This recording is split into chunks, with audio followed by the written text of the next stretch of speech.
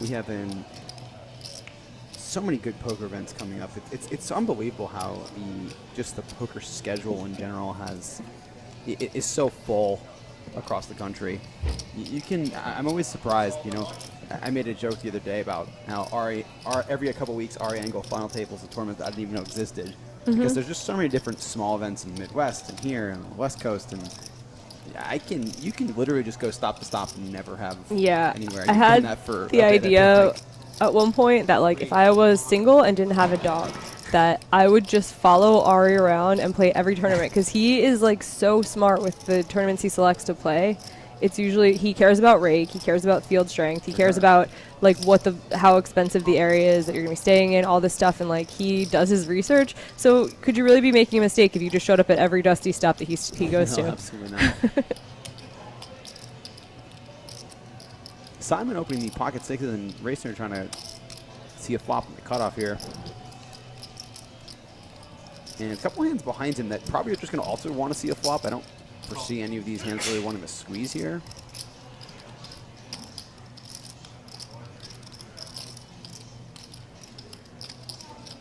He got some multi-way action here.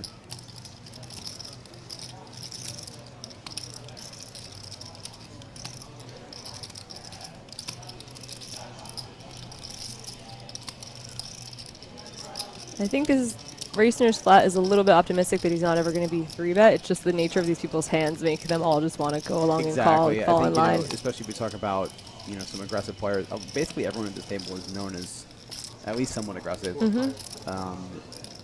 Flatting this type of hand it can get you to trouble. Sure, it's a great hand to see some flops with, but yeah, you're not going to see as many flops as you're hoping, because it is going to be 3-bet quite a bit.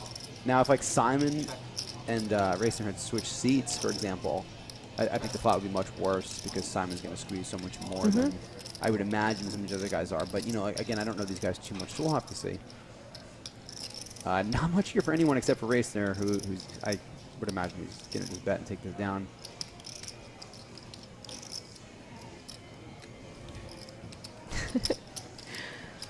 Oh, the chat on Twitch is so good. If you guys are watching on something else, I mean, I don't know. Do we have some people are watching on Facebook and other things.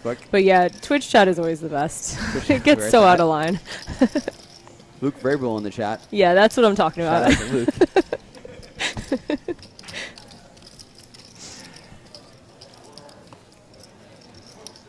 Luke has been around poker for quite some time. Quite some time.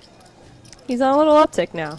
I was happy for him. He's had some success, a couple live final tables recently, and he's got like, what is he up to now? 5 or 6 Lambos, I think. Yeah, at least I would imagine.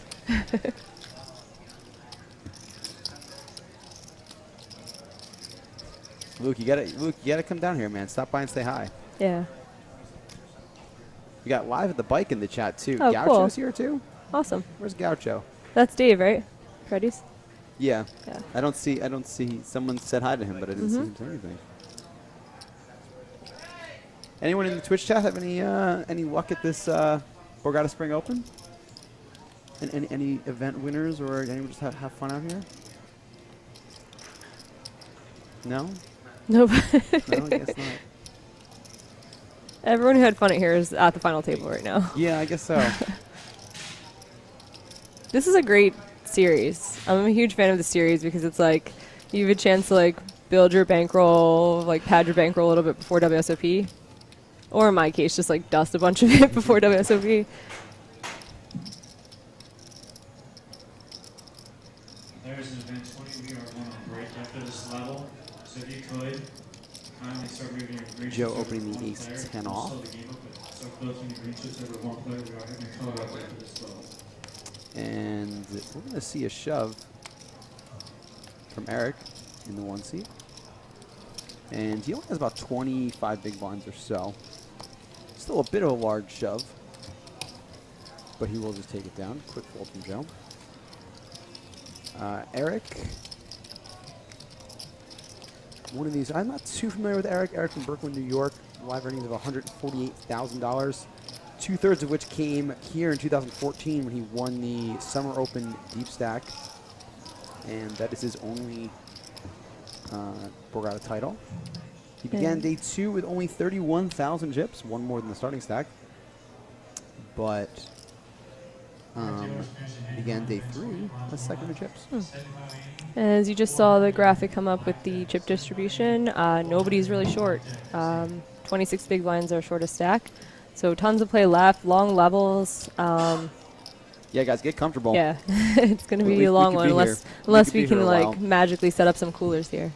You know, these are some of the most interesting final tables because you really get a chance for, you know, a leader to emerge. You know, someone who's going to take the reins and either A, get dealt a lot of good hands and just naturally be able to play a lot of pots, or someone, you know, make a lot of moves and kind of take charge themselves.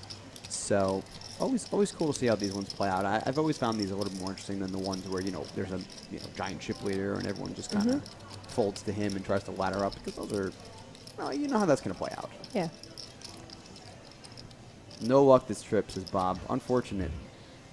Hopefully next time we'll have a little more success.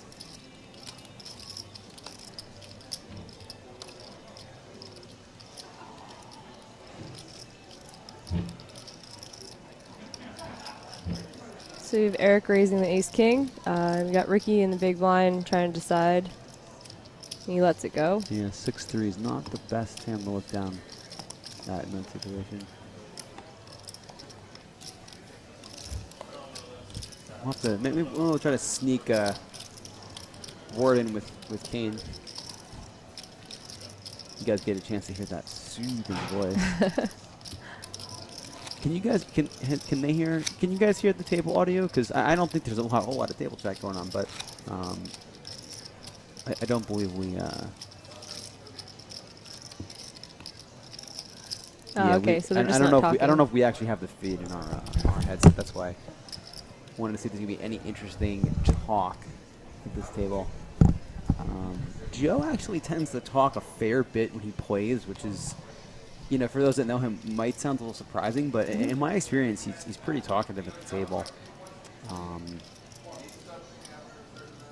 So we'll see as they get shorter-handed. A lot of these guys know each other. I'd imagine that's when you're going to see a bit more of, you know, kind of chatter. Running around, everyone's in the zone, very serious.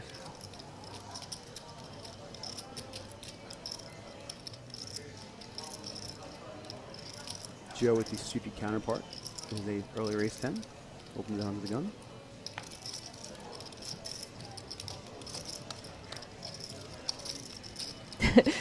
This is great. People in the Twitch chat are discussing the attractiveness of the people at the table. We're going to get a little rankings. What's going on? Well, this makes me happy because whenever, like, for Poker Night in America, there'll be, like, ladies' night, and the entire chat is just like, who's hot or course. not? It's just like, this is ridiculous. Of As long course. as you guys do it to the guys, too, I mean, at least it's fair. Well, Joe's rocking his classic hooded sweatshirt. I believe Simon actually wore that. I don't know what's on that jacket. Is that patch or something? I think he wore that. I've definitely seen him wear that. That's like a classic. He did wear it in September, right? Yeah, I think he wore the same thing. Is this in his September, lucky yeah. hoodie? Yeah, that with that Nice. patch. I don't know what that patch is, but yeah. It's a what? Oh, it's an Olympic hoodie. Oh, that's awesome.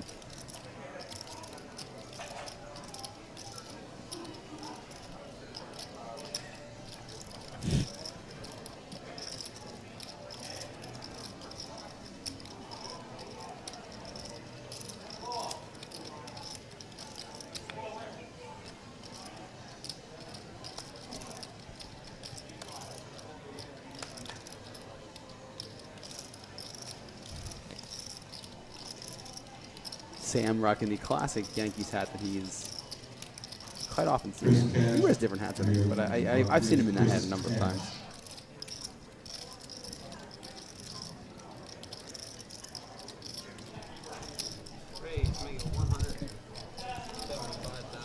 Ricky opening the...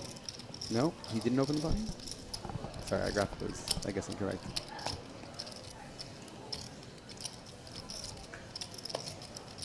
Sam will raise blind versus blinds with the 10-8 to take it down.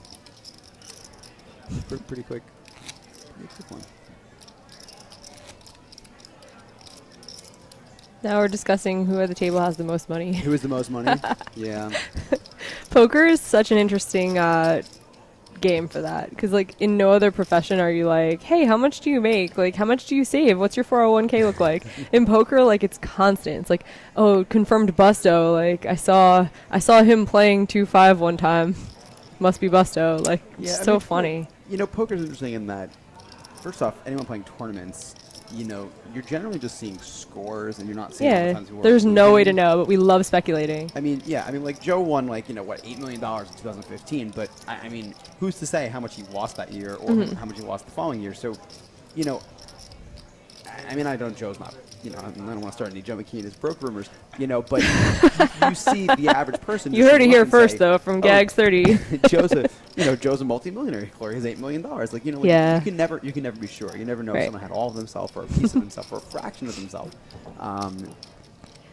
So poker's interesting in that respect because everyone wants to assume that everyone has hundreds of millions of dollars, but the reality is that most people probably don't. So people are interested. I think this is an interesting industry in general. Yeah, it's weird. Etiquette is just so different in this than it is in anywhere else. Can you imagine, like, only playing poker and then you're, like, 40 and you go get a real job and you're just like, oh, how much does the boss make? Like, what, you just start thinking it's, like, normal. You're Yeah. like, oh, we don't discuss this? I didn't know.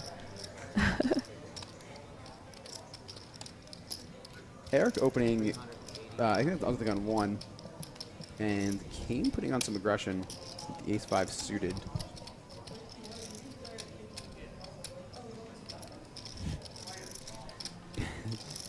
King Queen in the Twitch chat says, based on the way Joe looks, I assume by his sweatshirt, he hasn't spent any of his winnings. I think Joe's sweatshirt looks great.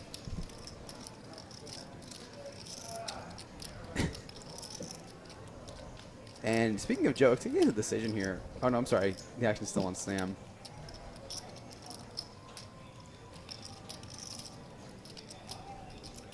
Looks like we're having a little trouble with the graphics right now. And Sam is going to move all in here. The Full suspense betting is killing for me.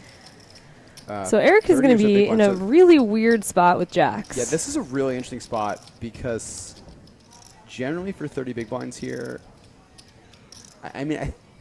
this is tough. Yeah, man. this is a gross spot. This is If I didn't see Eric's hand and you were like, what would be your nightmare hand? I'd be like, jacks or tens. Like, Definitely I just jacks. really I'm full wouldn't know what to tens do. for sure. Mm-hmm. Definitely jacks. So this Queen's is never like not the fold. exact borderline hand then where you're like, Yeah, this is I don't know. Definitely the one. Really, really tough spot here for Eric. We know that Kane behind him has, a hand that he's not going to call with. But, Eric obviously doesn't know that. He's facing Kane. Kane can easily just have a monster. And then, I mean, Sam, we can't see his cards, but I'd be surprised if he was super light here. It would take like an incredibly strong read to just say, oh, well, like, I'll just take 9th here and just, like, hope that Kane was messing around.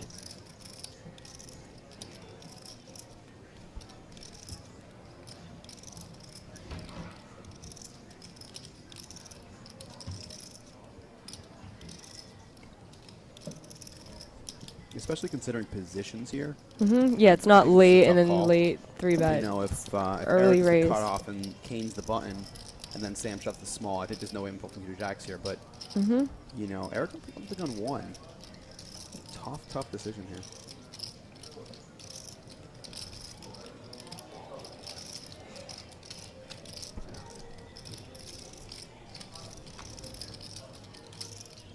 Eric fills with $313,000 of lifetime winnings.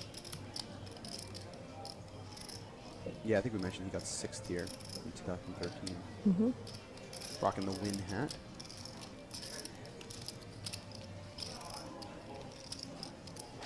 It's kind of fun having like the Jack Link's wild card. Is that what it was when they used to not show the cards? We would have like one player where their cards Yeah. wouldn't be exposed, Yeah. and then it's On kind the of fun because you have to better be like, okay, I'm looking at him like he kind of twitched his left eye. I think we he didn't has talk about king Sam king. at all here. I mean, if I had to just come with a guess, I would say Sam has ace king based on how quickly he moved all in. Most guys give it a little more Hollywood with, real big pairs. Yeah,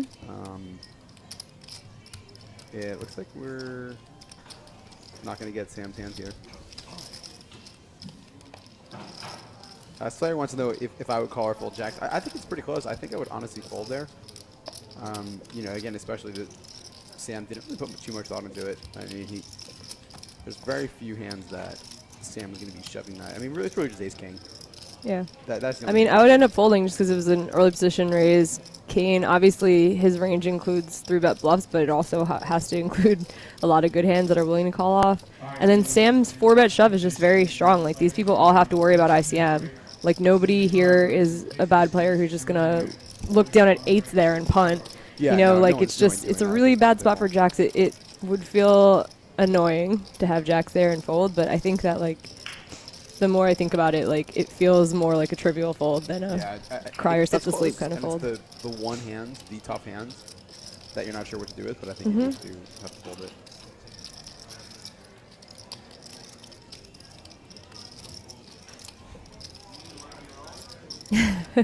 Like they said, 10s at best. Kid never has anything. Sam Taylor just doesn't get dealt good hands, apparently. That's Yeah, so apparently- unfortunate. apparently And not. I'm proud of him for making it this far if he never gets 10s plus.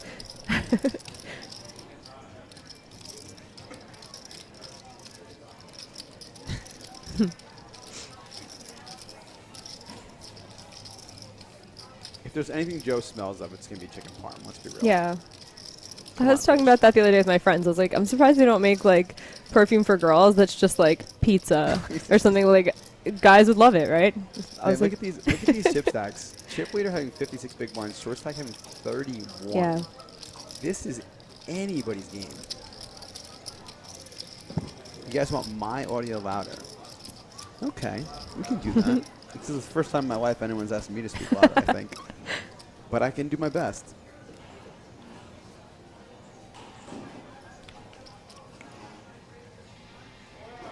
Yeah, we're going to have to use our imagination as to what Sam had there. Unfortunately, they did not Gaucho. He did not get it red. We'll make sure that he's using his reader in the future or verify that it's working.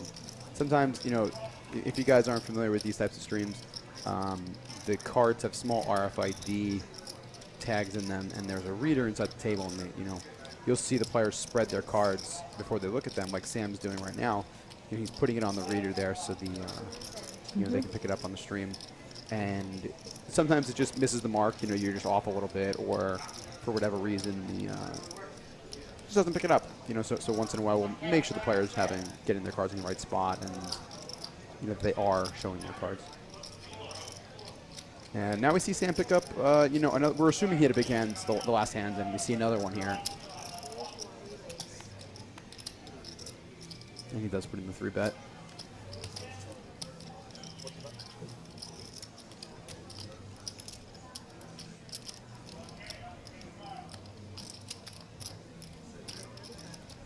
Baltimore Poker asks, why didn't they stream the Almighty Stack final table? This is the only one that was being streamed for this series. I will have to see in the future, you know, what comes up. If we're going to do all of them or just going to do the main or what. I'm not positive. But yeah, this was the only one this time. It's good if you guys, like, provide feedback to Borgata and let them know. I know, like, 'cause a lot of people came to me and said they missed it for the 560, the first opener. event. Yeah. Because a lot of people show up for that and they don't really play tournaments this big. So, like, their one chance to be on a live stream and have their family check them out, whatever, or some of the smaller events. So if that's how you feel, let them know. I mean, they're pretty receptive to people's comments. Yeah, I mean, it's tough. I mean, I think everybody wants to be on the live stream, you know, but the issue is streaming 3-4 tournaments a series. You know, it does kind of take away the prestige a little bit of, you know, being at this final table and having the big event. You know, this event now, everyone's been waiting for this stream. You know, this is a stacked final table. This is like a great one. You know, and sometimes you don't get that with openers. You get less people that not everyone knows. And I think that's a bit of a, you know, question of whether or not, you know, how many we want to stream. Yeah. So Kane calls the 3-bet here out of position with the ace-jack. And this is not going to be his flop, and he will let it go. Do you find that when someone just wins a big pot that, like, I feel like their 3-bets are usually more real?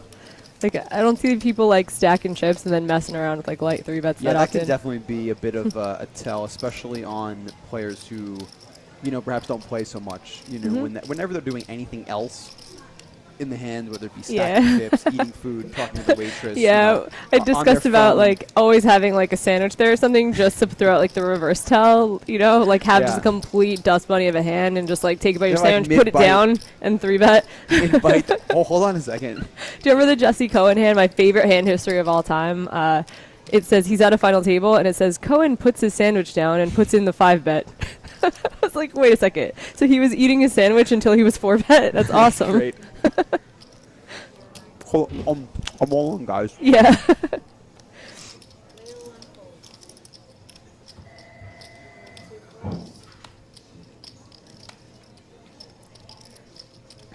Slayer says, I always root against Kane Callis. I'm not sure why.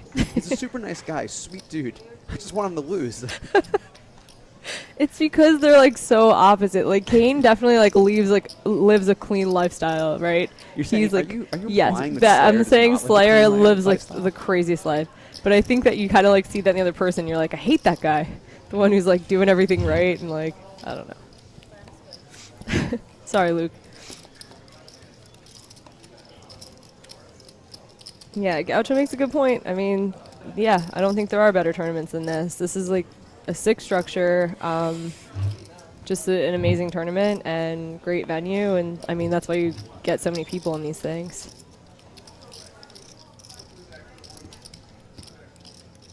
Any two cars says, hi Jamie, what color sweats today? I'm not wearing sweats today because they're putting us on camera once in a while, but I wish I were.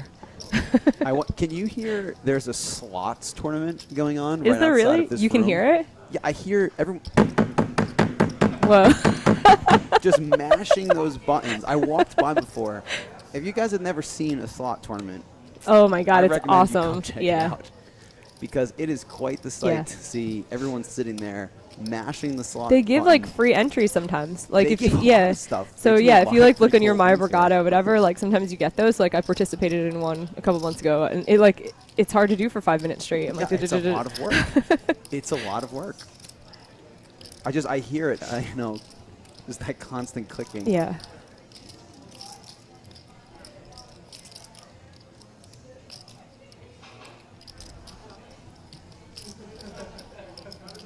Man, I wonder if that's the kind of tournament I could win. You know, It's a hot tournament. like I Maybe, play. yeah. I won an Omaha tournament, didn't know how to play. Like I think I somehow like, kind of know how to play No Limit Hold'em, and I can't win one of I was these gonna to say save you my kinda know how to life. play slots. No. Saying it's like the more I know, it seems to like hurt me. Eric with another fairly large pocket pair here.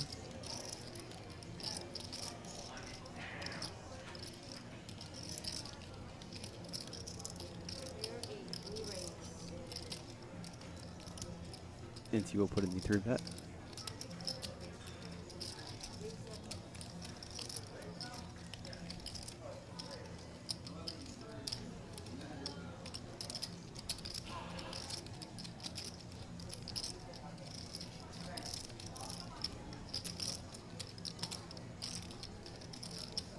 This is always, these stacks being so even makes everything so awkward.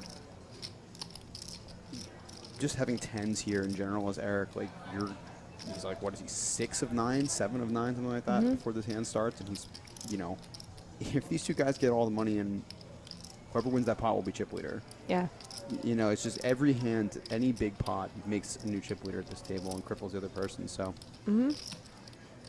It's just odd, yeah. It's awkward with like 8s through jacks here, because you're like, you're 3-betting, but you don't want to get it in. So like, and if you get flatted, you kind of like are going to have an awkward situation out of position on anything that has an overcard.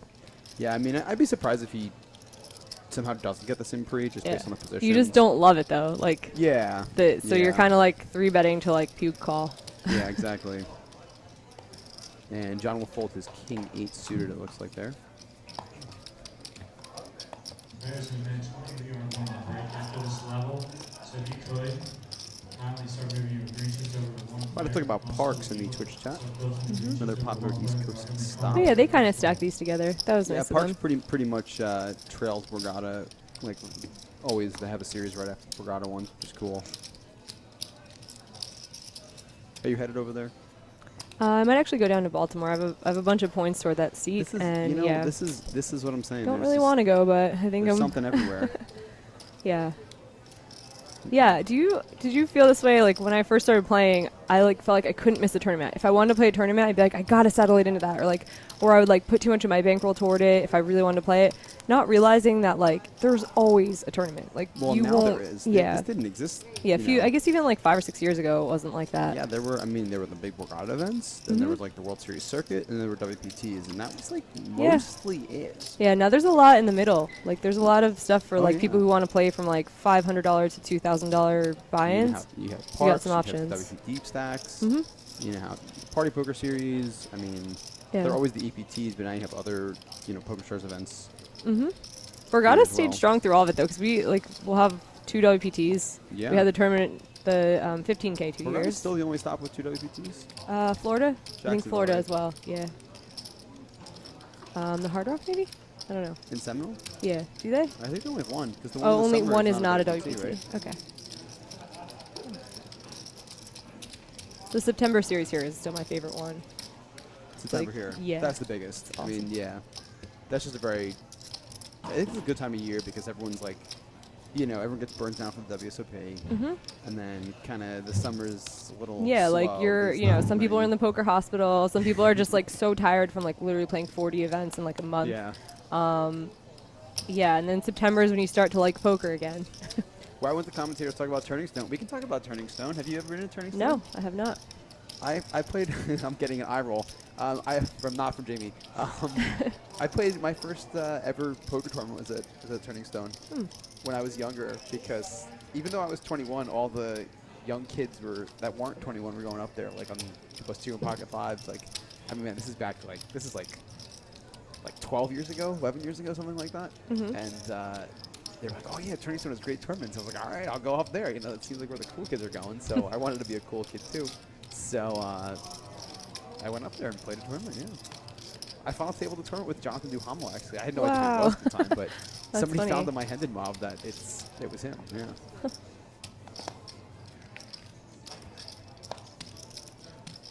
I feel like that's the cool place to go when you're underage, right? It's like Yeah, the only when place you you're- can go. it's Yeah. 18 So I plus, yeah. started I didn't play a tournament until I was probably like 22 or something. So I was able to play at places like around here Yeah. instead.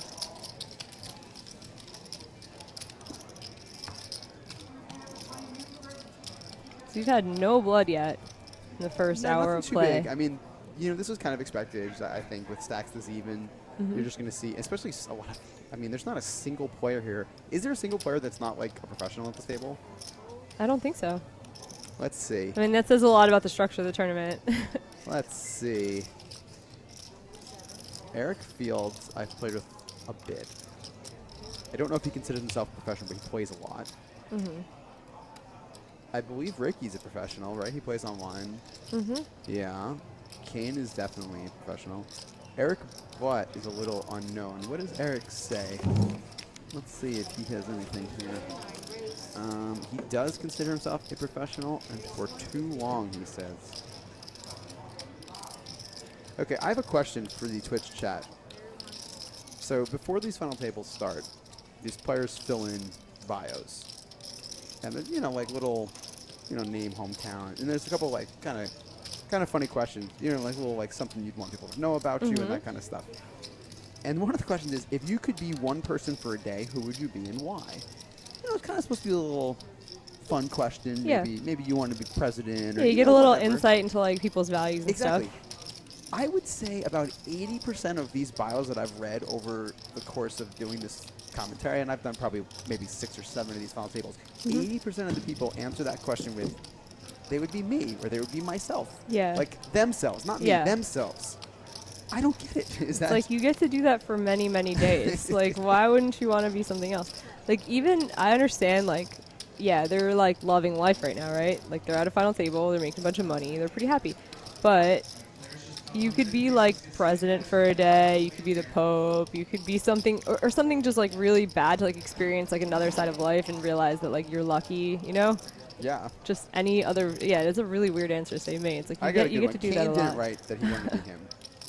If Kane could be one person per day, he would be George Soros, the insider info on investing. That would be awesome. Just learn a bunch of stuff you're not supposed to know. Yeah. I got to give Kane a little bit of credit. for his bio filling out. He did a nice job here. We'll give you some more tidbits. Kane did? Oh, Kane you know did a why? nice Because job, Kane yeah. does commentary, and he's like, he knows if you don't write anything down that we have nothing to say. When someone's in the tank for 5 minutes, we're just like, so, it's warm out, huh? Like, if he writes some stuff, then we have things to talk about. Although Kane did write, "Who's your favorite poker player?" himself. He did? Yeah. All right, guys, let's get seated, please. About 10 seconds first. We'll be in the air. Yeah, if you guys are in Atlantic City still, if, like, watching the stream is making you have the itch to play poker, there's a couple more post-elims left. What is it, like a $250 buy-in, 50K guarantee, I think, tomorrow. So come on down here. You could still win a trophy.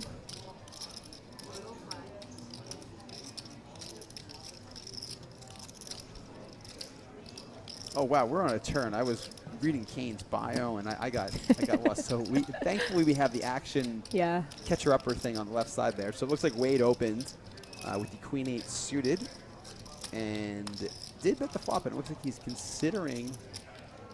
Oh, he already did actually bluff the turn here, putting Ricky's ace high in a pretty tough spot. Not a lot of equity here for Wade. Wade, no muck, Meacham. Only the one overcard here to the board. Both of his cards are live versus Ricky's exact hands here.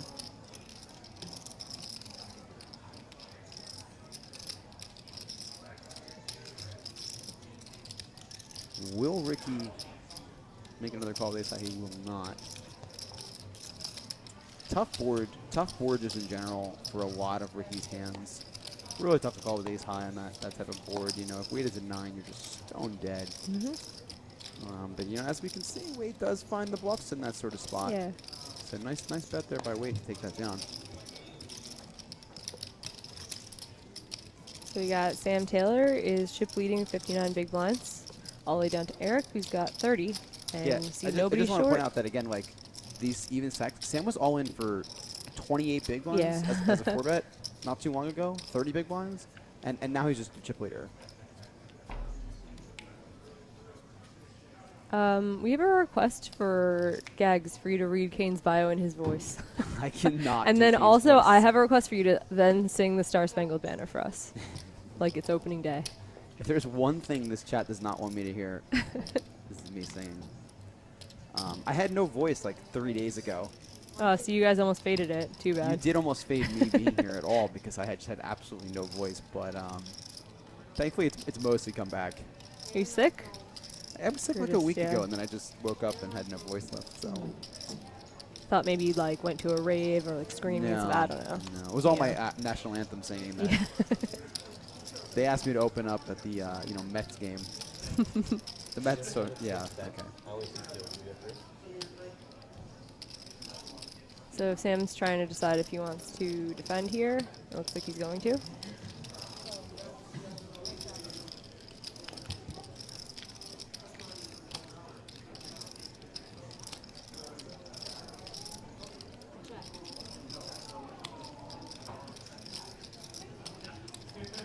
And I think it should just be a check fold by Sam here. If think Racing he- decides to see bet. He is going to check fold. I think so. I mean, there's Yeah, I not. mean, without a spade, it's Yeah. pretty hard to continue.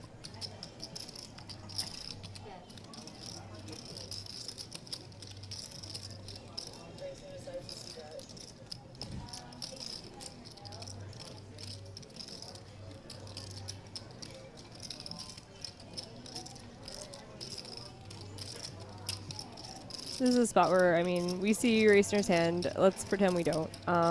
In Sam's spot, it's just a muck because you basically have to just guess if you're ahead there, and Yeah, there's bottom so many pair. turn cards that are going to be bad for Yeah. you anyway. It's like even if you're temporarily ahead, it's really hard for you to like win a decent sized pot there. It's just a guessing game, so it's like easier just to fold.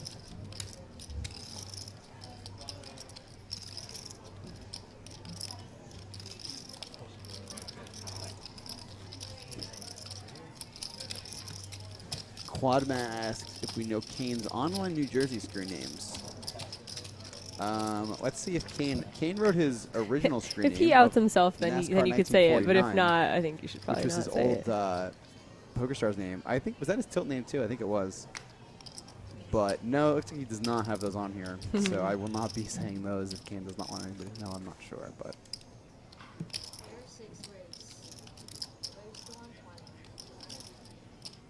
So Simon picks up kings under the gun, puts in a raise,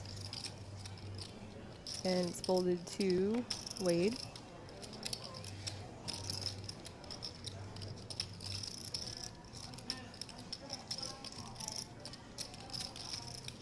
All right, viewers, and then Eric makes a pretty tight fold with queen 10 of diamonds. This is a color break, so please exit your determined area. Players, you are on break. This is a color break. 15 minutes.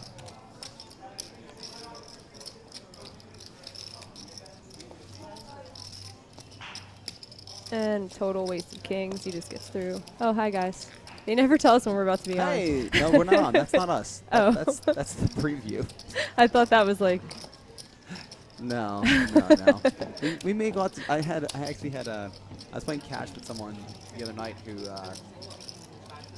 came up to me and was like, "Oh, your gags. I like watching the commentary, and they're like, yeah, like, do they tell you when they're gonna put you guys on camera? Because sometimes you guys are just like lounging there. Yeah, or I'm like, eating yep. I'm like reading Twitter, and I'm like, oh no. we're obviously reading the Twitch chat here, guys, and we're interacting with you on Twitter and Twitch and Facebook. And so we're not always looking up at the camera, and they catch us off guard sometimes. But no, the production team is doing a great job this time. So yeah, and it's a live broadcast. Things like that are going to happen. You might just pull a big dog pocket fives. You never know. Yeah. To the like 3 people who get that in No, chat, I it'll don't be a know good about joke. that here. My name ain't Earl says, what do you think of these dumb online players who raised to 1025? I assume you mean at the live table. What do you think about some of the sizes? I mean, people some of choose? that's kind of annoying. I know why they do it. Like, there are people who don't want to verbalize anything. They feel like they're giving something away. Yeah. So when you put out 2 chips instead of just 1 large chip and have to say, like, 1,000 or whatever. So 1025. Yeah. If it's 200, I 400. understand what they're doing. I think it is kind of annoying. I feel bad when, like, I mean, the game can get slow anyway. Sometimes you have inexperienced dealers. You have people who tank a lot. There's lots of things that slow the game down. Try not to be someone who slows it down more for, like, dumb reasons. Yeah, I mean, I understand the pre-flop, like, Jamie was saying. It's 200, 400, and you just throw out 1 yellow and don't say anything. That's just a call. So you have to verbalize raise if you're going to put in the 1K chip. So making it 1025, you don't have to do that. 2 chips is a raise. But those guys, man, post-flop, if there's 7,000 chips in the pot, and they put out a 5K and say 46.75, Yeah, Man, that is oh really man. annoying. that's pretty brutal. And Yeah. you can bet 4,500. You can even bet 4,700. I wouldn't hate it too bad. This was maybe like 4 or 5 months ago. I was playing 2-5 at a place that allowed $1 chips to be bet sizes 2-5 too. Usually plays So it. some don't. Some places don't. Oh, They want you okay. to do $5 increments, whatever. And the guy was making it like $21. Like every time, and it was so annoying and so slow. So I moved to his direct left and was 3-betting to even increments. And he was like, he didn't understand what was happening. I thought it was the funniest thing ever. I'd be Yeah. like 40. And he's like, I don't know. It was just like a fun way. I was like, wow, I'm like live trolling someone.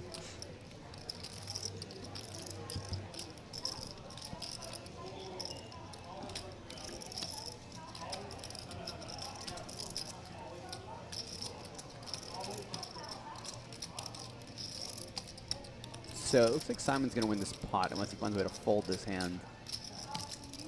And I'd be surprised if Eric's going to try anything too adventurous.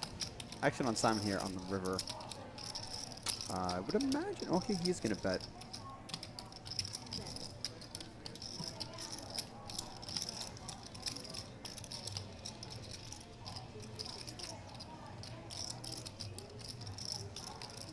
And I can't imagine Eric is going to do anything other than fold his pocket fives. Dev's Nuts says things are looking up for legislation in New York for regulating online poker. As you guys hopefully know, we have legal regulated online poker here in New Jersey. Come play with us at borgatapoker.com. You can see the logos all over the place. How's your how do you like in these Jersey sites? I mean, I'm really hoping that stuff expands to Yeah, me Pennsylvania, too. New I York. mean, it's really nice to be able to just like be at home, not travel anywhere, not waste gas and time, not have to like get ready to, it's nice to be at 7 o'clock, come home and have like 5 or 6 good tournaments a night to play, grind a Yeah. little bit of cash, I mean, the get best more thing. hands in too. Like it's like you get rusty. Like It's great practice. if you Absolutely. are only playing live poker and you're never playing online, like you do get rusty. Like I noticed it after it shut down for Sure. Black Friday. I was like, wow, I feel like I don't even play poker anymore.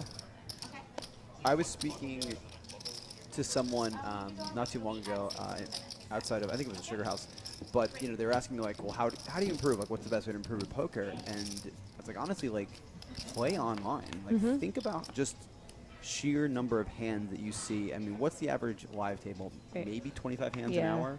Whereas Yeah, you're online, not you can you're be not seeing- put in these like awkward positions a lot. Like say you've never played online and you were in that spot with jacks. Yeah. You might have never seen that spot before, and you're like, well, I've gotten a little bit of coaching, and I heard 30 big blinds, you go with jacks. And you just wouldn't be like, okay, I've been here before, where it's been like 3-bet, 4-bet jam. And you might be in a situation where you like just punt off like $50,000 in equity because you've just never done it before. But like online, you're at these final table situations pretty often.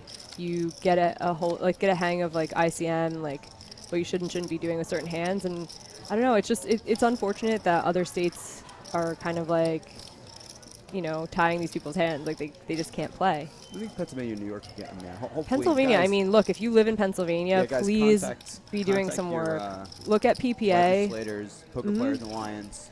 Get on Twitter, make phone calls. Because They were making strides in the right direction, and a couple of the some of the proposed legislation lately has like walked it back a little bit, which makes me nervous about who's exactly behind some of these political moves. So look, like the louder our voices, the quieter the billionaires' voices are that might be against it.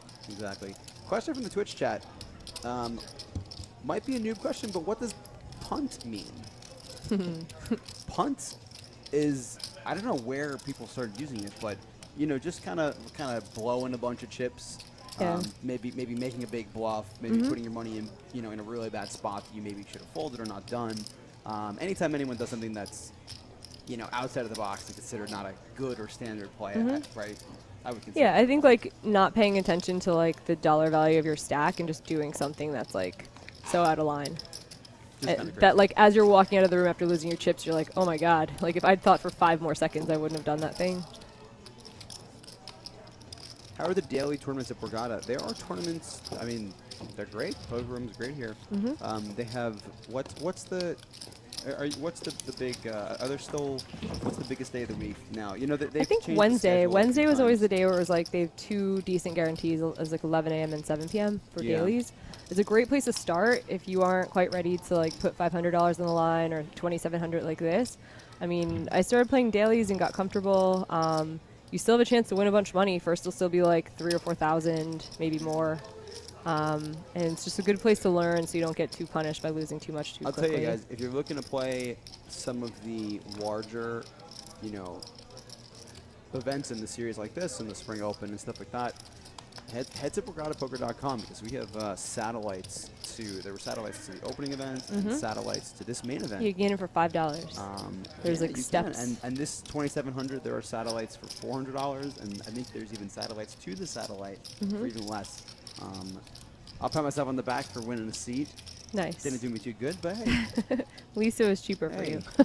Yeah, Jamie is correct. It looks like Wednesday, there's a $100 with a 10K guarantee. There's 2 tournaments that day, one at 11, one at 6 p.m. Wednesday and Friday are the biggest guarantees, it looks like. I will actually put this schedule in the Twitch chat. Yeah, the other thing, the cash games this week were really good. They tend to be during poker series here anyway. But the one day they had like 80 tables or something absurd, and it was because they were having the high hand promotion, which they have every week, where they give out, there's a Borgata High 5, they give out top 5 hands get $500 every Monday and Tuesday in May.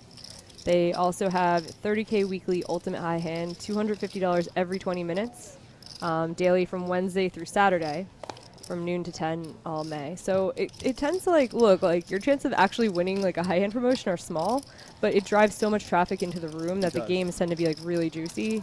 and definitely worth playing if you guys are looking to get in the action.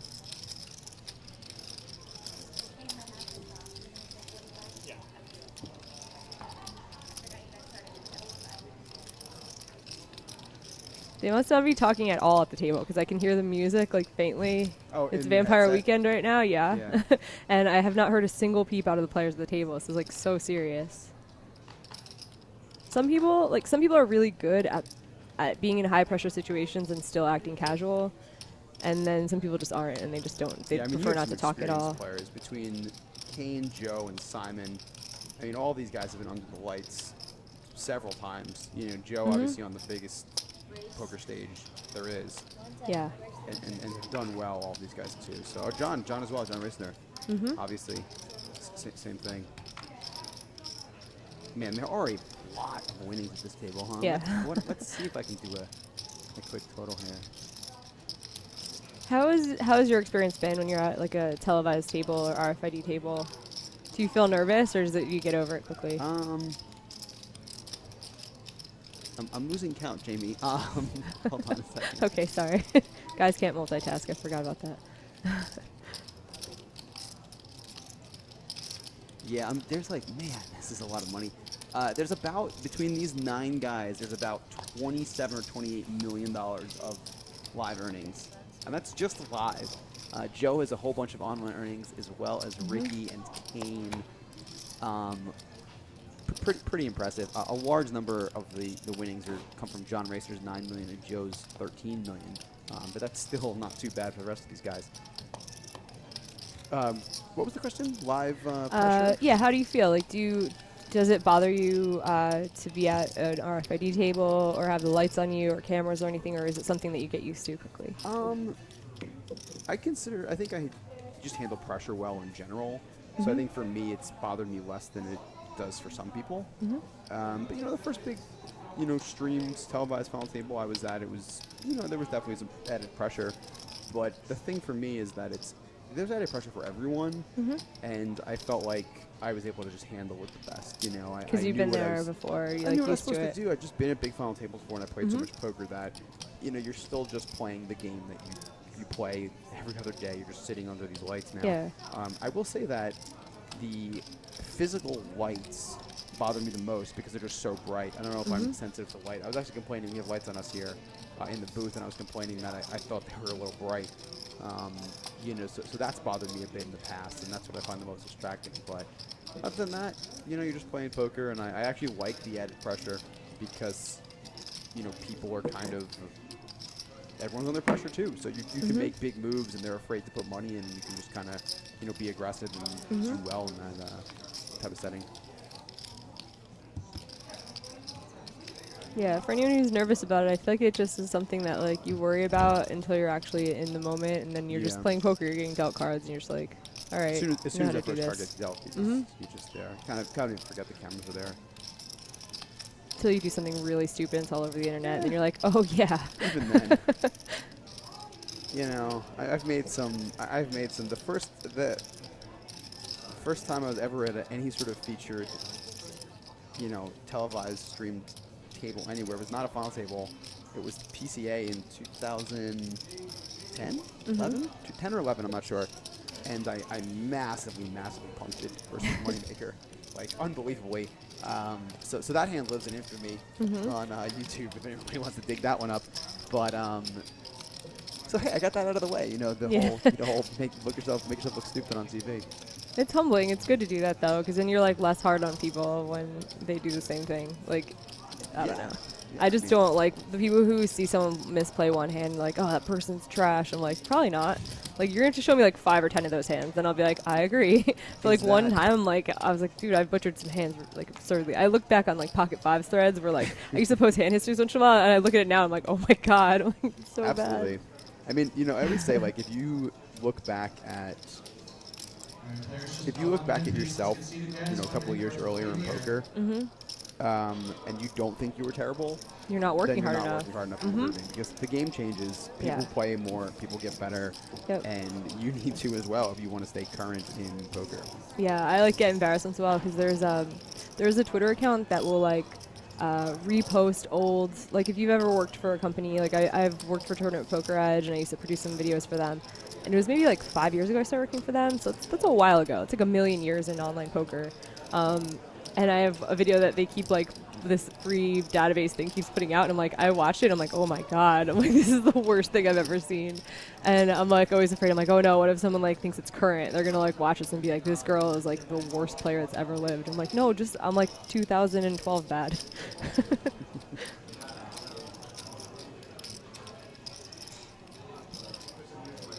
So kind of have a hand brewing here. About 10 seconds, cards will be in the air. All the kings. I don't think Wade's gonna make a set here. No one's gonna flop a king here. You don't think? No, probably not. Here we go, dealers, with the level number 9 is a teal deck, 100 ante, 500 small blind, 1,000 big blind. Dealers, please shuffle and deal. 1, 500, 1,000, teal deck. And this is a spot where if you're Eric is thinking Wade's got the button. Wade put in a 3-bet. He might be making a move. Yeah, I'm sitting here with 2 blockers and not much value in my hand besides that, so it's not like you're really gonna flat there. He decides to make the conservative play and fold. Now, when you say blockers, for those that might not know, what do you mean by blockers? I mean, like when Wade puts in a 3-bet, you're trying to figure out like what's the chance that he has a hand that he could call my 4-bet jam with, right? So, like, a really good- aces, kings, queens, jacks, tens, something The like big- that, the and big like kings. ace king suited, something like that. So when you have a king and a queen, it like greatly reduces the chance that your opponent has aces or kings or ace king suited. Sure. Or I'm sorry, queens, king, queen. Yeah. So you have to think about that. Like when you're trying to make a play, it's like, all right, like the chance that I get through here is like increased so much by this person not having as many kings and queens and ace kings in their hand. Yes, there's a less chance they have it, and also, you have 2 big cards. Yeah. You might be flipping against some sort of big pair. But he decides to make the laydown. I mean, a lot of this has to do with like the stage of the tournament they're in. Like that might have been something like with 4 tables left, he's like, this makes sense. There's not any ICM implications, and he would just jam into kings there. He'd be like, Exactly. darn it, see ya. But it becomes Nobody like wants to bust. there's just so much more on the line now. Well, Wade hates the flop, but little does he know that. Well, Simon had close to 0% on the flop. Now he's got a little more equity with a gut shot. A queen will make Simon straight here. And it looks like it's going to be Simon's time to pounce. A quick fold from Wade. Wait, what? What happened? No. Oh, I'm sorry. Wade bet the turn, and Simon folded. Simon check folded. Okay. I was going to say, that would have been a very quick fold for Wade to just snap give up like that. Yeah. Especially with a middle name like Nomuck. His parents just knew, I guess, huh? Yeah. That kid was born, man, this kid's never going to fold. That would be great. I would never do that to a kid. Can you even imagine? It's like, let's give you a poker name. Ugh. What is the...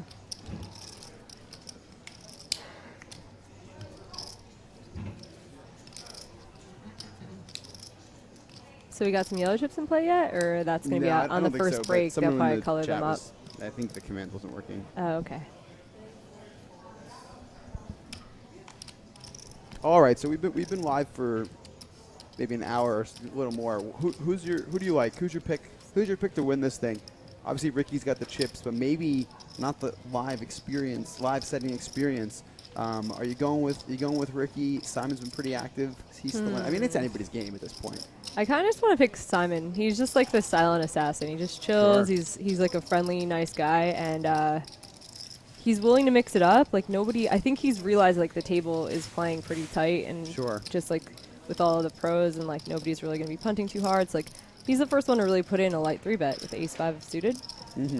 So I like his chances if he keeps the aggression up versus a pretty snug table. How about you? Who you got? I'll tell you what I want to see. I really want to see Kane, Joe, and Simon all get shorthanded. I'd like to see the 3 of them kind of play and battle it out. They're the guys that I think I'd really like to see that, just all that experience and all that, Yeah. Yeah, we might learn something. I mean, players It'd be like fun. I just would love to see what they kind of have to do.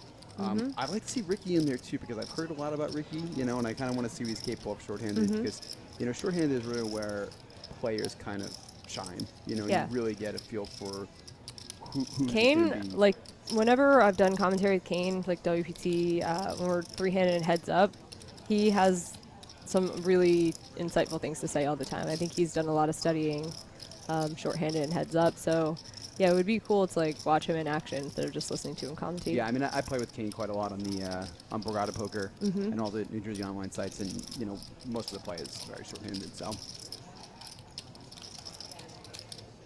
Oh yeah, you were playing like he plays a lot of high stakes cash with you, right? yeah, Okay. yeah.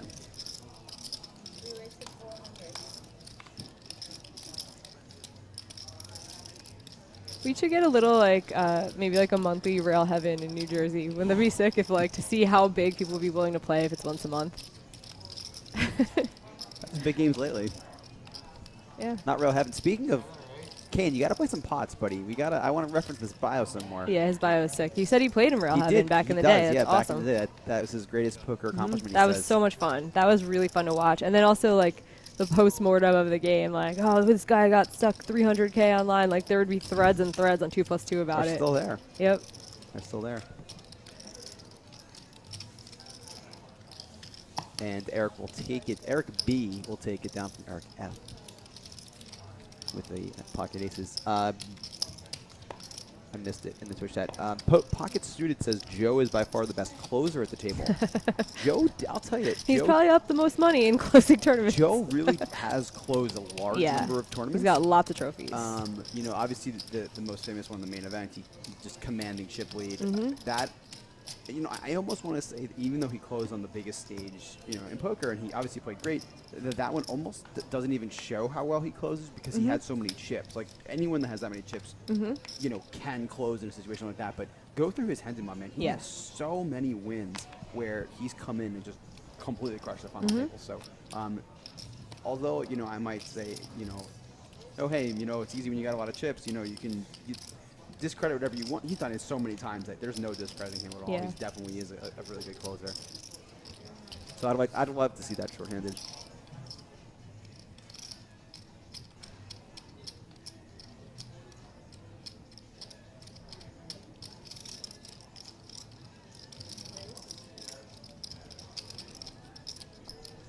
So Eric B is opening the ace queen from the cutoff.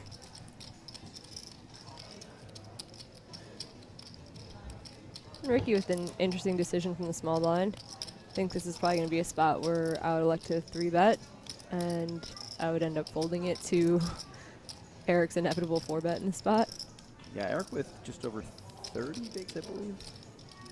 Yeah, he's got about 30 behind, so you probably would just see him go all in here. Although, you don't know, these is where, you know, those stacks being even might make him want to just see a flop.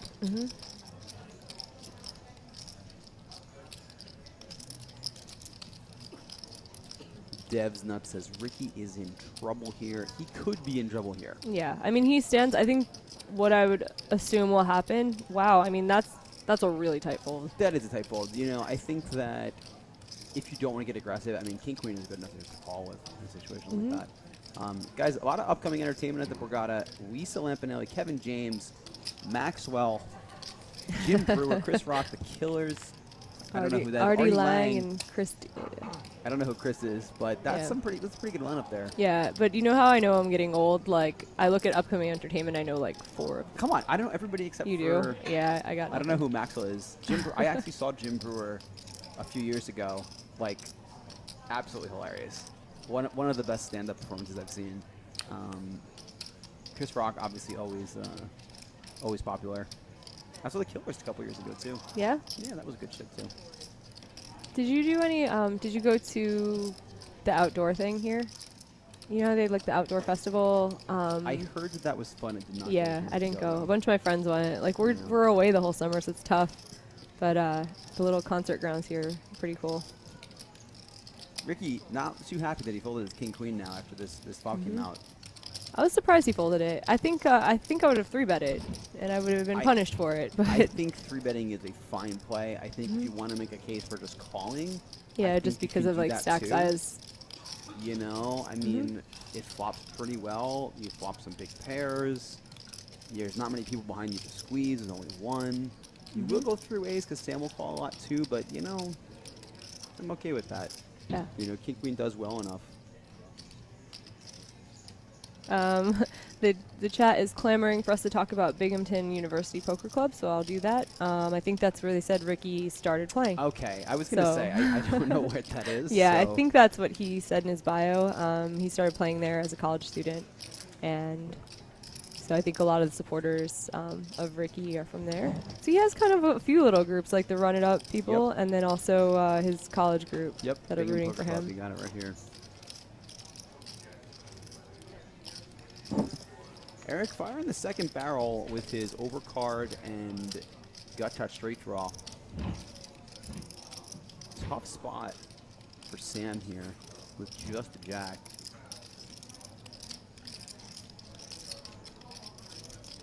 It is a pretty weak jack, although I don't expect Eric to really be betting too many jacks here on this turn. No, I would expect him to check back and then get some value on the river Yeah, if I he mean, just like, had might if he had bet ace jack or exactly ace jack.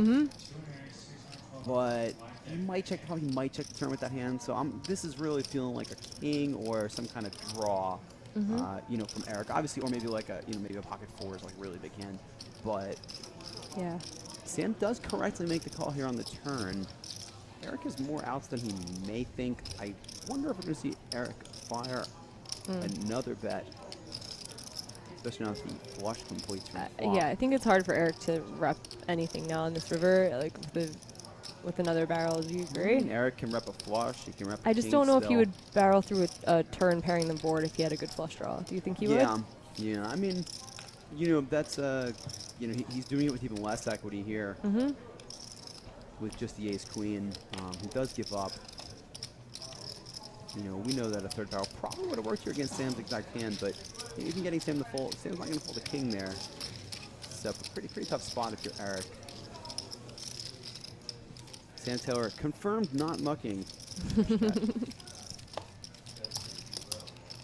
And Sam's going to extend his chip lead.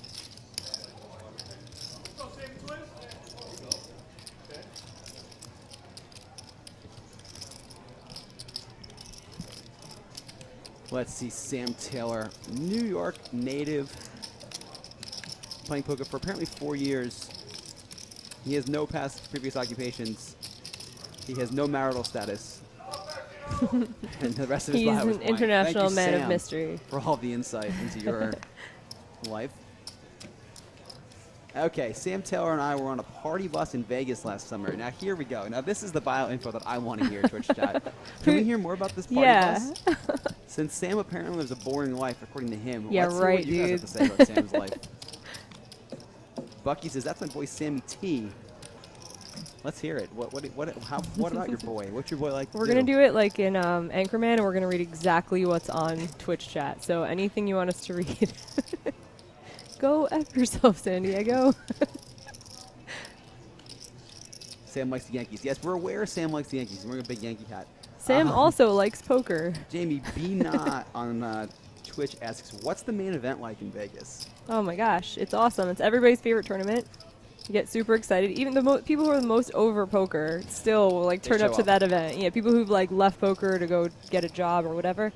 What? Who does that? Who does that? I don't know. I don't know. People who are employable, I'd think, but it's great. I mean, the atmosphere is awesome. There's just so many people who love poker packed into one place, and there's $7 million on the line. I think It's it's more just than that last year, just everybody's dream is to like make the final table. So this is great. I don't know. The one thing I like about the main event is that even if you've been to Vegas, even if you've been to the World Series, it's still a different feel.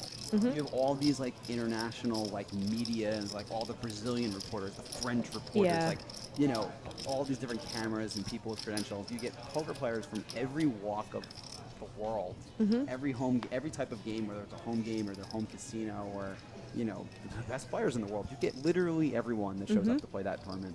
It's just something completely different. Even if you're not going to play the main, I always suggest people just go check it out. Yeah. Stop in, watch for a little bit, and there's other stuff to play. You know, you can play tournaments in Las Vegas from a couple of bucks to, $1 million, whatever you want. However much money you have, if something you can play. Yeah, it's If you great. like I mean, poker, go I ahead. get reminded of how awesome it is that I get to play that event when like my mom comes to visit me and she likes poker. She'll come Yeah. down and just rail for 2 hours day one of the main, That's just because the awesome. atmosphere is so cool and just like check out the whole room. And then she'll go play a $60 daily. Yeah. Because she's like, Yeah. poker's awesome. I want to check it out. And Exactly. You kind of want to. You I get got to the give itch a to shout play. out to Daniel Strelitz's father, Yeah. the Aussie dad. He's the best who- ever. He is the absolute #1 rail fan of poker. He's got a little portable chair that he brings with him, Yep. and he will just sit there. If you have a table near the rail and he has any idea of who you are, he will sit there all day Yep. and watch. I sat next to him at the main final table in Vegas. Hold on a second. We have a big hand developing here. Oh, Eric boy. has just moved all in for about 20 big blinds from mid position. Did he just King open Jack shove suited. this? I'm sorry? He open shove this? Yeah. He's just all in. Wow. And Kane is ace king behind him. He is definitely not folding. Kane is getting a count, but there is just no way he's folding his hand. Yeah, he's just trying to decide if he wants to ISO or I just mean, call, it's a million. I'm He assuming. only has 1.5. He's just yeah. all going in. Yeah, he's just trying for people not to get reads, but like the insta jam. Yeah.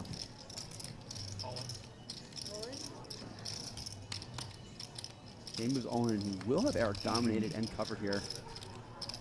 Hold on a second, though. Wow, and Sam Sam wakes up has with decision. tense. Wow. Okay. This is a couple times now where people have had like the exact hand that I'd be like, what? Like Yeah. where you're just like, please don't put me in You this look down at the spot first 10, with you're so like, much "Boy, I money on hope the this one line. doesn't pair." Yeah. This is a really close decision. I'm not sure what I would do if I were Sam.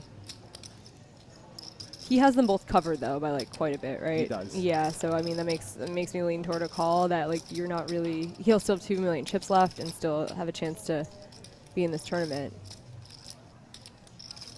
Now, I think the big one, the big one actually just went up. It's 60,000 big blind, not 50 Okay. anymore. So his all-in is only for 15 big blinds. Okay. So this is a little sort of, oh my goodness. Look at the top of the screen. Oh man, I can only Joe imagine what behind- Twitter's gonna say about like Joe behind has McKeon. aces. McKeon just kind of does like walk on water at final tables. My goodness. I wonder if Joe's looked at his hand yet. Yeah. We know, when as soon as he puts it on the felt, we know his cards, but he may have not looked at his hand yet. Oh, he just looked at it. Well, if he didn't know, he knows now. And he's looking at Sam thinking, oh my goodness, put it in, Sam. I think if I'm Sam here, I'm putting this in with Yeah? tens. Eric is having 15 big blinds. I mean, I'm not thrilled, but Kane can definitely have nines. I would imagine he has eights. He'll definitely have a lot of just, ace queen, ace jack suited type hands. Looks like Sam's gonna fold. Oh my god. I mean, if I'm Sam and I have jacks, I'm definitely putting it in Yeah. for sure. That's what I mean. We keep having like, the cutoff hand where you're like, this is a tough spot. So it feels like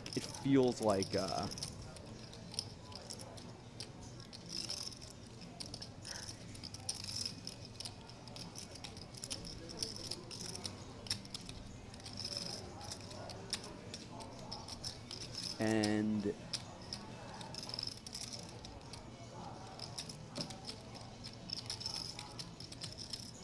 tough decision here for Sam. Don't do it, Sam. We know it's a bad decision. Yeah. Kate Kid says McKeon confirmed super user. Yeah, I think what was his screen name? Pot Ripper, I think.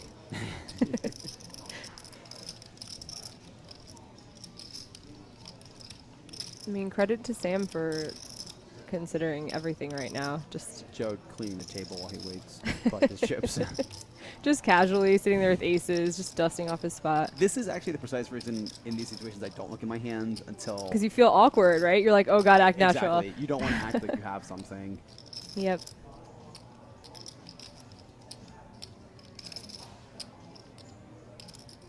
Poor Eric. When you have like a borderline hand where you're like, all right, my stack, I could shove this, I could not. Like He's the short stack. yeah, like you he know. shoves it, and now he's You just gotta be feeling pretty good. you feel okay with shoving it, and then when it gets like Kane jams, Sam's in the tank, two people still haven't looked at their cards. You're just like, all right, like you're already like, okay, so I cashed for 30K. I sold 10. He's already paying out his. I'll tell you, if swaps. Sam like puts it in and Joe doesn't have aces, I mean, even having the one live jack is not that bad. Yeah. If you're Eric, you know, your hearts are live. You know, you're not in that bad a shape. Yeah.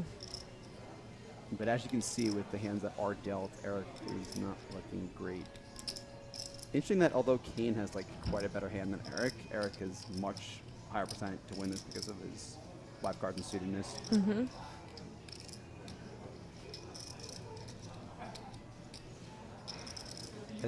Joe has looked at his cards. We just got a shot of him looking. Whoever busts Doesn't here should come to the on, Binghamton cash game. The BURL is like pretty strong in this.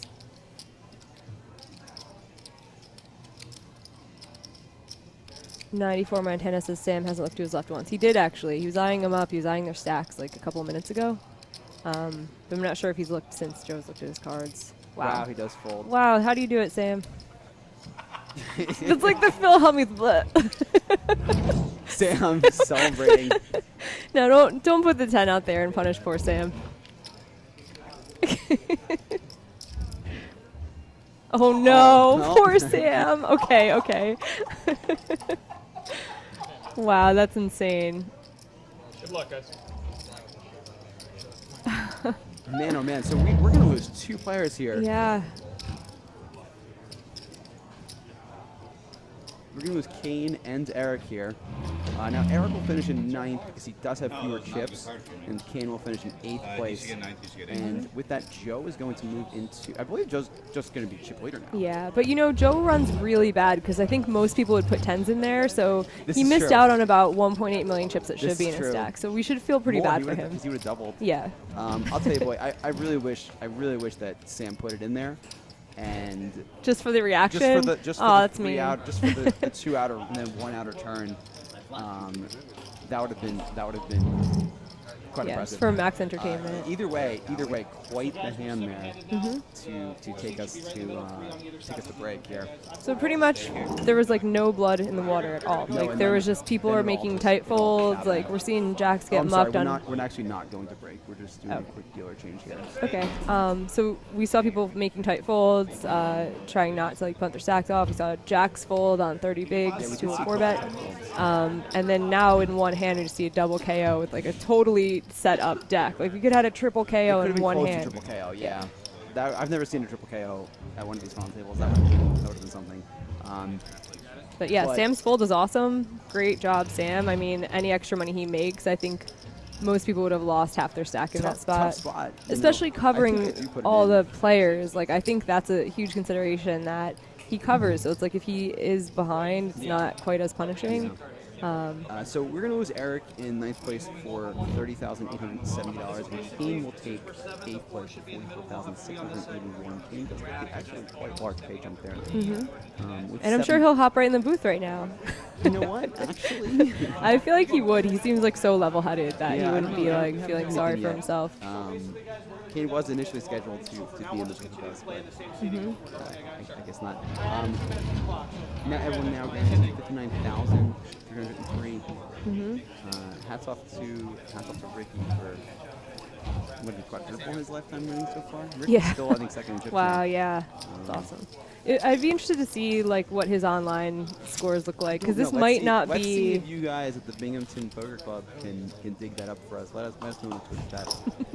We're going to a quick commercial, and then we'll be back with some more final table action for you guys. So sit tight. Sure.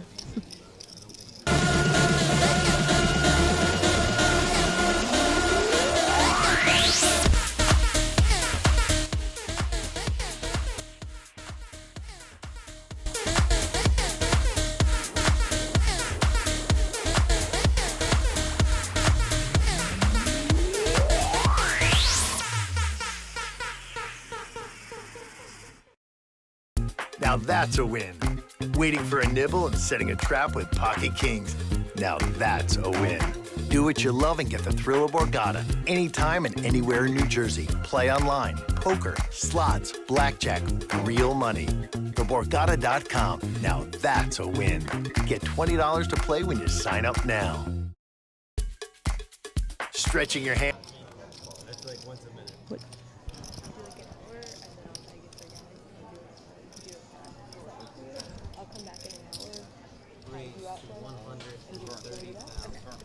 Yeah. Okay. Oh, hey guys, we're back. We are going to. I'm going to switch out. Yeah, Matt we're gonna Clark is quickly- here. We're going to just kind of rotate because this final table is so deep. The structure is so good that we could really be here a long time. So we're going to give Matt Clark a chance to drop some knowledge on you guys. We'll see you in a bit, Jamie. Yeah, I'll see you guys in a little bit. We'll see you in a bit. Wait, Jamie. Twitch chat wants to know who's taller, me or you? No, we'll have to have that contest when we get back, guys. Jamie's already on her way out. Hey, Matt, how's it going? I'm doing great, Gags. How are you today? I'm good. I'm good. Good to have you here. So it's Matt Clark here with us. Matt runs a large number of the poker blogs on the East Coast. Matt has done the Borgata blog. Have you done Parks? No. I had a brief cameo stint at Parks. You did Sugar House. What else have you done? Matt's a famous blogger here. I've done Borgata for many years. Well, many series. It feels like years. It does. I've been doing Sugar House. I've expanded to the Midwest. Shout out to the Run Good series. Been out there a few times. I went to South Africa recently. Wow. That was fun. It was great. They had what series was there? Was it a WPT? Yeah, it was the WPT National event. They have the 3500 there every once in a while, but they have a national event as well. They use 10K and 50K chips there. So shout out to them. Something. Yeah. Why is our night button not working? Interesting. Shout out to all my guys at the Binghamton Poker Club. I hope you guys are at Dillinger's watching this right now. Wait, do you know about this? Yes. So actually, I Let's grew hear up more about this because I don't know anything about this. I grew up really close to Binghamton, Okay. about 45 minutes away in a town called Norwich, New York. But I went to school in Syracuse, which is also an hour away from Binghamton. Mm-hmm. And Binghamton, it's a great place for college students. Let's put it that way. A lot of fun downtown activities.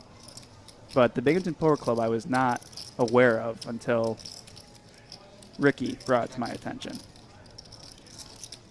Matt, you're getting a lot of shout outs here in the Twitch chat for running a great blog. So we thank you. We thank you for that. It's a team effort, guys. There is a great blogging team here. Matt is only one piece of the team, but Matt been doing lots of the video here. We always love Matt's stuff. So let's pick up with the action here. Wade opening the ace-10 off in mid position and Eric calling out of the big blind. These guys battled a lot yesterday. They were on the same table during playdown, and they went back and forth a lot. So I'm sure there's a healthy dynamic between the two. Yeah, Eric only with queen high, but not looking like he wants to fold here right off the bat. Well, I think Jamie said in the chat they don't like to fold. Our good friend Red Sox Net says he doesn't like to fold. So Eric doesn't like to fold. Eric doesn't like to fold. Interesting. Two guys that don't like to fold. From what I understand, Eric has a healthy PLO background as well.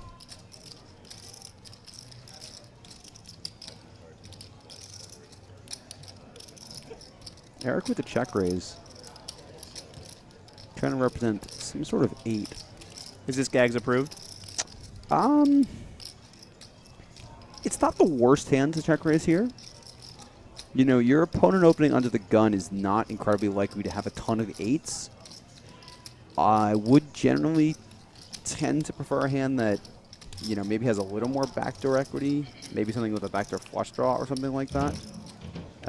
You know, it just gives us more maneuverability on different blank turn cards. That sometimes we're going to turn flush draws and stuff.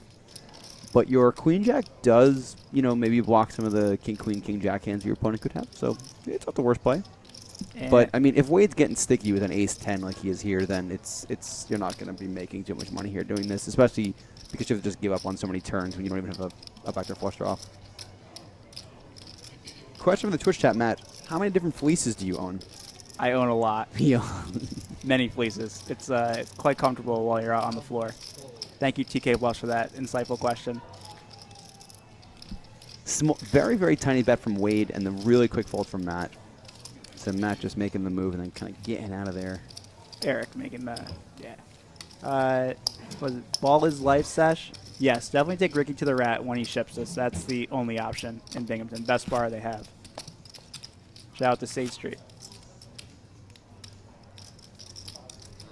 Yeah, Matt actually probably knows more about these guys' history throughout the tournament than I do because Matt was covering this tournament down to the final table yesterday. Yeah, I was kind of lingering around waiting for people so I could do video interviews. It wasn't the worst day yesterday. But it was interesting interviewing Racner, just considering how much he's achieved in his career. But last time he was at the Borgata and had a deep run, he ran into a really rough spot on the WPT final table, ran kings into free jets and aces for like basically a couple $100,000 in equity, and he was like, yeah, I really want to redeem myself this time around. So he's already up 2 pay ladder spots, but he hasn't really played a ton of hands either. Yeah, he's been very snug so far. We've seen him, I think, play 1 pot. He raised folded once or twice. That's really about it. Have you played with a lot of these guys at the final I table? have played with. I don't know if I've played with Wade before. I've played with, I think, every other player.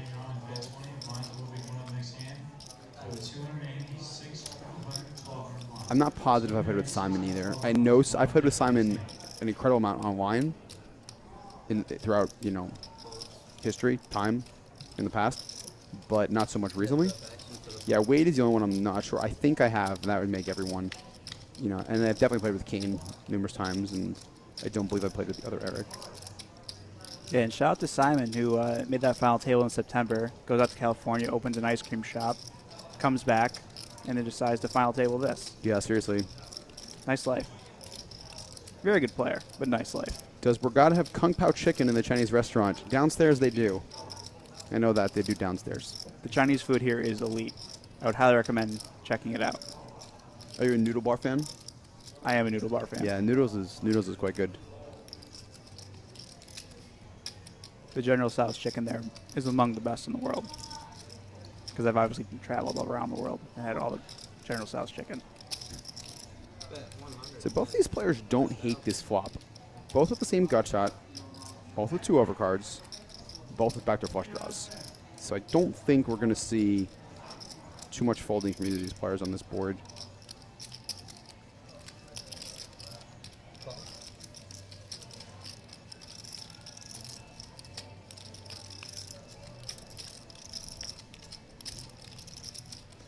The question now becomes, does Ricky get aggressive with this ace-8 and actually remove Simon, take Simon off of the hand? Yeah, I mean, we haven't seen a ton of hands between these two. There was the pot early in the final table where Ricky opened and then Simon threw up from the small blind and Ricky shut it down pretty quickly with the 10-7, but I don't think we've seen them head-to-head since. No, we haven't seen an incredible amount of post-flop pots. We've only seen a couple, really, which is expected early in the final table. Yeah. Yeah, and like you mentioned, it was kind of awkward at the start just given how bunched together all the stack sizes were. Obviously a little bit more separation now with the blinds up and Joe just having Joe's piles got a in lot front of now. him. Yeah. Yeah, Joe with piles at a final table. We've seen that before. ZM suited, I completely disagree. I think a lot of the food places actually improved a lot here since they changed they redid the food court down in the basement of Borgata.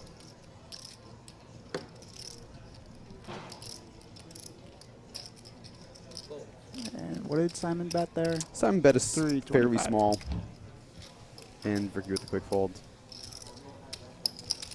Interesting bet by Simon, just in general. You're obviously pushing equity with your gutter and your overs, but I don't think you have to always bet in that spot. You just have the best hand a fair bit. Yeah. How did Kane bust? Fishing asks. Well, you missed quite the hand. We had a 3-way all-in. It was nearly a 4-way all-in. And we nearly lost 3 players in one hand, but we only lost 2 because the other guy folded. And we nearly had Joe winning another high equity set over set situation. This is true. This is true. What a sim.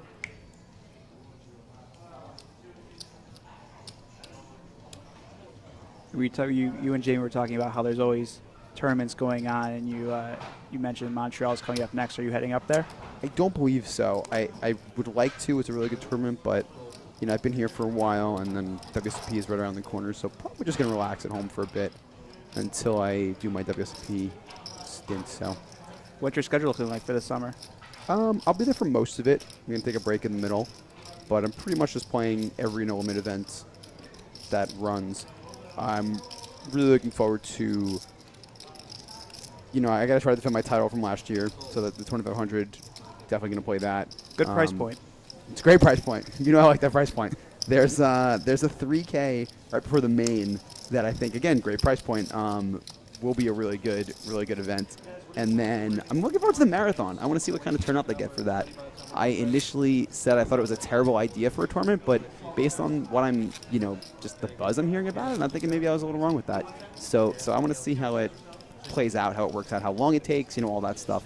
I will throw my name in the hat, try to win that one, but we'll see. I'm not looking forward to spending 5 days on one tournament in Vegas, but Yeah, I mean, the structure is effectively 10 minutes longer per level than the 5 diamond structure that the WPT has, and that always gets a great turnout. Obviously, 2500 is much different than a 10K, but we'll see.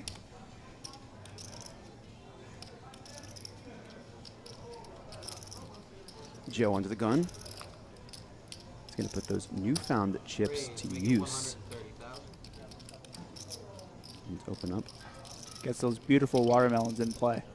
The marathon, for those asking in the Twitch chat, is the name of a WSOP event that is going to cost $2,620, like, a marathon. And it has very long levels. It's a slower structure. You start with more chips. So it's kind of given players that main event type of structure for a lower price point. That's the idea there. So, yeah. Yeah, 26,200 chips, because, and 100-minute levels. What's up, Pompeo 2? Good run this event, buddy. Yeah, shout out. And Pretty solid run there by Pompeo. And we got another big hand developing here.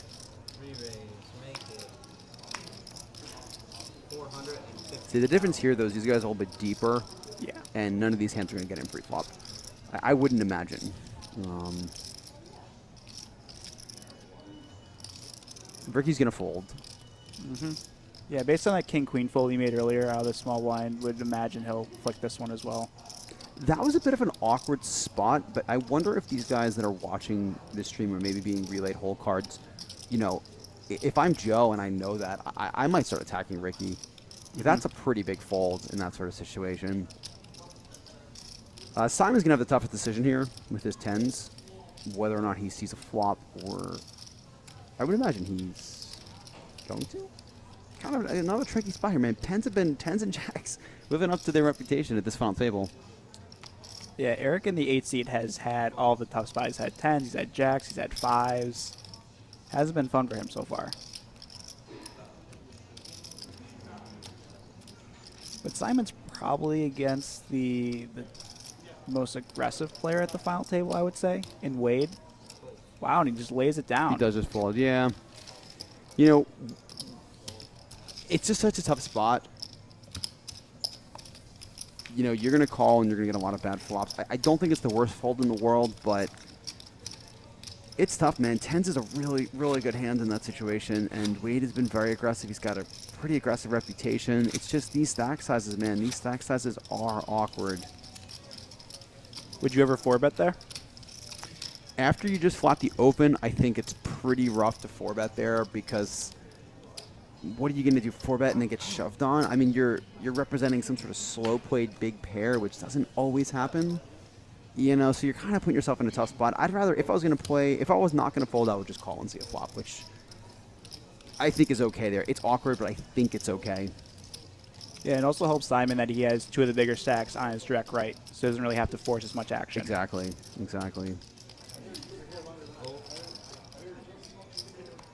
Earth Flag says he does not like the fold. It's tough. That's a tough spot with 10s. A lot of really bad flops. Yeah, you and Jamie were talking about the numerous spots that you can experience by playing online poker, and that's one of those spots that doesn't really come up that often. Exactly. If you're only playing live in this type of setting, you're just very, very, very rarely gonna know what to do in that spot. Even maybe make the fold. I mean, 10s is a hand that what we're saying maybe we shouldn't fold, but Simon's done this for however many years now, quite successfully. That's a spot where you just know when you shove there, when you call there, it just doesn't work out too well. It's tough, it's awkward, and it doesn't go well. And Simon knows just I'm going to stay out. Yeah. You know, I'm just going to let it go. And I mean, tens is a hand that I don't fold too often pre-flop. You know, there's not many situations that warrant a fold there. Yeah, you mentioned Simon's accolades. He made the final table of the WPT event Borgata in September, and he also has chopped a 10K high roller on Stars before, too. So Yeah. he has been there and done all of that. Ricky opening unknown cards on the button. And Sam and Joe both coming along, so we'll go to raise to the flop. Interesting flop. Monotone. Sam with top pair. Joe with the weak flush draw. We don't know what Ricky has. Pompea's asking why the stack sizes are weird. He didn't get a chance to see the start of the final table. Well, the stack sizes are only weird in that a lot of them are very even. At one point, you know, we were 9-handed. I think the chip leader was like 3.1 million, and the shortest stack was like 1.9 million. They were very, very, very close, and a lot of play too. Everyone had 35, 40 big blinds. Joe just won. Joe just knocked 2 players out in one hand and won a really, really large pot. So Joe has a fair bit of chips, and also Sam has, you know, kind of been moving up in the chips steadily. So those are your bigger stacks, but the reason why the rest of the stacks are awkward is they're all hovered right around that kind of 2.2-ish range, and it just makes it tough. That's a lot of big blinds to get in pre-flop at about 40, and it's also just a spot where, like, you don't want to be calling a lot out of position. To 3-bets, at least. Yeah, and we're also just looking at the pay jumps. The next pay jump is worth, looks like, close to 15,000, which certainly has to weigh in some of the players' mind as well. Joe with the small value bet with his 8-high flush here.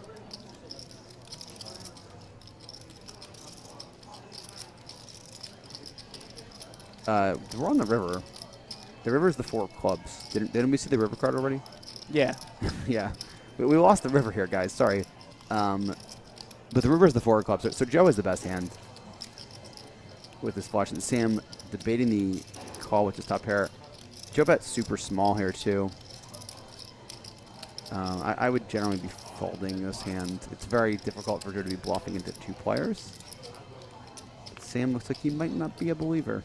Yeah, Sam has been faced with a good amount of uncomfortable spots this final table, but he's handled them pretty darn well. He made the correct fold with 10s in the 4-way all-in and avoided being eliminated himself.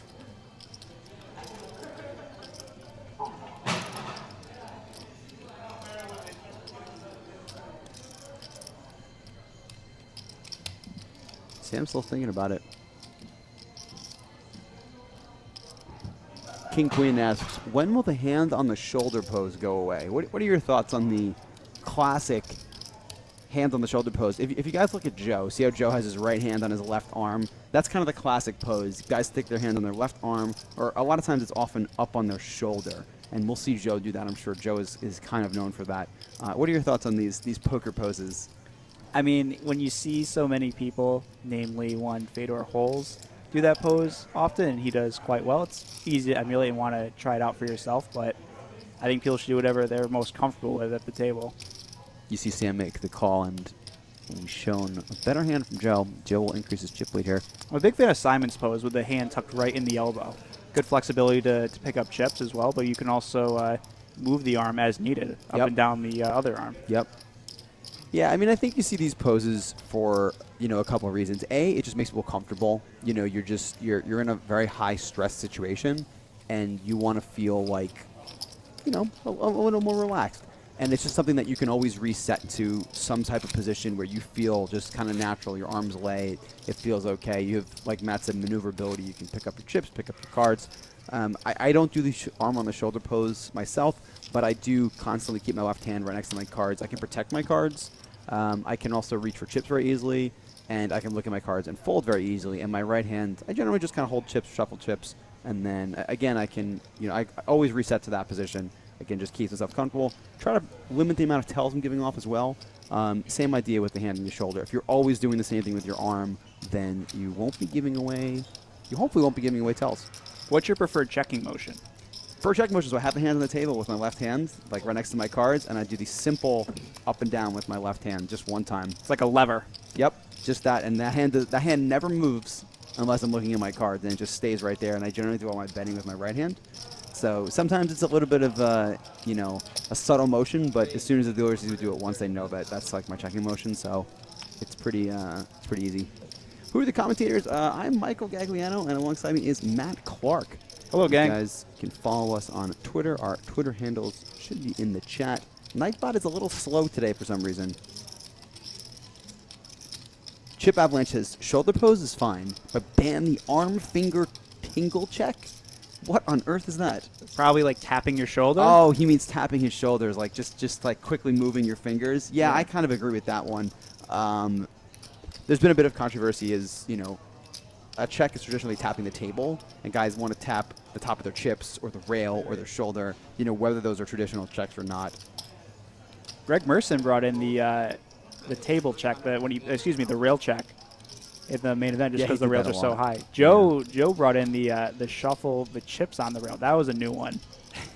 That rail at the WSP table is so high Yeah. that it's very... This table's a little high that they're playing on right now, but it's very uncomfortable leaning that far down. You feel higher because your elbows are up on that high rail. And I think we might see a 4-bet here from Ricky. Yeah, Ricky opening kings and Joe getting aggressive out of the small blind. I like Joe's hand choice for this type of 3-bet. It's just a matter of what does Ricky want to do now. This is those awkward stack sizes where we were talking about earlier. Look at Ricky's stack. Ricky has 2 million, and Joe made it 380 here. Now, if Ricky were to 4-bet and make it maybe 850, 900, something in that region, he's putting in almost half of his stack. So that's really awkward. And if Ricky were to shove, he's shoving over 2 million, 2.2 million over a bet of 380. That's a big shove, so that's also awkward. This is why it's kind of tough to do a whole lot with this type of stack size. And I wonder, sometimes when stacks are this awkward, I actually find calls with some of these hands because of that awkwardness. So we'll see how Ricky wants to play it. Yeah, does it make that much of a difference? Or, excuse me, how much of a difference does it make that Ricky's in position on Joe, too? I'm sorry? I said, how much of a difference in Ricky's decision does it make that he's in position on Joe? It definitely helps a ton here. I mean, usually if I was out of position, I would always find some sort of 4-bet here. But the fact that he's in position, I don't mind flatting. Even on, there's just so few bad boards for kings. Yes, everyone is always, what if that ace comes? Yeah, the ace does come sometimes, but you still have the best hand a lot of the time. As we can see here, I mean, he's just crushing some of the hands that Joe has. Having position just gives you a little bit more maneuverability. You can keep pots smaller if you want. If Joe checks, you can make pots bigger sometimes. You get just a little more flexibility. Yeah, and I do you think there's a good amount of boards that Joe would be willing to fire on as well? Yeah, I mean, Joe likes a c-bet, so getting that extra bet out of him here when he is bluffing is pretty key. Yeah, but this is just one of those spots that you need a couple years of practice or many hours of practice just for these types of situations. But it's a pretty high equity spot because he could potentially double up if the right board comes out here for him. See what Ricky does.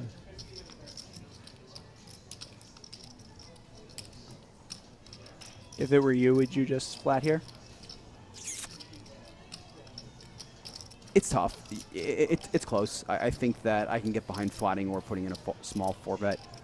With my dynamic with Joe, just the way Joe plays, I think that flatting is like really good here.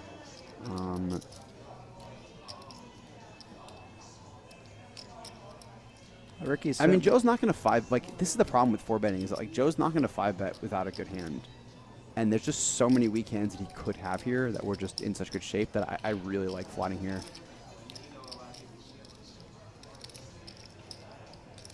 Well, he's certainly taking his time coming to a decision. It looks like. And he's counting out a 4-bet. Yep.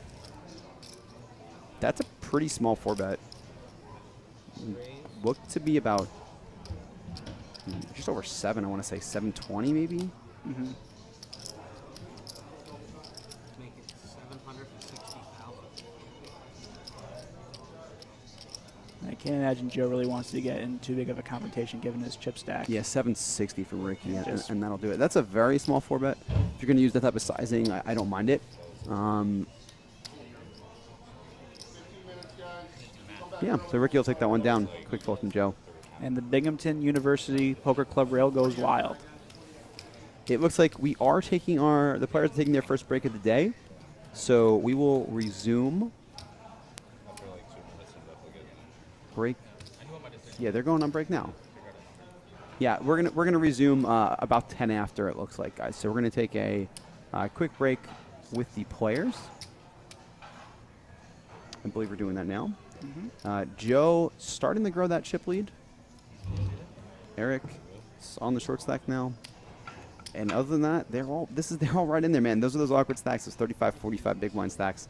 We will see how this one plays out. Good to see some real poker. This is fun. Yeah, this is going to be good down the line. I'm real excited to see where we go. So we'll see you guys. We'll see you guys back in a few minutes. Oh, yeah, sure.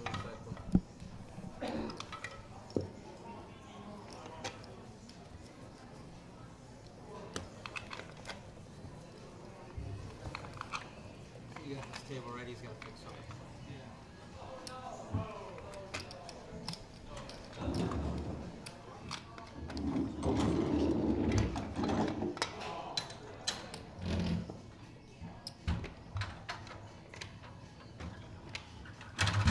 So you're moving to use which RFID reader do you want to use?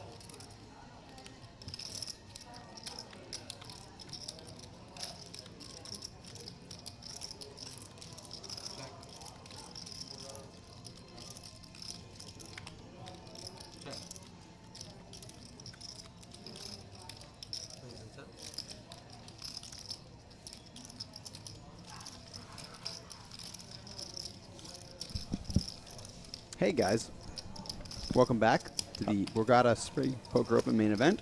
Hello. I am Michael Gagliano. Alongside me, Matt Clark. Hello, guys. We mistimed the break a little bit, guys. Sorry about that. We were more so me. We're a couple seconds late coming back. But we are here, ready to go. Here's the reset. Joe McKeon, the chip leader. Wade right behind him, though. Then we got a whole bunch of even stacks, and then we have Eric as the short stack with only 15 big blinds. Thank you for tuning in. Whether you're trying to procrastinate until you leave the office, you're a family or friend checking in, or just happen to be on Twitch at this time, we're here for the Borgata Spring Poker Open main event, $2,700 buy-in, $1 million guaranteed prize pool. We had 670 entrants, and this is the stream for our final table, a loaded final table at that.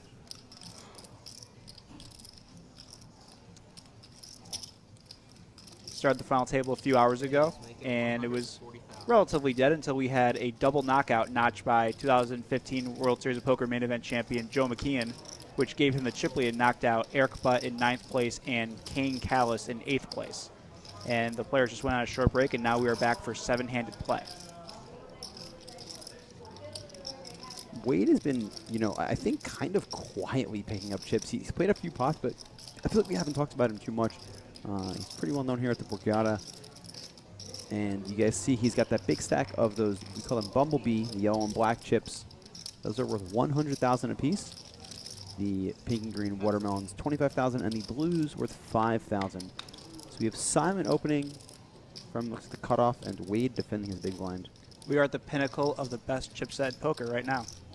This is true. Me and Matt and a couple others joined in on a lengthy Twitter discussion the other day on what are our favorite chip sets in tournament poker, and we ranked the Borgatas definitely top 2. I think there was a debate whether it was the best or the second best, but either way, we have an amazing, amazing chip set here. The colors are just so vibrant. So here's my thing when it comes to chips. Number one is the colors have to stand apart from each other. That's the most obvious. Sometimes you get chip sets where you have like a black 500 and then like a lighter, like a darker gray, like whether it be a 1,000 or 5,000, and they're too close. There's no need for that. There's a whole spectrum of colors. Pick different ones, and these chips clearly do that. The second for me is I really like to see kind of somewhat standardized colors. At least be consistent across your chip set. There's a little bit of play with 5Ks and 25Ks. Sometimes places choose different colors. But, if you're using yellow in your chip set, it should be the 1,000 chips. If you're using black, it should be the 100s. If you're using purple, it should be the 500s. These kinds of things. Now, Borgata actually uses orange for their 1Ks, and then these yellows are the 100,000s. But the yellows and the orange are never in play at the same time, so it's not a big deal that the yellows are not as standard. But they've solved it. It works great for these. But yeah, great chips here at the Borgata, among other things about these tournaments that are great. One thing I've noticed about these chips as well is there's a variety of ways that you can stack them. They stack very high, and specifically John Racner yesterday, he had a wall of 10 stacks in front of him. I did see that. I'm not a fan of the 10 stack myself. I think they look too short. I'm not a fan of the 40 stacks either. I think they're too big. So I think like 20 or 30 is where you got to be. But the other thing for me is I don't like chips that are too just plain. These are just my favorite. The Clay, Paulson, Top Hat, and Kane ones are my favorite chip set. This is what they use the WSOP also, which is why I rank those so high as well. So. And just to give you an introduction to some of the players of the final table in case you haven't tuned in. In the 1 seat is the start of final table chip leader, Ricky Guan, 23 years old from Brooklyn, New York. This is his first major final table. He plays a good amount online, but like I said, it's his first time in a major. He's got the experience, but perhaps not in the live setting. Yeah, exactly. And then seat 2, we have Sam Taylor, well known around the Borgata and across the country. He's been playing tournaments for a while. Seat 3, Joe McKeon. You've definitely seen his face once or twice, 2015 main event champion. Seat 4, Simon Lamb. He plays a lot of tournaments at the Borgata, mainly the main events. He made the final table of the September 2016 Borgata Poker Open WPT event. And on his left is 2010 main event runner-up John Racner. And it looks like we have an all-in from Eric Fields in the 6th seat.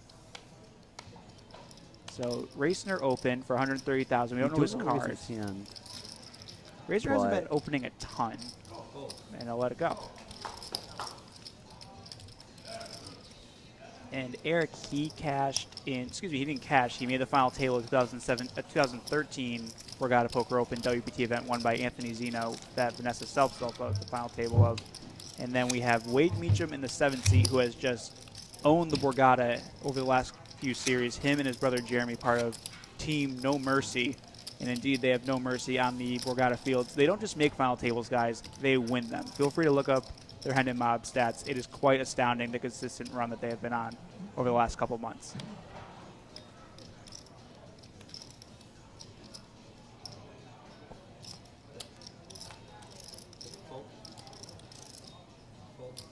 And has it been the last couple of years in the Spring Poker Open, a high pedigree final table. My partner here, Gags, he was at the final table last year. It was. It was. We had a good final table there too. Yeah. Yeah, just a couple bracelet winners: Paul Volpe, Volpe won, Mermelstein, Yep. Mermelstein. John Borenstein. It was a fun group. Jack Duong, can't forget about him.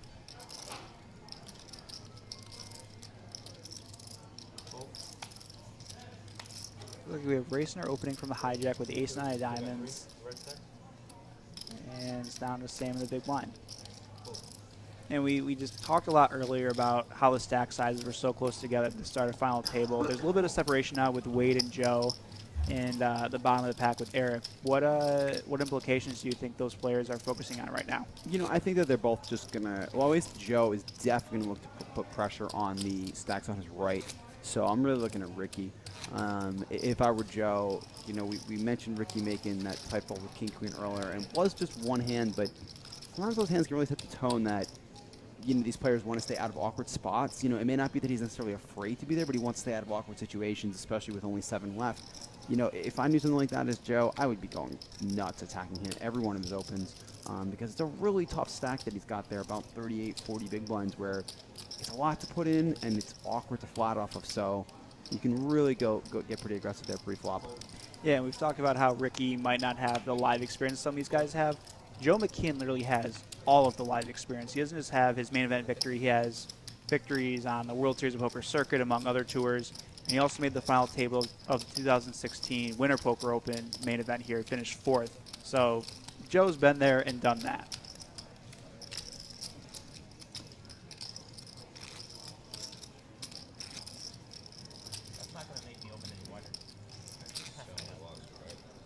And there's the payouts on the bottom. 390,000 reserved for first place. Next player to bust is guaranteed 59,000. And once you get past 7th place up to 6th and beyond, the payouts really start to get steep.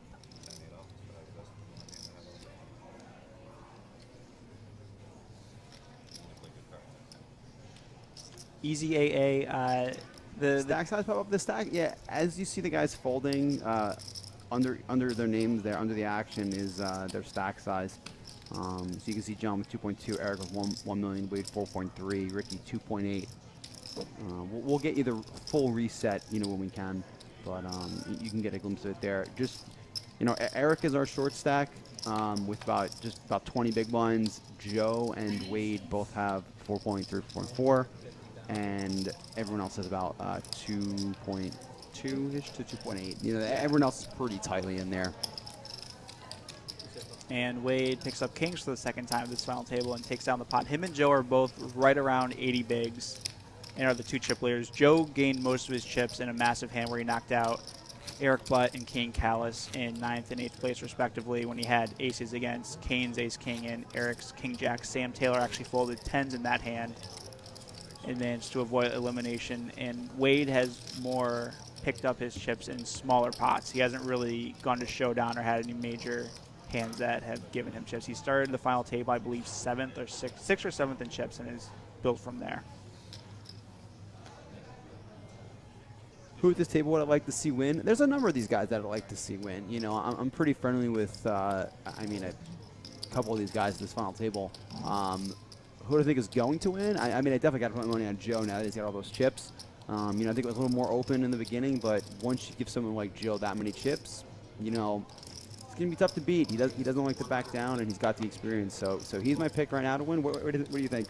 Yeah, it's tough to go against Joe at this point, but it is an interesting dynamic that Simon and Racing are probably the last two players Joe wants to have on his left. Yeah. And so I'm sure he's going to be treading relatively lightly, just knowing that they're more than capable of taking advantage of Gotta whatever say, the leaks he Racer's might been have. pretty tight so far. I mean, Yeah. he hasn't been getting too many good hands pre, but yeah, we just haven't seen him do a whole bunch. Yeah, Raciner seemingly always has it. There was a hand yesterday, right, during a break when they were down to 23 players where a guy tanked for 7 minutes Wow. going into break on a 9-7 deuce flop, and Raciner put him in, and the guy called with queens, and Raciner just shows him the 7 and the 7. Easy game.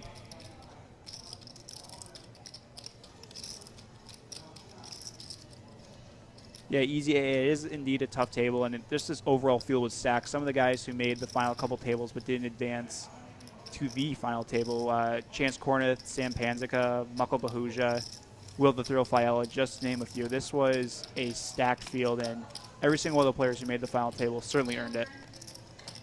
They played for 14 hours on day 2, and then they played down from 53 to 9, wrapped at around 1:15 in the morning last night.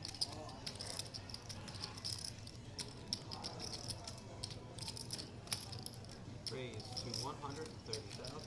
I got Joe opening here with the 4s in the cutoff.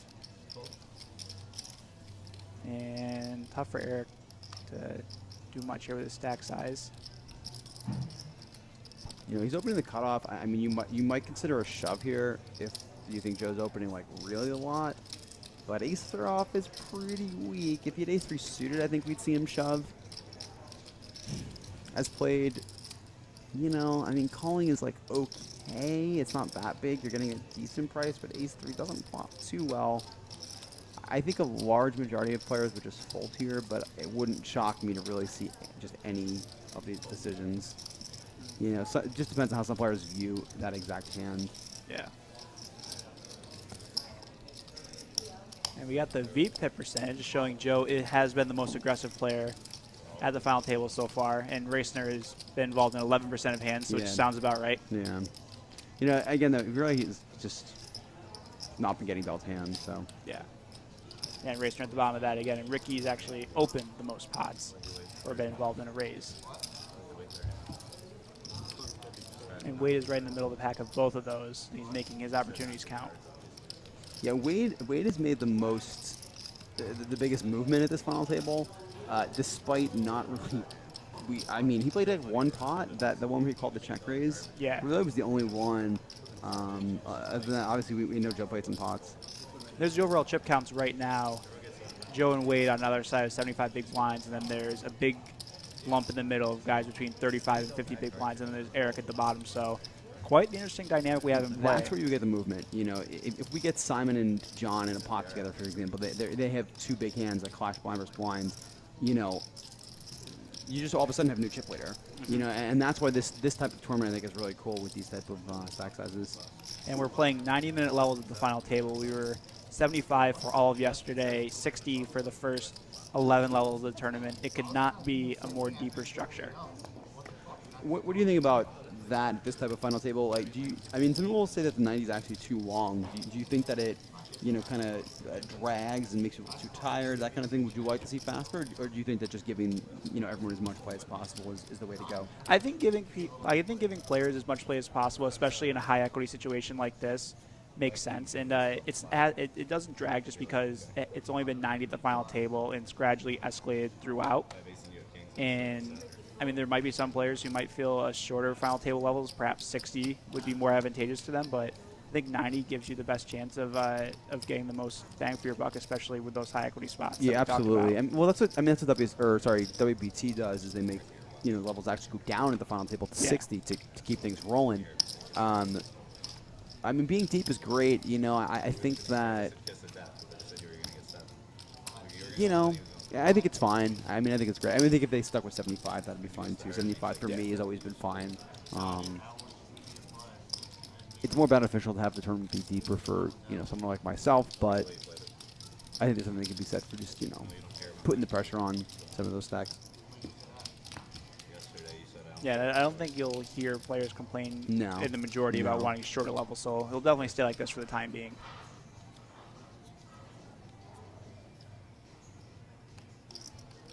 This is roughly the structure that Borgata has for the WPT events they have. They go to 90-minute levels a little bit quicker, a little bit sooner in the event, I should say, in the WPTs. But other than that, this is pretty standard for Borgata main events. Joe with 2-4s again. Yeah, guys in the chat asking about Wade Meacham. His given name is Henry, but he goes by Wade. So it's Henry Meacham on Hendon. Him and his brother Jeremy both knocked out 6-figure victories in Florida over the course of 2 weeks in March, which is pretty crazy. Jeremy won the WPT Deep Stacks event at Jacksonville, and then Henry won the opening event at the Seminole Hard Rock Showdown. And, we have another all-in. His brother got 14th in this one as well. Yeah, he came into day 3 as a chip leader. Wade was a little bit behind him. It's pretty crazy how good these brothers are. Joe's going to ask for a count here. I think he's going to fold, but it's pretty close, so he might want to just run it. I think it's a little too much. I mean, Joe's got to know, though, in a flip, he's at least 60-40, right? That's true. Joe's probably more like 70-30, but it was 70-75 more. And Simon, I believe, folded an ace, so that doesn't help Eric either. Yeah, he And does Joe let it is go. down, yeah. I think if you have 2 6s there, 2 7s, he's not going to fold. But, those really low pairs, I mean, you're really just flipping. You want to be at least have a shot at being against a lower pair, which, honestly, Eric might shove every pair, but even so, you're just not up against the under pairs too often there. And that's one of the situations we talk about where with the 90-minute levels, it's easier for Joe to make that laydown as opposed to if it's 60 minutes, he might be more willing to gamble just because there's going to become more variance in a hurry. But for now, he can ride out his 75 big blind stack and not have to take a flip for 20% of it.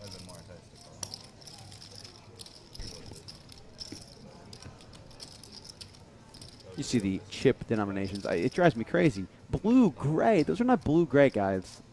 Those are blue. Pink chips. They're watermelon. They are the watermelons. Come on. The tastiest chip in all of poker. Seriously. Those are the best. They come out right around when the money bubble bursts. A little at every before. Borgata A little tournament. tiny bit before, A little usually, yeah. before, yeah. You know what? I guess it's the color up. It's the 1K, or the 500 color up, which is at 3.6, so yeah. See, and that's what we're talking about. The Borgata has a purple 500 chip, never on the table at the same time as the 25K. See? This is smart stuff. Smart stuff.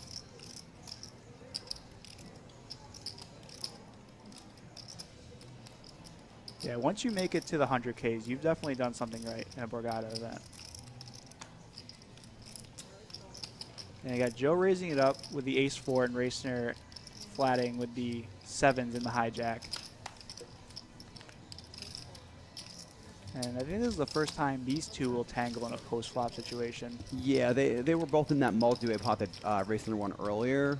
Yeah. But that wasn't a very big situation. Although this one, well, we'll see what will happen. Joe's going to start with a bet probably. Don't see Racner folding just a single bet on that board.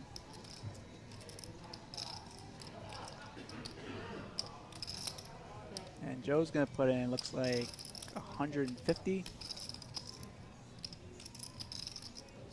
Yeah, you just can't fold a board like this if you're racing here. I mean, you don't love that you don't have a spade, but you definitely have to continue with this type of hand. You need a vice grip to get chips easily from John Racner. And we'll see a turn. Which spade is it going to be for Joe? 9 of spades, because then Racner has outs to the straight. Ooh. That's an interesting turn card. That's actually a really good card for Racner for a couple of reasons. First off, there's less of a chance Joe has an 8 now. Second, it's probably going to slow Joe down with a lot of his hands. I mean, Joe may not slow down with this exact hand, but, we saw John flat at Jack-9 earlier. He could very easily have an 8-7, 9-8 type of hand. So it might slow down some of Joe's overpairs some of the time here. Like I said, the flush draw here, Joe's not too worried about, John having the 8. So he's going to continue, try to get some of these hands like John has here to fold, perhaps, or maybe hold up some of those better ace highs. Maybe about a quarter of John's stack to call to the river. I mean, regardless, what type of rivers is Joe going to fire another barrel on if Racner calls? This is probably not the best candidate of a hand to be bluffing with here, but, I mean, Joe's got a lot of chips. Even if, John just does not have a lot of 8s here. I mean, if he's flatting with, an 8 pre-flop. It's probably going to be 8-7, 9-8, maybe 10-8, maybe ace-8.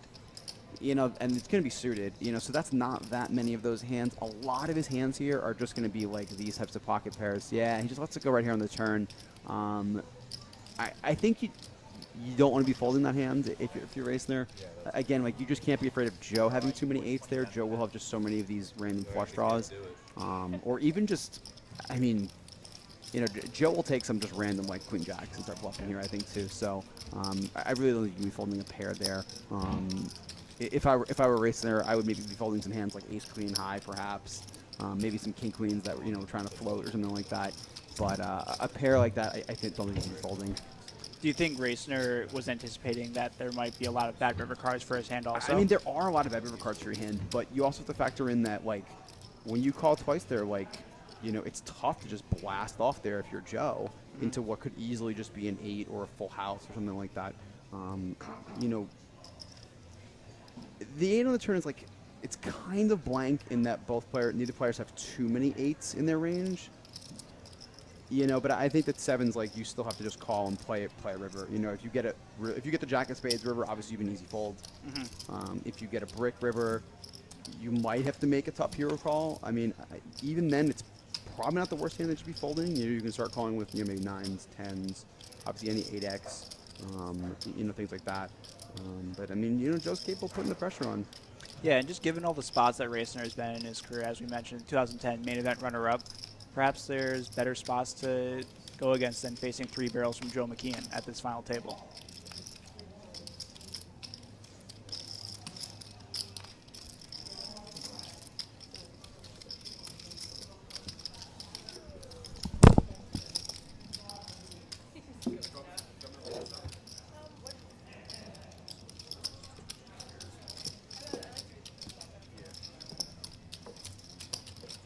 All right, guys, I'm going to hop out of the booth for a couple minutes for a bit, and Jamie's going to hop back in now, so I'll catch you guys in a bit.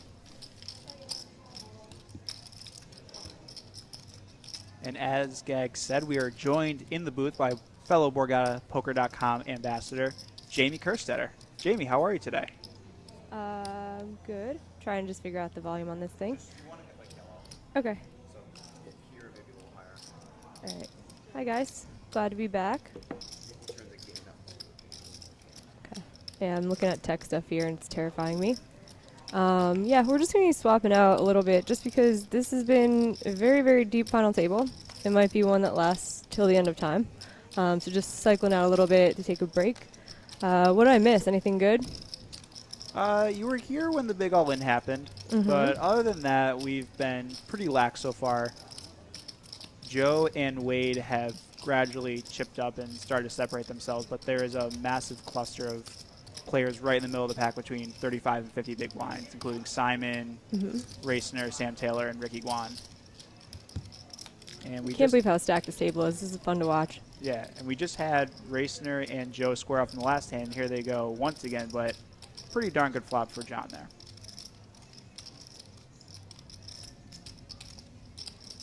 Is this your first time in the booth?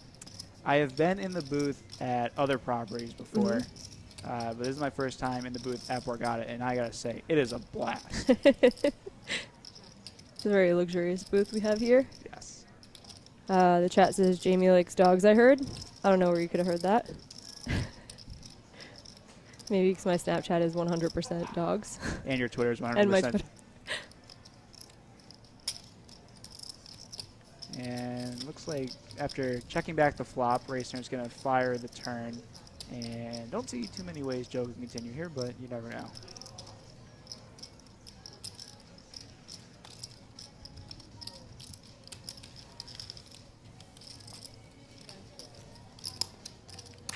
So did you guys determine if we could hear the chat at the table? It's just nobody talking? I think it's a situation of no one's talking. Okay. I can hear the chips clatter around a Yeah, I little hear bit. like the background music. Yeah. But I think the first time someone smiles at this final table, we'll definitely pick it up on the radar. 'Cause Yeah. they're paying for $390,000 for first place and the prestige of a Borgata Poker Open title, and I can see why they might be taking it seriously. I guess last year was a little bit more of a different vibe because a lot of the guys who made the final table were all East Coast regs who have known each other for a while, so it's probably a little easier to joke around. Volpe, Mermelstein, Yeah, the rich Gags, guys. Bornstein, Duong, Bart, Jeff Oh yeah, I remember Ises. that table. That was fun. Jeff Ises will definitely chatter up any table. He never stops.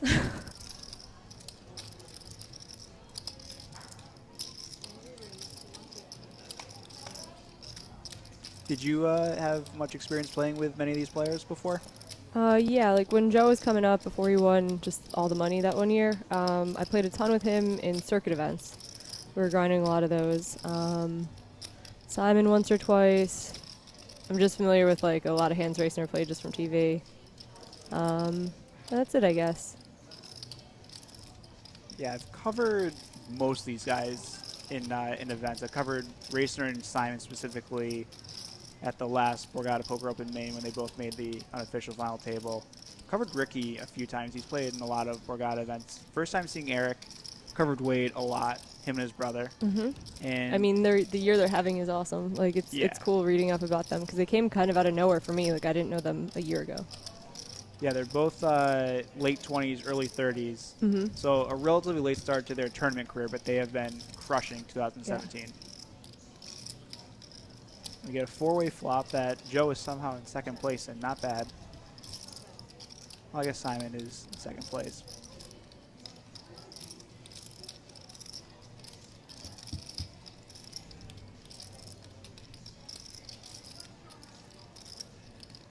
Interesting turn card because Wade improves his hand, Simon improves his hand, and Racing's kind of in no man's land when it checks around on the flop now. You're getting the Twitch chat that Racing looks like Johnny Bravo. I can see that. Although I don't think Johnny Bravo would have that suave of a hoodie. Racing that's a good hoodie. Very hoodie-filled final table, Yes. as most final tables are, I guess, these days. So Wade gets there in a strangely checked around pot with so many people having like pieces of it throughout the hand. So much pot control is going on.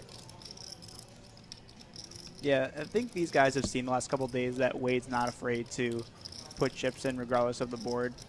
So don't really want to bloat the pot against him.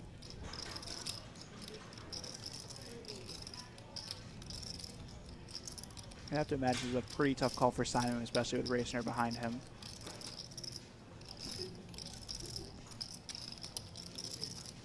That's the Gaucho model hoodie, I believe. Well, Gaucho goes with the sleeveless hoodie with the t-shirt underneath. Oh, Racer yeah. just has the short sleeve hoodie.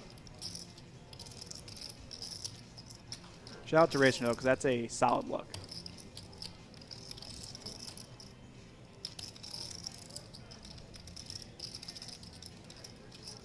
And Simon, he wore that hoodie in September also, so and also he wore it on TV when he made the final table, so shout out to the U.S. Olympic hoodie getting more airtime. I wonder what the significance of that is to him.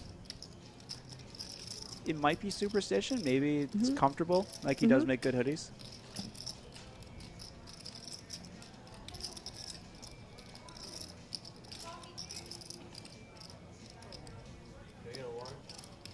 And Wade will take it down. Speaking of fashion, Joe really stepped up his game. Like, that might be a sarcastic comment, but it might not, because he is wearing a hoodie. Like, sometimes he would wear, like, the stretched-out t-shirt in the past. I like the times that everyone was wearing their, like, jerseys, like, the favorite players over at Final Tables, and I thought it became, like, a superstition, because so many people were, like, closing out tournaments wearing jerseys. I was like, oh, no, I gotta start caring more about sports. The original jersey, the Phil Ivey, Steve Francis jersey, I don't think will ever be topped. But then we had Merson, Joe. We had a lot. Yeah. And Joe likes to wear the same Philadelphia sports team shirts, and I tease him about what shirt he wore when he played in the main. He's like, oh yeah, this is my day 6 shirt when he wears the Flyers shirt. Have you gotten to cover the final table at all, the WSOP one? I have. I've actually only worked the World Series 1 year when I first graduated college in 2015, and I flew home after day 6 because I had to start my real job in New York. But now I work in poker again, so I guess it kind of all figured itself out. Cool. I sweat it twice. One time I couldn't come home because of Hurricane Katrina. I was living in Mexico. Not Katrina. What was it? Sandy. Sorry. I had a flight back to the East Coast and everything got canceled. So me and a couple friends were like, well, our plans got canceled. Let's just drive from Mexico up to Vegas for the final table. So I got to see Greggy win, which was cool because he's a Borgata regular, and like it was nice to be rooting him on. And 2 years ago when McKeon won, friends with him, Tommy Canuli, I knew Beckley, I knew like I felt like everyone, like Bax. That was just the most ridiculous final table of like it connected like everyone in poker. I felt like at least knew somebody that was there. So I got to sweat that, and there's nothing like it. Like people just go crazy. Like everyone got really, really out of control. Like so many people were getting drunk, railing their friends, and it's electric in that place. Like it's just so loud, and I don't know if you are there live, you feel like poker is super live. Like it's like it feels like 2005 where people care so much. Yeah, where do you stand on the overall November 9 as a concept, how it stands? Do you think they should continue with it, or perhaps just delay it by a few days given how poker is these days? You're saying November 9? Like, I kind of don't want them to get rid of it just because it's like such a dream. Like, how nice is your life for 3 months when you bag chips going to the final table of that? All you have to worry about is not dying. Yeah. Yeah, I mean, chances are if they did this for 50 years straight, like something will happen where they'll have to like, figure out what to do, blind them out or whatever. But I think the concept is really cool. I think it would be the most fun thing ever to make. But I do understand what people are saying. Like a lot of people are preparing for poker all the time, and then someone who just kind of wanders in the final table can get world-class coaching for 3 months and just catch up. Yeah. Doesn't really seem fair. Changes the dynamic. Definitely changes the momentum when you take 3 months off. Like people who are just ravaging at that time might other people will catch up. Other people will like calm down if they just lost a massive pot with 10 people left. So I think it changes things a lot. I just think it's a cool concept. I think it did a lot for like coverage the first couple years. People really seem to like it, and I don't know. How do you feel about it now? Yeah, I mean, I just based on what you said about the momentum factor and just how you feel more in a mental headspace, it's tough to imagine how much actually not tough to imagine. The NBA Finals have been pretty different last year if Game 7 was delayed by a month. Right. after the Cavs caught up in Game 6, just to give the Warriors another month to prepare. It's basically what that is.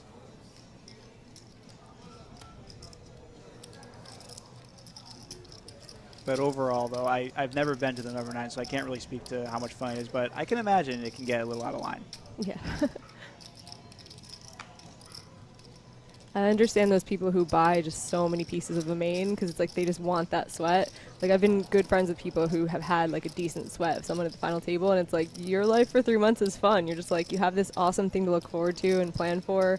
The trip to Vegas is great because every other time that we go to Vegas as poker players, you go there to work, and that's the one time you're like, I'm here to sweat and drink and like hope everything goes well and party if it does. It's just a great experience.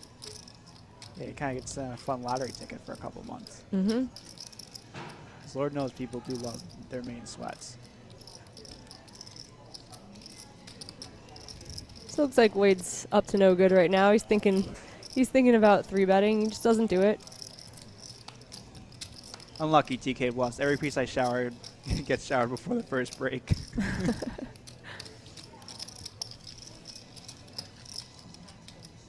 And Eric takes down a much-needed pot. Yeah, how short is he? Because I like the fact that Wade's thinking about 3-betting there, and I'm assuming he just didn't do it because he would have been committed to that stack. Well, Eric got a 3-bet shove through, and then he got that raise through, so I think he's back above 20 big blinds, so he doesn't have to shove right away. Mm-hmm. But obviously can't really fall too much farther down. I think the blinds are still, we're about halfway through the level. 90-minute level still has some time, but definitely doesn't make it any easier for him being the short stack.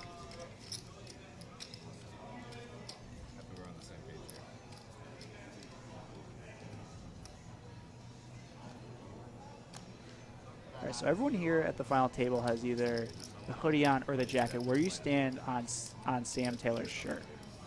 On his shirt? I gotta see it. The blue shirt. I don't think I noticed it yet. We'll see.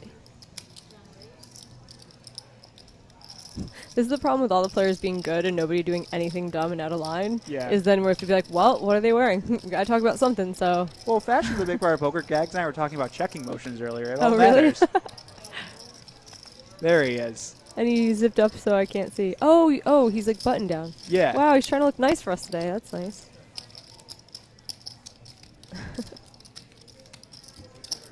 Yeah, this is one of those strange final tables where every single player here has some sort of professional background, whether they are a professional by trade or not. Mm-hmm. And we're seeing them all make pretty sound decisions. Yeah.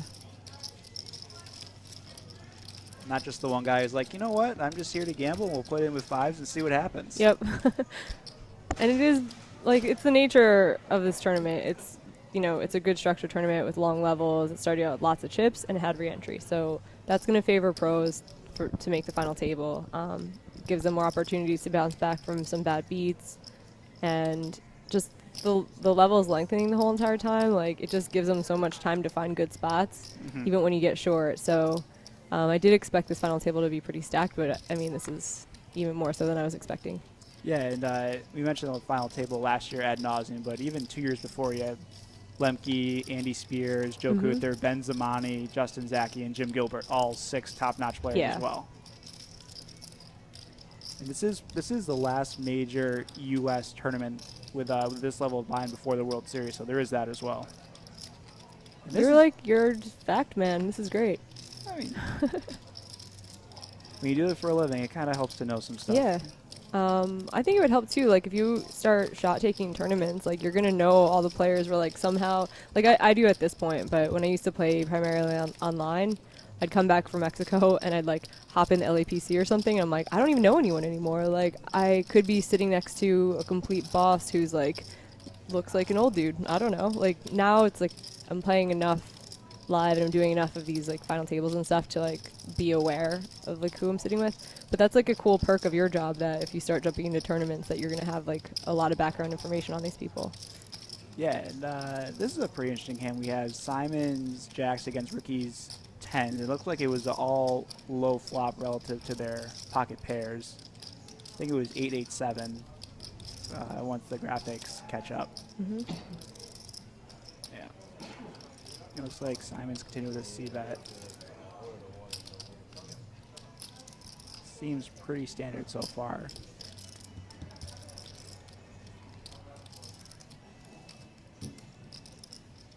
And we've seen Ricky play relatively snug so far. He started as the chip leader and hasn't really deviated too much from his original starting stack. He's lost some pots, but he hasn't lost any major ones.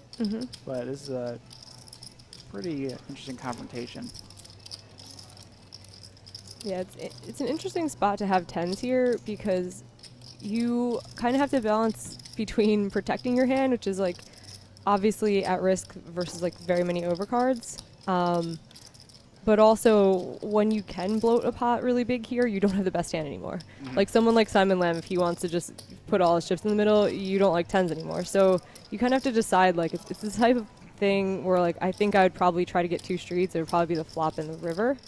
I don't know that I would have bet this turn, just because it opens you up to so many bad things that can happen. Like, we see that Simon has jacks and that, like, he'll likely be calling down, and Ricky will likely just be losing, like, a medium-sized pot.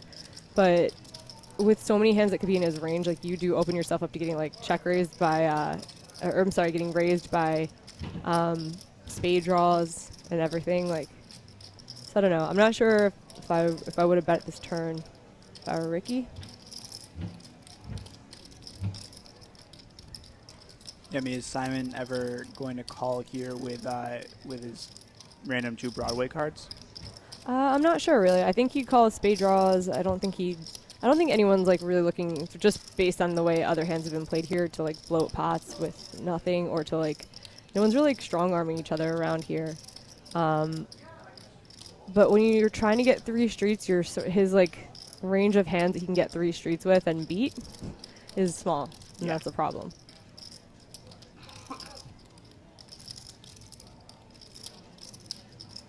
And not that this pot was really playing out to where either of them might have a straight, but they both have each other's straight blockers.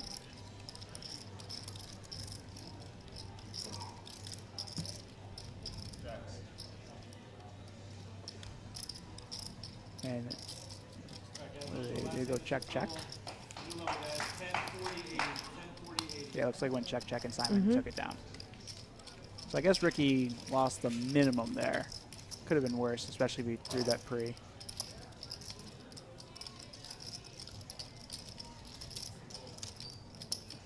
There was one hand earlier at the final table where Ricky raised from the, I believe it was the cutoff with 10-7, and Simon just 3-bet from the small blind with King 5, and that set the tone between the two of them. Mm-hmm.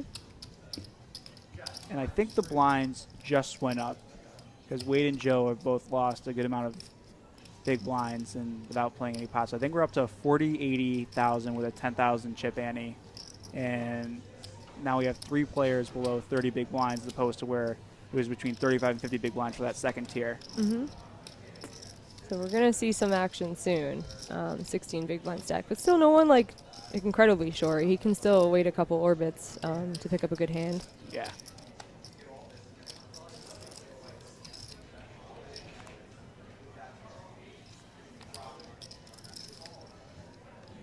Yeah, I guess it we're kind of back in the phase to where we were at the start of the final table where Ricky was the chip leader but only had 60 bigs and there was no one below 25 bigs. Then, you know, we had a 3-way all-in that kind of messed everything up. We're kind of back in that same phase.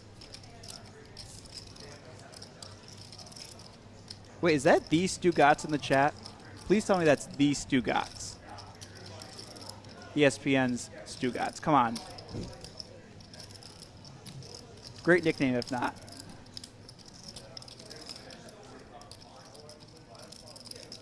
Philly Blimp, you have And Borgata. so dirty. We have BorgataPoker.com's Jamie Kerstetter and Matt Clark. And we also have Mike Gagliano in the bullpen warming up.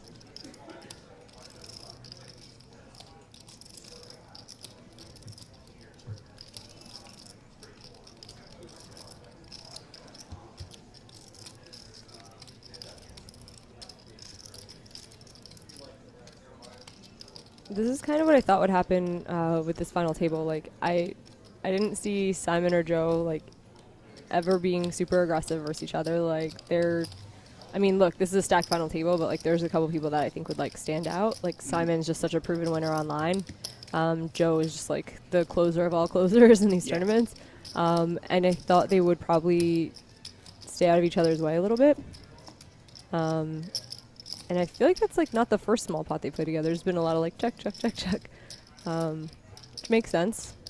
Yeah, it's an interesting battle of guys with from their respective final table backgrounds. Joe, as you mentioned, just closes everything. Mm-hmm. Wade's been closing everything recently, but never in a main event quite like this. And then Racner, aside from his 2010 main event runner-up finish, has come close many times to picking up major victories at the WPT or World Series, but has never actually claimed that major first place.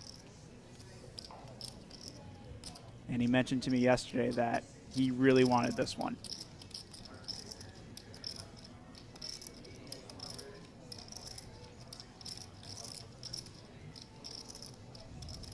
Fishing for Greatness. We actually do have Simon Starr's name. I don't feel uncomfortable saying just because yeah, he wrote it on his Shookem. bio sheet. Yeah, Shookem. Yeah, because, like, with regard to, like, outing people's online names, when I know somebody's, like, New Jersey name and it's not public, I'm not going to say anything unless they write it in their bio. But Simon is all over all over every, like, Pocket 5s, 2+2. Like, everybody knows his name is Shookem, and he was like an OG online grinder. Yeah. So yeah, it's kind of like common knowledge-ish and okay to share.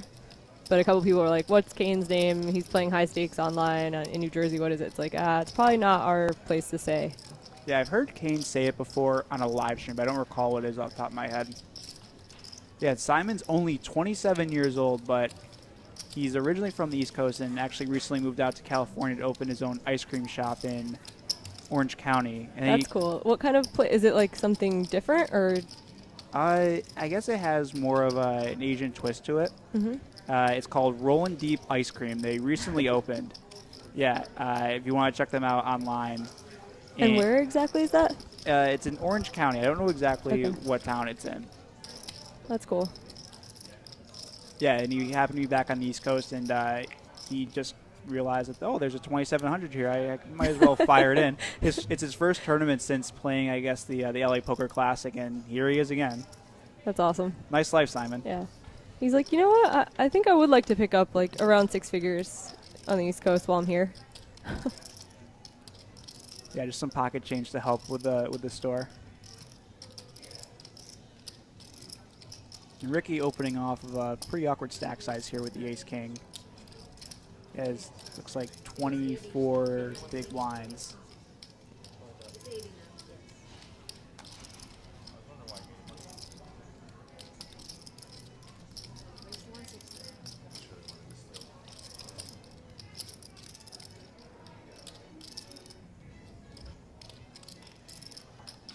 Yeah, a lot of people in the chat talking about the BU Poker Club. Ricky is a graduate of Binghamton University in upstate New York, and he has a lot of his friends from Binghamton in the chat rooting him on. I actually know of Binghamton. I grew up pretty close to it in upstate New York, and have spent many a night out on State Street. Shout out to State Street, guys. Awesome. Yeah. Huge pot about to happen. So you have Ricky raising under the gun 1. Simon Lamb with queens is 3-betting from the button. I assume they'll be getting it all in from position. Simon's pretty aggressive. He's on the button. He's in a 3-bet a wide range of hands, and Ricky can't really find a fold here. Now we see Eric in the big blind with another ace-king. Yeah, I mean, I assume we're going to be 3-way all in right now and see what happens. Yeah, so there's the red button for Eric. He is all in. And if you're Ricky, what do you do here? I'm all in. I'm not good enough to like fold here. I mean, Eric has like 15 bigs or so. Simon is an aggressive enough player to not have queens plus. And look, you're blocking aces and kings. You send it and you say, king, please, dealer. You don't fold for ICM at all? In this spot, I don't think I could do it. We'll see what he does. He has quite an extensive online background. So he's been these types of spots. Maybe not this exact spot with as much equity available. We'll see what he does. Yep. Like, it becomes it becomes a more interesting situation when you're sitting here with ace-queen off or you're sitting here with tens. I'm just not folding this hand. And not that that's right or wrong, but you're just not deep enough to be like making these soul read plays, even for ICM. Yeah, it'd be fun if we could get another three-way all-in. That's just what Yeah, Final we're just Table's all gonna about. knock people out 2 at a time. Yeah. Hello, guys, from inside the Borgata poker booth. I'm Matt Clark here with Jamie Kerstetter as we may or may not see a three-way all-in as Ricky dives deep into the tank for his tournament life. And here's kind of the thing. He's not sure it's for his tournament life, too. He has Eric covered. If he jams, he has to figure out if Simon's 3-betting has a 3-bet folding range versus him, which, I mean, I assume he does. Like, I actually like 3-betting stacks the size of Ricky's because you appear to be leveraging versus 1.7 million chip stack when really you're putting in a 3-bet and maybe you find folds with certain hands. So yeah, he has a lot to think about. I don't see myself folding this good of a hand, even though I think that I lean towards Simon probably having a hand he's going to call with. And even if they get it in here, Ricky would get the pay jump because he has the bigger stack of the starting hand than Eric, so that might be something to think about also. Too. It's like we see the cards, we're like, oh, okay, well, he's still going to get the pay jump if he loses here. Yeah. The problem is he just has no idea what Eric has, and it's like, okay, if Eric has a pair and holds, then all of a sudden you're like, you know that Simon's probably going to have to call off versus Eric because it's only another like 800K. So I don't know. This is like actually a really weird spot. I'm just not good enough to find the fold. Like I have an ace and a king. Come on. Wow. He's just going to just let it go. And the Binghamton Poker Club will rejoice. Yeah.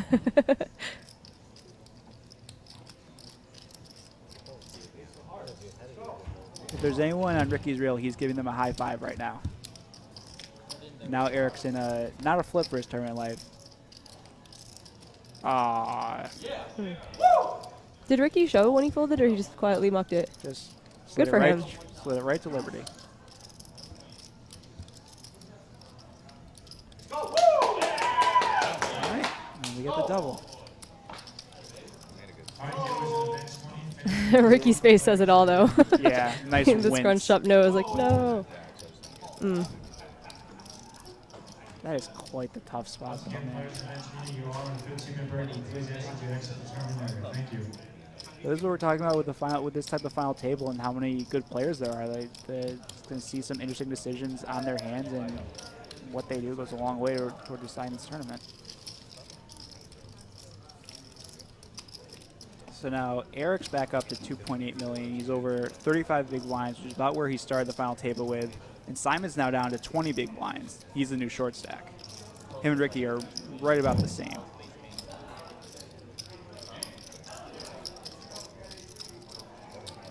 Here we go again.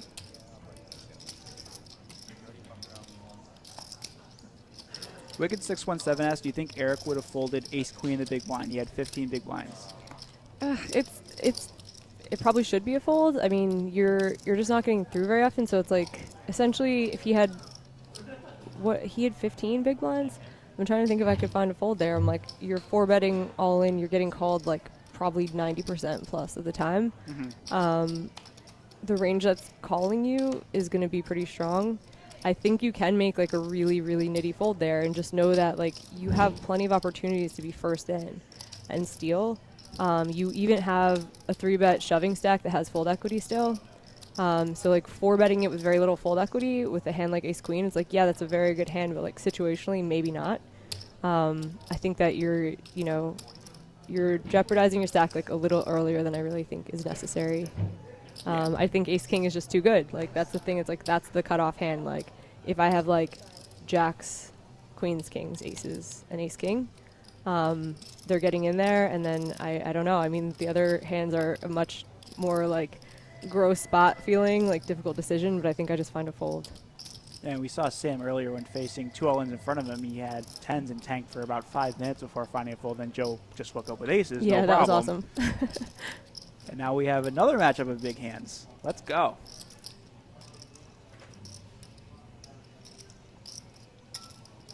And Raciner with maybe his first 3-bet of the final table. We had some stats up earlier to show he's been the least active, and I can't imagine his 3-bet percentage is that high. And now he gets to face a 4-bet in all likelihood, I would imagine.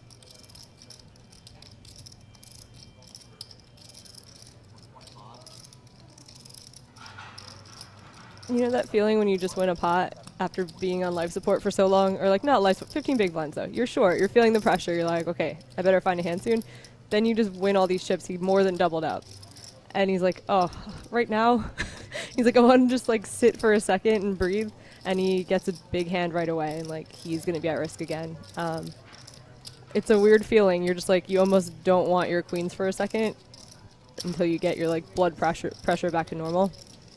You definitely get some butterflies after hitting that card. Because you work so hard for 4 years to get to this point, and it's like, yes, now we can keep on playing. Yeah. And Raciner has to know, like I was saying, even good players, like as you're stacking chips and as you're like reassessing your situation, like, okay, I was on like 15 big blinds for so long, now I have like, he's like 35 plus or something. And you know, you're getting your game plan together and like assessing other people's chip stacks and how many blinds they have, and you get dealt a big hand. Like if you're a racer and you open it, and this guy who's like should be chilling and thinking about everything puts in the 3-bet, it looks so strong to me. Like if there's some way to figure out a way to like, if I had the guts to just like start 3-betting in those spots all the time, like I think it would work. I really think that it just looks like incredibly strong. Card distribution's a funny thing. There was a guy yesterday, one of the final 5 or 6 tables, who was dealt aces 7 times in the first 2 75-minute levels. What? Confirmed by Sean Daniels and Sam Panzica, who were at that table. Yeah, that's crazy.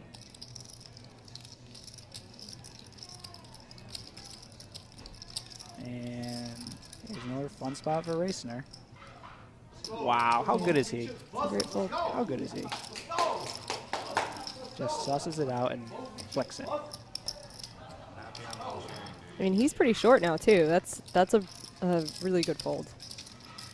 The positions, it just makes it so hard for him to make that fold. Yeah, I think a lot of those of the other final tables that we were talking about in the past, with where there's not as much experience, I think a lot of players would call off with the ace king and Ricky spot. Although, like we said, there's definitely merits to folding or shoving. But I think a lot of people in Razor's situation would just ship that in. I would. I mean, look, I'm even aware of like I'm like, wow, this guy looks pretty strong. He just won this huge pot and like whatever. And I'd still just be like, well, like, I mean, my button range is like so much like wider than 10s. Like 10s is like so high up in what I'd be opening that I just would find it really hard to just like be 3-bet and muck. Yeah. And Raciner probably knows that Eric knows that he hasn't been 3-betting that much, if any. So it's like, holy cow, does he really have it? That's how you finish second in main events, people. You just click the fold button when it's correct. Or if you're Joe and you win main events, you get set over set a couple times. So there's that too.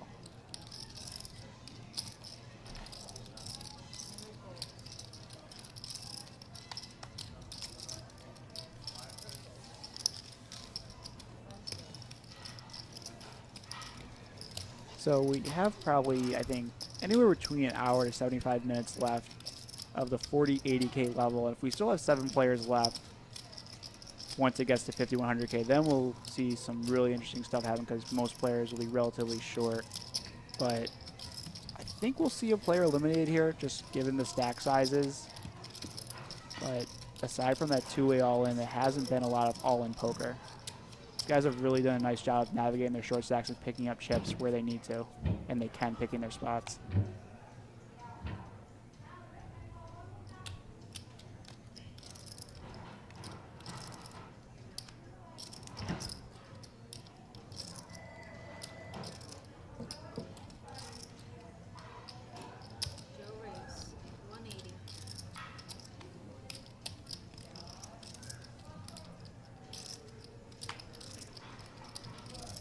So Joe makes it a little more than 2x under the gun.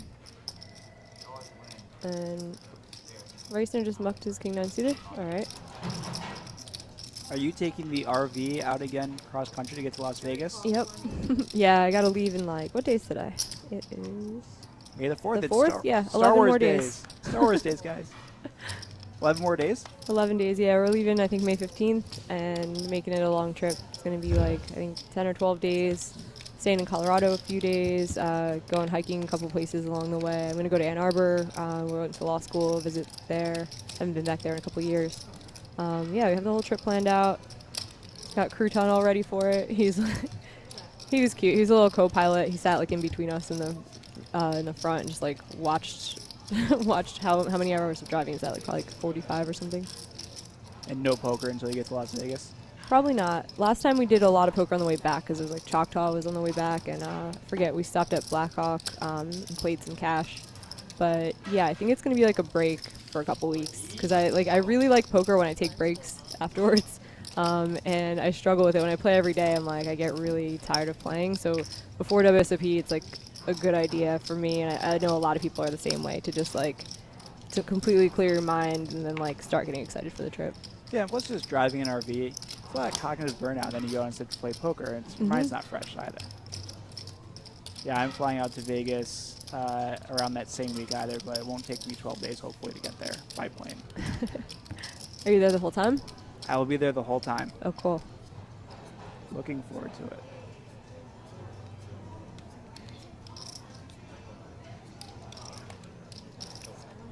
Earthflag, Crouton is a lucky dog. Yes, he is. He's a great dog. He runs so pure. No idea.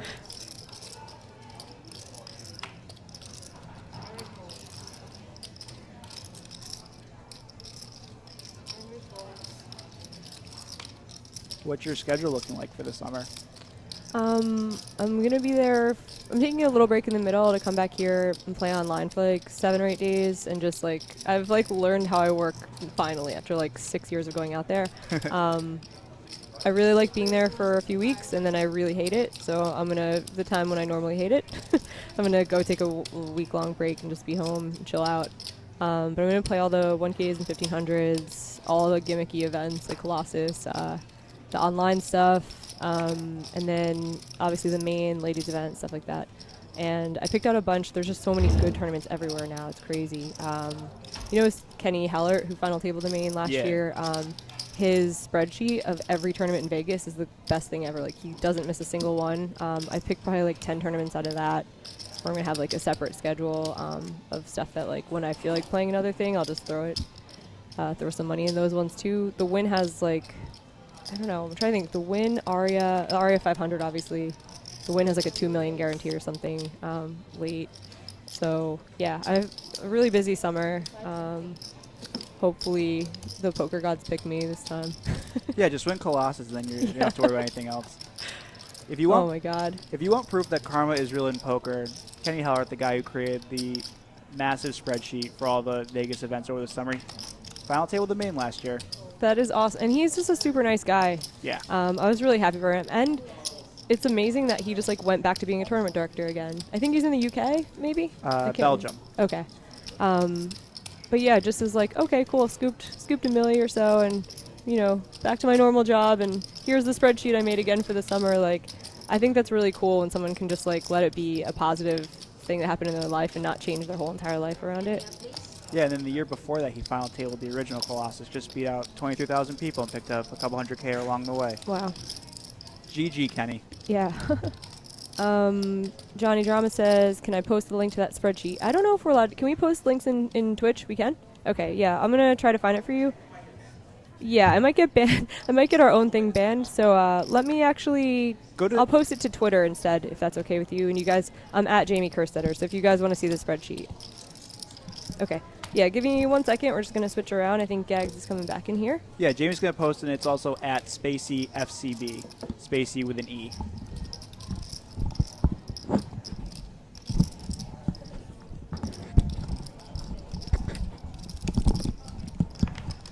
Hey guys. Got Mr. Gags Oh. back. Welcome back. Well, I'm back. Welcome me back. Good job, Matt. What am I doing? I'm allowing Drama to post links. Is that what I'm doing? Oh yeah, you're good at this stuff, and I'm not. So, he wanted me to post a link of Kenny Hallard's schedule. So I'll retweet it on my Twitter at Jamie Kerstetter if you guys want to see it. It's awesome. He puts a lot of work into it. And yeah, it's especially good for people who maybe aren't trying to like. All right, try it now, Drama. That should work. All the super expensive WSOPs. It gives you like all of the other casinos and all of the like small buy-in, big guarantee type stuff. This dude's giving his phone number out in the Twitch chat, Jamie. Oh, that's You not gonna a good text him? idea. Who is it? Check raise. That's probably not. I'm gonna time you out just so your phone number's not there, dude. You probably don't want your phone number in the chat there. Just for your own protection. All right, I retweeted that, you guys. So Okay, let's catch up with this action here. So we no one busted, right? I saw there was a couple of big all-ins, but it looks like nobody busted here. yeah, Ace King beat Queens I saw despite Sam having an Ace King or folded. not Sam, Ricky Yeah. folded Ace Queen as well. So Simon got cut down a little bit. He's got like a little over 15 big blinds. Well, Simon knows what to do. Okay, everyone's putting their phone number in the chat. Oh, 8675309. Jenny. Yeah. And Ricky folded the Ace King, right? In the spot where he shouldn't have folded. Is that what I'm gathering? A spot I wouldn't have folded. I don't want to say shouldn't have because listen, like there's. Well, I'm sure there's some ICM calculator will tell you to fold it. well, I don't know about that, but I just folded it. yeah, a lot of big laydowns. A lot of big laydowns at this final table. We just see Eric folding the 2 9s there. I think being aggressive at these final tables can definitely pay, you know. But at this one specifically, because it's just been everyone just has so much of a clue of like, okay, be patient, and all the stacks are kind of in the middle, so like you know to just wait. And I feel like if you just had one crazy person like Mark Herm playing, he would have every chip. I'll tell you, there's definitely people capable of that role. Mm-hmm. You know, at this final table, I think Simon. if Simon even had won that Joe, flip with queens, I think that he would be that Reisner guy. are all Yeah. capable of doing that. Mm-hmm. You know, the question becomes though, you know, you run into hands, you run into a player that doesn't let you do that, and you can't. And that's why we see this a lot at some of these final tables. You know, you don't see the days of guys, you know, 3-betting 9-2 suited like you used to, because everyone knows that if you do that, they know how to respond now. Mm-hmm. You know, Joe knows to not fold to 3-bet. Sam knows not to fold to 3. You know, you don't get guys that are just going to roll over anymore like you used to. So I think that's why you see a lot bit more, you know, kind of straightforward play.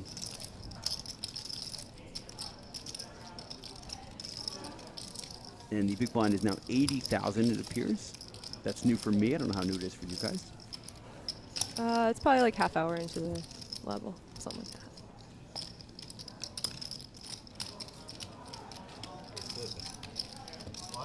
And as we get shorter handed, you will see VPIP go up. You know, there's fewer players are going to play more hands. So yeah, that's right about where we expect to see. We see Sam still not raising too much. Sam was, the last time we saw this graphic, John was down at the bottom of it, and Sam was somewhere in the middle. So kind of interesting to see, you know, some of the movement there. But nothing too, honestly, too standing out there. Usually the short stacks tend to play a little tighter. Boke says, poker's dead. Everyone here is playing absolutely perfect. You know, these guys are all professionals, man. These guys are going to play well. And Ricky's got a decision here. 15 big blinds. What are we, 7-handed right now? I mean, It's a pretty easy shove. yeah, it's like I'm thinking. I always want to think of like what would be. This might be it though. Like if I have 4s or 3s, I might not. You Yeah, shove I 4s or mean, no? Where is he? On the gun He's one? on the gun 1. Like I think this is the first It's pair pretty I would close. shove. He's the shortest stack, right? Yeah. Yeah, when you're the shortest stack, it's a bit, it's tough to too much folding in these spots with these pairs because you don't like, we talk about ICM and pay jumps. It's not really much to worry about. You need chips. You're the Right. shortest stack. And yeah, we have the hand count. So who in chat wants to guess? All right, yeah, let's hear what it, guys. hand number you think this was? How long have we been live for? We've been live for 2.5 hours? 3 hours? Yeah. About 3 hours. Yeah. How 3 many hours. hands do you think these guys have played at the final table so far? Let's see your guesses. Whoever's closest gets a free 10,000 internet points from me. And 1 shout out. And internet points are worth a lot these days, guys. Johnny Drama says 87. Oh, 87, 111, 88. Boke says 69. Nice. Lots of guesses, man. You guys have a lot of faith in the speed of live play with some of these triple digit guesses. We haven't seen the right answer yet. No, we got it. No. Yeah, where? yeah, we got it. Lucky one NVA, 67. Oh, That was okay. that hand that just took place was our 67th hand. I didn't see that one stream by. Congratulations, you win some free internet points from me. Wow. Some kudos.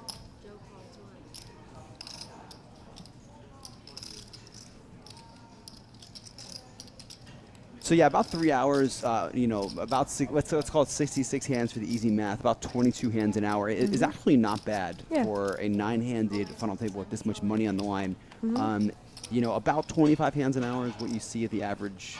25 hands an hour, the average table, and getting 22 at a final table like this with this much money is actually, kind of shows these guys are professionals. They know what to do in these spots. They're not overly thinking the easy spots.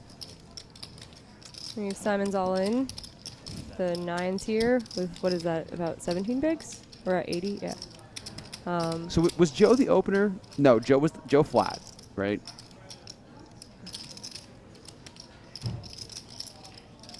Yeah, Joe flat. I think Sam's open.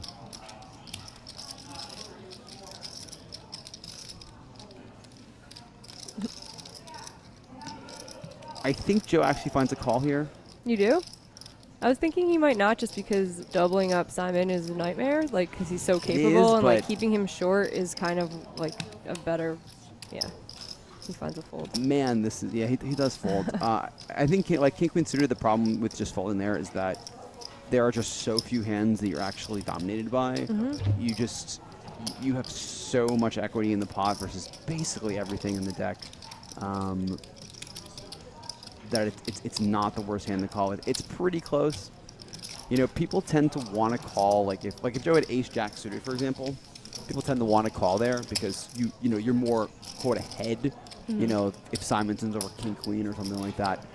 But the reality is that those hands have very similar equity. They're both dominated by Ace King and Ace Queen, and that's basically about it.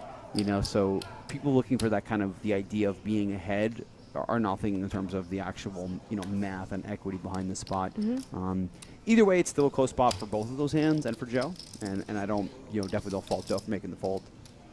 Joe knows what he's doing in these spots. And Eric picks up aces. After being short for so long, he's had a real nice rush of cards the last hour. He's up there on the leaderboard now as well.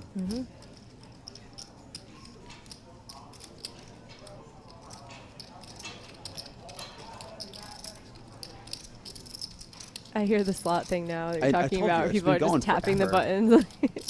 It's been going forever. Awesome.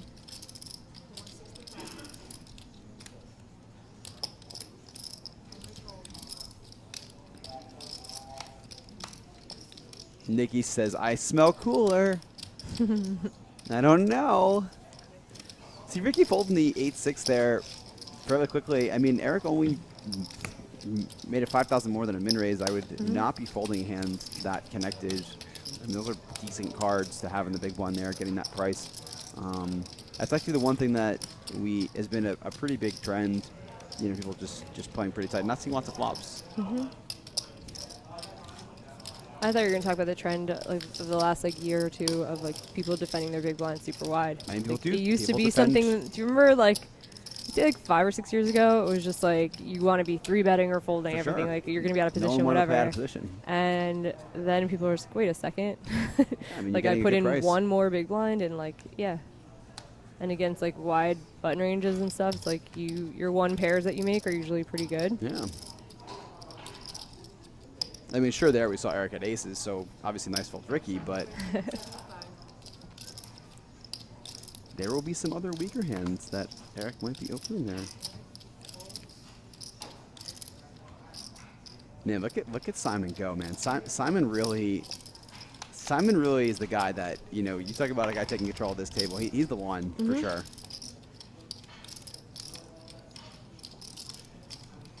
There's always, it's a double-edged sword with Joe's fold of king-queen suited, right? Because like I was thinking Joe's chip position is really good. You don't really have to like do anything to risk it yet, so he's probably thinking about that against Simon's nines.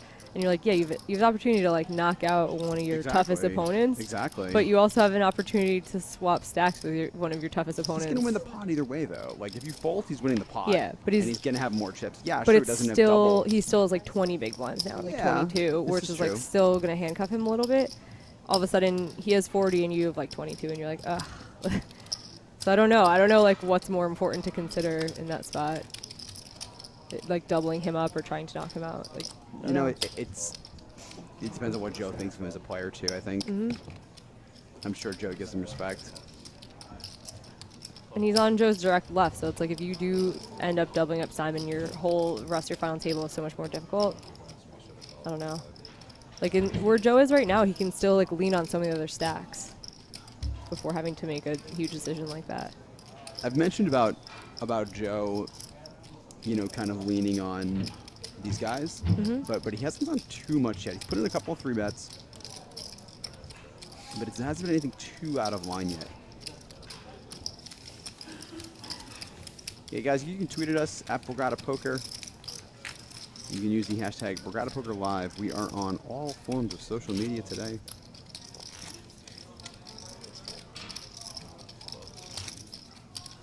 I will tell you, it is a little cold back here. Yeah. That reminded me of the summer, because now we're thinking about like WSOP a bunch. I had this like blanket that I would bring with me every day. It was that absurd. I was like, It I'd be can wearing be a quite long sleeve cold in some shirt casinos. and a hoodie, and I would bring a blanket because I was like, I don't even care how ridiculous I look. It's just too cold 12 hours a day to be sitting in there.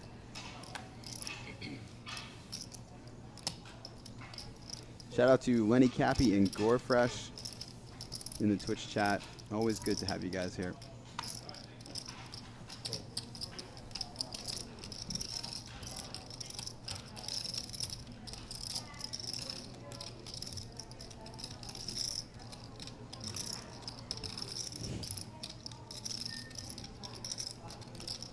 Wade waking up with a hand. While I was gone, did we see Wade play any hands really? Because I feel like I still don't know where he keeps getting these chips from. He Yeah, just I keeps really don't building. recall him playing any hands. Need to learn that trick where you just quietly are like sneaking in some blue chips Yeah. here and there. Please, we don't need any more. Yeah, another scandal. No, we don't need any chip allegations here. Have you gotten a chance to check out the new restaurant here? Angeline? Yeah. It looks awesome. They're training their staff right now. There was like a group meeting It of does everyone look in there. very awesome. Yeah, and I heard they had some like practice meals prepared They for did. people, and They've had a everyone was few- raving about how They were good open it the is. other night. There Yeah. was some stuff that was. People were saying you could have gotten a table. I'm not sure if you could have, Oh, but cool. Oh. Run like McKeon.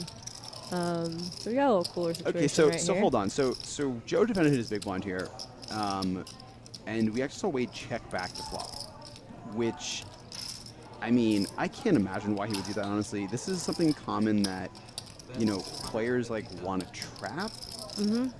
I don't know why you would ever do it with this type of hand. I mean, you have an amazing hand just to bet for value and start building this pot. Not only that, there are a number of draws on this board, or at least a couple of draws on this board. Plus, I mean, Joseph's can have an 8 or a 5 a lot, and you get Joe to just put money in with those hands. He's defensively big blind. A pretty rough river card for if you're Joe here. You know, you do make the flush, but obviously not what you were hoping for. Very easy for Wade to have a bigger club in his hand. And lucky for Joe, Wade had a king, so he didn't have to face a tough decision. Yeah, it's pretty hard for... I mean, Wade's just going to take showdown with ace-king there. There's no need to bluff with that type of hand. Joe could be giving up. Yep.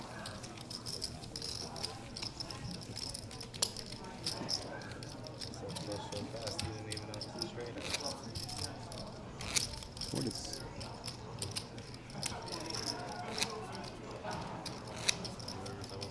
And we're going to have to start banning some of these ads. I don't know what is going... The Twitch chat is... Are you has- timing out Twitch? Because I don't think I'm signed in. But yeah, if you guys are like posting ads and stuff, you're going to get timed out. Sorry, but it's pretty annoying.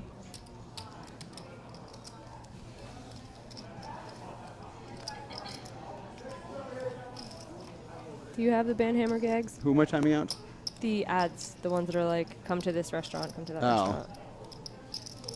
Yeah, I can get on that. Yeah. There we go. Yeah, no ads and no links, guys, if you can. Do we need Thanks. to mod some more people here, guys? I don't have permission to do that. Okay. I can do it. It's fine. Those are the pots, you know, we see Joe defending his big blind there. Like, that's, I mean, you know, sure, he made a straight and then a flush in that hand, but, you know, that's a spot where, like, it's very easy for him to have just, you know, maybe been aggressive with a straight draw. If Wade missed the flop, you know, Joe has some equity. He can take the pot down. You know, these are reasons to defend your big blinds. And this is why Joe is good at poker, because he does these types of things.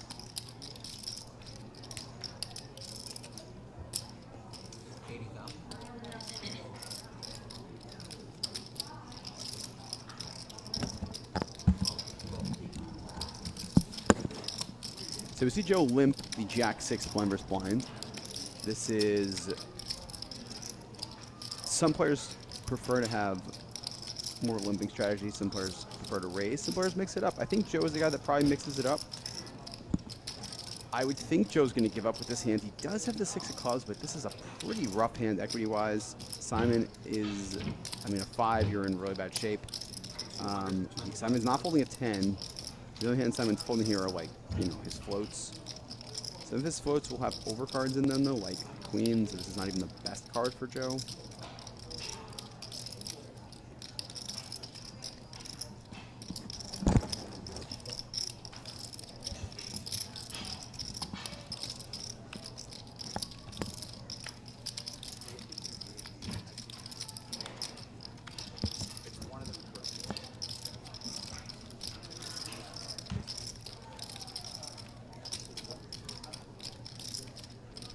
Now that Joe has whiffed, yeah.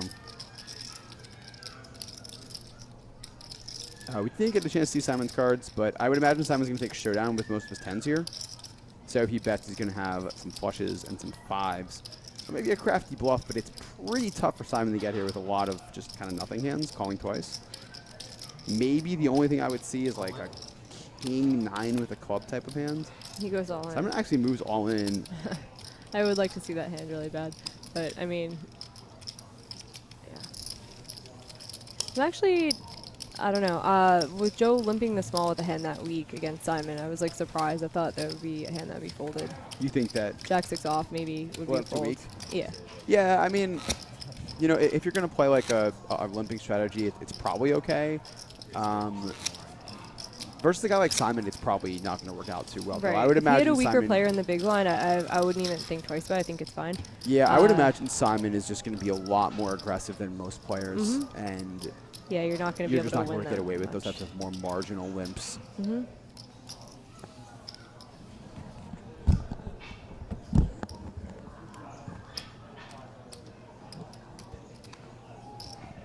against either weaker players or players that are maybe playing a similar strategy, I think you maybe get away with it. But Raise yeah. 205,000. Been reading a lot more about heads up strategy just because I used to kind of try to ignore it.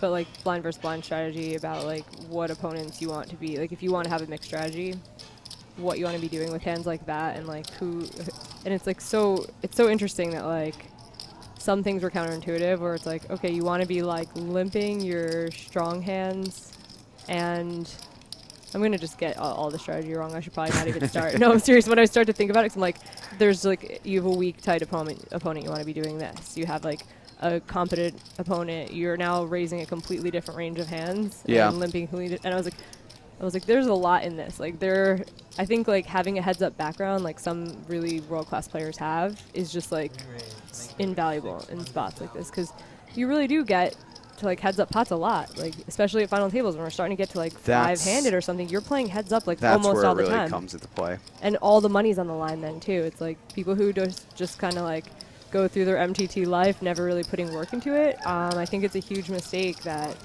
will be for lots of money someday. That's what working on the different parts of your game, and this is again, we mentioned online poker guys. Like this is why putting in those hours sometimes. You get a chance to play a sit and go. Yeah. Go to borgatapoker.com and play a sit and go. Like you get a chance to play short-handed. You get a chance to play heads up. That is, if you just play MTTs, especially if you just play live MTTs, how often do you get heads up? Not that often. I mean, me, like all the time. Oh, but of course, someone like you, like not that much. Some of us that aren't as good or aren't as fortunate maybe don't have the experience, but There's someone just screaming outside of this room. I hope you guys aren't hearing it too loudly. that sauce tournament is getting a little out of control, I think. A lot of fun here at the Borgata slot tournaments. They're actually giving away a bunch of money. How do you I don't even know anything about these slot tournaments. Some of them are like, you don't have to gamble too much to get some of these offers. Yeah. Yeah, sometimes it's like from having black card or whatever, you'll just get invited to events. I'll have to look into that next I time. haven't won anything in these things when they invite me, but I know of people who have, like, Brian Nichols, B-Nix? Yes. He plays a lot of mixed games here. Yes. His girlfriend won one of the $25,000 drawings. It was Wow. just like a random thing, like you put your card in and you're entered. That's and she just pretty won. awesome. I was like, whoa. Pretty awesome. Yeah. Lots of free money. So witness, they actually do give out the money. Free money here at the Borgata.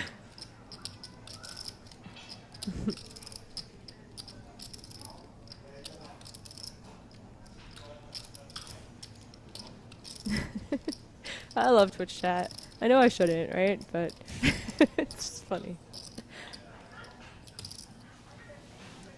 Eric, I think like he's a big decision here in the big blinds. I think it's a pretty clear-cut call. I don't know what else you would really do here. Yeah, he will just call. Call. Heads up to the front. He's played a little more deliberate than some of the other guys at this table. Thinking stuff over a bit.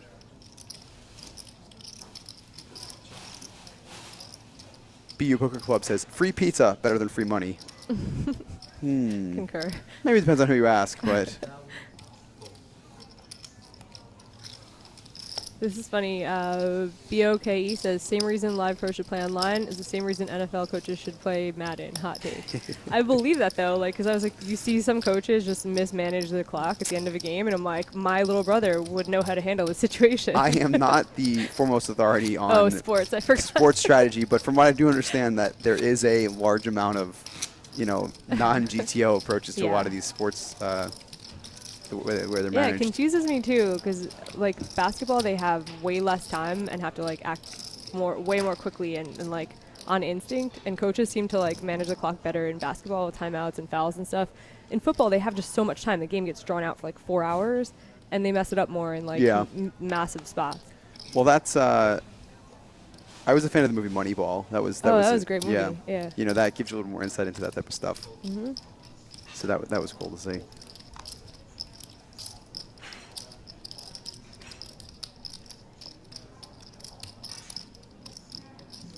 Oh, I've wrongly banned someone apparently. Oh. Well, sorry. They're back with a new screen name, so that worked Okay. amazingly well anyway. So. 210,000. Gag just drops that ban hammer so hard, and he asks questions later. He's just so No, I think we have like ruthless. one mod. Is Johnny Drama just doing nothing in our chat? So Okay, Shot Killer, if you look at my Twitter, I just retweeted that Dropbox WSOP link. I'm at Jamie Kerstetter. You don't have to follow me or anything. I'm not. You no, can just guys, go follow get us on it. Twitter. Okay. But yeah. She's at Jamie Kerstetter. Yeah. I'm at Gags30Poker. Our Twitter links are in the chat. So go get there. Yeah. Get on that, guys. Oh, you're welcome, 95 for Montana. Thanks for hanging out today, spending your time with us. It's definitely more fun to have people commenting in chat. We have some more stuff to talk about when there's like some slow action or something in the tank or whatever. Yeah, I mean this table's been, I mean, like I said, it's what we expected, but it's been a little slow just because of the deep stacks and the types of players. You know, it's interesting. The big names at these final tables tend to bring out the viewers. Everyone's like, oh, I want to watch Joe, I want to watch Kane, I You want to wanna watch learn Racer, I want to something, watch like, Sam. You know, yeah. and for me, I've had the most fun watching some of these final tables with 9 guys I've never heard of before. Because they're having When- fun and just like spazzing out and I stuff. mean, we had, I think, did you do the one with me? It was the opener, or maybe it was the Almighty, 2 series ago. It was, I mean, I've never seen a final table like this. The most insane, there were like 45 all-ins in like, like a 65 hands, something like that. Like every hand was an all-in. And it was just crazy. But that was a lot of fun, that final table. I kind of just want one or the other. I like this where like I'm gonna learn something watching these people play their hands. They're better than me. And then I also like the ones where people are just spazzing and going crazy. And you have a They're lot of just funny stuff to very talk about entertaining. because you're like, what is that guy thinking? Like you can Yeah. you'll never know. All right, who wants mod? Let's go. I can mod some people now. We need a couple more mods in this chat, apparently. Someone was asking me before. Raise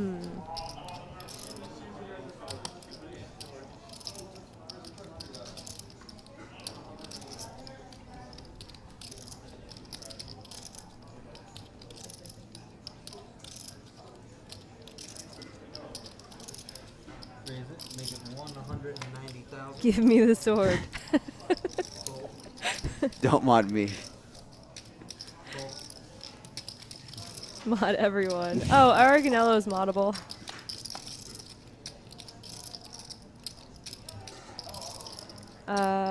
Otter Table is asking if we're going to play Scoop New Jersey. Yeah. I mean, I play primarily BorgataPoker.com. But, yeah, I mean, we get involved in, like, everything here. This is true. We get our foot in the water on a lot of these sites. I mean, it's great that there's multiple sites because it's like you can really make a living. Like, there are people who've, like, moved here because there's enough stuff to play. K. Russ says, Wade and Joe heads up. The heater versus the run good. We'll see. We will see. Oh, hi, Irene. So many You pay for my shout-outs in here shoes on today. Yeah. Twitch. What's going on? Commentators, it's Mike Gagliano, and I'm Jamie Kerstetter. Yeah, we need a link for that. Black Diamond asks, how have I not been verified on Twitter? Are you verified? You're not No. verified. What's the point? I don't know. No one knows. Yeah. You can't apply for it still, right? They just randomly do it. I think you apply for it. It was always super secret, I know. yeah, Like, there I was think no rhyme or reason why they I was did it or who they chose. asking people who did it, like, what are the perks? Because I was like, okay, I might want to get involved in this if it, like, filters out. Because, like, it would be cool if it filtered out some of, like, spammy things you I get. don't think it does. If it did that, I would do it. But, yeah, I don't really know. I think people just like the status symbol of having the check mark. Yeah, I think that's all it is. I think it's which, absolutely nothing. Hey, like, I'm going to be petty enough someday where I'm like, I think I need a blue check mark today. So no judgment. So we've raced near shove, and we don't get to see his cards, unfortunately. It looks like the blinds are Kirkland empty. Dan says that Simon Lamb is the best player here and he's underrated. I don't think he's underrated. I No, mean, everyone knows he's good. Yeah, especially those of us that have played with him for quite some time, definitely know that he's like quite good. I mean, he was always one of the guys that just was very good and just gave me trouble back in the days, online and stuff like that. I think he's a little underknown, perhaps. Not everybody knows who he is, but those that do know him, he's a crusher.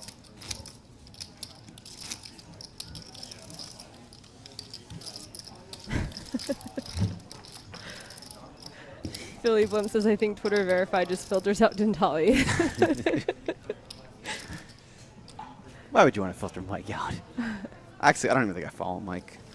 Shout out to Mike Natali if he's watching. Mike is a staple here at the Borgata.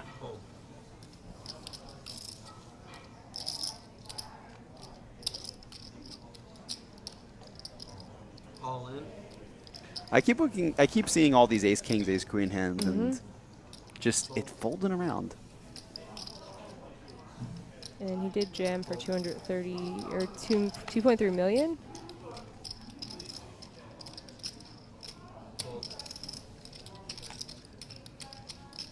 Wait, Ian's got. wait, what? Did he just open rip that? It's pretty crazy, right? No one opened? I mean, it's the graphics. Unless they're wrong, it's possible that someone's cards were just mucked and we didn't see it open. No, this seems right. This is the act because Joe's asking for a count. And Joe looks Right. very confused. I'll be interested to see if that's actually the right count because that's a huge shove. Joe calls. Yeah.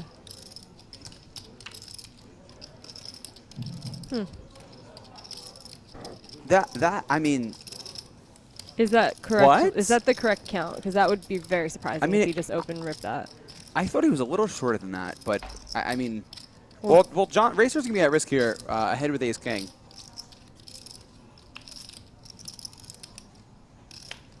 Some chop outs now for Joe, and 9 or 4 will chop it. No, that's not going to do it, though. John Racer's going to double up in a bit of an odd pot here. Let's double check these chip counts. I think they're accurate, honestly, because Joe seemed pretty confused looking at that. And are we still at 80 or do we go up to 100? No, we're still at 80. I mean, that's crazy. Yeah, 31 that's big a large, blind that's a open large jam. spot. I'm really confused by that.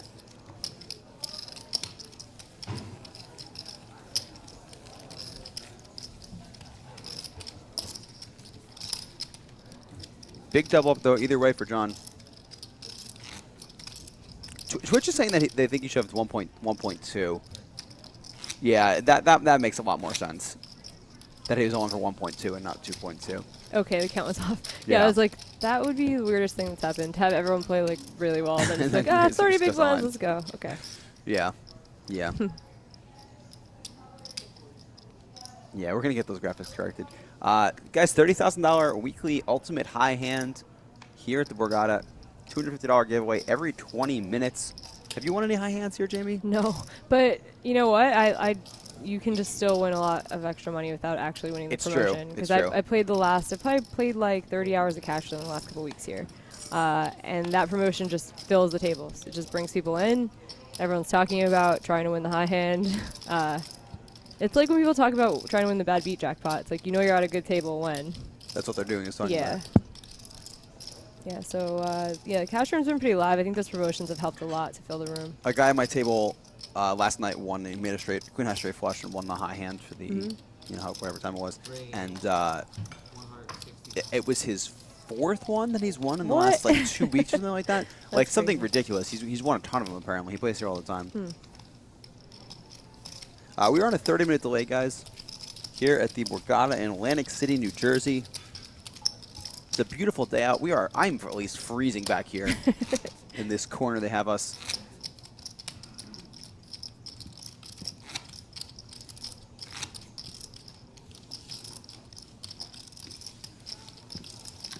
Would Joe call a 30 big blind shove? I would think probably not with ace queen, but I'm not positive.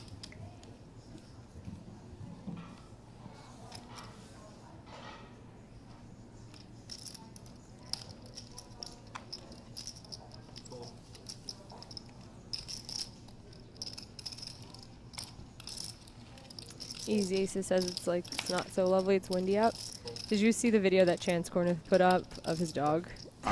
You know what I did? It's so cute. In the wind. I yeah. said it looked like a kite. He's walking his tiny little, it's probably like 15-pound dog, 20-pound dog, on a leash, and it looked like it was a kite because it was like blowing away. Like, it was really cute.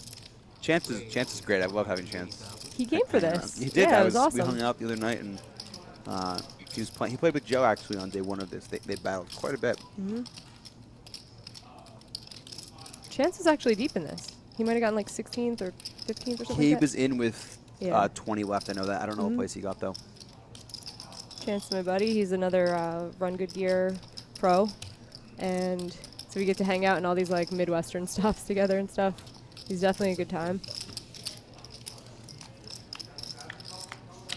So Joe opens the button, and Simon will defend out of the small. Check. It's not the best flop, but it's a pretty good flop for Simon. Second pair, best kicker, backdoor flush draw, backdoor straight draw. Not a board we're going to see Simon holding his hand on, at least. Let's put it that way. 160,000. Are you heading to Montreal? I am not. Okay. It should be a very cool tournament, but I don't believe I am. Are you? You said no. No, I think I'm gonna head to Baltimore. I didn't plan much ahead of this series. I've just been kind of like planning for WSOP, but then this is over, and I'm like, oh. You're itching. Yeah, You're itching. I want to You know, play. you got and to play a there's good fun stuff. series I here. mean, we live in a great spot. There's a lot of stuff close by to check out last minute. Everything else, like, I mean, look, if you live in the middle of the country, you're like planning your trips like 3 weeks ahead of time, right? Your flights and everything. Yeah. But Although I'll tell you there's what, a lot drivable. there's a lot out there now. Yeah. 380,000.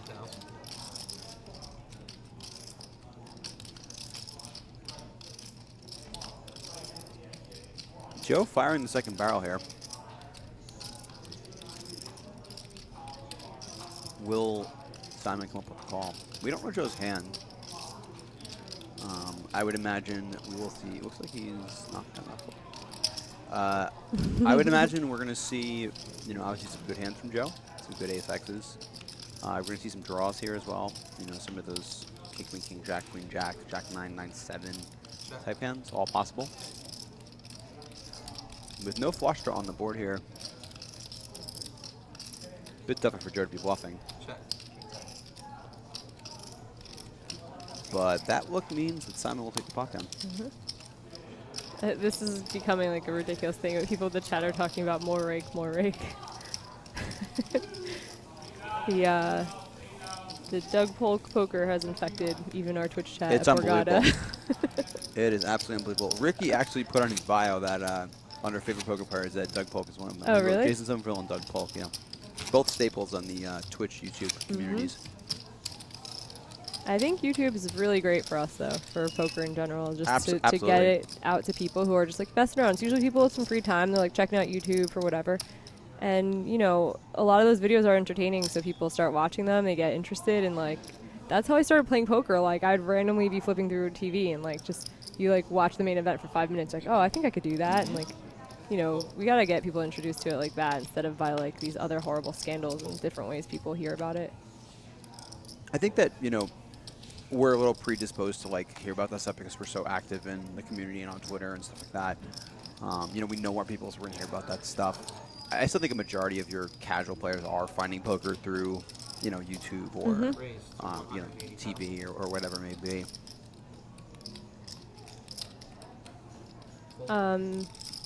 Okay, so if anybody was interested in watching Facebook Live instead, I'm not sure. I'm an old lady. I don't know what the merits of watching one over the other, but they did repost a new stream because there's a 4-hour limit, so you can check it out there if you're interested.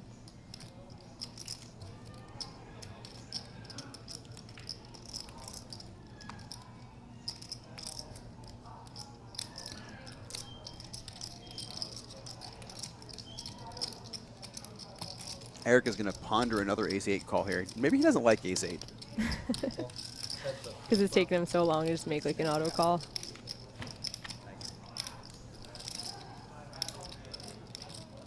He's going to like this flop better than the last one. Thank you. Joe is all, kings are ace magnets. Well, Oh, McKeon, clean living. Super clean living if the river's like a 6 or 7 too.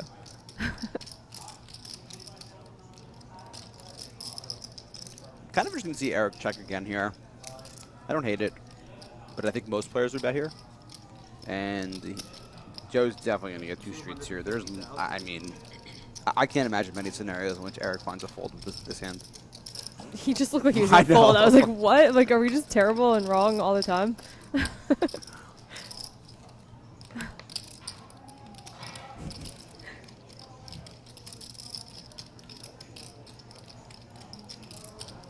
I would imagine Eric perhaps rechecking if he had a heart in his hand. That may factor into his decision making at all. You pay for my shoes, calling for the 8 river. She must not be a fan of Eric. Jeez. Max Payne. As if Eric having to lose 2 streets with top pair isn't enough. Although I don't think that honestly it would make that big of a difference. It would just go check back call either way. I don't think Eric seems like the type to maybe check raise or anything like that. Did you just raise? You know what? I think he put in too much. I think he Did put he in 350. accidentally raise? That's an accidental raise. It's more than half the bet. This is weird. Actually, 350 would not be a raise. It would, wouldn't it? No, it has to be 375. Oh, I thought he made it 125. Okay. I don't know what he put in there. He may have said raise.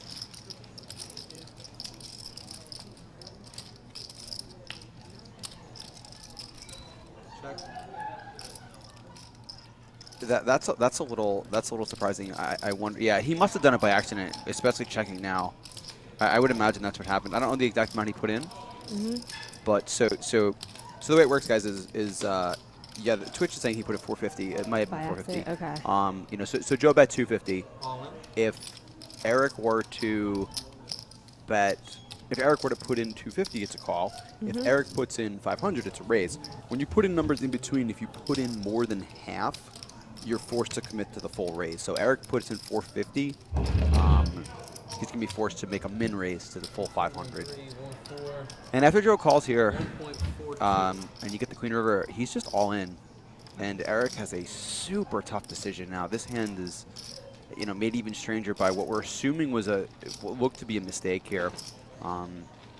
Joe all in for about pot. And it wouldn't shock me if Eric finds a call here. Tough decision.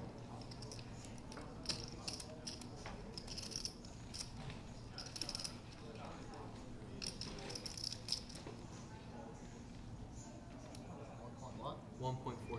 Thinking, does Joe have missed clubs? You know, could have Joe have checked the monster on the flop?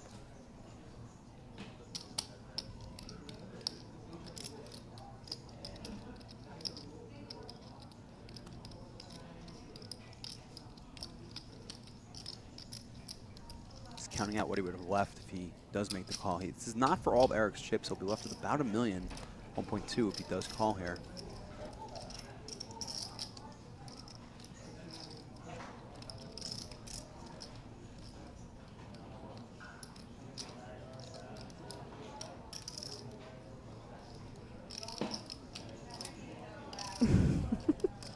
That's definitely readable.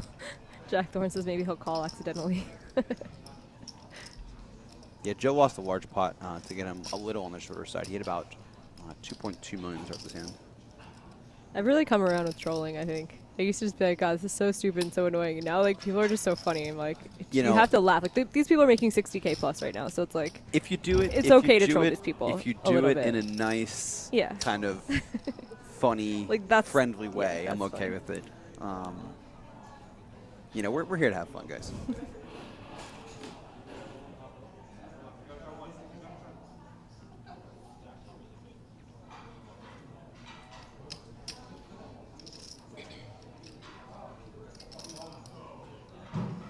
he's factoring right now. He's like, this is a rich guy, so he can be bluffing. This is true. This is true. The more money you have, the more likely you are to potentially bluff in these spots.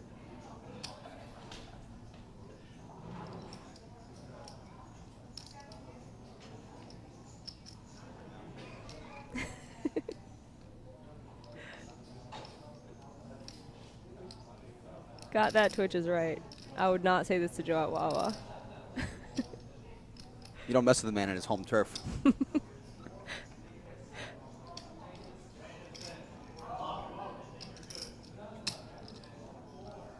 Gore Fresh says, does Joe ever shove a hand like 8-9 of clubs in the spot? You know, I think that he would, but the problem with exactly a hand like 8-9 is Joe did not bet the flop. Joe just checked back. Right. So I would think that most of the time a hand like 8-9 would bet the flop. So usually people take this kind of delayed line. It's usually showing me that the turn card somehow interacted with their hand.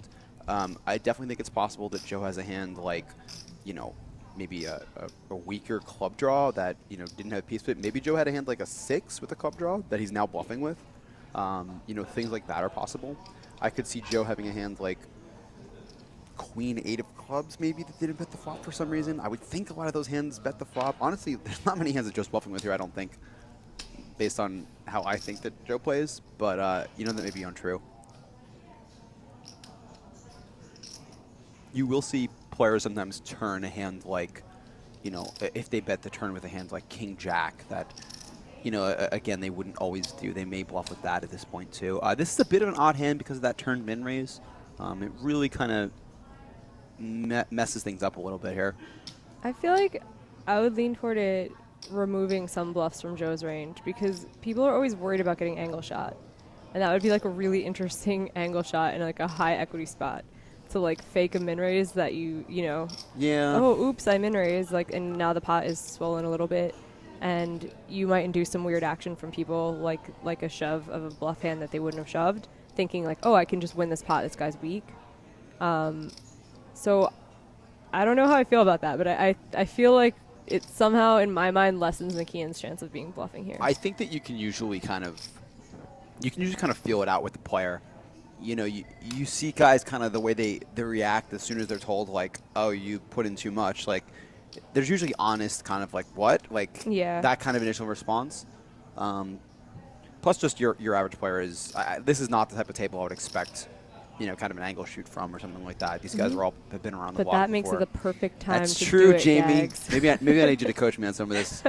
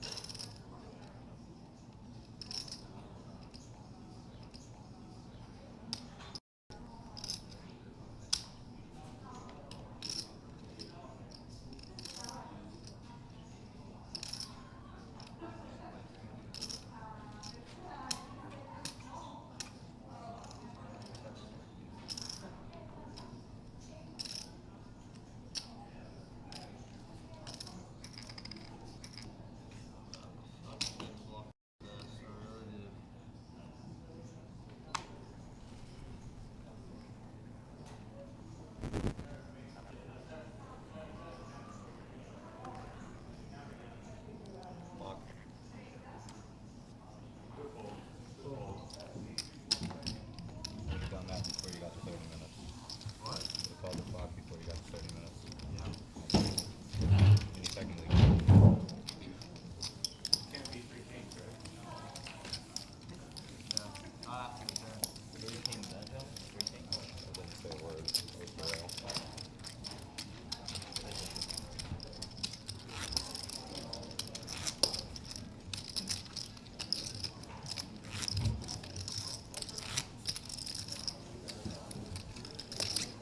I think we're back. Are we? I'm afraid to speak. Okay. Yeah, sorry guys. I wish I heard what you guys were hearing because it sounded like you said Mickey Mouse on LSD/robots. I mean, Yeah, I believe Joe called the clock, and Eric did find the fold. Okay. Joe does. I've been played with Joe several times where he does, and he has called clock on opponents. How do you feel about that? Do you ever call clock on your opponent? I mean, you know, generally, obviously, if someone's thinking forever, maybe you do. But what's your thoughts on calling it while you're in the hand? I'm never doing it in this spot. I mean, guys playing for tons of money, and it's just like a respect thing to like let someone make their decision. I know Joe has like different feelings about etiquette than me in spots like that. Like he might be doing it to goad his opponent into a call. There, you kind of like upset them. And they're like, all right, well, screw you, I call. I think there's something that can be said, just what you said, like it's a respect thing. I think that when someone takes an egregious amount of time, that they're sort of disrespecting the other players because. Listen, I almost always will agree with that, except not when like there's so much money on the line. Of course, I but feel at the like same it's time, okay to- there's money online. If you're a short stack in that Right. spot and you're like, you don't want the lines to go up. Now, It's granted, 90-minute levels though. this is perhaps not the best example of that, and I'm just just trying to play devil's advocate a bit. But I think that there are kind of reasonable amount of times. I mean, if you've thought about a hand for 6 or 7 minutes, the 8th or 9th minute is not really doing too much else for you usually. A lot of those times people kind of want to call and are trying to just give themselves the courage to stick the money in, and usually just doesn't happen in these types of big money situations. Very rarely does the clock wind down and somebody actually call in most of these spots. So that's why I don't think it's necessarily out of line. Personally, I hate calling the clock when I'm actually in the hand because I don't want to influence action one way or the other. But if I'm someone else at the table and it's been an extreme amount of time, I definitely will call clock. Definitely more lenient at these final table situations, like you mentioned. Yeah, I didn't think that was like too egregious yet, is what I was saying. Like, I would not have called the clock yet, personally. I just probably would have given because- him a little bit longer, yeah. Yeah, because it was a really weird hand. There was some stuff to think about, and it's for a lot of money, so. Yeah, I think I was watching one the other day with it was the one drop $1 million one, and Negreanu called the clock, and I was like, wow, he called the clock, and I was ready to like start hating on him, and I'm like, the other player at the table said, okay, he waited till it was 10 minutes. And I was like, okay, he literally watched the clock until it was 10 minutes. I'm like, that is not. Yeah. I mean, there's nothing you could say about that. Like, that's plenty of time to think about every single thing you want to think about. K-Kid says these graphics are great. Yeah, shout out to the production team here. They're doing a great job. Yes, we had a little bit of an audio glitch, but they fixed it quickly. And they've just been doing a great job in general here, so shout out to them. Eric, who was in the tank for so long, he's now hungry to the Twitch chat. He just got a menu and just ordered some food. He's not even sitting there right now.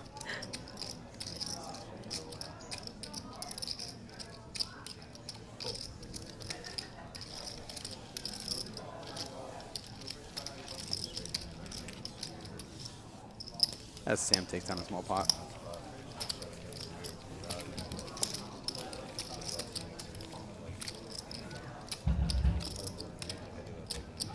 That was the real first post-flop fireworks that we've seen. Any of the big hands have all been pre-flop so far.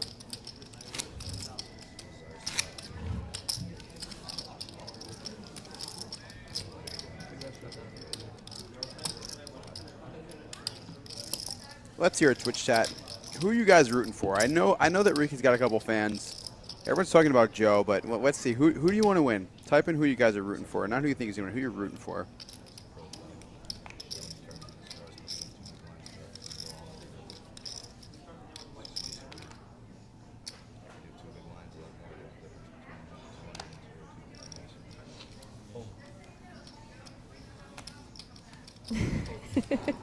He wasn't tanking. He was thinking about what to eat. Forgot he didn't fold. LOL.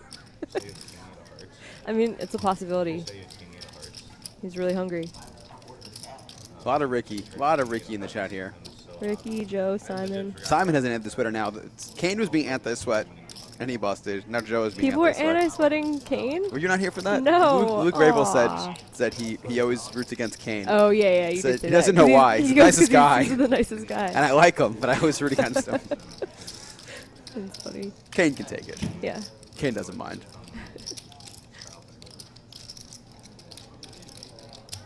No, I can't hear the table talk. Can you hear it? No. Yeah. No, we unfortunately don't have it in our Sorry, headsets. guys.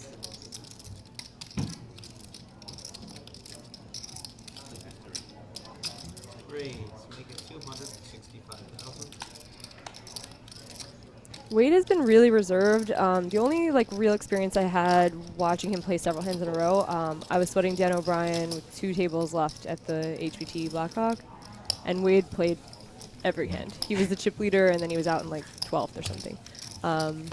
but I thought he was like crazy. I was like, oh my god, this kid's playing like every single hand, and then he's really reined it in here. I mean, it might be like lessons learned. Like, have they been playing for a very long time, he and his brother? I don't know. Because they seem to have like burst onto the scene this year. Like, they might just be like trial by fire every time they're like Yeah. down to a final table, like learning from their mistakes and stuff. But like, I mean, they're both just like showing up everywhere. Well, you have to making keep in tons of mind money. too, like, as you can see the distribution of chips here. Yeah, Racer's actually chip leader now after that double through Joe. It's crazy. This is, you know, these stacks are just still pretty even.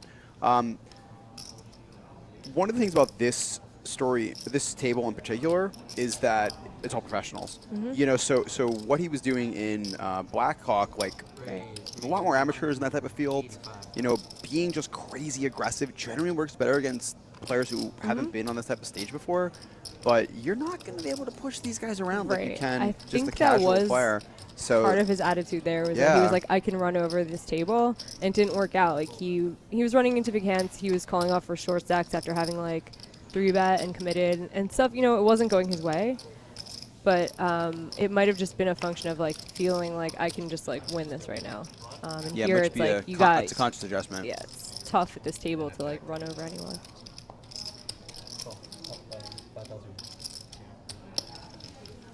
Sam will defend versus John's aces, and we'll take a flop.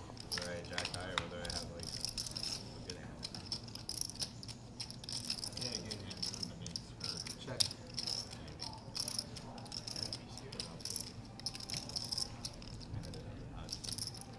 Got a better hand. Yeah, I didn't know. But I said ace four. Check. I wasn't sure what I was doing. See, John checked back the aces here. Pretty good play on this type of board.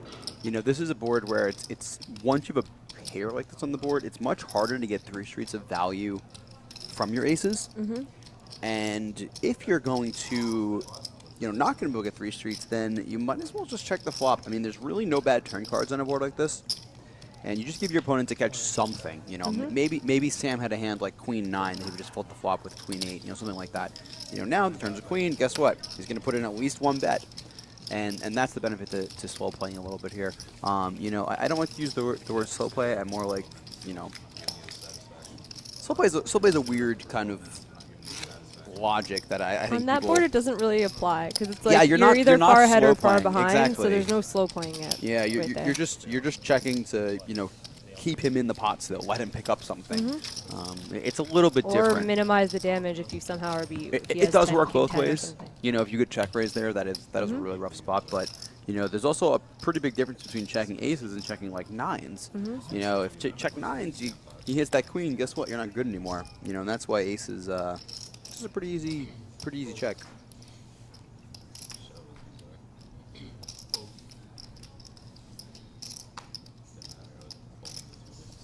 Yeah, Racing doesn't have, I think Twitch says right here, Racing does not have 4.5 million. I think our graphics are still incorrect on that. Because he just doesn't have that much in front of him here. Wade is still our chip leader then. Check raise says Slayer pulling a bracelet this year easily. I Let's like go predictions. Slayer. Yeah, I like those predictions when people are like, I think this summer this is gonna happen. I'm like, okay. It's like it's hard to predict with like WSOP events and stuff. It's just, I mean, there's a lot of bracelets to go around, but except for like the small field mixed games where you have like, you know, a decent idea of who could possibly dominate, it's hard to say. I can't be like, I think Gags is gonna win Colossus. Come on, Write it down. Jamie.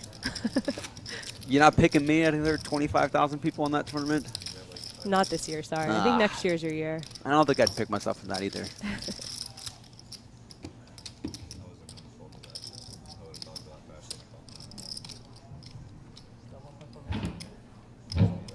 That's a spectacle, man. I can't believe that. I had ace queen. It's a good hand. Full. I got a loft, basically. I should. I had ace queen.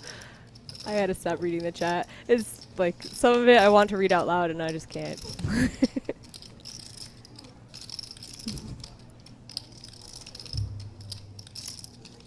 Yeah, we'll have the chip counts will be definitely correct at next break. We can visually count some stacks there, though.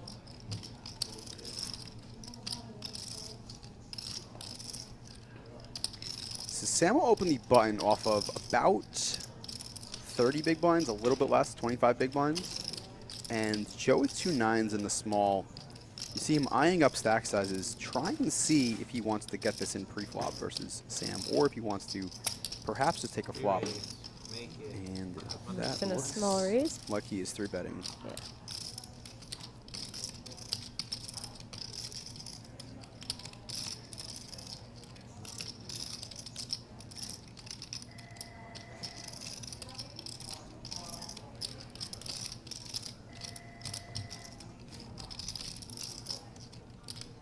Simon with 9-8 suited is not folded yet. This is a spot, if you're Simon, you're thinking, Joe, even if he's trying to get it in versus Sam, is in a tough spot if I 4-bet here with a lot of his hands. But he does let it go, as does Sam.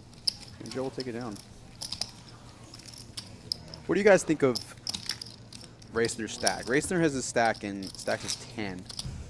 A couple comments were saying he stacks his chips like a fish. Someone else says that's the new standard. What do you guys think? You like the 10 stack or you a 20 stack? I made fun of someone for a 10 stack that, oh, it was Nick Palma. Ah, He Nick had him Palma. Yeah, in that's 10 pretty rough. stacks, and I was like, you are not old enough to do that yet. I mean, Racer's been in Florida like his whole life. Like, he's like an honorary retiree by now, True. right? So I think he can do that.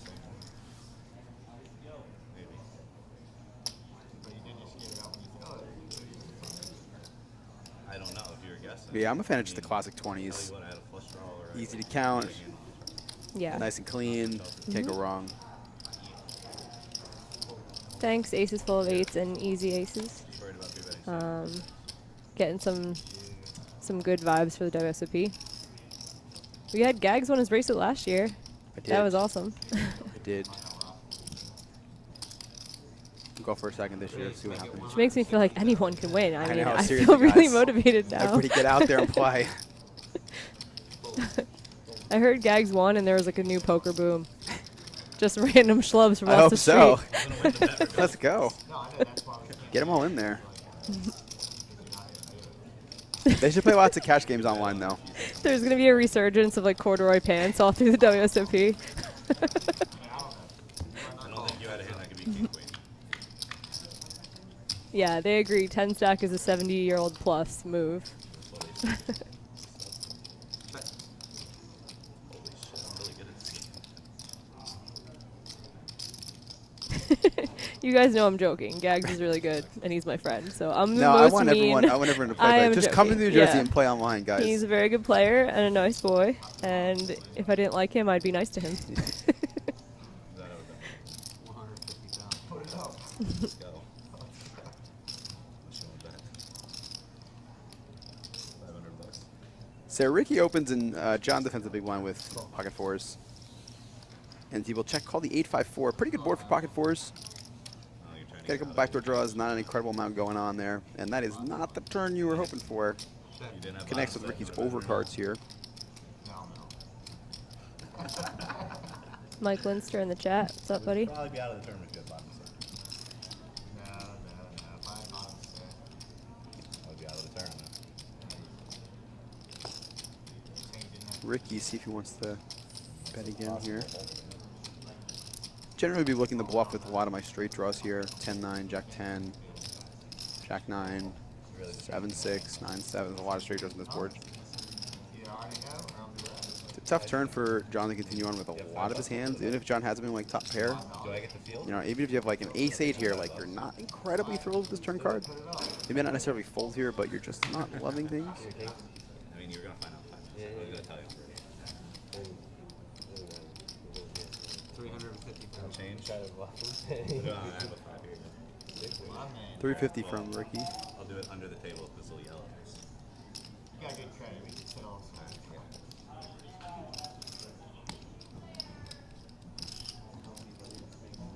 I'm going to expect the $10 back after break, by the way. Joe making a quick handoff some money there for some reason. Yeah. For actually winning the bet. Probably So- just ordered some Wawa. Yeah, seriously. Subject matter expert asks if any of these players are New Jersey players. Well, a couple are definitely staples here at the Borgata. As far as New Jersey Online, I know Joe has dabbled with New Jersey Online. He doesn't really play it too much. Other than that, I don't believe so. Simon, familiar face here with the Borgata. We had him at the final table in September. Ricky's been here a couple of times. We have Wade has played here for not a ton, though, right? I don't think I played with him here. About a year. Yeah. Yeah. Kane obviously was. Kane is here. busted, Kane but- plays on New Jersey online sites all the time. And I've seen Eric here. I played with Eric a couple times. I don't know if it was just this series or before that, but yeah, they both play, or he plays here. And then Sam's a New York guy. Yeah, Sam plays here a lot. Again, I don't know if he plays on the online sites, but he does play at the Borgata all the time. See, Brini asks, how many retweets for a date with Jamie? Oh my god. Gotta ask Chris about that. You mean Crouton? Yeah, Crouton's the one. He's like, don't break our home, Mom.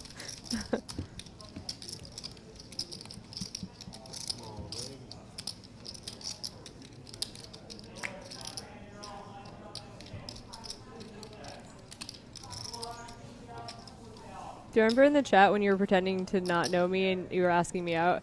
We're playing a cash game together, and he has a name that I wouldn't know on. It was on Party or Borgata. That was a You long got me time really ago. good because Jeez. we were playing against each other like 3 days in a row. And we're like chatting politely, whatever, talking about whatever. Then you're like, "Hey, if you want to like go get a drink right now or something," and I'm like, "Oh, it's got weird right now." And then it's like an hour later on Skype. I was he's like, way creepier than that. You were though. really. It was just- way creepier. Than It wasn't just that. something Yeah. normal like that. It was like I really like led into it slowly and like kind of was being nice about it, but kind of being a little creepy. Yeah, and then you went full creep mode Yeah, for she was, like, 5 afraid minutes, to- and I just stopped responding in the chat. It's on Skype like an hour later. He's like, "By the way, my screen name is." I was like, "Oh my god." Well played. That was when we first started here. Yeah. I want to take Ned Plimpton out to the shed. Yeah, that was good. I didn't think you had it in you to troll. Like that was like the long troll. That was good. It was, yeah. Those are the best kinds, aren't Yeah. they? You gotta really get people going. Yeah, Irene, you could ask me out. That's different. That's fine. So we have an interesting hand here. Wade opens under the gun, and Joe just calls with his 2 queens.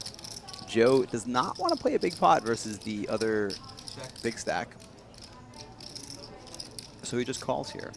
Interesting to see. You don't see this from every type of player. A lot of guys will look down at 2 queens and automatically want to 3-bet.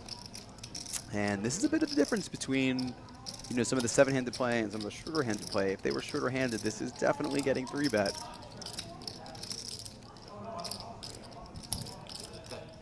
Not much of this board for anyone.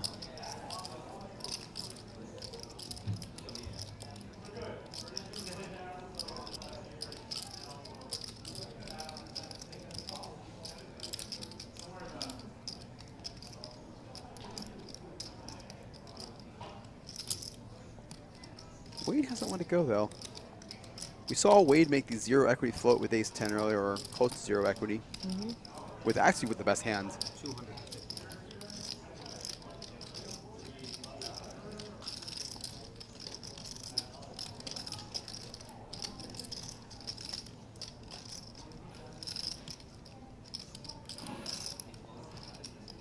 Yeah, he's gonna cut out a check raise here. 750? Raise. 725?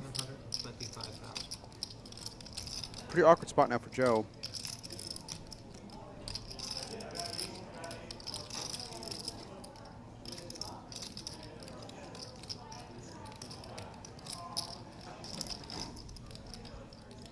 How do you want to proceed with your Joe? This is weird. It's a weird spot. Wade is the check raiser, not Eric. Or I think our Yeah. graphic is incorrect here. He does make the call, and Just he's going reassess to on play the a turn. turn? Yeah, I think Yeah. this is the way to do it. Yeah. Definitely a little afraid that Wade may have just flopped a monster here, flopped some sort of set. The club isn't a great card, but I generally don't expect Wade to check raise too many flush draws here. Except for maybe like the nut flush draw. Maybe. Even that, people are just Yeah. like so tend to lean towards betting that. I think that this card slows Wade down a lot because Joe can easily have a flush, and this is the problem with check raising a hand like Wade has, which again the graphic is incorrect. Wade has King Jack of Hearts. That is just not your hand has so little equity that on these types of cards you have to slow down. Pretty bad river for Joe. Yeah, I think that Wade can represent this. I think he's going to. I don't know if Joe is necessarily going to fold this, though. One of the problems with Joe having 2 queens is that, you know, if Wade was bluffing, you would hope he has a hand like king, queen, queen, jack, king, jack, and Joe blocks a lot of that. I don't know. Taking this line with ace, king, though, and just check raising flop is very strange. Wade is outside of the box, though.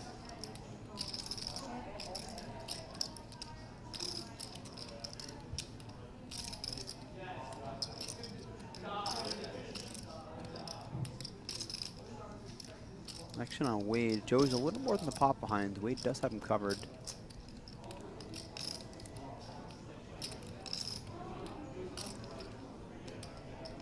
Wade's going to give it up, though. Joe loves that, and Joe's going to win the pot with a check.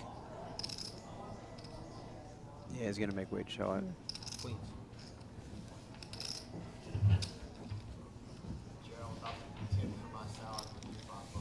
So Joe's going to take that down and move back up the leaderboard.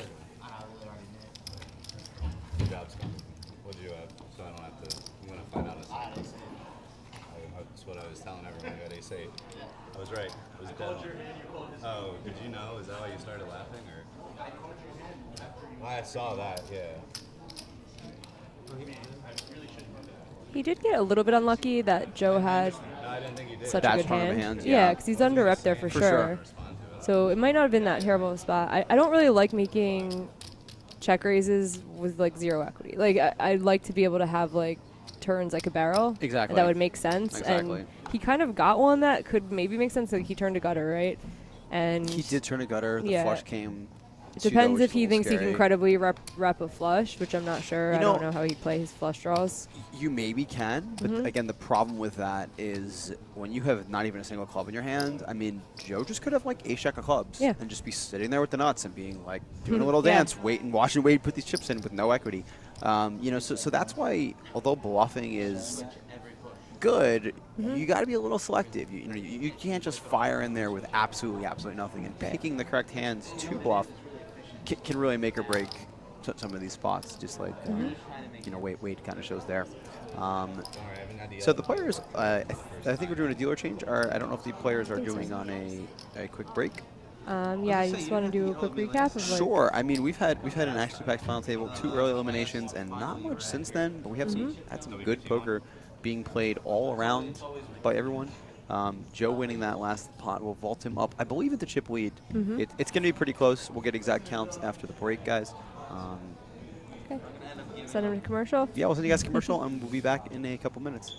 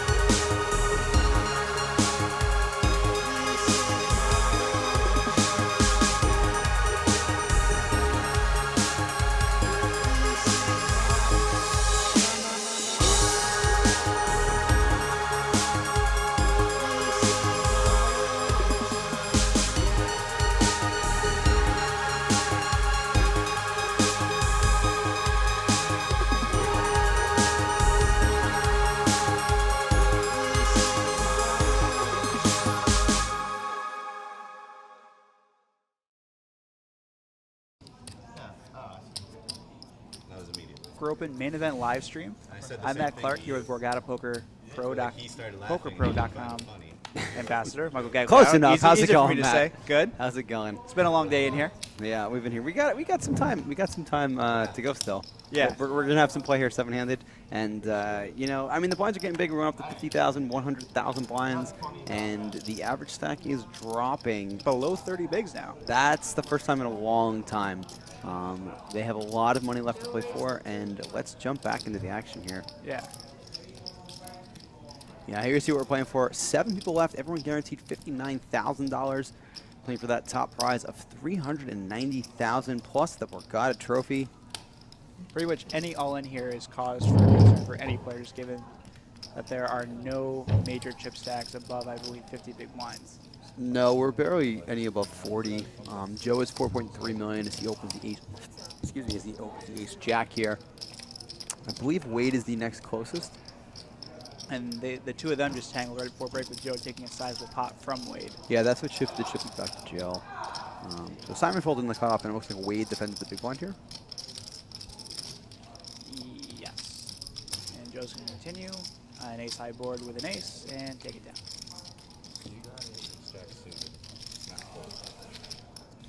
And this final table is the culmination of 4 days of poker that started, what was it, Sunday. $2,700 buy-in, $1 million prize pool guarantee, 670 entrants, and we came down the final 9 today. The only 2 eliminations, Eric Butt and Kane Callis, came as a result of a double elimination notched by Joe McKeon, who took the chip lead as a result. And since then, it has been some fantastic poker. We've seen a lot of guys in tough spots and make the right decision. We have. You know, we had some interesting hands. We had some kind of odd hands with that. What we believe was the misclick min raise on the turn there from Eric, but Tell me afterwards, at least. I'm just curious. Not like. And now we get to see how players are versed in their shove fold game. I would imagine that all of these guys are pretty strong there.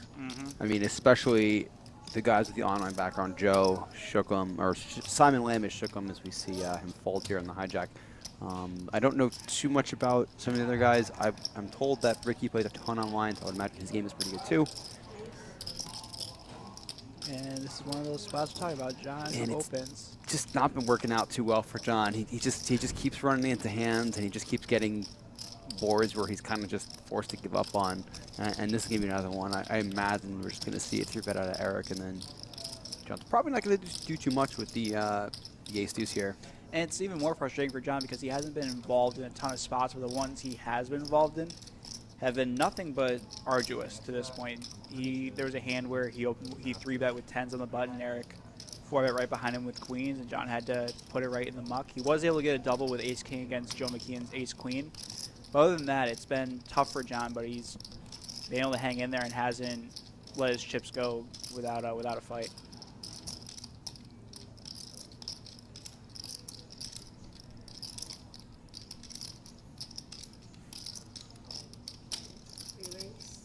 And there it goes with the 3-bet.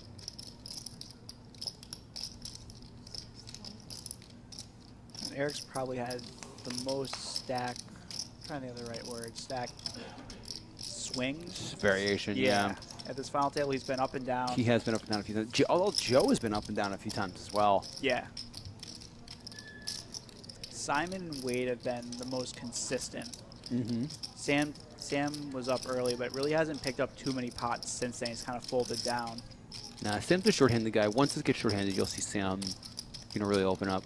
Yeah. Sam's played tremendously snug. He's Simon. Well, Sam Taylor also. Sam, you're talking about Sam. Thought you were talking. I'm looking at Simon, thinking Simon. Sam has played very well too. Yes, for sure. I misspoke. I'm looking at Simon Lamb here in the middle of this shot and not thinking about Sam for whatever reason. And now Racner's probably going to take his time and then find a fold. I mean, I got to imagine he's pretty Eric 3-betting and raising him every time. I mean, Eric has been pretty snug. He has made a few moves. He put in that check raise.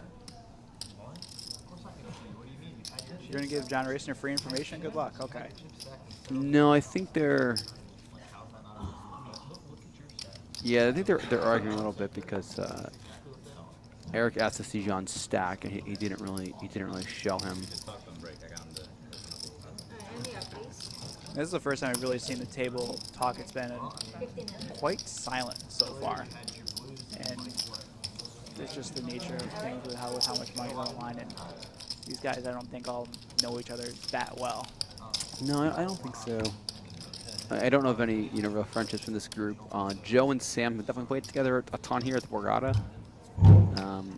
I would imagine that that's the closest friends they would be at this final table, but I wouldn't even say that they're that close. And when you were deep in the bracelet event that you won last year, you I said did. it was an experience that you weren't really used to just because there were so many people that you knew that were deep together. It was a pretty congenial atmosphere. My roommate that I was living with in Vegas got sixth, that I was literally sharing a room with, got sixth in that event. And of the other, final 18, I was like very good friends with like probably 8 of them, or very good poker friends. I mean, some of them more so than others, but known a lot of those guys for a long time, so it was definitely an interesting experience. It's different when you know the people. It's hard to take it as serious when you're playing for that much money, because you've joked with them for so long, and you've talked about hands and all the different types of stuff that you do with people that you know in poker, and yeah, it was just an odd experience. Yeah, I mean, Ricky's gonna move on here over Simon's Open. You can able to see the cards. It looks like he'll take the pot down. oh, he's got the kings, no problem.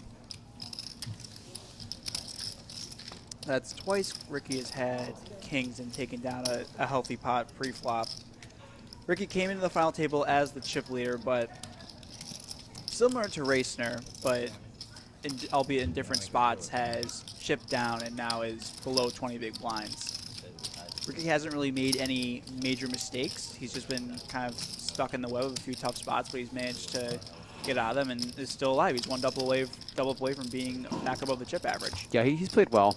He's had a couple of close spots. He's played a little tighter in a couple of spots than I think some players would, but overall, I think he's just done a very nice job at this final table so far. Card distribution aside, who do you think has played the best so far? I like a lot of the spots that Simon has chosen. Simon has just really been looked to open it up at a table that's playing pretty tight. And I said this earlier, that when you have a bunch of professionals like this and everybody kind of knows, like, oh, everyone knows I'm going to bluff sometimes, and you kind of tend to lean towards a tighter table overall, and if somebody comes out of the box and does get aggressive, they'll do well. And Simon's been taking that role with a few of his opens and a few of his 3-bets. It hasn't always worked out, but he's been in the right spot, and he's maintained the stack because of some of those opens. So I really like the way he's been playing. Honestly, everyone's played pretty well. There really hasn't been anyone that's made any like drastic mistakes. Wade's check raise with a king-jack is probably the most marginal thing that I've seen. But even that was, it was a good attempt to win the pot. If Joe didn't have a big pair there, Joe's gonna fold a lot of his hands. That was not even a live shot. I don't know what happened there. And you mentioned Ricky's play on the tighter side. He just folded deuces on the button. Do you approve of that, given his stack? Versus the... It was folded to him on the button, and he flicked the deuces. Just now? Yeah. Oh, I wouldn't have not folded that. I would have just shoved, I think. He's only got like 18 big blinds. It's a pretty good hand just to rip and try to take the blinds down.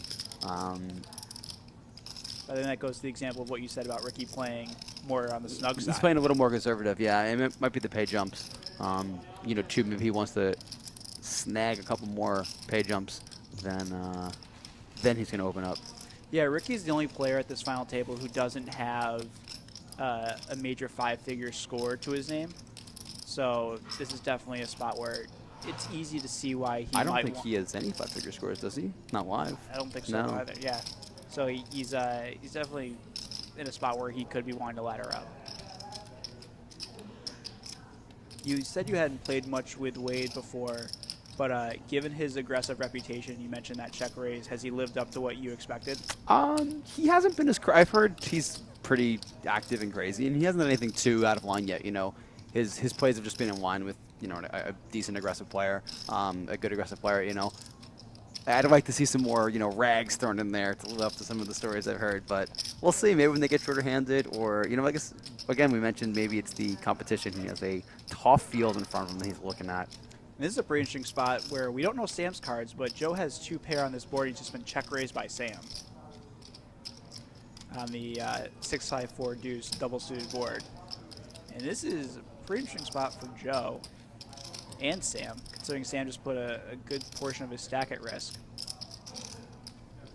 Based on your experience playing with Sam and what we've seen so far, is this a spot where you think he's pretty nutted? It's hard for Sam to be bluffing here. I mean, I don't particularly like Joe's bet on the turn. I mean, maybe you can bet with that hand. You do get called by some sixes here. But most of the hands that Sam's going to be bluffing with there would have just led the flop and he check called. So, you know, check call screams, I have something already, and then when they check raise the turn, it's most likely not a line that people take when they bluff. Luke Vrabel approves of Sam Taylor's play, so that's all we need. Thank you, Slay Dog. We were talking about Twitter earlier and where we can all find each other. You're at Gags 30, but Correct. The more Gags 30 poker. Gags 30 poker. Oh, I can't get the Gags 30 handle. I tried. When are we gonna see a new Twitter photo? Are you gonna just be in that hood forever? It's been that way for it's been in there for 8 years. Can we at least get That you? pic has been up since I made a Twitter account 8 years ago, I think.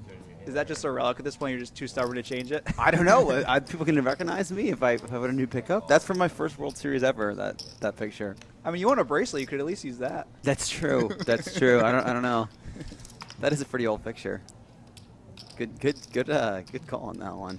I was actually thinking that the other day, like maybe I should change it, and then I was like, eh. What do you guys think? Should I change my Twitter picture, or should I just leave it Twitch chat? If you haven't taken a look at it, it's an epic hood on the Is Gags. it? Just crushing a day one of a 1K with blacks and blues. I'm gonna have to take a look. Yeah, that's it. That's from 2009. It's my first World Series ever. Clary changed it. They all want me to change it. Oh yeah, it's part of my Slayer life. says it's part of his life. All right. I do whatever Luke tells me. So if I can't change it, I won't. He says don't change it. I won't change it.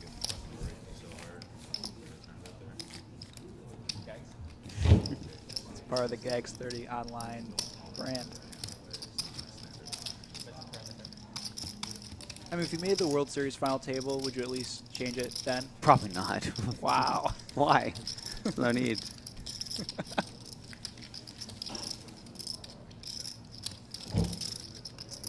Definitely some of these players are loosening up a bit. Joe's been talking a lot more. Yeah. I mean, they've been there for, what's it, close to 6 hours at this point? Yeah, about. Yeah, and they played together for a long time yesterday. So there's definitely something there. Well, I gotta say, Raciner, in the 3 days I've seen him play, I don't think he's really said anything. He doesn't speak very much when he plays. Yeah.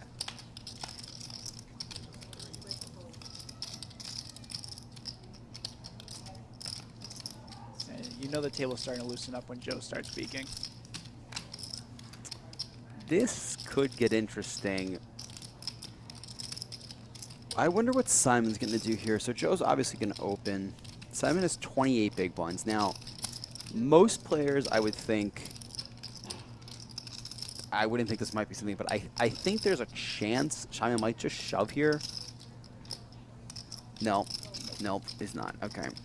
If he had a slightly fewer chips, I think that's what would happen. Joe's gonna be opening the button a lot, and Simon has a pair. Simon is also, you know, has more of an older school background. You know, he came up online in the days when people were making those shoves.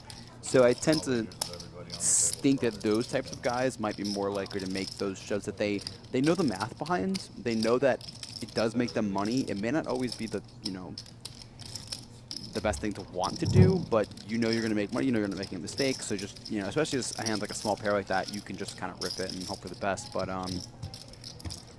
yeah, Simon takes I think a fine line just folds. I would usually just fold with the other first. I actually don't want to be, you know, busting with guys that only have 15, 18 big blinds. Yeah, the theme of this final table so far has been how closely the players are all bunched together. When we started, Ricky was the chip leader with 60 bigs, Eric Butt was the short stack with 25 bigs, and now we're in effectively similar version of that where the chip leader is Joe with 50 bigs and the two short stacks have 16 bigs each. And it's been really fun watching that type of poker today because we've seen some really interesting spots and guys have to make tough decisions.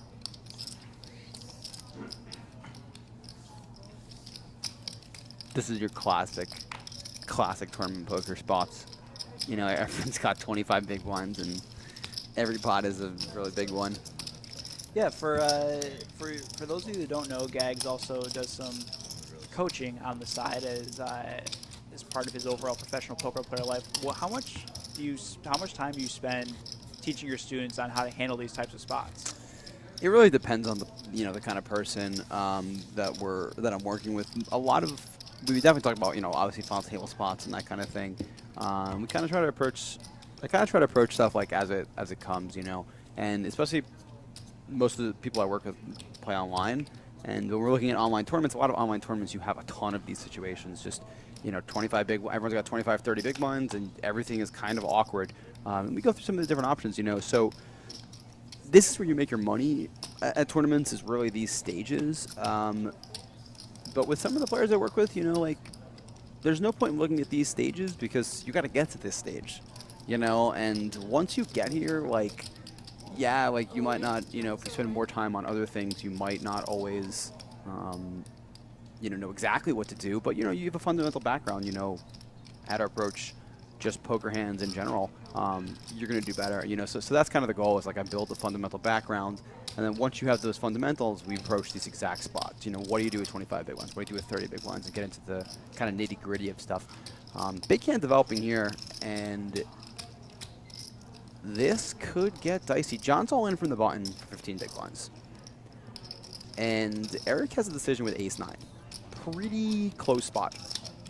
I could see him doing either calling or shoving. Again, though, little does he know that Wade is a hand behind him. Man. A lot of just waking up with hands here at this final table. Yeah, it started when Joe had the aces against King Jack and Ace King and eliminated the only two players at the final table so far. And if Eric gets out of the way, I can't imagine Wade will get the chips in very slow at all. Probably just drop them right in.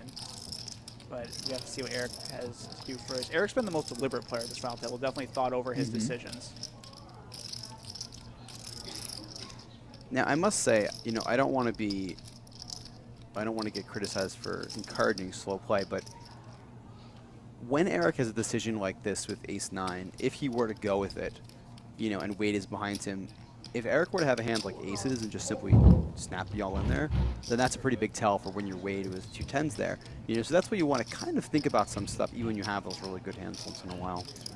Wade does make the quick call with 2 10s, and we're going to have a flip for a very large pot. If Wade wins, he will be the chip leader.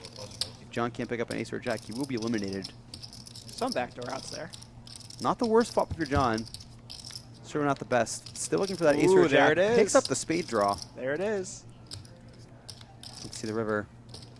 It's a brick. GG, John. And with that, John Raciner will be our 7th place finisher. He will pick up $59,000 for his efforts. Comment in Twitch chat earlier said that he's been playing really tight. I think he just didn't have, very good hands today, honestly. I think he did pretty well with what he was dealt. And sometimes that's the way it works. You just don't get any of the hands to hold up the right way, and you're quickly gone. Regardless, good run for John Raciner. Yeah, it's kind of a weird comment to say about someone who finished second in the main event, but he has gotten fairly unlucky in some big final table spots in the past, and I'm sure he wants to get that major victory sometime in the near future, but he'll have to wait until at least the World Series.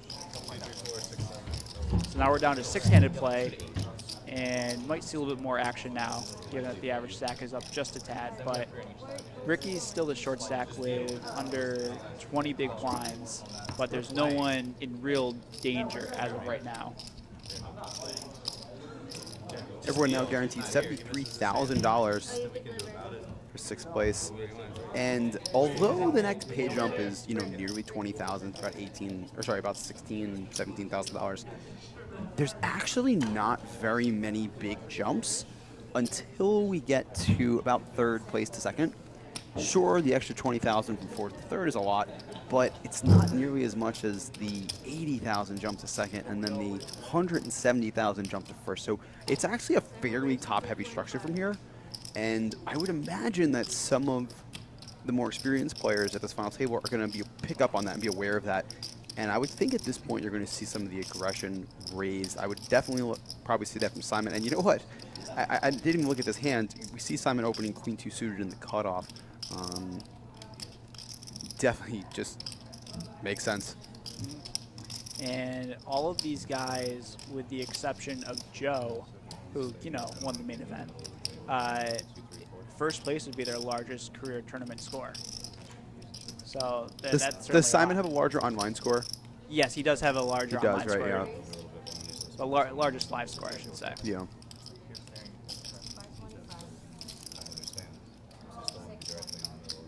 And Wade has been in this position quite a few times over the last few months and has closed out multiple tournaments, especially ones with Borgata, but this is obviously a whole different animal, just given the talented players in the field and also the first place money at stake. But when you play for a living, these are the spots, like you said, that you try to prepare for, because it's where the money is made. Exactly. And especially with the World Series of Poker coming up in just the summer in general, these pay jumps are worth multiple buy-ins for future events. Yeah.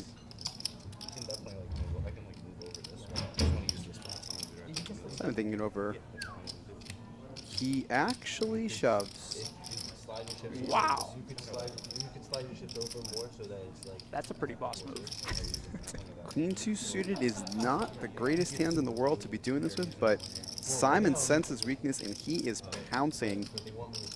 As we were talking about earlier about Simon picking his spots You know, correctly. I said he was going to up the aggression, but I didn't expect it to be in this manner. Eric has 3-bet a couple of times. In this scenario, it's difficult for Eric to have a ton of strong hands that want to get in for nearly 30 big blinds here. And Eric's had a lot of the time, too. It's not like he's shown up He with has nothing. had a few good hands, yeah. Perhaps this is a spot where Simon has picked up either timing or physical tells on Eric, and he just senses weakness based on that. I know you have a lot of an online background, but is that something you're looking for, especially at a final table like this? It depends on the player. Yeah, Eric's going to lay this one down. I mean, he's not going to 3-bet call ace-9. Nice hand, Simon. It depends on the player. You know, I'm definitely not, you know, a big live tell kind of guy. I just, You got 30 seconds. I'm not always confident in what I'm looking for. I'm not always confident in my reads, my live reads. You know, so I tend to just kind of try to focus on the hand because I feel like when I start looking for body language and looking for this and looking for that, that I kind of get in my own head and it makes me make weird decisions. But with that being said, you know, there are definitely player types, if you know, more recreational players that, man, you can tell sometimes these guys when they don't have a hand, when they look up with the hand, that kind of stuff. I'll tell you, the more stuff that I see is actually bet sizing tells rather than physical tells when they're, you know, opening or 3-betting different sizes, when they have good hands and when they're weak. That's definitely something that comes from online as well. Exactly. And I think that's why it's my stronger suit rather than the physical tells. Yeah. But applause to Simon for, regardless of the reason why he found the spot with the queen deuce, it seemed like he had thought it out pretty darn well. See Joe opening under the gun.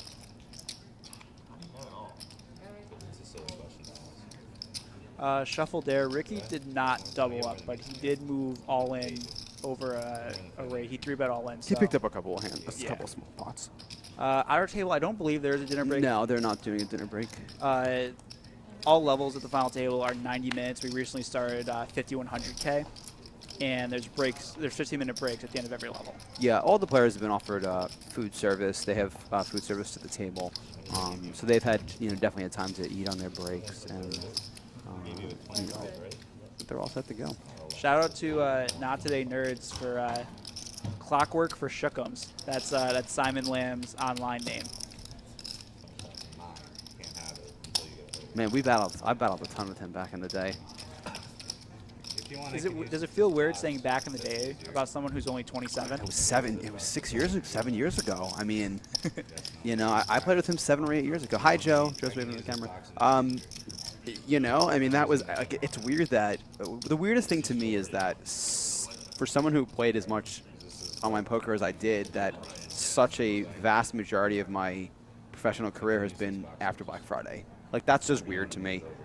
These are my cards right now. That world just doesn't exist anymore. I was such a big part of. I'll use after this hand. I'll use box 5. Yeah, I'm not sure what Eric's background is. I mean, I believe he's in his late 20s, early 30s, so he certainly could have played a lot online. Most of these guys, I would imagine, he did not have the online background because a lot of the guys that are a lot of the players that are lesser known just didn't play that much before Black Friday. Yeah. Basically, because they were just either not into the game as much. Because keep in mind, it was 6 or 7 years ago, so you had to be really into poker to put in a ton of volume back then. So yeah. Blind responding, we have Sam limping and Joe checking, and this is a flop that both of them are gonna get a little piece of here. Joe with the gutter, and Sam with the top pair. Joe's probably at least a coin flip here to rip the 8 on the turn or river. Interesting to see Sam check here. This goes along with the trend that we've seen a bit in these types of scenarios, is that when players bet, they tend to be very weak, and when they check, they tend to have or at least more playable hands. Especially in the scenario when Sam just limps, most of the players are looking to just lead a lot of flops. There it is. Well, there's the 8. Joe wins his coin flip. Joe has the effective nuts. And Sam is basically never going to have 10-9 here. He's not going to check call the flop with that.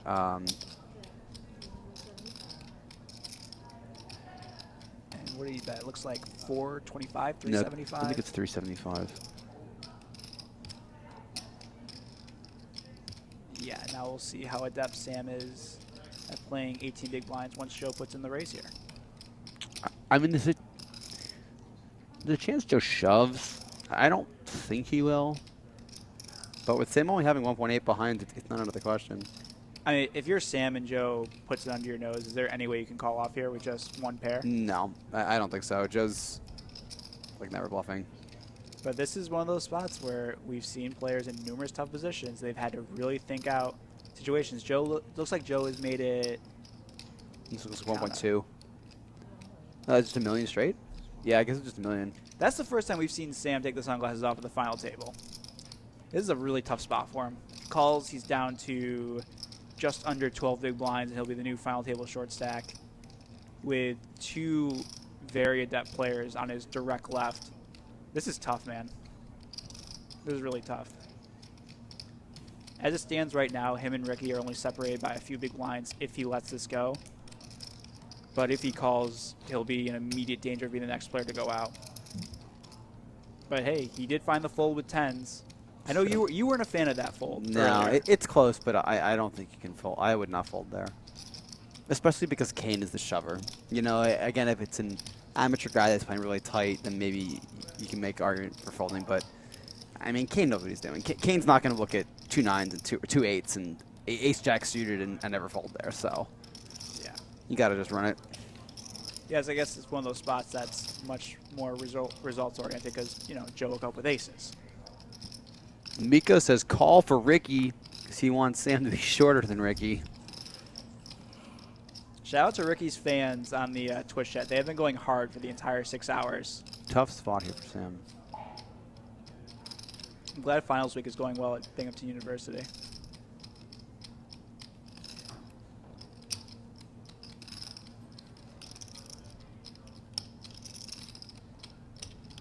Given your history with Joe, what would you be doing here?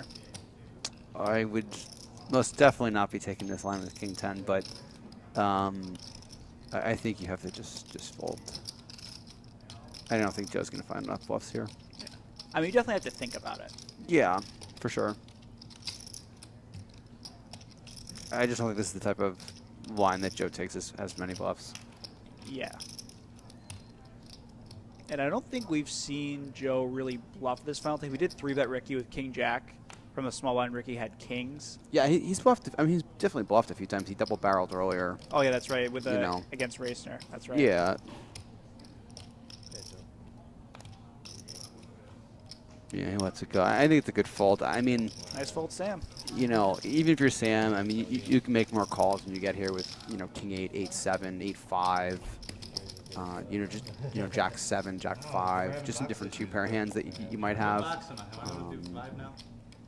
None of you guys are the fucking guy. Yeah, but to credit all these guys for remaining patient despite the fact that they've been put in a tough spot and not just being over it and just dropping the chips in. Because there's been a lot of thinking required at this final table. What box am I using now? Alright.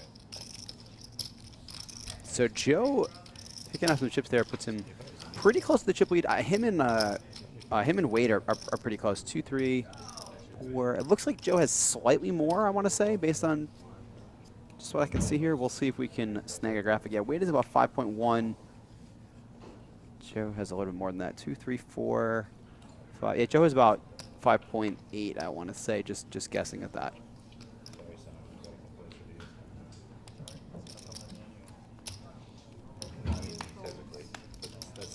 Sam picking up the big hand this time. So he makes the nice fold and he gets rewarded. Well, we haven't seen Joe's hand yet, Matt, so I'd be careful. Oh, that's true. Hold on now. Joe has a hand that could crack him. Joe's probably, what, at least 60-40 to flop 2-pair here? I wonder what Joe's going to do here. Yeah, he just folds. It's hard to flat with Shookum behind. I could see a shove here from Simon. Ace-8 is pretty good here versus a 17-18 big blind button open. I could see a flat. He's not going to fold this hand, let's put it that way. I always just am going to lean towards him taking the aggressive route because that's just the type of player he is, but let's see. Yeah, he just calls.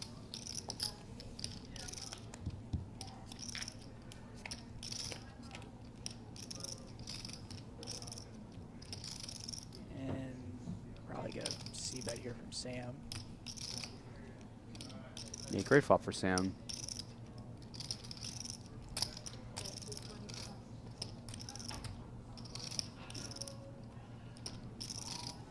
Yeah, given the stack sizes relative to the blinds, every situation is much more critical now, especially with the escalating payouts. And that Racner was our first elimination, and over level, we went the full 40K, 80K level without an elimination. Yeah, that's pretty uncommon at a final table like this. Yeah, this final table has definitely not been your average one, to say the least. Double bust out to start, full level without elimination, and Simon's going to take one off here. Yeah, I don't hate it. I'd prefer him having a club in his hand, but you obviously just can't always have one. Ace high will be the best hand here sometimes, as well as you have backdoor straight draw and your overcard. For your ace is obviously going to be good too a lot.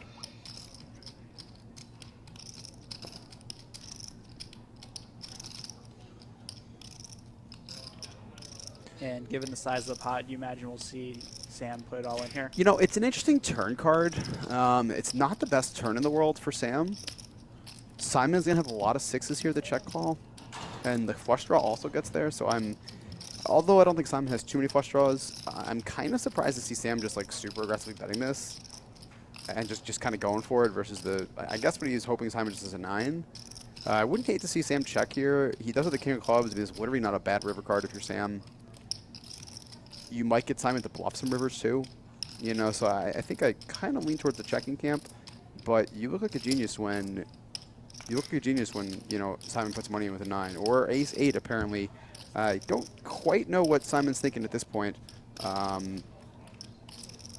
doesn't have a club.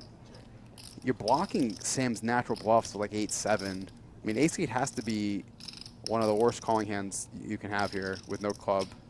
I mean, given how short Sam's stack was at the start of the hand, do you think he would still open those suited connectors? I don't see why not. He's the bot, and he's going to open some of them. He might not open every single one, but, I mean, he's getting dealt 8-7 suited. I can't see him just folding with 18 bigs, 19 bigs. And now Sam And has it's just the red quickly button. all in. I mean, this is just... I mean, I would not think Sam is bluffing, given this line on this board. That middle card pairing is really rough for Sam usually. Like, a lot of players are fairly scared to bluff into this. And Sam has had it every time he's put it in today.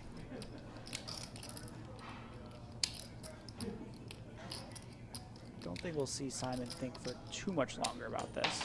Simon is thinking that Sam is representing a really big hand. Simon is thinking that Sam is more polar here, and that he basically has, probably a flush or nothing, I would think. He's probably thinking he's not doing this with a hand like jacks, tens, anything like that. I don't know. I don't see how he can find the call here.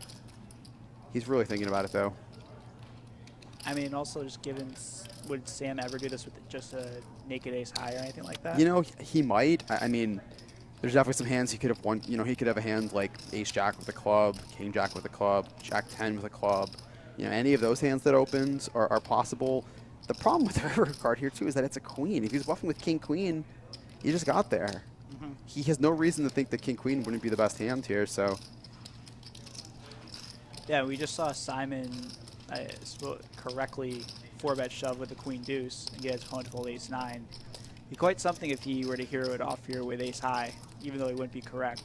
But I'd be interested to hear his thought process on why he decided to call. Yeah. Because he's obviously a very smart player, certainly has a reason for doing so, even if it's obviously incorrect given the spot.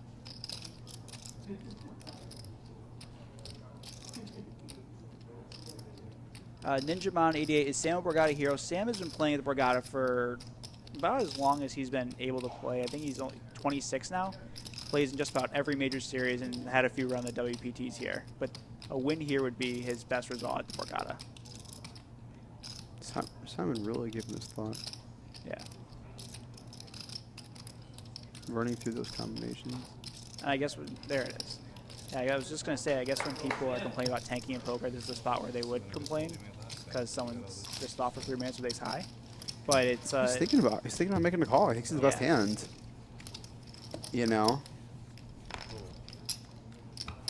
I will say I have played a large amount of poker, and I have not seen a lot of bluffs on the middle card pairing flush completing turn card.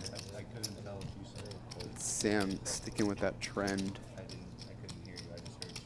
So Simon does not look happy that he folded that, man. He did not believe Sam there. it's okay, Simon. You made the right choice. So with Sam winning that pot, Ricky is definitely the short stack. Him and Sam were pretty close, but now Ricky is definitively the shortest. And Joe and Wade are separated by only 3 bigs, 54 and 51 bigs respectively. And as we've said, if Ricky's able to double through Joe, it just completely changes the final table.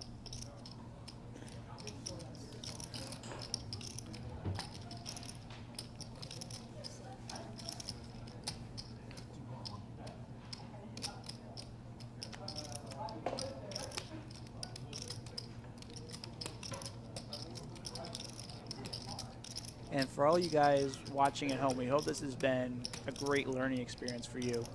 Just with the amount of really talented and diverse players at this final table, there's certainly a lot to learn from. And that's what's great about these live stream opportunities is to be able to learn from some of the best players in the world and hopefully be able to improve your game as well as a result, just because they don't come around too often. And just like I said, with a talented player like Joe, Simon, Wade, certainly a lot to be learned.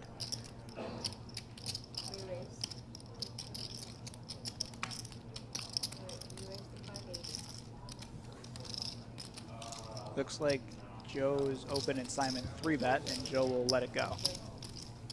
Here comes Simon.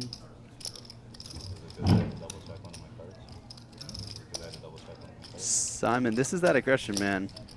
I gotta give myself credit for calling that one. See, that was one. Yeah, that was a nice call. And yeah, Joe opened with the 8-6, and Simon said, "Not on my watch, buddy." Yeah, this is it, man. This is the time that these guys are really gonna pick up the aggression here. There's just no reason not to. You're praying for the win now. Any of the laddering that you wanted to do, it's done. Does Simon have a lot of experience playing 6-max? Simon played, from what I understand, just high 6-empty back in the day. Okay. But he was extremely good at all of the short-handed ones. He was the crusher of all the short-handed ones. Bet Never Fold asks, or he says that they should stream some day one tables of these tournaments.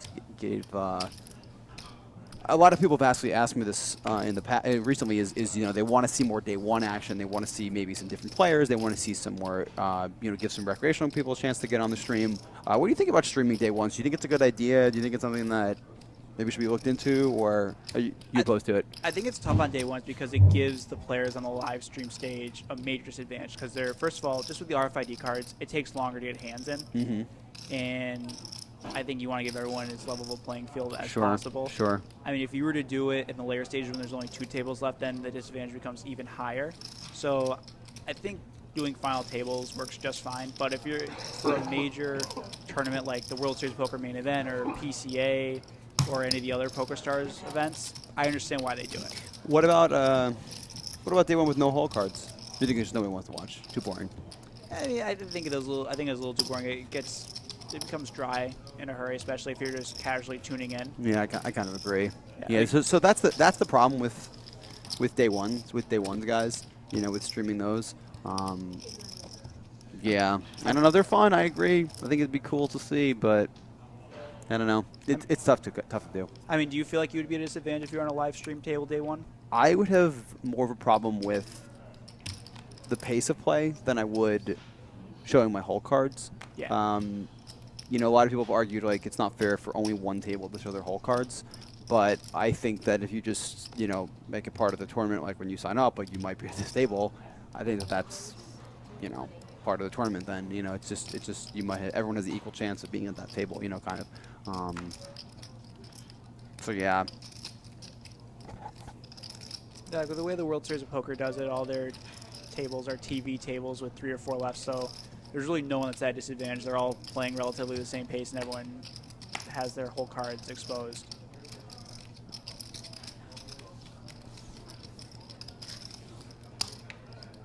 Yeah, bet never folds. Seeing high roller day ones, I think everyone wants to see that, but like even with those high buy-ins, I think players would even be more opposed to it just because of that pace of play thing, and also They play with each other a lot more. They definitely don't want to show their whole cards. Yeah. Day ones.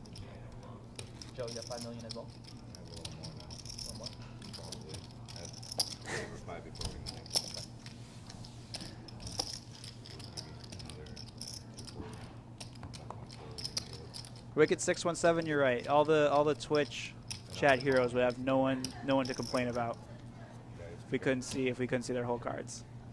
Because everyone on Twitch is a winning reg, right? You're not gonna take me out this hand, buddy. But hey, bet never fold. You get us for 12 hours, so at least there's that. In a fold, you certainly can't take me out. Maybe 12 hours. We'll see. Good spot for me to be in. I'm busting this hand. I'm not even risking it. Not gonna win. Pompey is asking you if He's you can asking- fire up the 10K. Yeah, he wants to double up, so he wants me to hop in.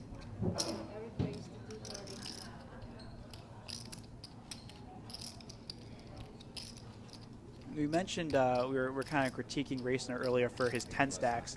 I gotta say, I think the 30 stacks of Eric are so much more annoying to have to count rather than just stacks at 10. But I understand why he's doing it. The 30 stacks. Who is 30 stacks? Eric, Does he? yeah, those aren't 20 stacks. They're not 30. I think they're 20s. No, because Wade has 20s, I don't think they're 30s. so they might be 25s. They're definitely not 20s, and they're not 40s. And the league is going to play for it. We can still leave like 40 feet to play. They're just making your opponents gradually have their cognitive awareness melt down by having to mentally count your chips. That's an advantage. You could also outplay people, but you could also do that. 4 million on the bottom. I can't tell. Red Sox Nice is calling you out, Gags. He says there's clearly not 20s. It's not 30s. I don't think they're 30s. See, just now we're debating how big his stacks are, but they're not 20s and they're, I guess, not 30s. They might just be something in between. Yeah. Maybe they are 30s. It's hard to see from here. No, they're clearly not 20. I never said they were 20s, guys. I said they weren't. I said they could be 40s. Gags, I know you're getting up there in age. You need glasses? I do. I have them in my bag. I just never wear them. Can't read the cards from one end of the table to the other. I don't know what Did you just happen to have your sunglasses with you in your backpack last year when you threw them on the final table? Yeah. The guy plans for everything. I don't have them now. They're in the car. Actually, they might have been in the car, and I think I had to get them last year. I don't remember. Those are some bright lights, though. Yeah, I actually wasn't over there this time yet.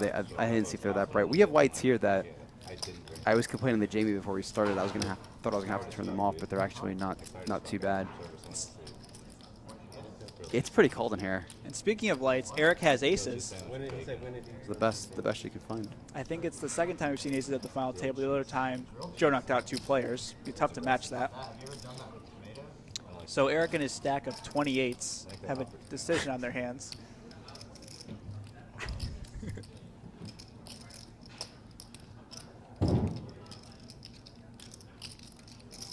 All right, Gags, here's a question for you from Keep Snoozing. How often should a winning poker player tournament cash? Winning poker tournament player cash? Anywhere from probably about 10-ish% to, no, it's got to be more than 10%. It's got to be like Sick brag. 50. What? What? It's got to be 10% on the low side. It's got to be somewhere between 12 and 25. It varies based on a number of things. It varies based on your style of play. It varies based on the types of tournaments you play, whether you play more deep stacked or shallow stacked. Depends if you're playing live or online.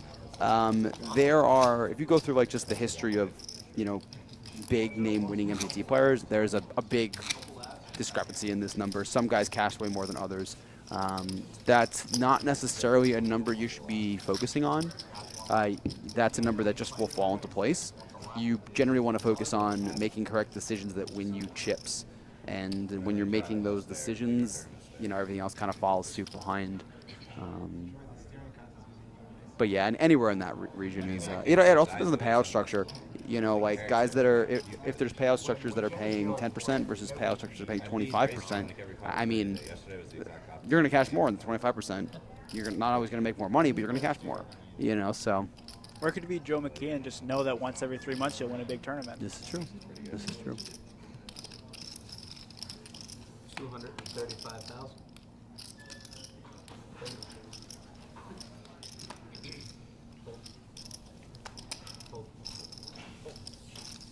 And just a bunch of small things that you learn watching these final tables. Joe's picked up a lot of Broadway cards in the small blind against just standard raises and just flicks it every time. The king tens, the queen jacks. Yep. Awkward hands to play out of position. Just flicks it in the muck and waits for the button.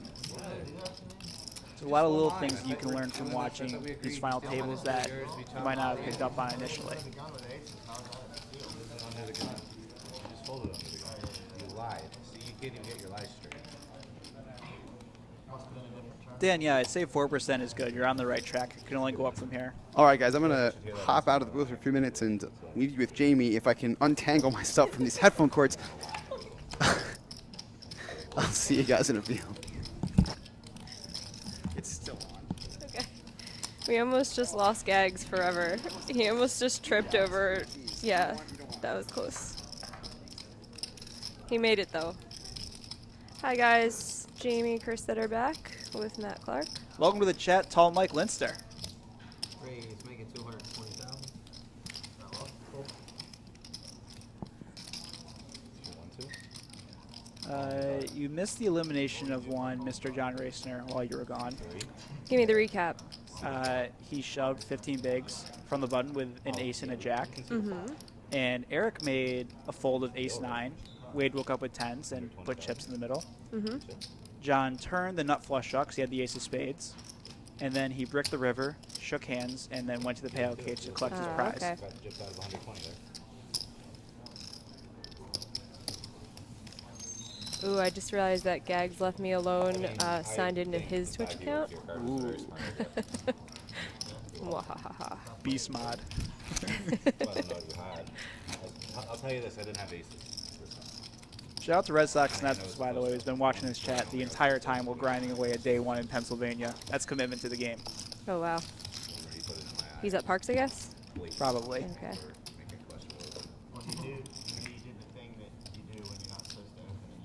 How hard is Bryn Kenny crushing right now? So hard.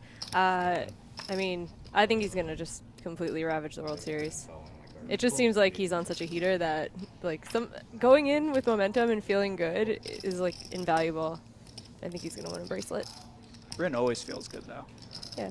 But he also like looks like he's in shape and stuff. I was like, you can just tell when someone's like feeling it and they just can't wait to play poker. Yeah.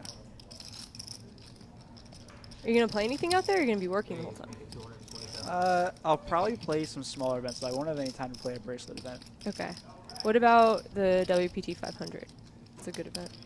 Maybe. That one's good for people who don't have a lot of time. You could do that turbo one in the morning of day 2 and just like go straight through day 2. You could win like 200K in like a day and a half if you do it that way. I'm not good at turbos though. I don't run really that well. The only bracelet event that I would really want to play is the 1500 Dealer's Choice. Oh, you know all the games? I do know all the games. Yeah, I don't. I would be Or- like, no limit hold'em. Or I think I know all the games. Yeah, I feel like a lot of people who play that event probably have the same feeling. But I do know all of the games, so I guess that gives me somewhat of an advantage. But I would just pick 5-card draw every time. Because if you're playing with mixed players, it's probably the one I play the least. Mm-hmm.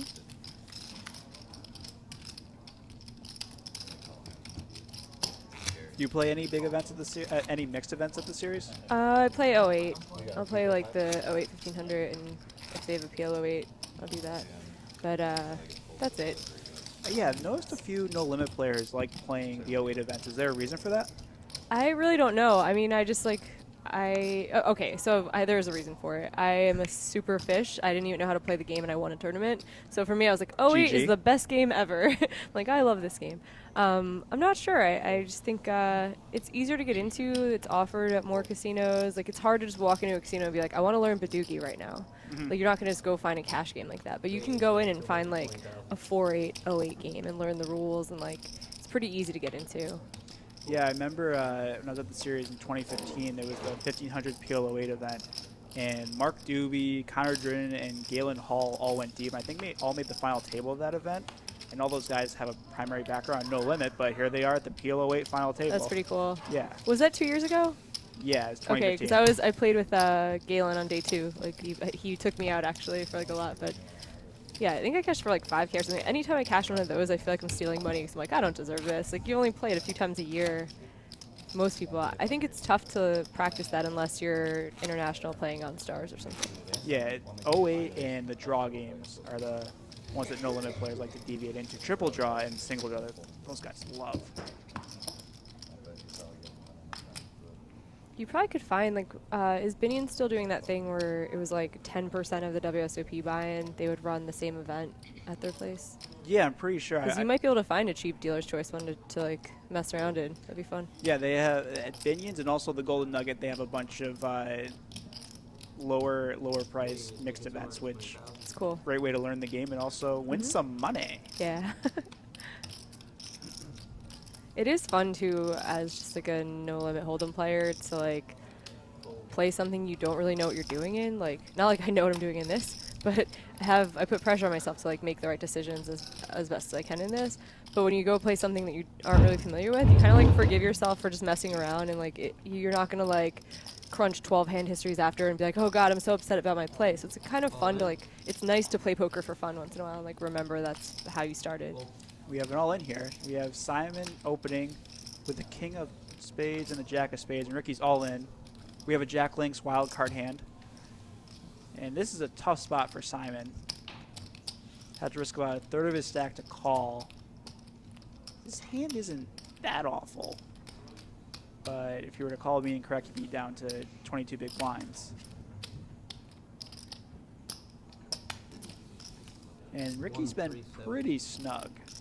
Very snug. I mean, he laid down the ace king that one. He didn't 3-bet the king queen from a cutoff open when he was in the small blind. So if he's getting fed these hands from a 30-minute delay, then yeah, it's a tough call. I mean, you have to really think about it. Yeah, I think while you stepped out, there was a hand where Ricky had 16 or 17 bigs on the button with deuces and just mucked it pre. Okay. To an open, to a no open. So I imagine Ricky has big ace or pretty good pocket pair here, just given how he's played so far. And we got a call. And Ricky has the, we'll see in one moment.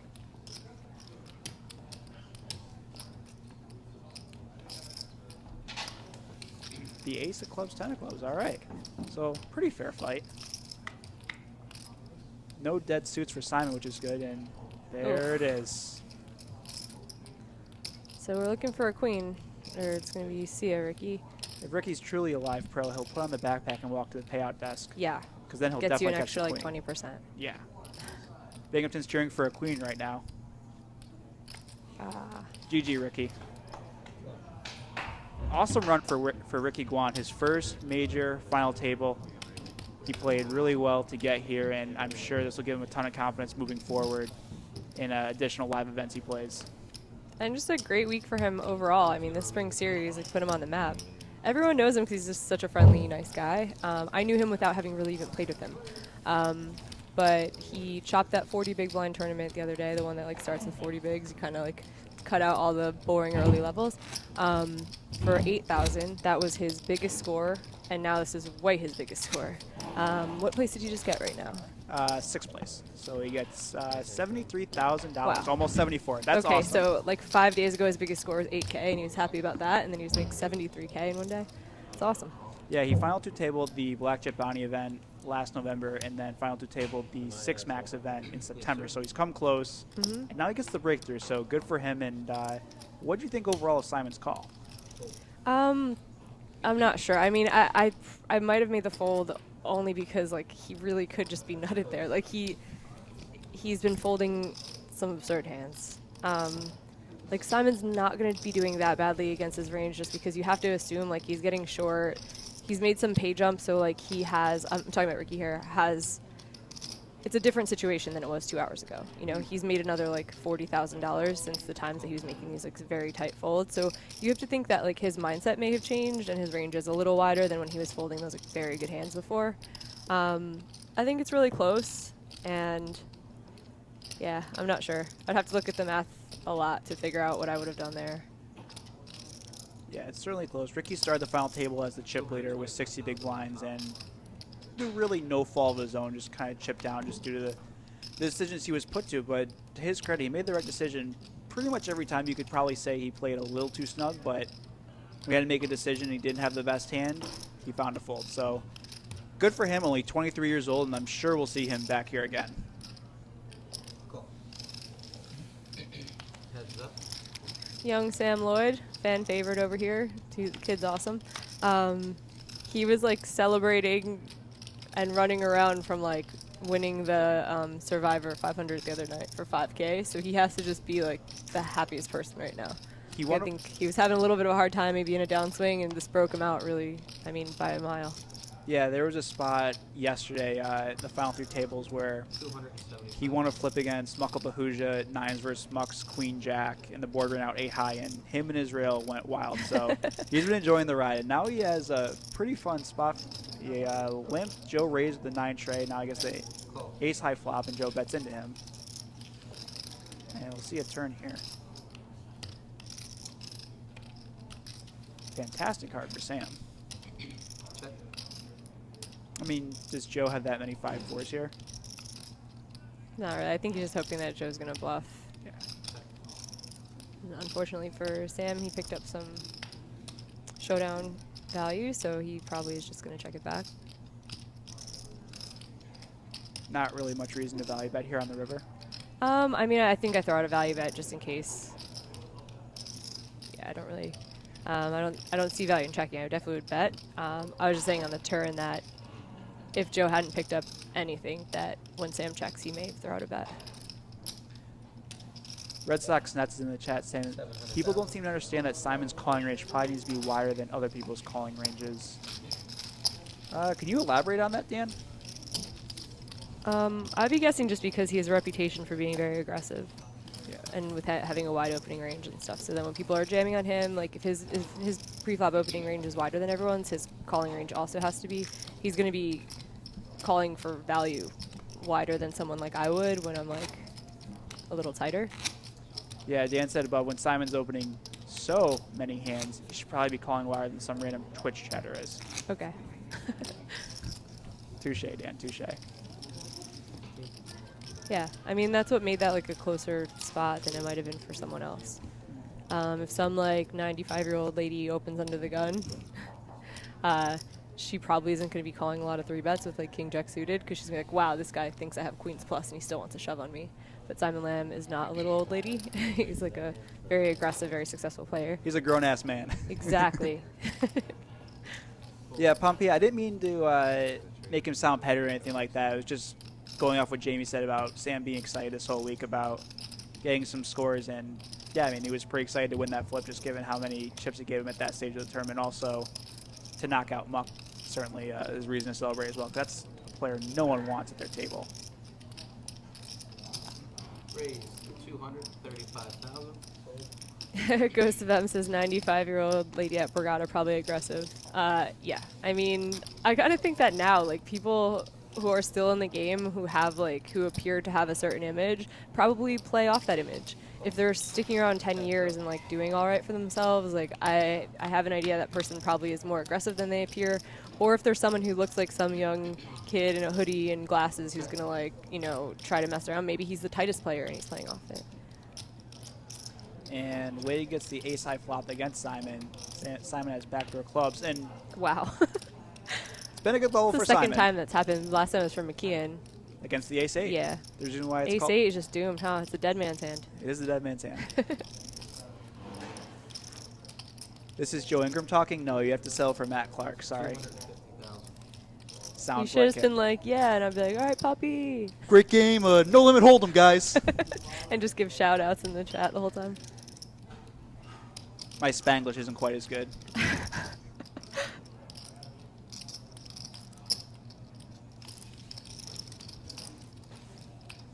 And these two guys pretty even stack, so That's Simon, not a good card for Simon to be making a bunch of money on this river. yeah.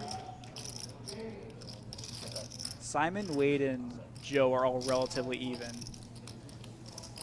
with Eric and Sam on the lower end of things now. So we get a new dynamic now because those three guys are all between 40 and 50 big blinds, and Eric and Sam are both below, I believe it's somewhere between 25 and 30. I'll have to double check the graphics the next time the cards get dealt out.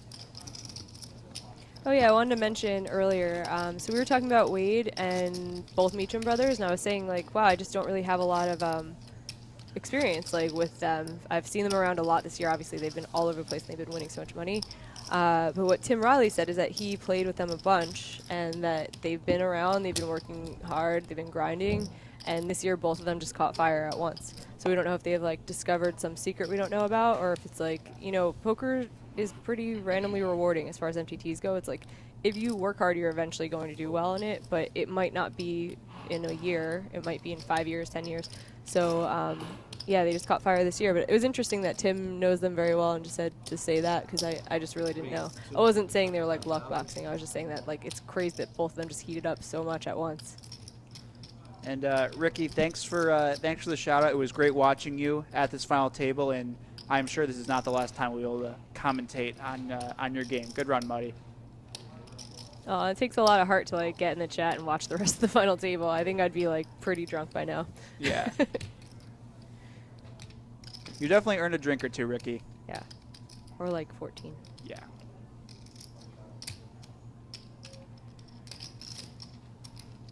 Yeah, I've seen the Meachams play since August of 2016. Every time I see them, they seem like they're always adding something new to their game. So to your point about working hard, getting in the lab, so to speak, they do that. Mm-hmm.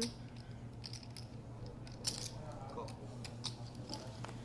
3 players for the flop. And we got Eric defending here off of a 20 big blind stack with the 5 tray. Don't know Sam's cards. You see Joe has the 8s. Check. Check.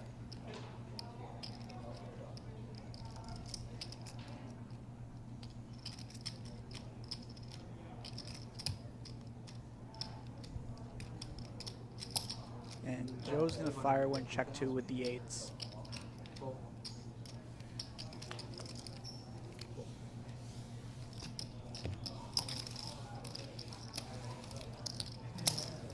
And Joe picks up a nice pot. Put him back up to 50 big blinds.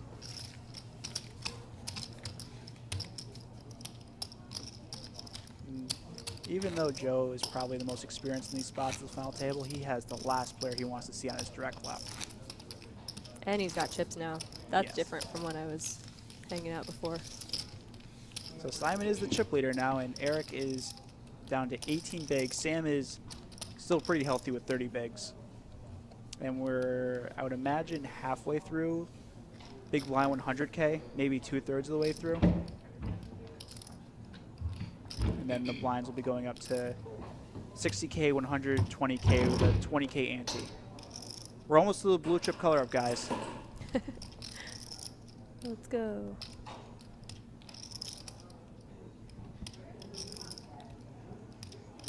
Raise the 220,000.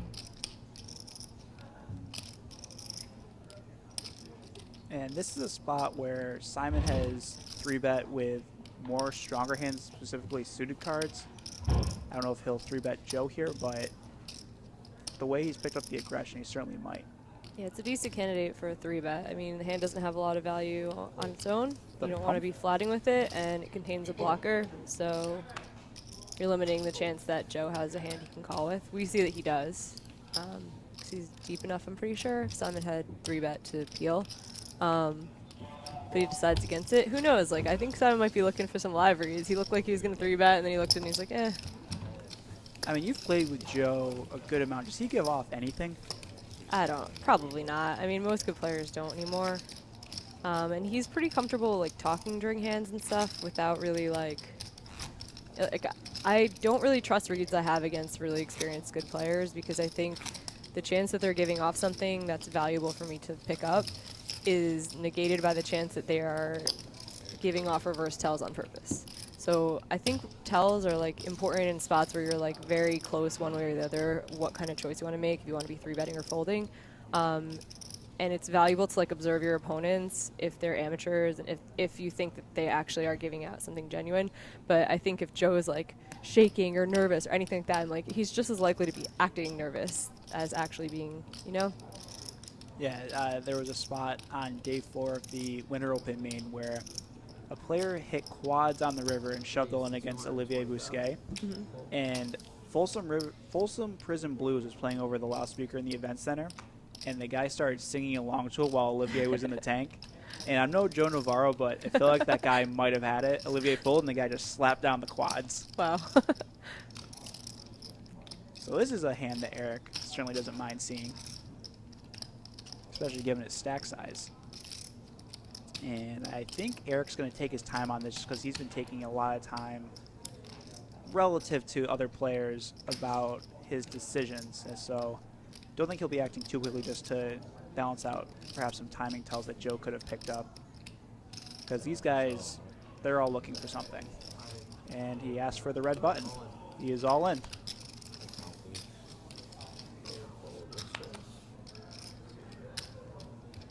Eric, what are you doing? You think I'm stealing? We have our own Joe Navarro in the chat with the bad beat slayer saying this guy looks so nutted right now. This is no fun spot. I'm gonna hand to Simon and let him make the decision. I don't know. I put him on like second nutted. 1765. Yep.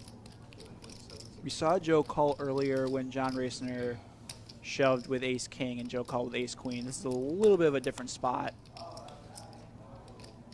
It's pretty tough for Joe to call here. He's got to like his stack size right now and probably doesn't want to get into a flip. And Eric's had it a lot. Good answer. Well, yeah, Luke, he is wearing basically a blanket with his hoodie and sweatpants. I think Joe should just troll people and wear a Snuggie next time he plays. I mean, I don't hate it. It's poker. I think the debate about like looking nice and stuff is like, yeah, like good hygiene is important, and if you're gonna be on something that's like televised to mainstream media and stuff, where like you know, outside sponsors might be interested in all this stuff that could like really help the game, then yeah, like put on a button-down shirt. You could do it. Like Sam Taylor's doing it. He's usually so lax and he like looks nice. But you know, for like day-to-day poker, if he wants to wear a Snuggie, I fully support his decision too. It's all about comfort, folks. Yep. And it's about not having a job. It's great, you know? So celebrate it while you can. Because, like, sometimes you might have to, like, go wear a suit. And I don't know. I think it's fine. I just think, yeah, when you're going to be on TV or something, that maybe you should step up your game. Yeah, remember the World Series of Poker? Where they used to have the nuts segment. Yeah. How great would it be if we got Antonio or someone who's poker fashion forward to take Joe suit shopping? It would be funny. And I Jo- don't think he would go. And Joe's called, And Joe has called. All right. so he's in a coin flip here, at least with how he runs A, against a Eric. McKeon coin flip. Sam's folded 1 ace. And great flop for Eric. Joe has minimal backdoor outs. Actually, he doesn't because he would have He full says Jack house. Jack. Yeah.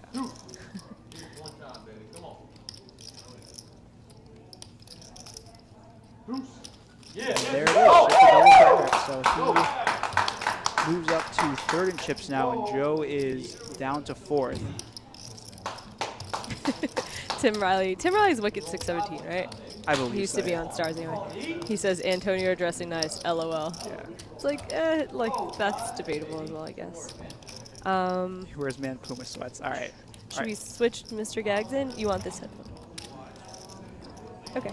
Oh, okay. Yeah, it's time for the real experts to hop back in. Fake Joe Ingram needs to go. All right. Bye, Matt. Thank you. Hey guys. It's good to be back. I see Eric doubling up here. And we lost Ricky, I believe. Yep. How did he bust? Was it an exciting? He was Simon pretty made short. a tough call off with King Jack suited and beat his Ace 10 of clubs. I see. Yeah, I Simon see. opened and then called off. Okay, that one's me. Trying to get these. We'll figure this out by the end of the night.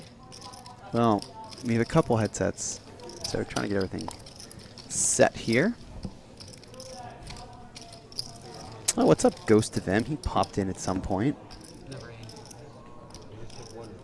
I kind of miss doing Twitch streaming once in a while because I miss the people. Like No one's- there would be 20 regulars or so who would just Always be come there. say hi. No one's tell me about stopping their you, lives. Jamie. Oh no, I'm good. Pop back on there. Everyone would love to have you. Get a little crouton action going. Yeah, I mean that would have been the highlight.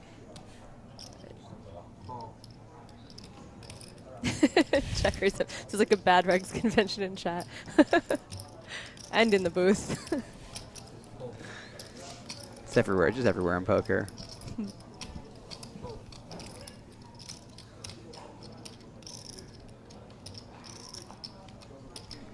So Simon is the chip leader now, I see.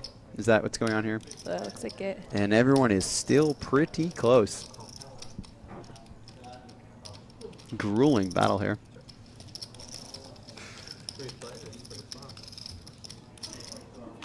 Kind of surprised to see Simon limping. Is this the first time he's limped, or has he started doing this? I think so. I haven't seen it. Yeah.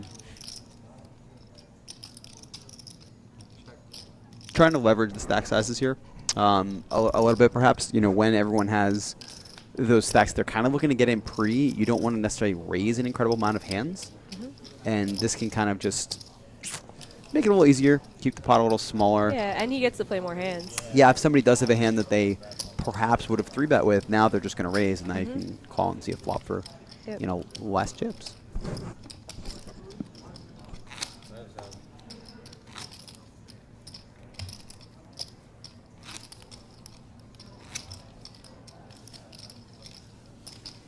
Tap out Taz says there needs to be a casino in North Jersey.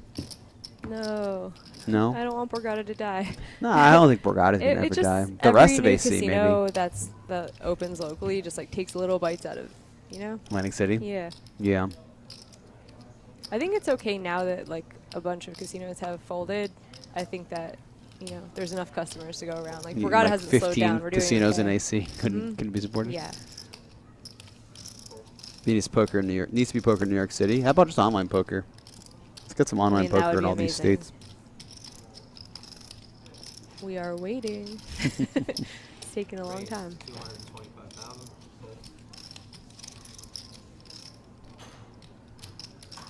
Yeah, Ghost of M. Yeah, you're right. The North Jersey casino option was voted down. It didn't even come close. It didn't come close. And they even had deals where it was it was going to give 3 years of some kind of payment to Atlantic City. The racing industry too, right?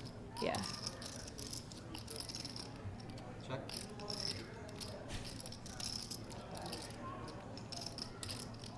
Not much at this spot for Simon. 225,000. And we'll take it down. Fun fact: one of Crouton's uncles has a piece of Sam Taylor. Oh. So I got a little. Is he here? Is he here watching? Uh-huh. I saw Sam has a big rail out there, rooting him on. Actually, Yeah. a couple of these, pretty much all these guys have pretty decent sized rails there.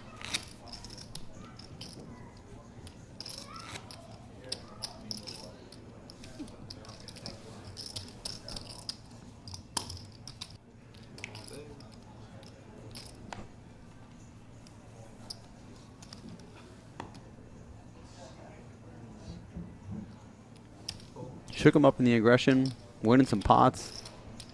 Tough to beat at this point. I was gonna say at some point, you know, it was gonna be a thought in Joe's head, like, should I have called him earlier? Yeah, you know, and that's, you know, that's why I say some of those spots when you have a chance to knock some of these players out, even, you know, it doesn't look like the best spot in the world. I mean, it wouldn't have been amazing, but man, if Joe wins that pot, Joe's just gonna win this tournament he's so in trouble. often. So often. He's gonna have so many chips, and he's gonna knock out the Yeah, it's like it's a probably really the second best player, arguably the second close best player. decisions. It's like, yeah, but now he is down to 5 players. Like his chances are very good still of winning. True, but it's much It's a tougher harder with road. Yep. Shook him with all those chips on his left. I say, when I say second best, I make under the assumption that Joe thinks he's the best, which may or may course he not be does. true, but But it may not be true. Have you met Joe? Joe will tell you if he thinks someone's better than him, but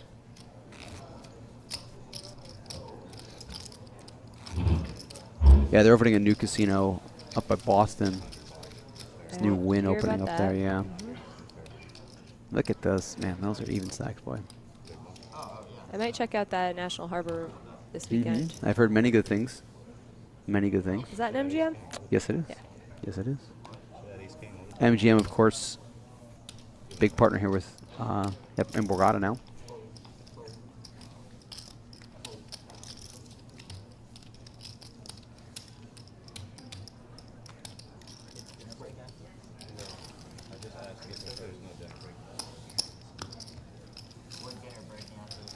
The players are alerted when their cards aren't read.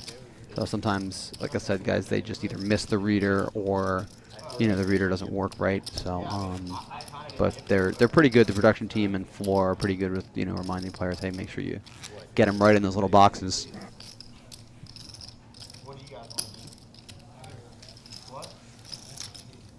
Well, there's gonna be a break. No, my break in 12 minutes. So we got the battle here. We got, of course, Mike Clark. That's a good one. Scrolling at the bottom of the screen there. We do a dinner break. He was Matt Clark. And I'm Michael Gagliano. Anybody's eating on a Thursday.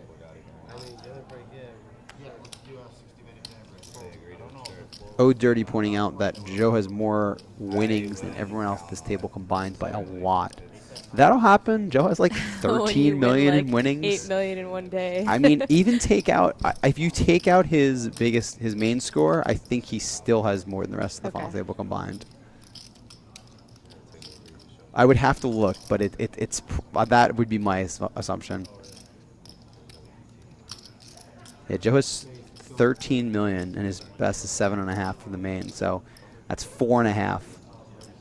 Yeah, I think he's gonna. It'd be close, but I like this new feature where it streams the prizes under it and what place the people finish. yeah, it's great. finish in. Great to 'Cause always a have lot that of the time info. that's like what we're getting asked in the chat. Oh, what happened to Kane? Could be like womp womp.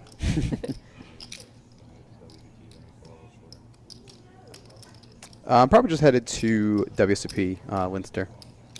Probably nothing else until then. Let's make it 750,000.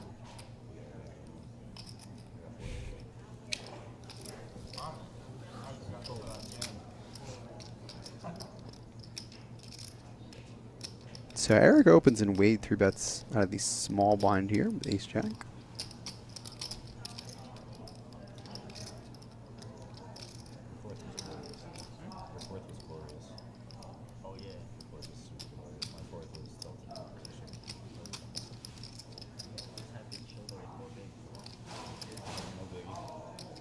Here's another. What's up? Setting up this 60,000. This guy's talking a bit more. That's been my experience with like everyone we've commentated. People That always are happens. really, really tense until they make a couple pay jumps, and then like it's so much tension relieved for not having like shown up and made no more money. Absolutely. It's like you can kind of tell when people are like reaching the part where they like happy with it, you know? Yeah, well, they just exactly what you said. The tension is relieved in that you're not walking away in ninth place. You know, you're getting a few pay jumps. Laura, get over I had here. my Need friend. help. I had my friend ask the floor. They said there was more time. We're gonna figure it We're doing out. the 2-hour thing. We're making We're it. gonna figure it out. Floor's coming. You have a break in 10 minutes? No, we're gonna play a half hour. Okay, we take 60. So they're calling one of the tournament directors over. There's some discussion. The players are requesting a dinner break, which is not on the schedule. They give us vouchers. There's a bit of discussion They expire on May 5th. whether or not that's going to happen.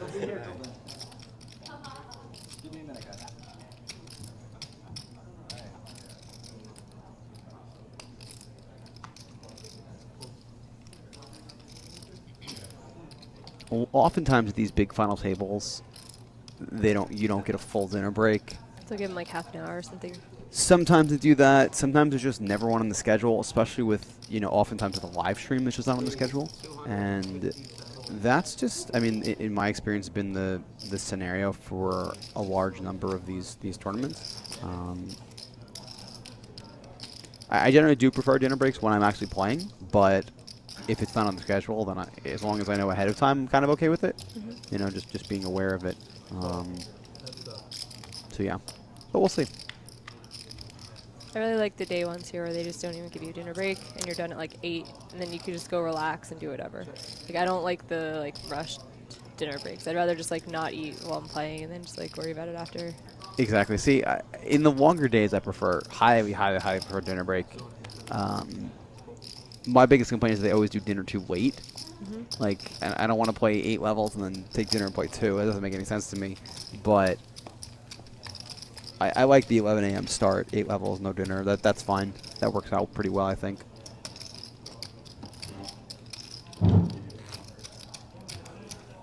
Big debate in the Twitch chat over how good these guys are at playing cash.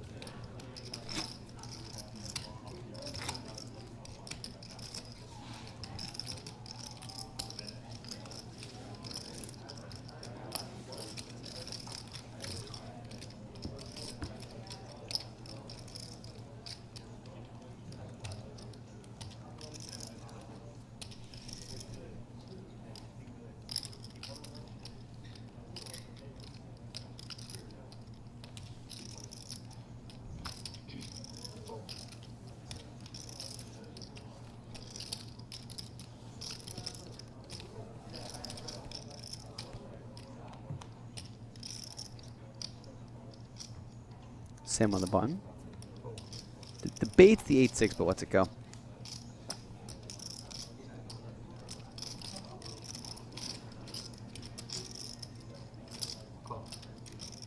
Yeah, Linster, your comment about table chat. It would be nice to have a feed for that, and maybe for next time we could work on it.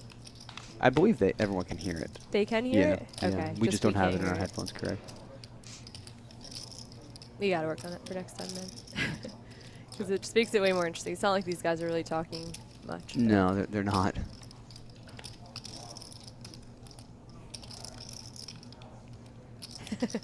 Johnny Drama. Yeah, Mike, Joe can talk about Wawa. Listen, I'd listen to stuff about You're Wawa. a big Wawa fan? I love Wawa, yeah. When I was in school in Michigan, whenever someone would come visit me, they'd bring me Wawa. They don't have this out there, huh? No. They have in Did Florida Joe now, bet though. there? That's an interesting bet by Joe. I don't know what he's hoping Simon does there when he has a queen.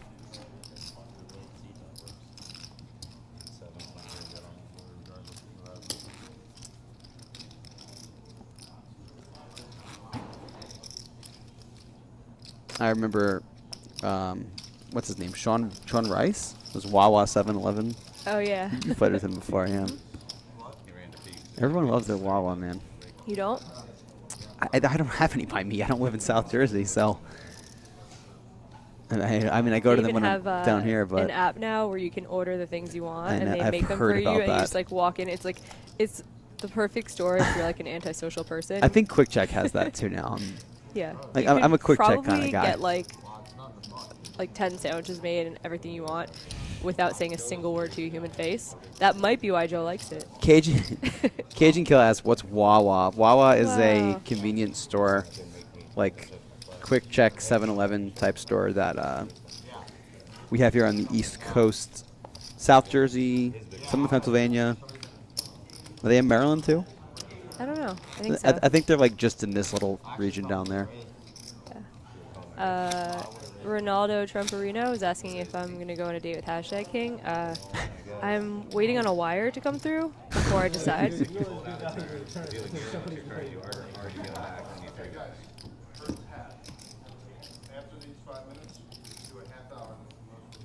So Wade just taking a couple hands off here. Looks like. Hold the fuck off. We're gonna be here later than if I need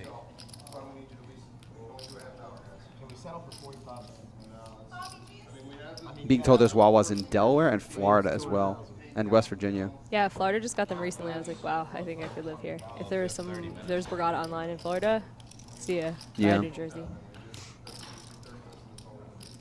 Sam opening ace-4 off under the gun. This is not something we've seen from Sam so far. Which makes it kind of a good time to do it. He's been pretty snug. It's just he happened to run into a hand.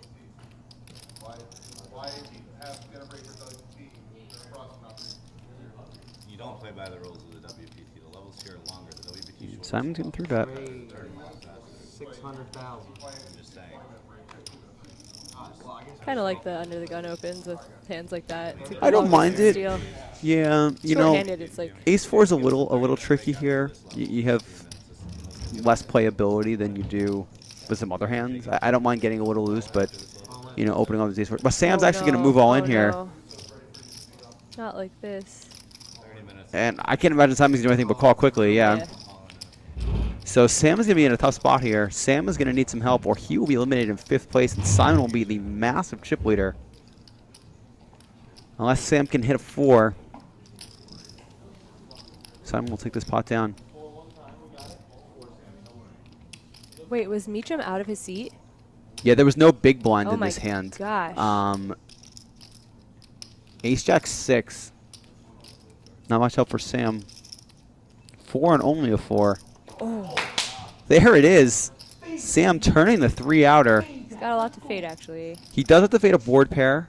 Other than a 4 would give the pot to Simon, but Sam's going to do it just like that. You mentioned Wade being not in his seat. That is a normal thing for him. Can I tell you that? Like he and his brother are both up. They talk to each other a lot between hands. And I've seen him miss a lot of hands in Colorado. You know, too. in the big blind there, maybe that's the reason for Sam's early position open. It certainly and is. then when Sam sees Simon 3-bet him, he thinks he's You're aware doing of what he's this. doing. Exactly. That is super interesting.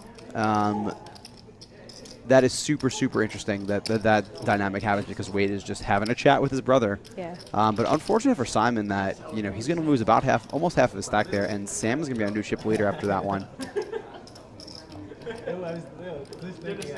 It has been decided that the players are going to take a 30-minute dinner break after this level. There are only a couple of more minutes in this level. I believe we're only going to get a hand or 2 in. And then the players will be on a break, which will be about 30 minutes. We'll keep you guys updated on that. Chad's calling it a punt. Given the dynamic with... It makes total sense to me. It does make more sense. Mm-hmm. I didn't consider that when we first saw the open. And that's he was the type the shortest. of thing. Sam was the shortest at the time, so it's like.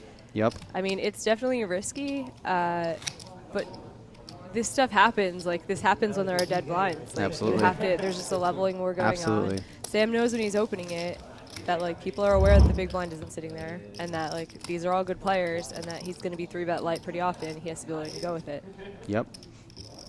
So Sam and Simon will switch places there on the leaderboard.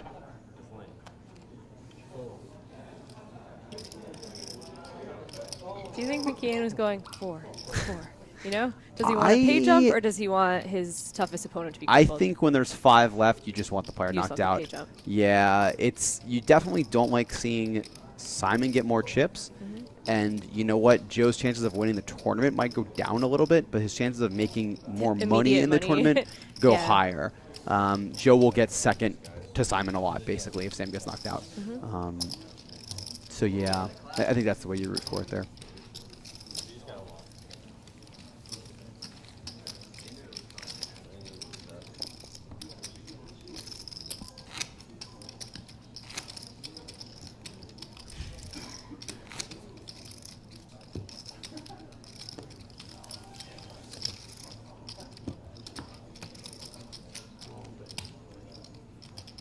People asking, they are RFID cards, not whole card cams. Yeah, we don't have whole card cams there. It's RFID Saying works a 30 little. minutes, yeah? It's a little easier, I think. It's less. It's cheaper too, I think. You don't have to worry about all those video feeds and stuff. Simon has not run particularly well at this final table. He lost that big flip earlier. Obviously, just got sucked out on here. Same thing happened in September, I believe. He lost a really big flip at that final table. He did win a 60-40 versus Ricky. 245. The 40-60. That's true. So, That's true. I mean, we'll see. 245,000.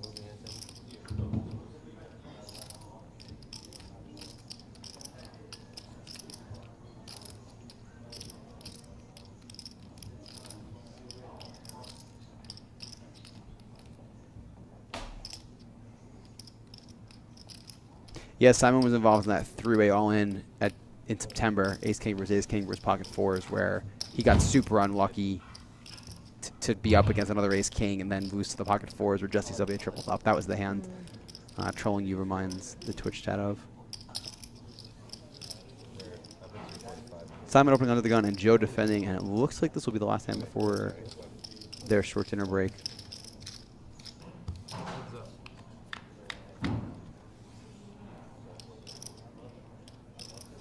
Well, we don't know Joe's hand, but I like this flop for Joe.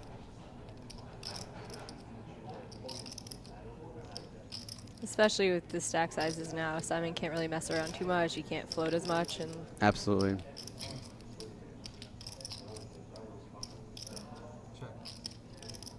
I don't hate seeing a bet out of Simon here at this point on the turn. Joe definitely doesn't never has ace king here, and Simon will have a bunch of kings that can just bet for value. 200,000.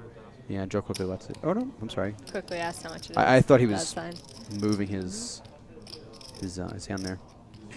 A good player like Joe probably knows that he should be checking most of his kings here, if not all of them.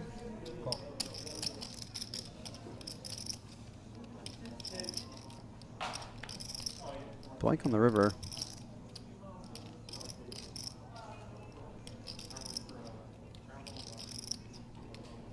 Any sort of flush draw on the turn. Quick give up from Simon. And Joe's going to take this one down. I don't hate seeing... Yeah, Joe did have an 8 there. I don't hate seeing Simon bluff again there. You know, Joe will have some random, like, Jack X of spade hands and stuff like that do have to fold. So with that one, Joe's going to move a little bit further up the leaderboard. He's pretty right in the pack there with And everyone everybody else. else quit the tournament. Yep, that's it, guys. So No, Joe's we're just gonna kidding. win. No. They're taking a 30-minute dinner break. So we will see you guys back in 30 minutes from now. There will be some highlights from earlier today. So if you're just joining us, stick around and catch up with what you missed. And we'll see you guys back here in 30 minutes.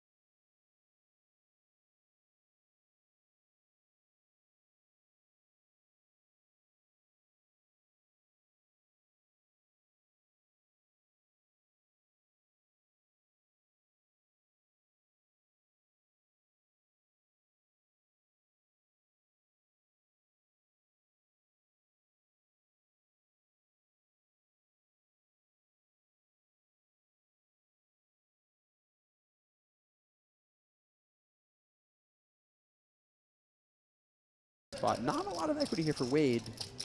Wade, no muck Meacham. Only the one overcard here to the board. Both of his cards are live versus Ricky's exact hands here.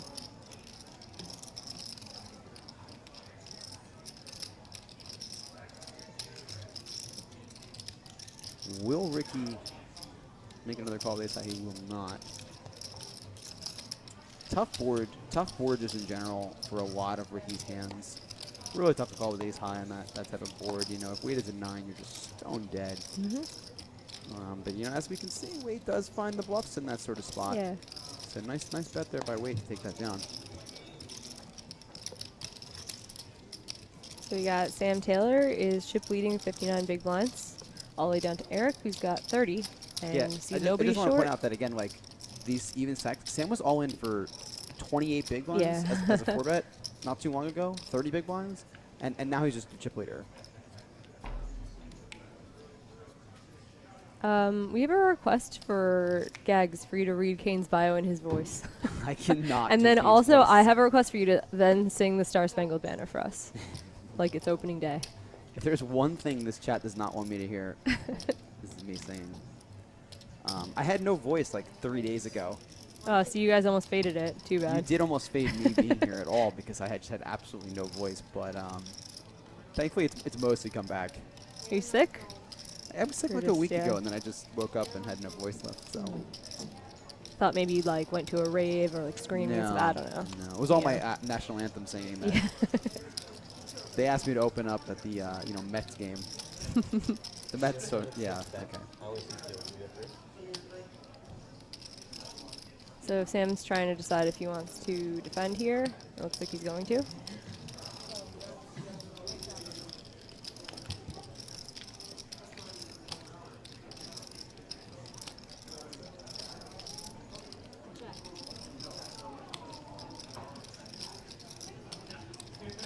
And I think it should just be a check fold by Sam here. If think Racner he- decides to c-bet. He is going to check fold. I think so. I mean, there's Yeah, not... I mean, without a spade, it's Yeah. pretty hard to continue.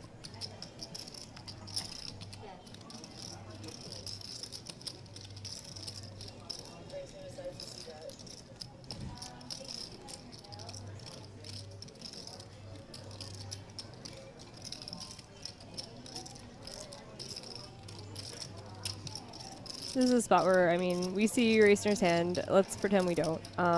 In Sam's spot, it's just a muck because you basically have to just guess if you're ahead there, and Yeah, there's bottom so many pair. turn cards that are going to be bad for you Yeah. anyway. It's like even if you're temporarily ahead, it's really hard for you to like win a decent sized pot there. It's just a guessing game, so it's like easier just to fold.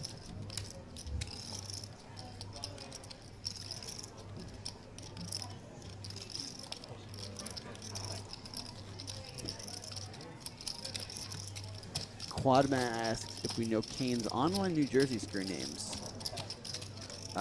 Let's see if Kane wrote his original screen If he name outs of himself, then NASCAR you could say it. But if 1949, not, I think you should probably which was not his say old it. PokerStars name. I think, was that his tilt name too? I think it was. But no, it looks like he does not have those on here. So I will not be saying those if Kane does not want anybody to know. I'm not sure, but.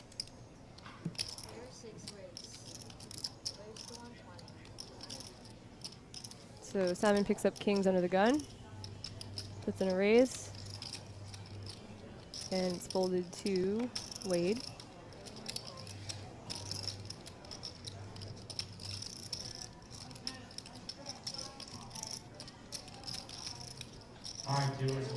Eric makes a pretty tight fold with queen 10 of diamonds. This is a color break, so please exit your determined area. So if you want to break, this is a color break, 15 minutes.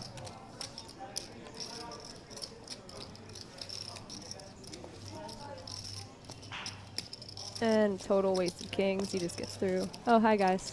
They never tell us when we're about to be Hey, no, we're not on. That's not us. Oh. That's the preview. on. I thought that was like, No. We made lots. I was playing cash with someone the other night who came up to me and was like, "Oh, you know, your gags. I like watching the commentary, you know." And they're like, "Yeah, like, do they tell you when they're gonna put you guys on camera? Because sometimes you guys are just like lounging there. Yeah, or I'm like- eating and yep.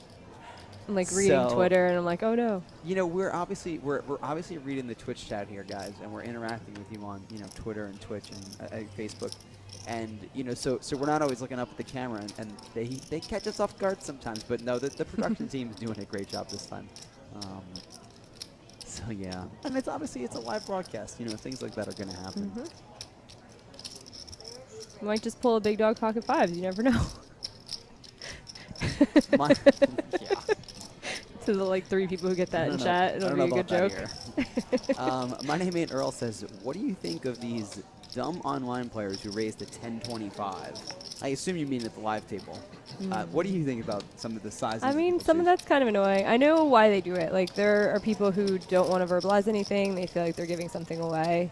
Yeah. So when you put out 2 chips instead of just 1 large chip and have to say, like, 1,000 or whatever. So 1025. Yeah. If it's 200, I 400. understand what they're doing. I think it is kind of annoying. I feel bad when, like, I mean, the game can get slow anyway. Sometimes you have inexperienced dealers. You have people who tank a lot. There's lots of things that slow the game down. Try not to be someone who slows it down more for, like, dumb reasons. Yeah, I mean, I understand the pre-flop, like, Jamie was saying. If it's 200, 400, and you just throw out 1 yellow and don't say anything, that's just a call. So you have to verbalize raise if you're going to put in the 1K chip. So making the 1025, you don't have to do that. 2 chips is a raise. But those guys, man, post-flop, if there's 7,000 chips in the pot, and they put out a 5K and say 46.75, Yeah, Man, that is oh really man. annoying.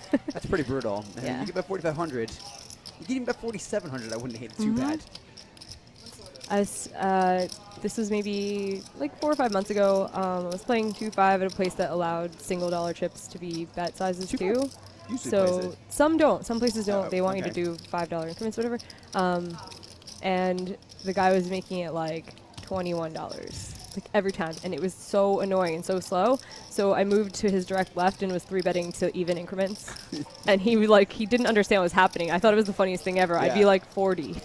And he's like, I don't know.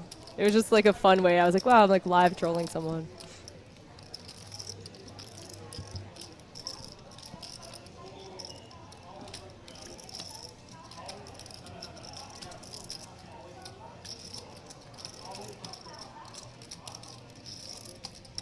So it looks like Simon's going to win this pot unless he finds a way to fold this hand.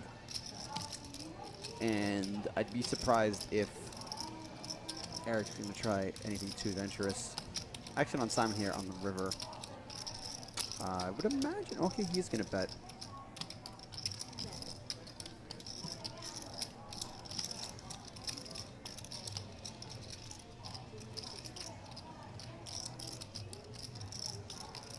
And I can't imagine Eric is going to do anything other than fold his pocket 5. Dev's Nuts says things are looking up for legislation in New York for regulating online poker. As you guys hopefully know, we have legal regulated online poker here in New Jersey.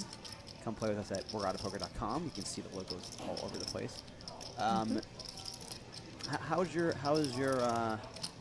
do you like in New Jersey sites? I mean, I'm really hoping that stuff expands to Yeah, me Pennsylvania, too. New I York. mean, it's really nice to be able to just like be at home, not travel anywhere, not waste gas and time, not have to like get ready to, it's nice to be at 7 o'clock, come home and have like 5 or 6 good tournaments a night to play, Yeah. grind a little bit of cash, I mean, the get best more thing- hands in too. Like it's like you get rusty. Like It's if great you practice, if absolutely. you are only playing live poker and you're never playing online, like you do get rusty. Like I noticed it after it shut down for Black Friday. I was like, wow, I feel like I don't even play poker anymore.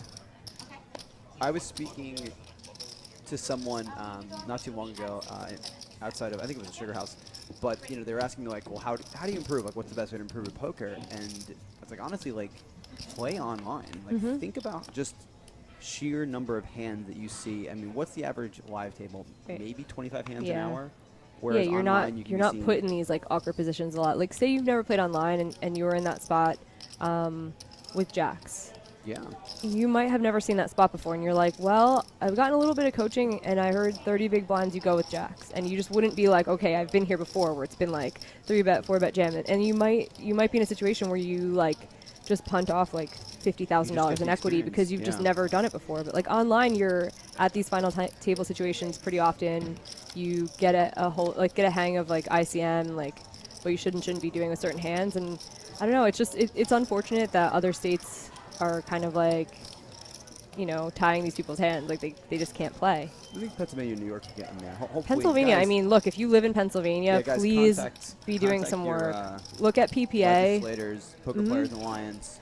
Get on Twitter, make Yeah. phone calls. You know, Because this stuff they were matters. making strides in the right direction, and a couple of the some of the proposed legislation lately has like walked it back a little bit, which makes me nervous about Yeah. who's who's exactly behind some of these political moves. So look, like the louder our voices, the quieter the billionaires' voices are that might be against it. Exactly. Question from the Twitch chat. Might be a noob question, but what does punt mean? Punt is, I don't know where people started using it, but you know, just kind of blowing a bunch of chips. Yeah. Maybe making a big bluff, maybe putting your money in, you know, in a really bad spot that you maybe should have folded or not done. Anytime anyone does something that's, you know, outside of the box and considered not a good or standard play, right? I would consider. Yeah, I think like not paying attention to like the dollar value of your stack and just doing something that's like so out of line. Just kinda That crazy. like as you're walking out of the room after losing your chips, you're like, oh my god! Like if I'd thought for 5 more seconds, I wouldn't have done that thing. How are the daily tournaments at Borgata? There are tournaments. I mean, they're great. Poker Room's great here. They have what's the big? Are there still? What's the biggest day of the week now? You know that they. I think Wednesday. Wednesday was always the day where it was like they have 2 decent guarantees. It was like 11 a.m. and 7 p.m. for Yeah. dailies. It's a great place to start if you aren't quite ready to like put $500 on the line or $2,700 like this. I mean, I started playing dailies and got comfortable. You still have a chance to win a bunch of money. First, it'll still be like 3,000 or 4,000, maybe more. And it's just a good place to learn, so you don't get too punished by losing too much too I'll quickly. tell you guys, if you're looking to play some of the larger, you know, events in the series like this and the Spring Open and stuff like that, head to BorgataPoker.com because we have satellites to. There were satellites to the opening event and satellites to this main event. You can get it for $5. There's Yeah, like you steps. can. And this 2,700, there are satellites for $400, and I think there's even satellites to the satellite for even less. I'll pat myself on the back for winning a seat. Nice. Didn't do me too good, but hey. Lisa was cheaper for Hey. you. Yeah, Jamie is correct. It looks like Wednesday, there's a $100 with a 10K guarantee. There's 2 tournaments that day, one at 11, one at 6 p.m. Wednesday and Friday are the biggest guarantees, it looks like. I will actually put this schedule in the Twitch chat. Yeah, the other thing, the cash games this week were really good. They tend to be during poker series here anyway. But the one day they had like 80 tables or something absurd. And it was because they were having the high hand promotion, which they have every week, where they give out, there's a Borgata High 5. They give out top 5 hands get $500 every Monday and Tuesday in May. They also have 30K weekly ultimate high hand, $250 every 20 minutes, daily from Wednesday through Saturday, from noon to 10 all May. So it tends to like look like your chance of actually winning like a high hand promotion are small, but it drives so much traffic into the room that the games tend to be like really juicy, and definitely worth playing if you guys are looking to get in the action.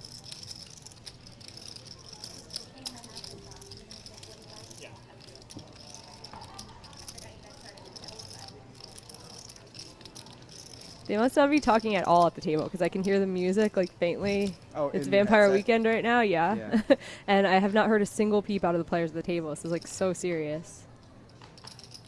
Some people are really good at being in high pressure situations and still acting casual, and then some people just aren't, and they just don't. They Yeah, I mean, you prefer have not to some talk at all. experienced players between Kane, Joe, and Simon. I mean, all these guys have been under the lights several times. You know, Joe obviously on the biggest poker stage there is, Yeah. and have done well. All these guys too. So John as well, John Risner, obviously, same thing. Man, there are a lot of winnings at this table, huh? Yeah. Let's see if I can do a quick total here. How has your experience been when you're at like a televised table or RFID table? Do you feel nervous, or does it you get over it quickly? I'm losing count, Jamie. Hold on a second. Okay, sorry. Guys can't multitask. I forgot about that. Yeah, there's like, man, this is a lot of money. There's about, between these 9 guys, there's about $27 or $28 million of live earnings. And that's just live. Joe has a whole bunch of online earnings, as well as Ricky and Kane. Pretty impressive. A large number of the winnings come from John Racer's 9 million and Joe's 13 million. But that's still not too bad for the rest of these guys. What was the question? Live pressure? Yeah, how do you feel? Like, does it bother you to be at an RFID table or have the lights on you or cameras or anything, or is it something that you get used to quickly? I think I just handle pressure well in general. So I think for me, it's bothered me less than it does for some people. But the first big... Hello, everyone. Welcome back to the Spring Poker Open here at the Borgata. We got a couple hands recap us. Some of the big hands, the biggest one, of course, being that first double elimination, nearly a triple elimination where Joe McKeon woke up with 2 aces. Yeah. If Quite the Sam hand. wasn't so disciplined, if he didn't tank for so long, that would have been his last hand of the tournament, I too, think right? I think it would have been. Then, of course, Ricky laying down the ace-king, which would have actually resulted in a win for him. Simon losing the flip to Eric and doubling Eric up there. Racner and Wade flip for their tournament life here, resulting in John's elimination. And Joe and Eric just getting it in, and Joe losing some of his losing his chip lead after this hand, of course, doubling Eric up there. So we're going to reset with 5 to go. Pretty even stack still. I mean, that's just been the story of the night so far. Yep. 89K already locked up for each player, playing for a top prize of 390,000. Really still anyone's game. Gotta like Joe. Gotta like Simon's still in it, even though he's going to be pretty short now. Hurt now, yeah. Sam I liked just, his chances before that yeah, last hand. Sam just sucked out on Simon pretty bad the last hand before break. So Sam is, I believe, our chip leader now. It's pretty close. We'll get you the chip count once we get back into the action. That was an interesting hand, too. It was. It went, it was. Meacham was out of his seat, so his blind was posted, his big blind. Yeah, it was dead. His hand Sam gets killed. opened ace-4, knowing that because of the dead blind, he's going to get 3-bet light a lot. Simon 3-bets, unfortunately for Sam. Simon has ace-king, but unfortunately for Simon, 4-ball on the turn. Yeah, pretty interesting that dynamic. There's been a few weird dynamics with both Wade missing his big blind, and then, of course, Eric's misclick min raise versus Joe, where he lost a couple extra thousand chips there. They shouldn't have. But let's jump back into the action and see what's going on with 5 to go. It's a lovely clock. It is. It's ticking. That's what they're playing for. 60,000, 120,000 blinds. And now with Sam's not back to his seat. 15,000 I did just run into him like 5 minutes ago. I think he was walking with his mom, maybe. Yeah, Sam is our chip leader. Wade and Joe not too far behind him, though. And, I mean, even though Eric and Simon are the shorter stacks, there's still plenty of room here. No one is super, super short. And it really still is anyone's game here. And they're dealing without Sam. He's Apparently. got walking chips now, though, so, you know. I think for max torture, they should run their cards over the RFID. They should, yeah, definitely. Would have been interesting to see what Wade folded in the big blind there. Yeah.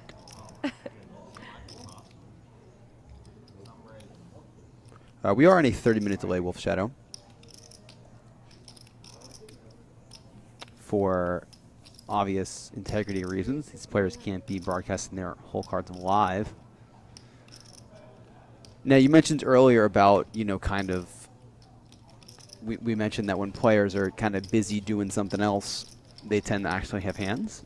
And you see Eric not even, you know, barely, doesn't even have his bag off yet, raising here under the gun. And sure enough, he's a decent hand. He's not messing around too much here. Wow. Well, Simon's going to like that flop. Defending off of his 16 or 17 big blinds, it doesn't get much better than this. Unfortunately for Simon, Eric doesn't have too much of it. So it's unlikely to result in a double up unless Eric were to, you know, vastly improve his hand. One major difference between like seasoned players and I think amateurs is that Eric realizes that he doesn't need to see bet every single flop. Like, I think it's definitely an amateur thing to be like, I raise this pre-flop. Absolutely. I'm going to win this pot, and they just like kind of ignore the fact that like they just really can't win the pot. Yeah, Like, I you mean, just with sometimes 2 lose. 8s, you have 3 overcards. Like, oh, Simon. Sometimes they can still win the pot. Simon. My goodness. I'm kind of surprised to see him check the turn. Yeah. It's just... I mean, I don't think it's necessarily a bad play, but, you know, these are the types of hands that you do want to deny equity from, and you're going to get a ton of value. You're going to get a ton of value from, like, various tens, various clubs, all kinds of stuff.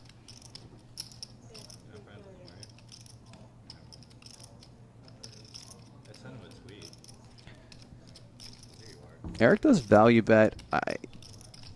There are some clubs that Simon will have. I mean, having a worse club than this is a bit tough for him to have, I think. Like, he's got a call with, like, the 5 of clubs, and, I mean, how many hands is he calling pre-flop to a 2.5x that have the 5 of clubs, 6 of clubs, 7 of clubs, and then not Yeah, too I many? think this is a little optimistic. Yeah, I think so, too. I think Simon will actually check call with some better hands here, like the Jack of clubs or the Queen of It would clubs. be really sick if he just raised.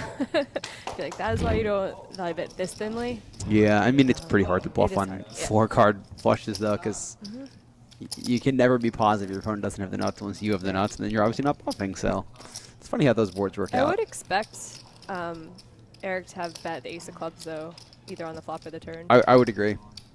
I would agree. Even the king of clubs. You know, king of Yeah, clubs even makes more top odds, pair, yep. so. Definitely interesting spot there. I still think Simon's probably not going to bluff with that exact hand. He might call before he bluffs with that hand, maybe, but I think there is something to be read into like a third pot bet, though. Whatever. Like a one small, third, yeah, it he did just bet pretty looks so small. It does open the door. McKeon beasting once again. When did he stop? Did I miss the? Maybe he was like sick for a week. or Yeah, he something. was. You know what? He was sick in Florida, and I feel like he got everyone who went to Seminole Hard Rock sick. Oh, that's the worst. Oh That is my Public God. service announcement. Please, please don't do that. If you're sick, just lay in bed for a few days. Well, in Joe's defense, he showed up sick and then just won 2K for like 100K when he was sick. So he made it worthwhile for him at least. I haven't canceled a flight once because I was sick, and I was like, this is not a nice thing to do, to get on a plane, a little enclosed space for 4 hours. Yeah. Oh, I got sick from every single person that I know that was in Florida got sick. Brutal. And I think I'm blaming Joe. I'm Yeah, we assuming can it was blame all Joe. his fault. Seems fine. Simon's going to limp and Eric's going to... I think he checked. Did he not check yet? No, I guess he didn't check yet. Although the dealer pulled his big blind, usually indicating that he did check.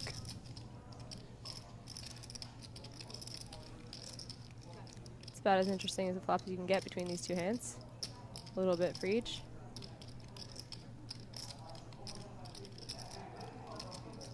I would assume Eric's going to start bluffing this hand. He's got pretty much... I mean, he has like one of the worst the nut low hands you can have here, and he has good equity. So both of those things are generally an indicator that you should be bluffing. And Simon's stack, it's like he can peel one, and then he's going to have to give up a lot. So I kind of like bluffing into that stack size. You know, like he's not going to jam on you. It would be way too big of a jam, and like with any piece that he catches here, like he'll peel and then have to kind of quit. Exactly. Exactly.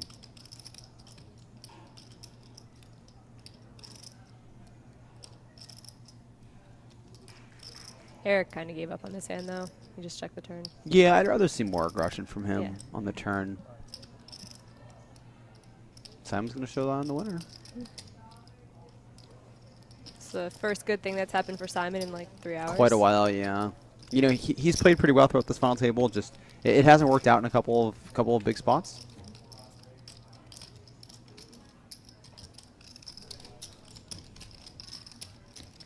Smalls 85 says you could wear a hospital mask. Yeah, I've actually seen people do that at the table. I was confused the first time I saw someone with one of those on. Yeah, I'm like, what are yeah. they doing? I assume they were like afraid of picking up germs from others, but it's actually, I think in other cultures, it's just like a polite thing to do when you're like getting over a exactly. cold. You see that I in, wish that was mainstream in casinos. That'd be great. I've seen it in Vegas before. It's even in it's been more popular in Europe.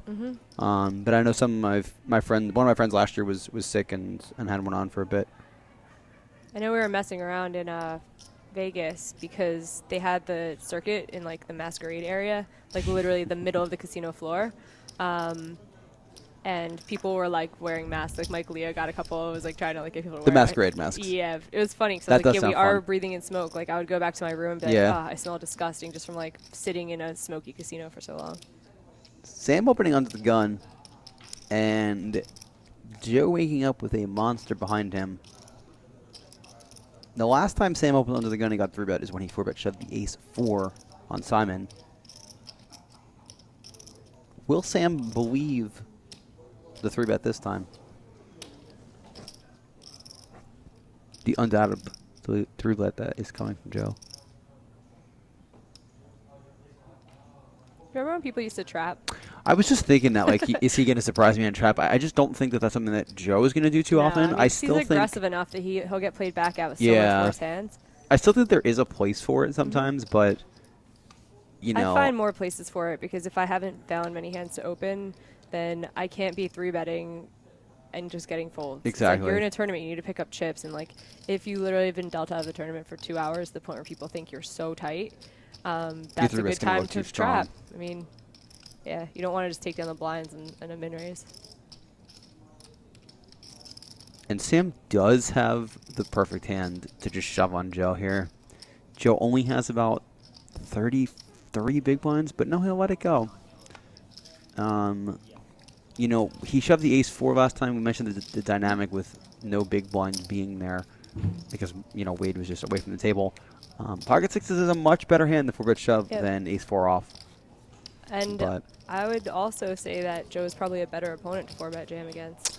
Joe seems to mess around. Like, if he noticed that dynamic, do you think he's ever going to pass up a decent spot? no, 4-bet? he's not. But at the same time,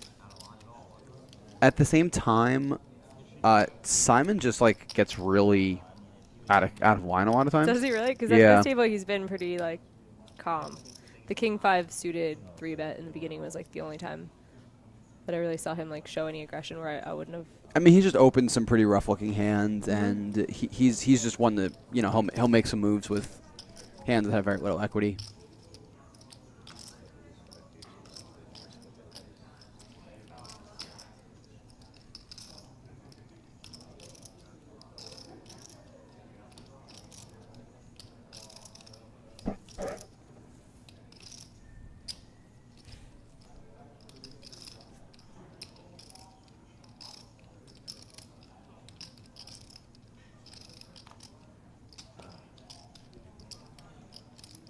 Wade will go ahead and limp blind versus blind.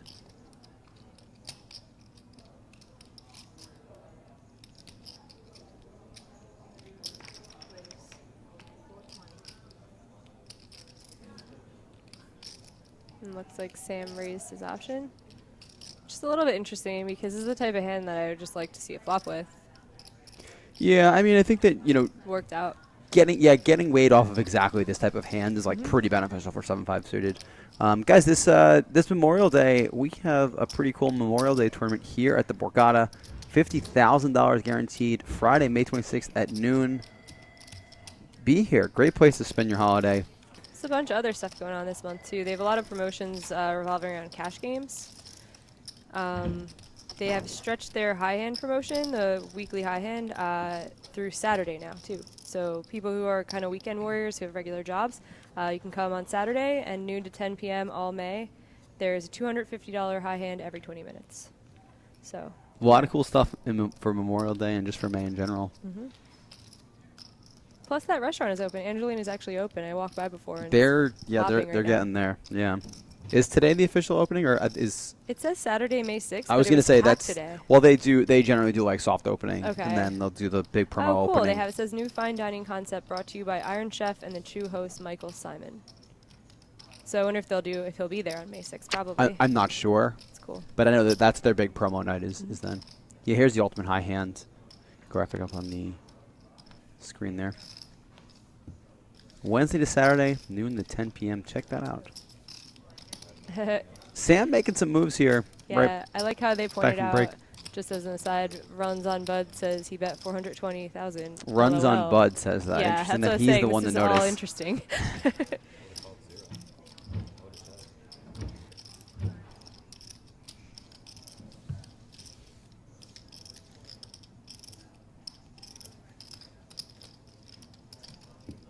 Here is again what they are playing for. 5 players left from the 670, which is, I believe, a record for this tournament.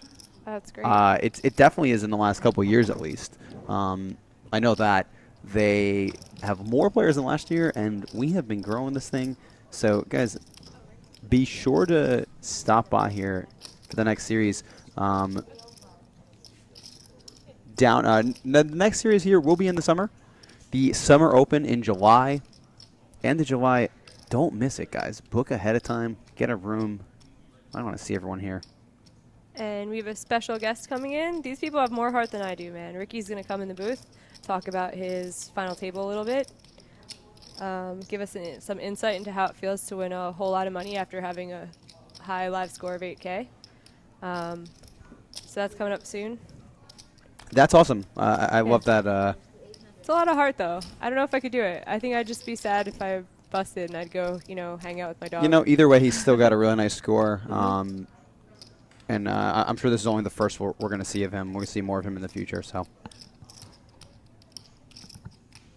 yeah, it depends. I think he played well at the final table. Yeah. There weren't too many things. He made a couple big laydowns. Ace King was a big laydown. Yeah, that Ace King was a tough one. We can ask him about those too. And you guys, I'm sure, will have some questions for him too. So, cool.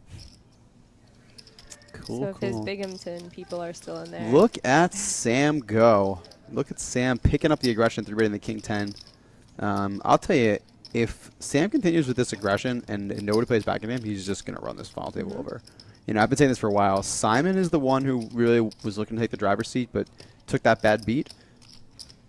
And this is what you got to do, man. This is what you got to do. You got to pick on the guys that are going to fold.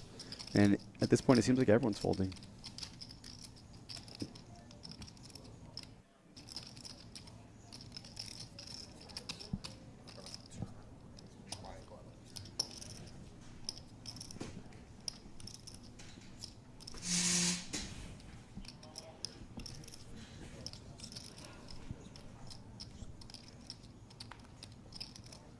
Sam again picking up a hand here. He has had some pretty good starting hands coming back from break.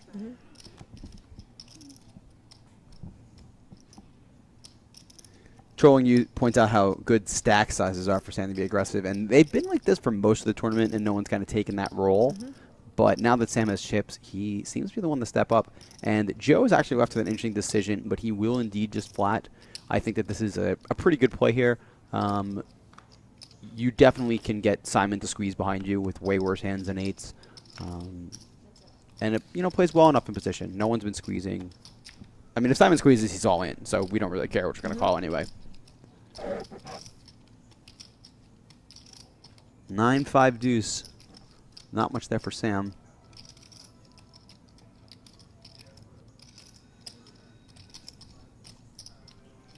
I did notice how you said entries were higher than ever before for this event. I think this is you're the right, biggest. This one if usually for the spring. doesn't get 390K. No, it's usually right about 300. Yeah. It's usually I think in the a lot of mid-500s. it, like people are choosing this over some of the EPTs. It's Honestly, that, I and I saw at think- least 3 or 4 people here who I was like, Well, why everyone's aren't you going to out of the Montreal country? afterwards. Yeah, it's so nice that it was set up like that. they stop here and then they head there. So I think that both of those things helps. Yeah.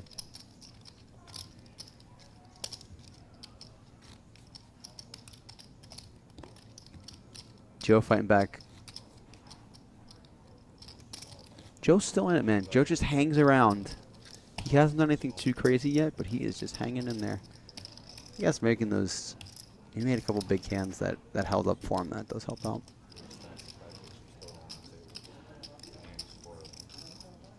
Yeah, having aces versus ace king versus That tens. that was the one that helped. That was great. And I mean, it's valuable. He knocked out Kane, who's going to be a tough opponent.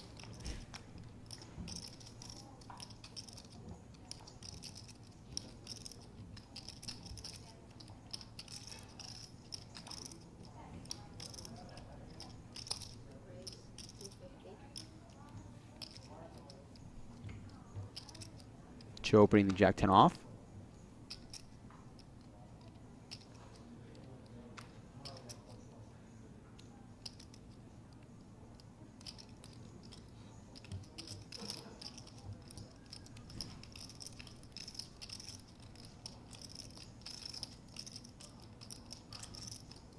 And Eric looks like he's considering something in the small blind. He does move all in. Kind of surprised. Pretty aggressive move for over 20 big blinds with ace-4 off here.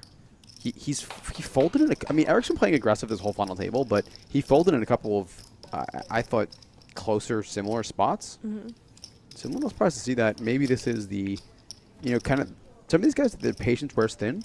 Yeah, Just being I at think some the people, final when table they for get this long. tired, get like more aggressive because they just want things to happen and they want it to be over one way or the other. Sure.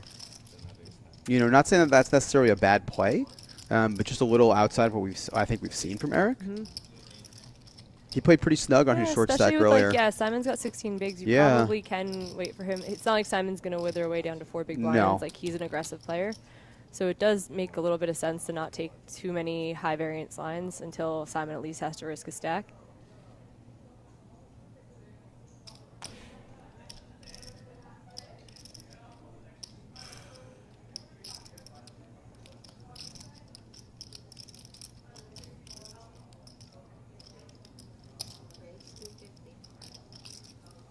Joe opening again.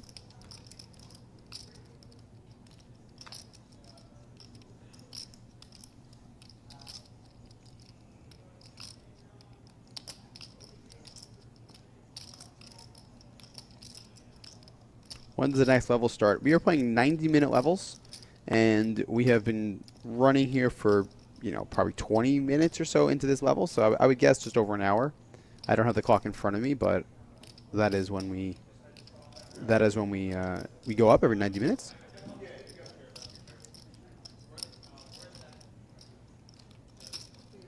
Here comes Wade. Now this is that aggressive Wade that I've heard so much about, but have not seen so much of yet. Wade and Sam on their way to a straight flush with their two hands, but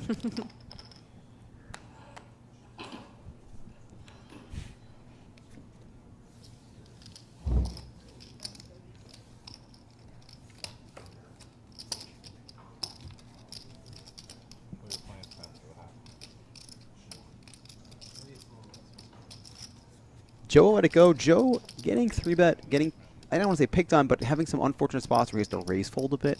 I would think that a lot of players would get frustrated with that, but I don't know. Let's see if it gets to Joe. He's been here before. I would imagine he's able to handle this one pretty well.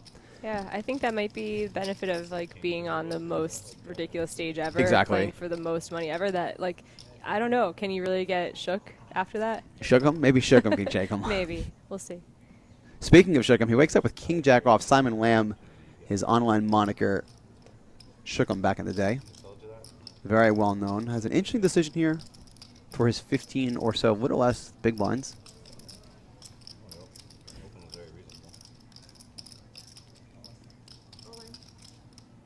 He does just shove.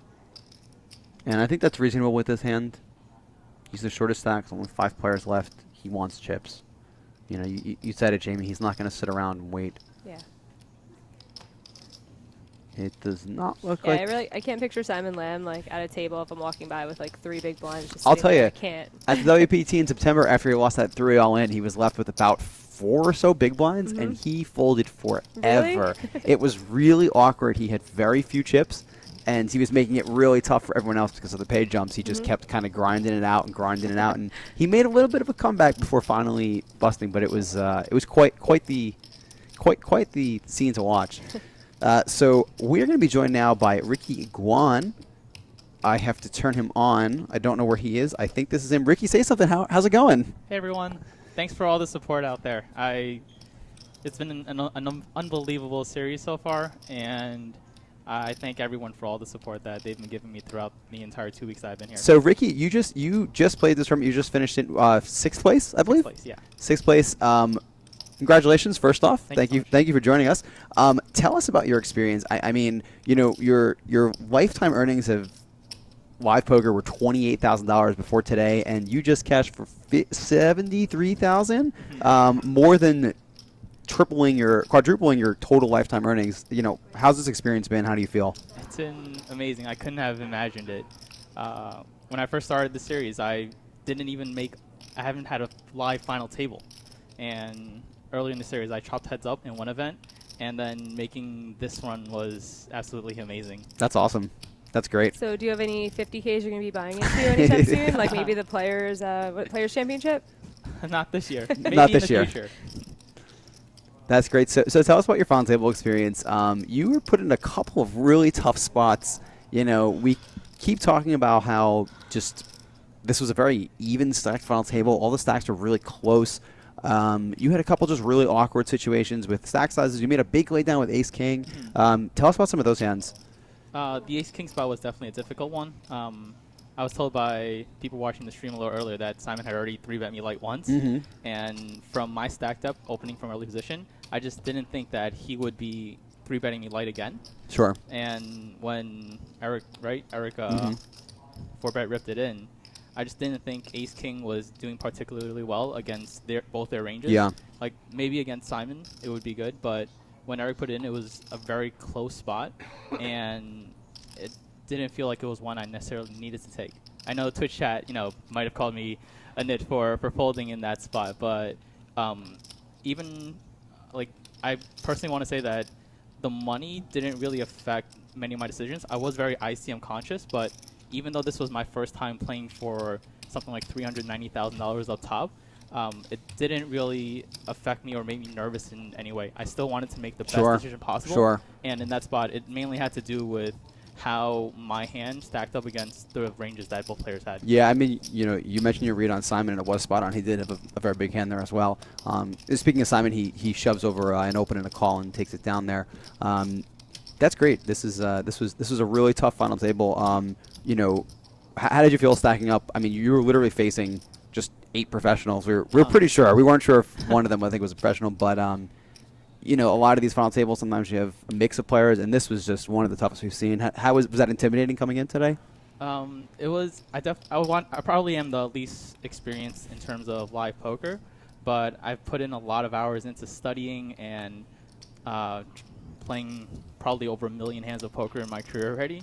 So I definitely didn't lack in terms of the playing experience.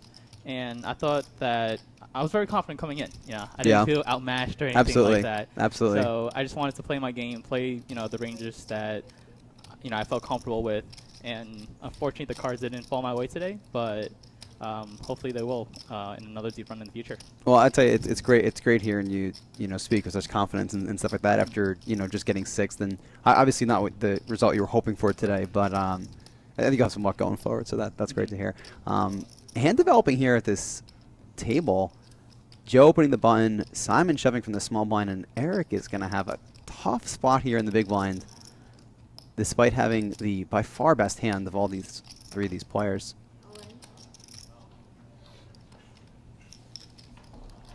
Nope, I guess that wasn't that tough for him. He went on pretty quickly there.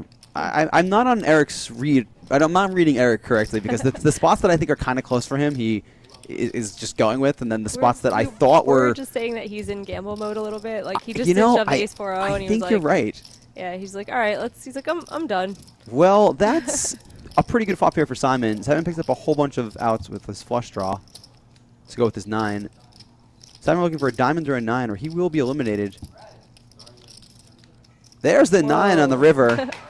Did it the hard way. And with that, he's going to double up through Eric and absolutely cripple Eric. Eric will be left with less than 1 big blind. Goes both ways for Simon. Getting very unlucky earlier versus Sam. And now doubling up through Eric. Pretty standard hands altogether. I think there's no way you're Simon and look down at ace-9 suited versus a button open to do anything other than shove there. And I like Eric's obviously correct call. Just pretty unlucky for him. Pretty unlucky for him. Yeah, I just don't like how he played the river. That's it.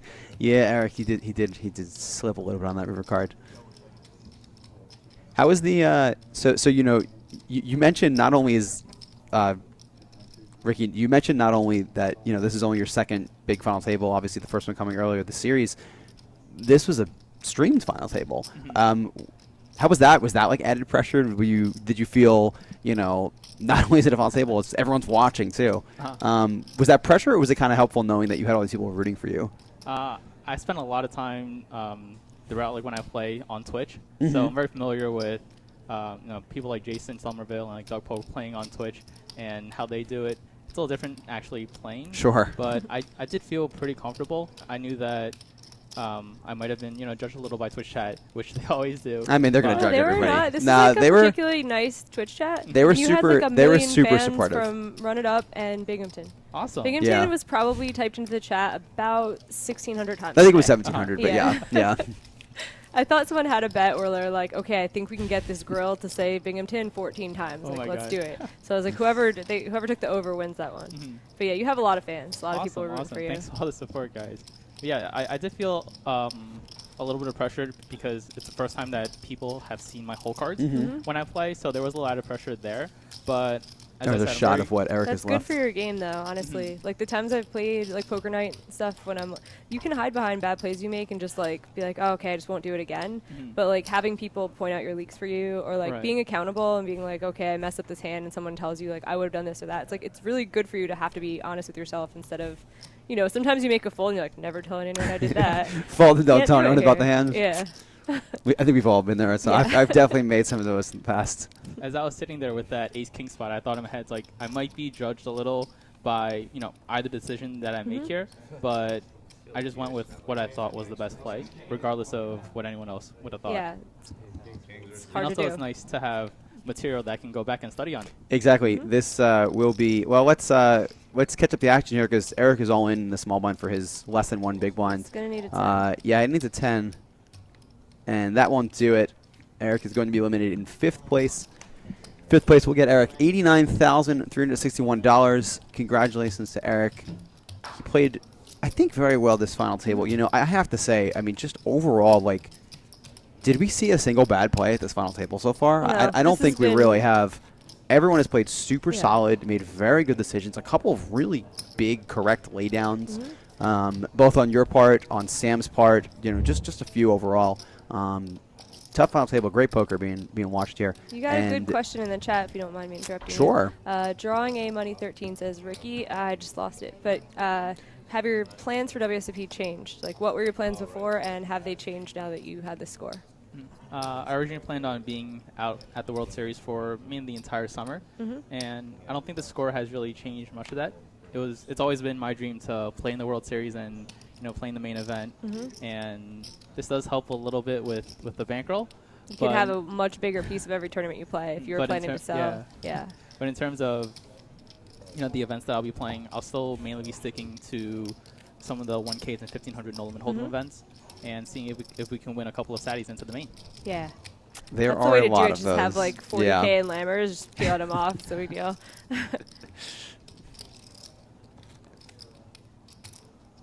Chris did that last year. He won 2 of the $200 ones online. Just wins Okay. them. Yeah. So he goes, gets his Lammers, and he says stacks of Lammers, and every day was like, oh, just 3 blue chips. Yeah. Next tournament. I Those- was like, that those has are to the- feel good. You're those like, are the this best. isn't real money. Yeah. I played quite a number of sit and goes one year and had a seemingly endless supply of Lammers as well that I was constantly trading with people and stuff. So 4 players left. I believe Simon is actually now the chip leader, or he's got to be close. Sam probably still has a chip lead. Sorry, Sam with 6.1 million will still be our chip leader. Simon right behind him though, and Joe and Wade behind him. I believe Joe is actually the short stack now with about 30 big blinds, but there is still plenty of play. So something interesting to point out here now, the last couple of times that it's folded to Sam in the small blind, he's limped. And this time we see him raise, and we actually see that he has a pretty big hand. This is a pretty good just reason that you want to be consistent in these types of spots. Joe's a good player. He definitely could pick up on this type of thing. What's your general small blind strategy in a spot like this, Ricky, especially at big final table? Do you try to limp in there a lot, or are you just kind of a razor fold kind of guy? It's very player dependent. Depends on who the big blind is. How about with somebody like Joe on your good player like Joe on your left? For Joe, I would probably be tending to limp almost my entire range. Okay. With Joe. I know he was doing a little bit of this yesterday when we were 6-handed with 12 players to go as well. There was a spot where he limped aces, and it's just a spot where against a very tough opponent, it's going to be hard to put more money in the pot and play out of position against them. Yeah. So Joe calls the c-bet on Jack 9-2, 2 clubs, 1 diamond with the backdoor ace high and backdoor diamond draw, and he gets, this is just definitely the best card in the deck for Joe. not only does he turn a flush draw, but it is a card that, could scare Sam if Sam has a lot of, just random overcards, even a pair. And then not to be outdone, Sam has River, the best card for his hand, basically. I don't know. I'm kind of surprised to see Sam check here. Like, after Joe checks back the turn, I don't expect to see a ton of value bets from like a weak jack or an ace high type hand. I guess Joe's gonna bluff now, which I guess makes sense.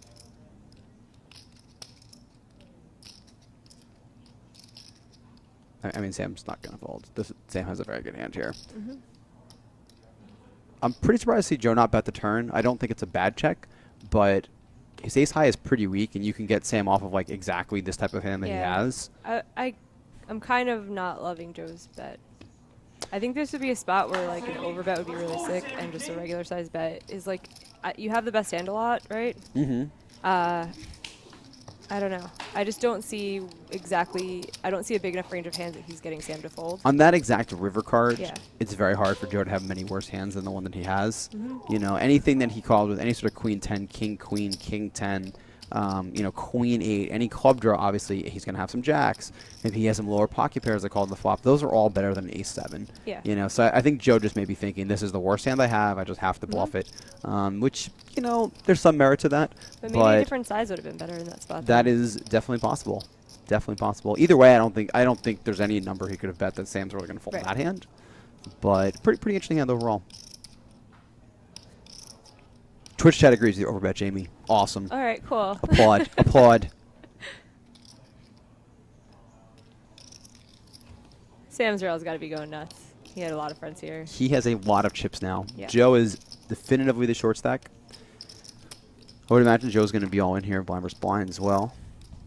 Queen 2 suited for It's probably like the exact hand he's supposed to shove, right? just about So 15 big annoying. blinds is totally fine to shove here. Yeah. It's the worst when you're like going through the charts in your head. And you're like, okay, about Oh, this hand. boy. You look down, you're like, ugh. Oh my god. Simon's finally He exacting thankfully his he revenge. didn't shove, thankfully, for Joe at least. Let's see what Simon does.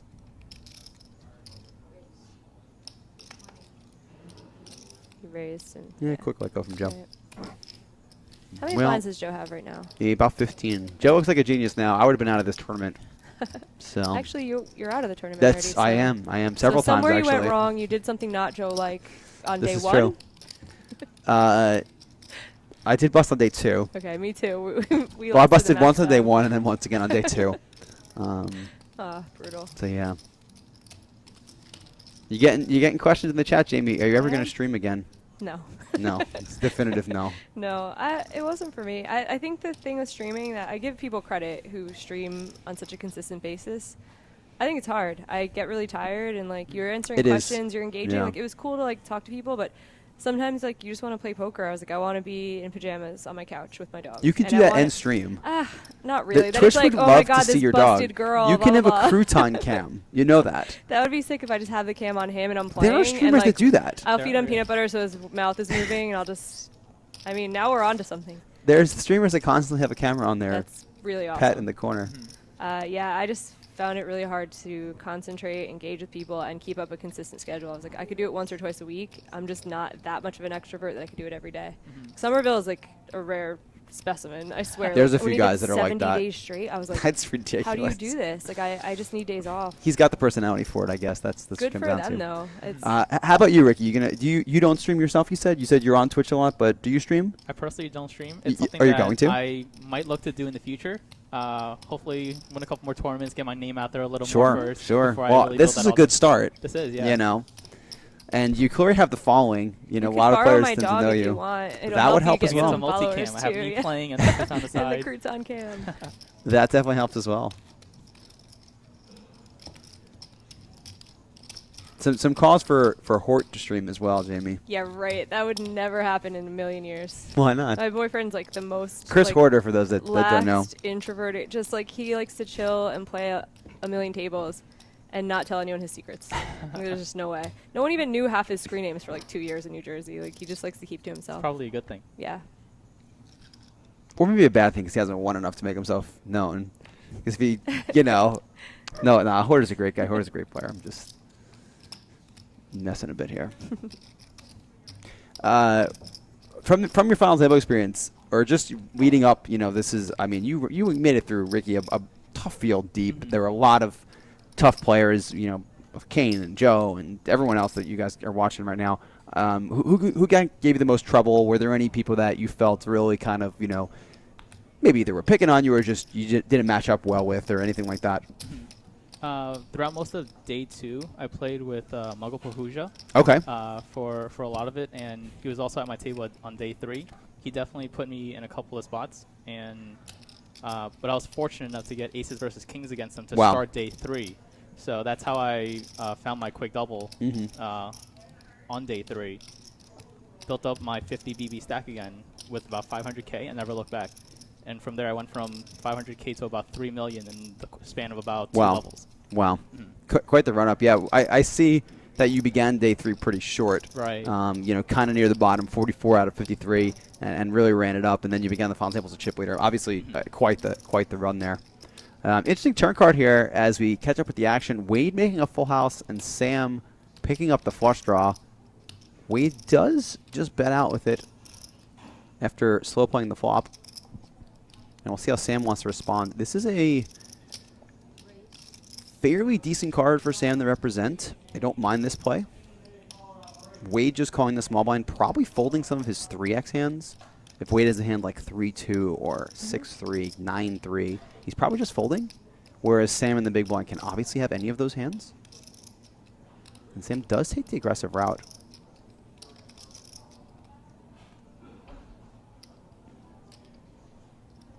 See how Wade responds.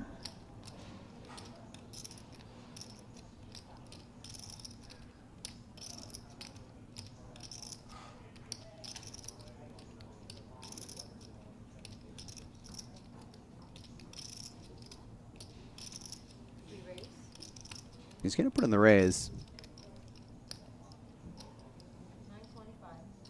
What do you think about this, Ricky? Now, if you're in Sam's spot, you're sitting, or sorry, if you're in Wade's spot, you're sitting on basically the nuts here. You just call, try to keep Sam in there, or do you like his 3-bet here? I personally would flat this hand. Okay. It's hard to get Sam to put in more money, especially when you block all the hands that could continue as well. Yeah, like what does Sam have? He probably is buffing if you evolve the good cards to match the board.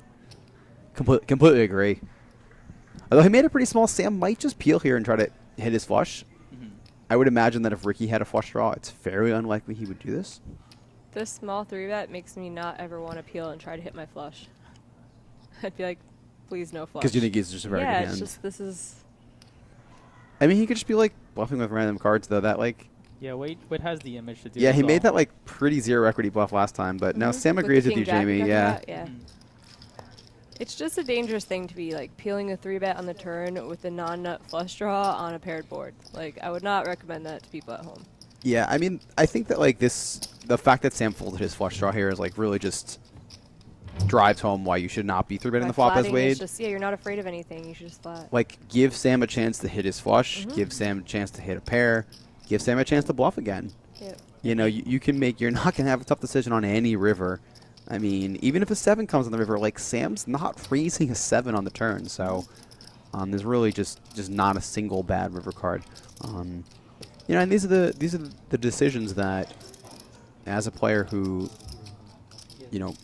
plays more, gets more experience. This is something that like Joe would have made more money there, for example, than Wade. And not taking anything from Wade. Wade's played great so far, but these small decisions really can help people build stacks in some situations. Versus chips you miss out on. It's also tough for him to 3-bet there because he doesn't have many bluffs that would bounce that off with. I would think that with most people, but you mentioned his image, and I would imagine he might just take a random hand and just go with it. He and his brother Jeremy played really well throughout this entire tournament. Did they play together at all? Do you know with the last few tables? Like, were they at the same table? How was that dynamic? I'm not entirely sure, but I did play with both of them. Okay. And they are really good at putting people in some pretty absurd spots. Yeah. Which is why it's very important to be very fundamentally balanced against players like that. Mm-hmm.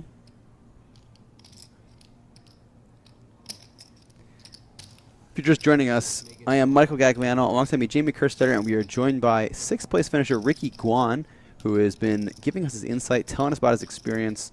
Thanks again for being here, Ricky. He's still got lots of fans here in the chat. Yeah, thanks so much. You were by far the most popular player in the Twitch chat here. Oh, thanks so much, guys. Shout out to all the people saying hello. People like Bexel, E-Money. Bexel just said something. I just saw him. What did he say? I lost it. But he said something. It was great, I'm sure. I didn't know he was a mod for this channel. Awesome. You know, job, we Bexel. modded a bunch of people today because we were having some issues earlier, and he might have gotten it.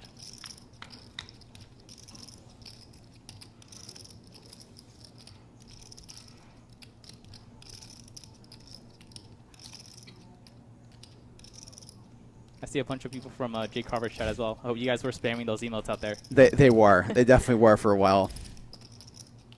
You know, although the big hands kind of happen so fast that it's hard to keep up with the chat.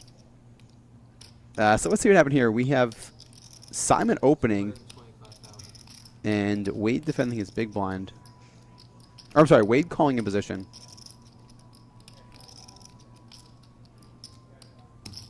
And Simon likes to check call on this board. Not a play I think that you see a lot of people make. Do you like the check call, or would you prefer a bet on this hop, do you think?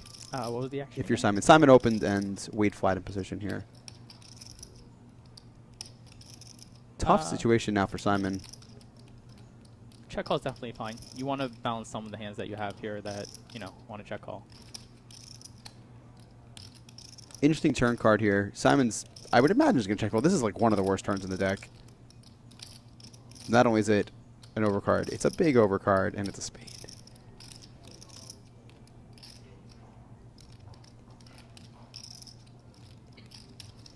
Bet. 650,000. A lot of times it's really hard for us to say like exactly what's the line of players should take because it really depends on what they themselves do with their entire range here. Their overall strategy and how they want to approach stuff. Yeah, I mean, you know, a lot of players, you know, but people watching just want to think about the exact hand that they have at the moment, and think, what's the best way to play this hand? You know, and that's not always necessarily the best way to play every hand that you might have. So you will see some players make those decisions. You know, like maybe that's why Joe made that play earlier. Maybe that's why Simon checked this flop. I think that most players would just be c-betting a lot of these hands, especially a pair. You know, and I think that 6-4 like does want to c-bet. You know, you just want him to, you just want Wade to fold if he has two big overcards. You don't want, you know, jacks, queens, and kings and aces rolling off. Right. You just want to win the pot. Equity denial is definitely very big there, and you are still getting value from a lot of his like ace high and king high hands that will float.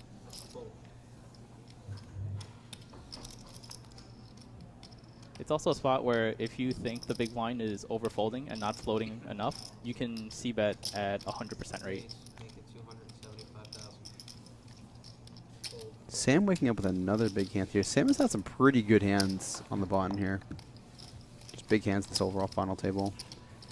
Sam, in one of the earliest hands that really kicked us off tonight was that double elimination that you were not part of. The hands.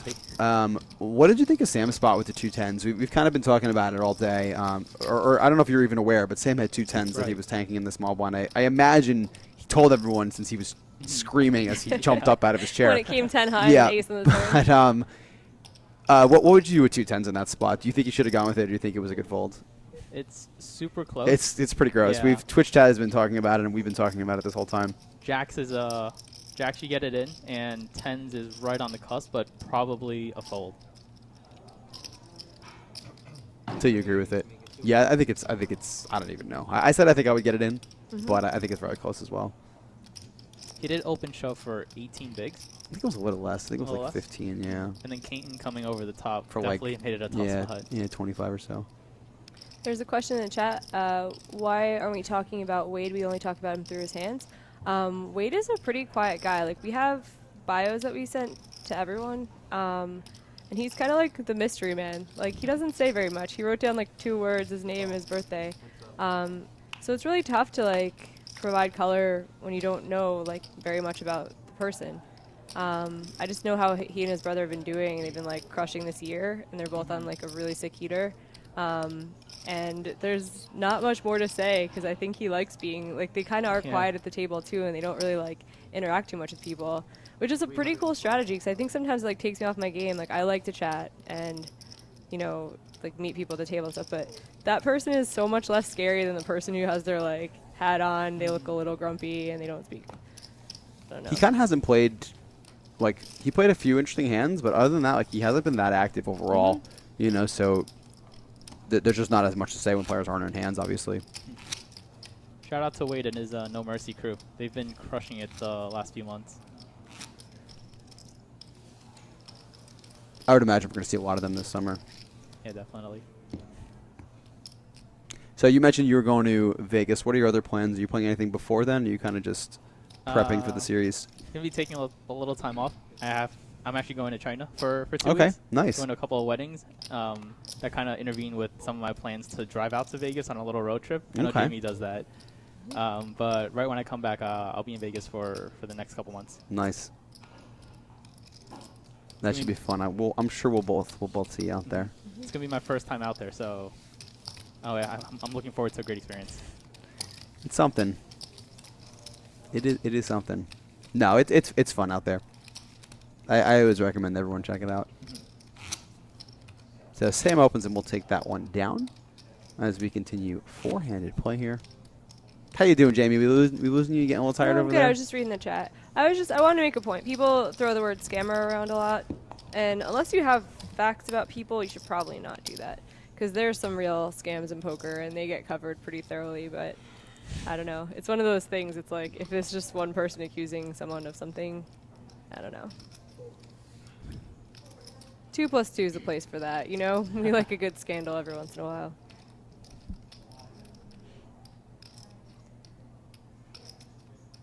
Yeah, I'm trying to figure out what to do with Vegas, because so many of the places that I've looked at want to rent for 3 months. They won't do 2 months. So I'm like, do I just stay in Vegas for a month and play cash, or what? I don't know what to do. Try to sublet it, or just like, I don't know. Seems like Vegas and Why won't after they the give series you would be 2 really months? cool, because they know they can get everyone for 3 months. Like, all the Meridian is the place, the condo complex, Oh. and they know the poker player thing. Like, and people just go, okay, whatever. They just sign it. 'Cause it's like a little bit less expensive than some of the like comparable condo complexes. So like, We usually just get a condo or Yeah. Airbnb or whatever. so I might just be there an extra few weeks this summer. I think we have a Maybe. house. So I hope someone booked that. The people I'm staying with. Do I have somewhere to stay? You might be homeless. You I might be think living I in my do. RV. No, I think I do, but I don't trust If anyone. not, you so. can live in my RV in like a I Walmart appreciate parking lot it. or I appreciate something. it. Thank you. No problem. There was some debate if we were going to take the place we're going to take. So. All right, Ricky, who's your pick to win this thing? These 4 guys, we got Sam in the chip lead, Simon Shookum a little behind him, and then Wade, and then Joe's on the short stack, which looks like to be going all in right here. Who do you like to win this? If they were even stacked, I'd definitely give the edge to Joe. Okay. But with Sam having the chip lead that he has right now, he's playing very well. And as long as he doesn't get unlucky in a couple of spots, I think he should win this. Sure. What about you, Jamie? Who do you like? Man, this is tough. This is tough. I mean, I've picked Simon from the beginning, so I feel like I should just stick with it. You're going to stick with him. I'm gonna stick with it. I mean, Sam Taylor's got a shot. Obviously, he's got the chip lead, and he's aggressive, and he also like can pull back a little bit. You know, he has different gears. I think He does. That'll help him out. But yeah, I don't know. Simon has to be the one with like the most experience, most hands under his belt, right? It's probably close between him and Joe, honestly, Yeah. because Joe plays an incredible amount of poker between. I mean, Joe played a lot online before Black Friday, and then he still dabbles online, and he plays a ton live. I mean, Joe is at every series. All in. Waking up with a monster here on the button with his 12 big blinds. He does just shove it. Team Shookum representing in the Twitch chat. Wow, we got Chance's cards in here too. I was happy to see Chance here. We don't really Is that get the him at real- is that Borgata the a real lot. Chance's I think cards? it is. Chance was at the with bar. the spelling errors and stuff, it looks just like our group chat. So yeah, I think it's probably him. Chance was at the bar. We were playing some Mario Kart in the back of Long Bar the other night. Nice. Yeah, it was pretty good. We had quite the crew there.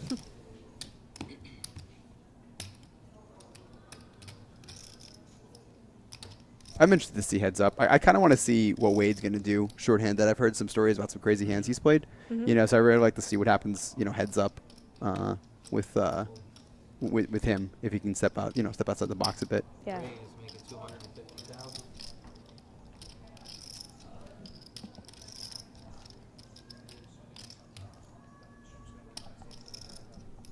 Okay. I kind of want to elaborate on this now that the chat is all talking about scamming and when it should come out and all that. You know, you had to do it, Jamie. You had to get them I going. had to read it. Like 14 people had talked about it, so I'm kind of like responding to chat the whole time. There's just like better places for it. Like you can start a 2+2 thread where people can add their stories and the party that you're accusing actually can respond. But like accusing somebody who has no way of responding is kind of just a crummy way to go about things, in my opinion. Like other people feel differently, but that's just my opinion. Well, I think that one of the issues with just this type of thing is that everyone hears stuff. You so often, oh, I heard a story about this person doing something. And it's like, well, what happened? Oh, I don't really know the details. I just heard that they did something bad.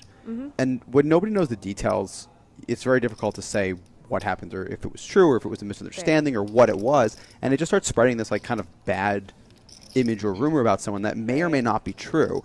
And although a lot of times, you know, where there's smoke, there's fire, I've definitely seen times where someone said something to me about someone and I'm like, what? Like, that is not what happened. Like, that's not true. Like, that person's a really good person. Like, that is not there. Like, I was there for the instance you're talking about and that's not what happened. So, yeah. Yeah, and then 2+2 is like really useful for like actually outing people who are going to hurt more people. And especially Marketplace, I think they do a good job. So people who are like trying to sell packages for summer, the reason Marketplace and 2+2 actually works is because there's also a well for people who are not trustworthy. So, yeah, I don't know. Ghost of M offers some good advice. Want to know how to avoid being scammed? Don't lend money out. Yeah. This is true. This is true. It's one of the few leaks that poker players have. What's that? Money? One of the One few. of the few? Other than that, we all got our lives together. I think poker players as a group, there's a lot of good people in poker. Absolutely. And I think it's really cool between Twitch and YouTube, like the kind of community that's been forming around that you know, Ricky, you're definitely part of, and you know, people. Jason Somerville's huge for just like positivity, like, and making people have fun in poker, and like I have to get to run it up Reno at some point. Absolutely, yeah. Have you been to any of those events? I haven't. I've been planning to go the last 2 times, but something has always gotten in the way. Yeah. There's one in October, which I am definitely looking to put on my schedule. That should be something. Can I get a shout out to my puppy Neo? Yes. Hi Neo.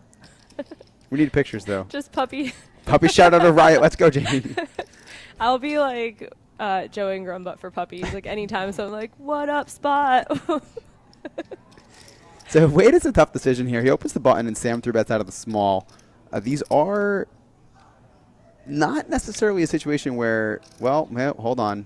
Never mind. I was going to say this is not a spot where Wade might want to get all the chips in, but he puts in a pretty hefty sized 4-bet here.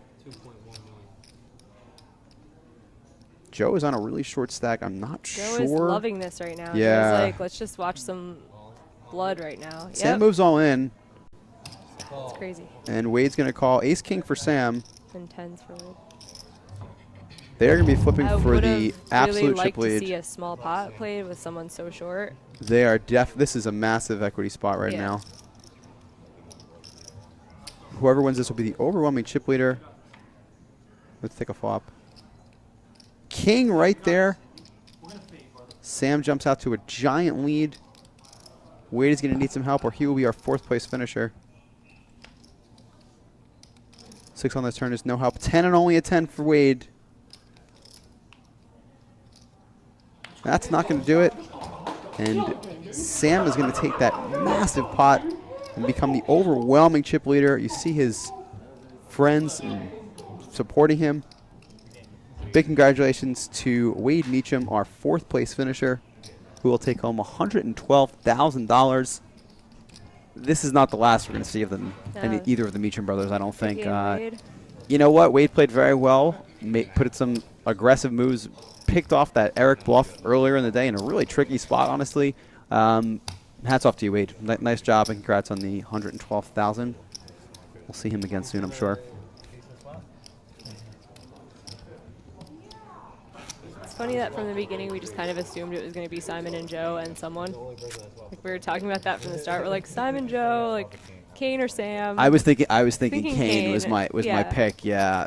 He got but pulled right out of the he gates. did. He did. This would have been a very different final table with Kane here.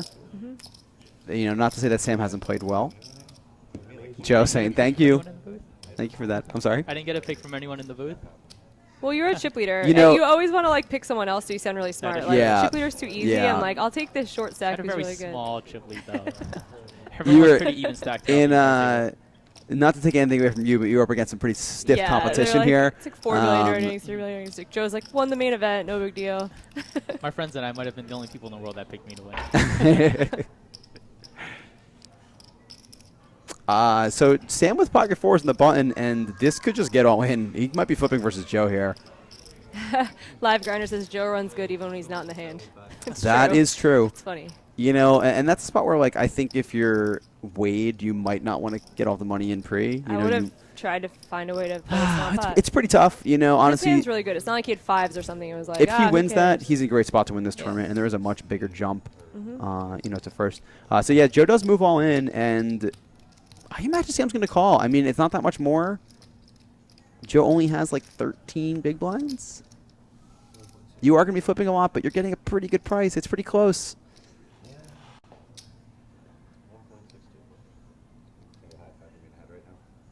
Joe's still celebrating his pay jump, it looks like. It's like Wawa for 2 months for him. 2 months, 20K. Yeah. It's an expensive Wawa habit. My roommate WSOP boy in the chat just said that I was his roommate and he didn't even pick me to win. That's awesome.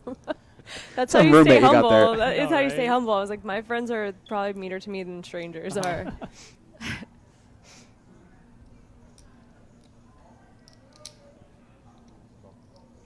Yeah, Sam does call.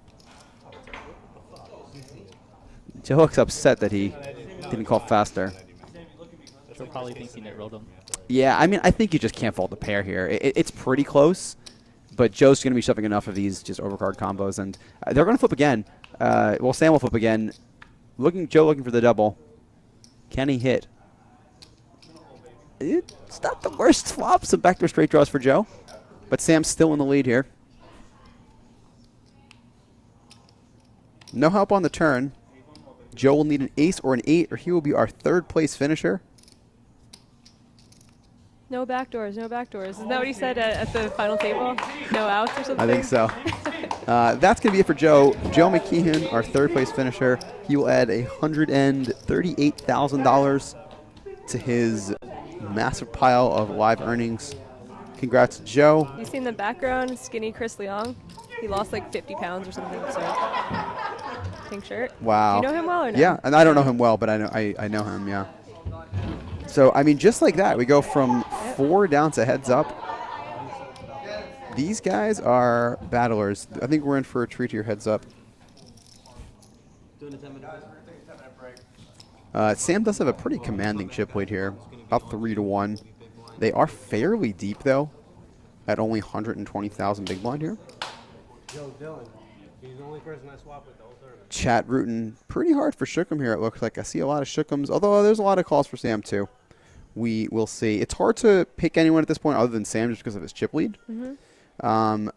I would imagine that Simon has more experience heads up than Sam does. I don't know Sam's background as far as shorthanded online heads up play. But I know that Simon has played so much online that he's been heads up, a number of times. That's really terrible, though. They, like, demoted Joe McKeon to 6th place on that graphic. Did they? I didn't see It it. said 6th. No. It's like, well, I think you move up one. Maybe That's good. third in your program, 6th in our hearts. Do we talk about how we can't close anymore now? This is like the first tournament he's final table to not won in like 3 years. Who would we take at 3-1? I would. I mean, you just have to take the guy that has the chip lead. It's hard to not pick him, regardless of how much experience the other guy has. But they are pretty deep, so we'll have to see what happens. I think we have a. They're doing a little break. Well, I think we have, unless Greg is holding a really good pose out there. I think we have a. They're a mannequin challenging. Yeah, right I now? think we have a bit of a glitch in the video feed here. So we'll see if they're taking a break.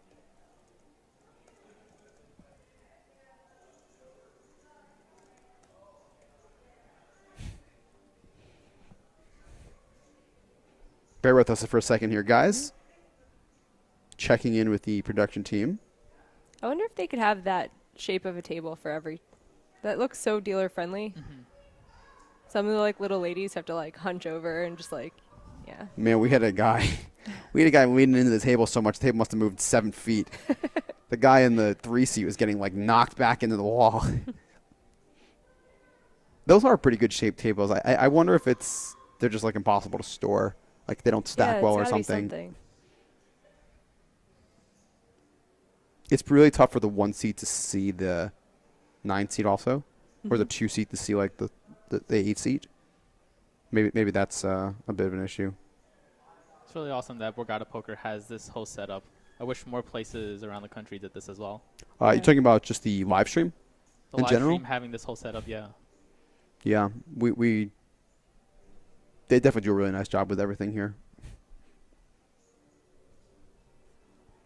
Bear with us a second here, guys. I was hoping they would get a cash game once in a while. You know, well, let's work on that, I Jamie. Let's see emailed what, Ray about let's it see what one we can day. do. I've Yeah, been speaking about this for a bit now. I think that even just like if they did it once a month and just to like feature some other people, because there's a whole other realm of poker. People who don't play any tournaments, who play like huge live mixed games and stuff that I think would really benefit from a stream featuring that. it's frozen.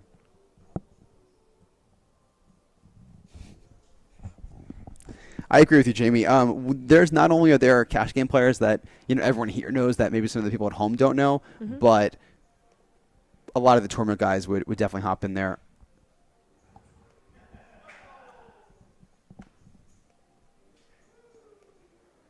It could be a way to get some big mixed games back here too. That'd be really cool if they just featured it once a month and just had like a really like nosebleed mixed games. The like they used to. the mix can be tougher. I know with some of the technology, you sometimes need different table types and stuff Okay. like that. So I'm not sure that they would be able to do that. I don't know the I don't know ins and anything. outs It's of it. definitely just spitballing, but I was watching the Bellagio one the other day. It was pretty interesting to see like a 2-5-10 game streamed was cool.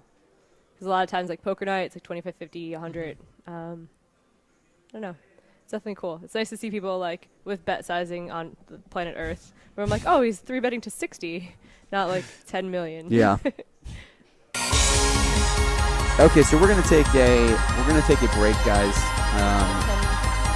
For 10:40. That doesn't seem correct, but we're gonna figure this out, guys, and we'll be back with you in a couple of minutes. So sit tight. We'll be back on Heads Up Flight.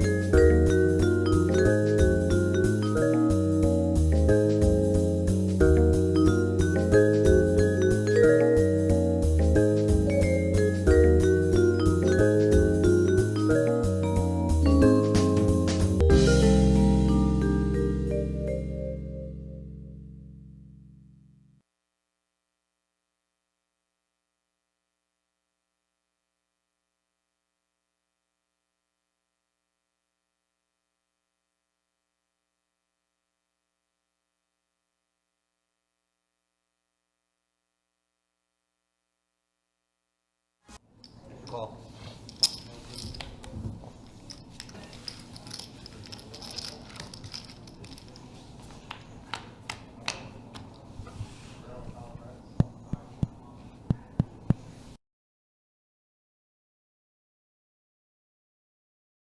Check.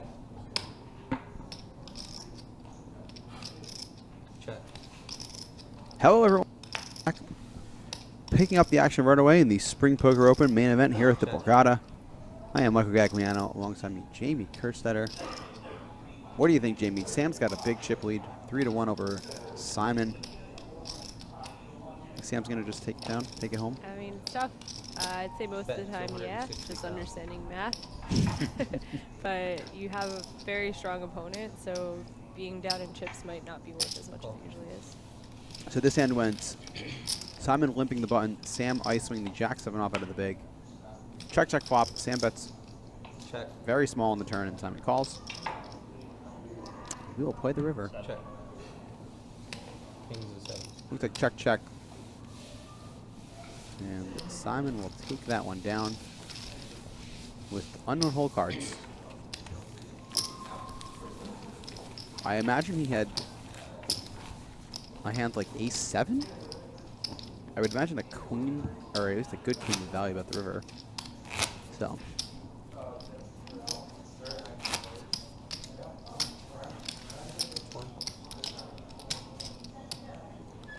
We're going to pick up heads-up play. Obviously going to be a bit of a different animal than even three-handed play. The biggest difference in poker is definitely between three-handed and heads-up. Just such a different dynamic. You need to play pots. You need to battle against your opponent, or you will get blinded out of this tournament. So we'll see if either of these, we'll see how either of these players respond to heads-up play.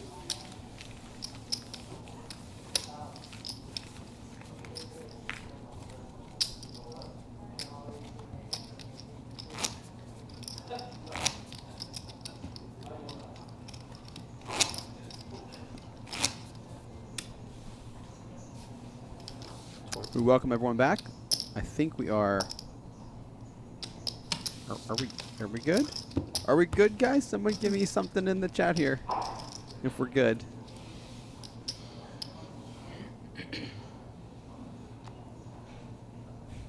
Oh, okay.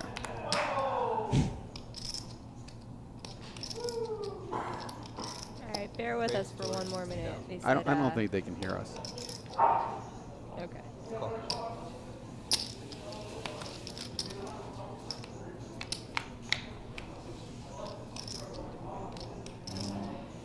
Come on, Simon. Don't.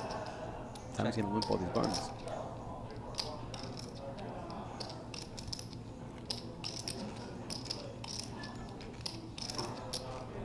It makes sense for him to be like limping buttons until he's more even in chips, right? Just keep SPR really low. Okay, I think we're.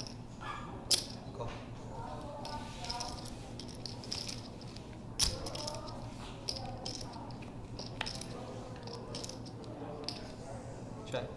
Okay, everyone, we are officially back. I'm eating on the microphone. I apologize for those listening at home. Check.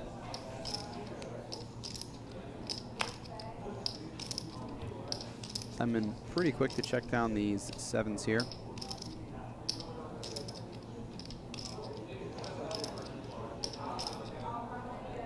It's about 600,000. Okay, guys. We apologize for the technical delays. Call. We apologize for the technical delays, but we have it now. We are good to go.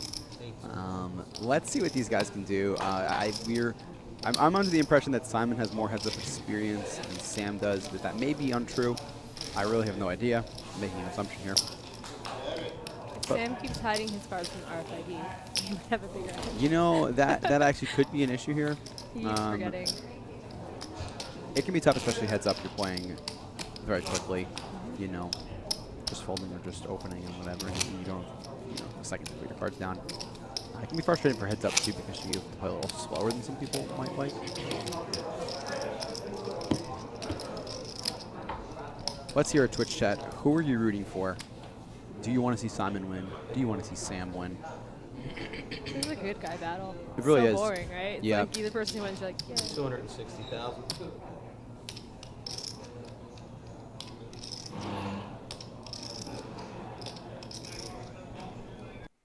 We welcome everyone back again. Jamie Kerstetter alongside myself, Michael Gagliano, to the Borgata heads-up play in this $2,700 Spring Poker Open. What are they playing for, Jamie? 390K. Wow. They have 219,000 locked up already. And we just wanted to say, apologize for the glitch. It was 9 hours glitch-free, and then We did something pretty happened. good. Yeah, we did pretty good for a while. Yeah, so we're back at it now, playing for a lot of money. Nice little 171K heads-up match. Happens all the time. That's a lot. that is a lot, and these are not situations that you're so accustomed to. But at this point, I mean, I think both of these guys are just you're going for the win. That's it, man. There's no more pay jumps. You know, if the other guy sitting across from you doesn't want to discuss any deals or anything like that, that's it, man. You got to win this tournament if you want that money. So you got to go hard. Yeah. Yeah, we got Sam's cards this time. But Simon will walk in with the 8-3. Heads-up play can be, I hate to say slow, but slow sometimes. I like Simon's dual chip stack he's got going on here.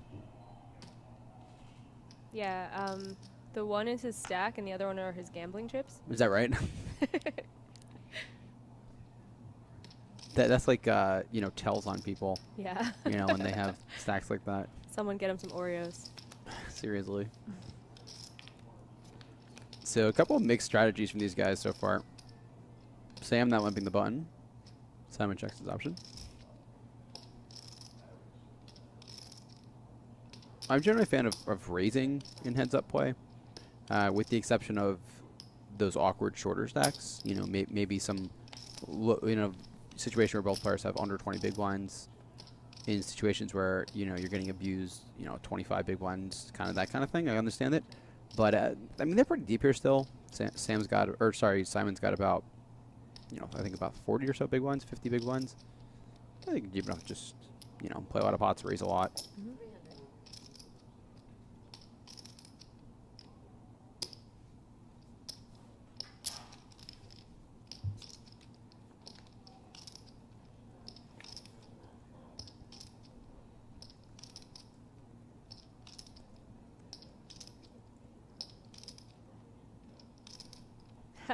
That's funny that Matt Rack shows up right now and goes, best part of the tourney right here. Matt Rack, for those really that don't funny. know, He is doesn't care until he gets heads up. Matt Emmel. I consider Matt would consider himself a heads-up specialist. Played for online a number of years. He took down the heads-up championship event here at Borgata back in, it was last year, I believe, in the winter. And he did quite well. He does quite well in a lot of events here. We had him on the stream for the heads-up one, so shout out to Matt. That was a great guy. Sam, go Simon. Sam has at least a little bit of heads-up experience, as he's won a WSB circuit, as well as two circuit events actually. So he's at least played a bit here. Big bet here from Simon.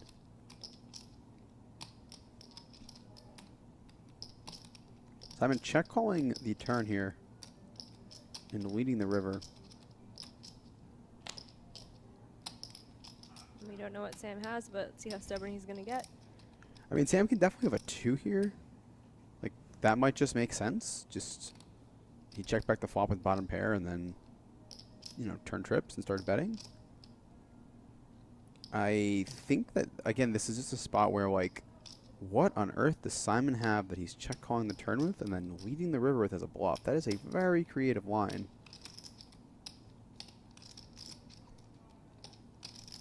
He'd have to be taking a really outside of the box line with one of these hands.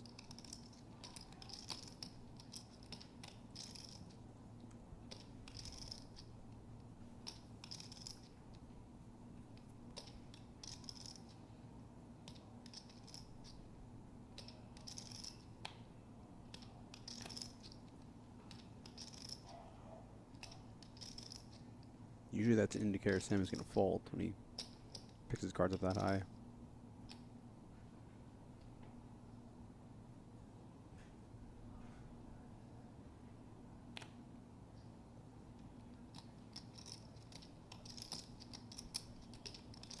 Really, the toughest spot here is if you have a 2.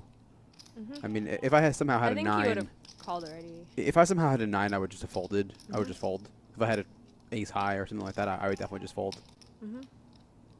So really, just is what do you do with the 2 here? Do you fold, or do you find the call? And again, I think you'd have to be so creative to come up with a bluff there. Shookum is certainly creative, but I don't know about in that line.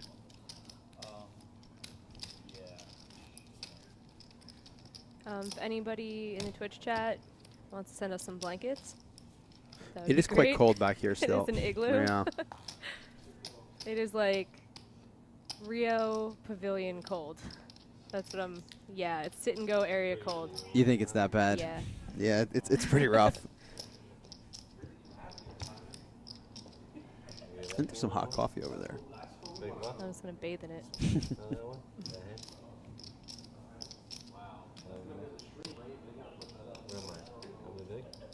Simon on the button with ace 8. Pretty good hand for heads up. Pretty good hand in general.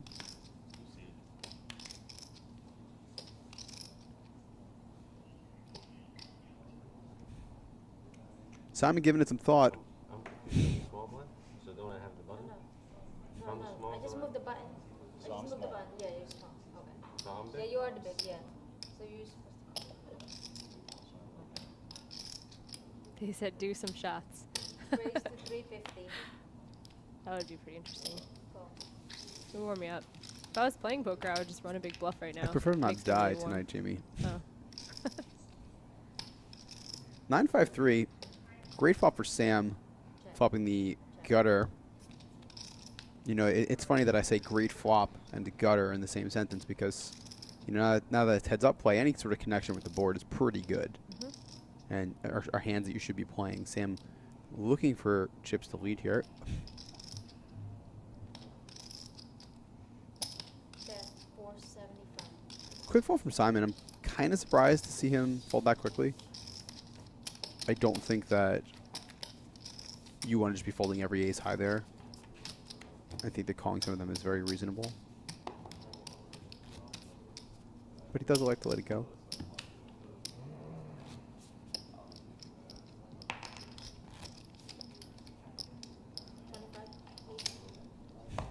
To S-Pack. I don't know how to say that name. Says shout out to Gags for the Wawa 7-Eleven name drop earlier. That's my homie. He's a great guy. That's like throwing back pretty far because I remember that. But that was like He plays on Jersey side still sometimes. not as that name though, right? Something else. Yes, I believe so. I don't know what his star's name. If he has a, if he brought back that name.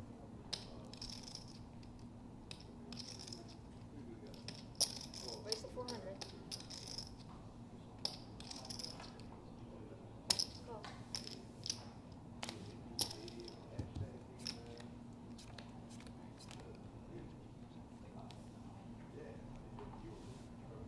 Interesting to see Simon change up his strategy there. He was limping earlier and he started raising the ace-8, so we'll see how his strategy is going to shift throughout this match.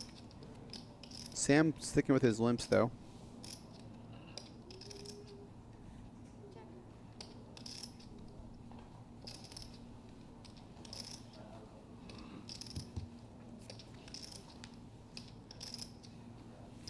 Check down the river, and Sam makes quite a good straight here.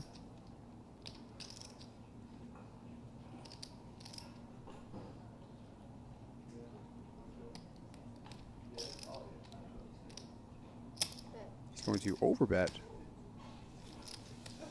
and take that pot down.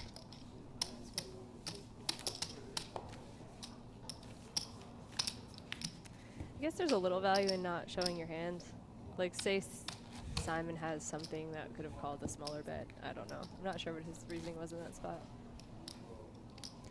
Yeah, I mean, it's very hard to get called there. Simon has done nothing but check 4 times. Yeah. Which is hard to do in a hand in general, but he's done it this hand. He's checked every single street. So he's very clear he does not have a very strong hand. I just don't see why you're betting so big. Bet smaller, you might get called by a pair. Seems very reasonable in that spot. Even if you're bluffing, there's no reason to go that big.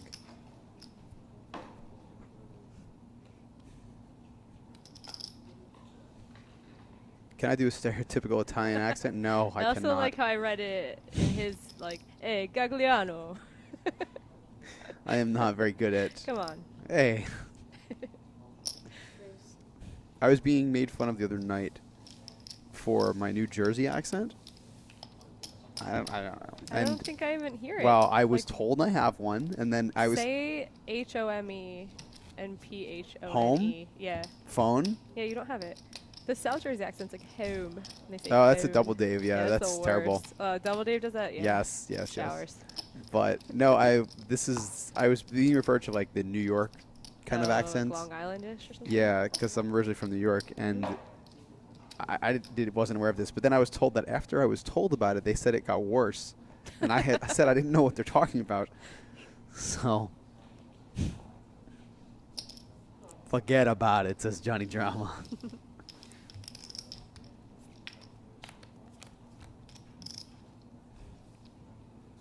Sam once again limping.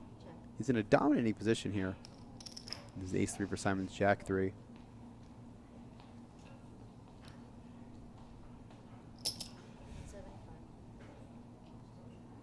Why are they limping the button? Some players prefer to not have raising strategies and just limp. You get to see more flops. I don't know. They're pretty deep. I think that, I already mentioned that would probably be raising at this stack depth, but Sam has, essentially the nuts here. It's possible Simon has a 6, but I think that just kind of going for 3 streets here, at least 2, makes a whole lot of sense at this hand. I think they're limping the button because they're enjoying their experience in the tournament. They just want to milk that TV time. Yeah.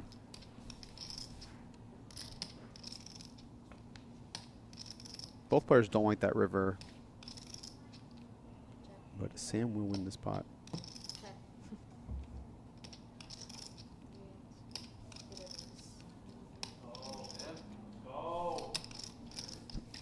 Oh, that was the wrong.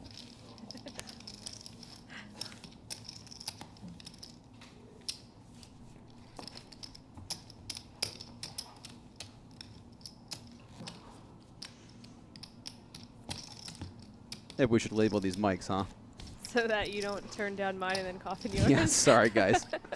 Yeah, we're true professionals over here. You know what? The cough was coming quick, and I tried to kill my mic, but I hit the wrong one. And I think I blew out some eardrums. So yeah, sorry about your bleeding ears. We didn't mean it. Let's hear some questions from you guys. Yeah, questions, entertain comments, us, guys. thoughts. Tell us about your summer. What are you looking forward to? We got a deep stacked heads up match where they're limping the button. So I don't know about you, but I'm snuggling in tight here. So let's see some questions, comments. How you guys doing out there?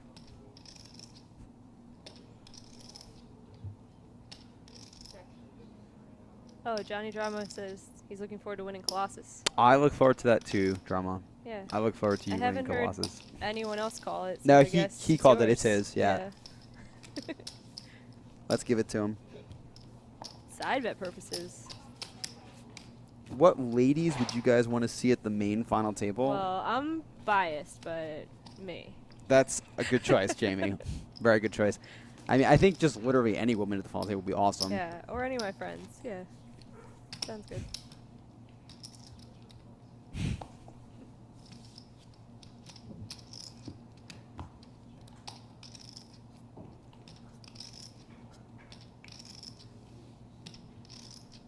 Tell us about the other events currently in progress at Borgata. Ooh, good one tomorrow. What was today? Was the 75K? Today, I think today? it's a 50K. 50K, okay. buy-in or something like that. Tomorrow there's that WFAN one, the radio show. WFAN? Yes. They and it's like a 280, I think. And I was just told that Boomer and Carlton. Your guess is as good as mine, Jamie. I don't listen to the radio. 2 sports guys. Anymore. But yeah, they are going to be streaming from B-Bar. That's awesome. So that is pretty cool. And yeah, and there's a tournament, and I think it'll probably have a lot more rec players who just, are coming for the fun of it. So if any of you sharks want to jump in, win a tournament, tomorrow's a good time. But yeah, the event today, I know, was down to, I believe they just redrew 18 and moved everyone to the poker room. They were trying to kick us out of this signature room where we are currently, this final table is taking place. But they are not getting us out of here until this is done. We will be with you guys till the end. Carton, that's what it is. Thank you, Johnny Drama. What's that? Boomer and Carton. That's Oh, the Boomer and radio Carton. guys. Okay, these are the sports who are guys. hosting this show. Yeah, That sounds hosting fun. this tournament tomorrow. Yeah, gags. Yay, sports. Thanks, Greg Merson. Am I a user of GTO solver software like Crev or Plo? Plo? Not sure. Not sure what you mean there. Pseudonym. Ask Greg Merson. I heard he solves.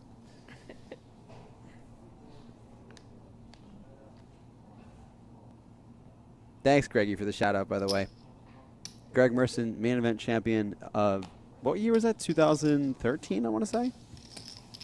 Whatever year Hurricane Sandy was, because I got to see it, which was cool. Hurricane Sandy was 2012. Okay. Maybe it was that year then. Greg Merson plays a ton on BorgataPoker.com. Me and him battle. 2012, we're being told, yeah. That was the most year of out Greggy. of line crowd ever, because it went on so much longer than people thought it was going to go on. So people who were like drinking at a reasonable Oh, the main pace, event? That his yeah, heads up? Like a lot of my friends were there and just like drinking at like, a reasonable pace. Like, oh, I'll have a drink every hour or so. And then on like the 12th hour that the tournament was going on, like I swear people were sleeping in the stands, like in the aisles. Sleeping or passed out? Both. Both, Like okay. it was, the crowd was just, it was not a pretty group at that point.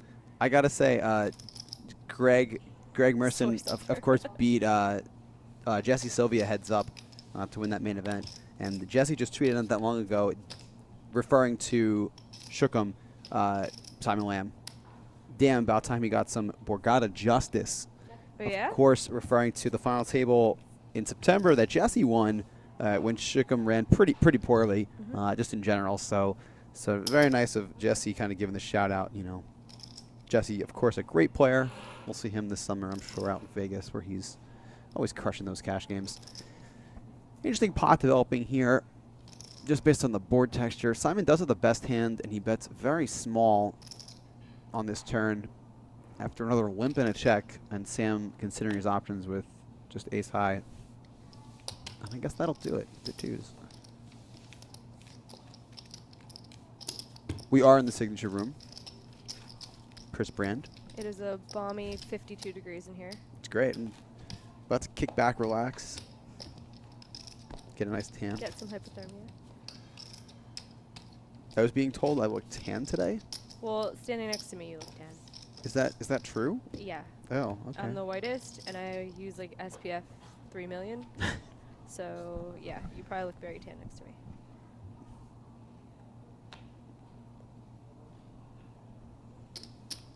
Raise 350. Simon looks like he's in the raisin mode. He has stopped limping the button, and now is raisin. I like his confidence to just try a bunch of things and see what's working against Sam. He played a couple interesting hands during bowling too. Didn't he just like limp one randomly? Yeah, he flipped the gun that one time. That's awesome. Johnny Drama says, "Hey, Greg Merson, you don't know me, but I've seen your Yelp reviews. A+ would read again." What? I don't know about this. Greg has This got. has to be like an old Pocket Fives thing or No, something, right? it's definitely not. No? No, it's not.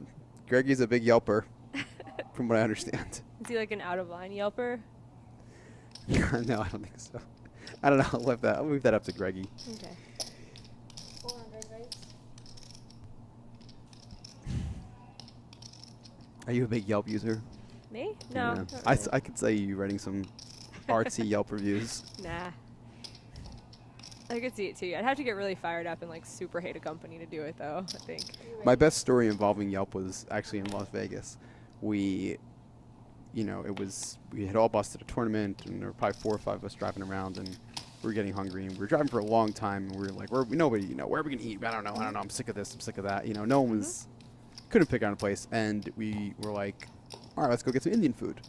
And we found the place online, and we went to this place. We pull into the parking lot, and we're like, man, this is a disaster. It was like a dump. It was like the building looked abandoned. The whole parking lot looked like we were gonna get like stabbed as soon as we jumped out of the car. It was in a real bad part of Vegas, and we're like, this is terrible. This is not what we signed up for. And we're all the way out in the middle of nowhere, and we're like, let's go somewhere else. And everyone's like, oh, I'm hungry though. And I looked at the Yelp thing, and one of the first reviews, somebody's like, just go in. Don't look at the outside. Just go in and try the food. It's really good. And so we're like, all right, let's just do it. And we went in. It is like the best place. We've gone there every summer since that time. So I give Worth risking getting stabbed? Absolutely. You should have reviewed it like that. Worth the risk of bodily harm. I'm hearing some clamoring of a party bus in the chat. Ooh, where we going, guys? Sammy T party bus? Are we invited? Sammy T. Oh, Sam, duh. Yeah. Sam, there's a poker game being Yeah. played here. As I'm telling stories and talking about the party bus. So Simon goes back to limping. I don't know. This pre-flop game is just, all over the place from these guys. Super inconsistent on both sides. Actually, no, Sam has just been limping a lot, but Simon limps with jacks and not betting twice. Looking to get some value from the exact type of hand that Sam has here.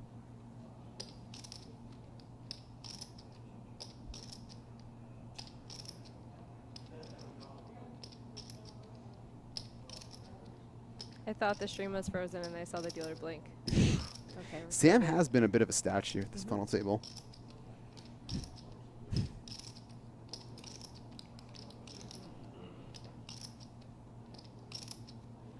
Sam's going to let it go. I have a hard time folding a pair in this type of scenario. After it just goes, limp check. But it is the correct way down this time.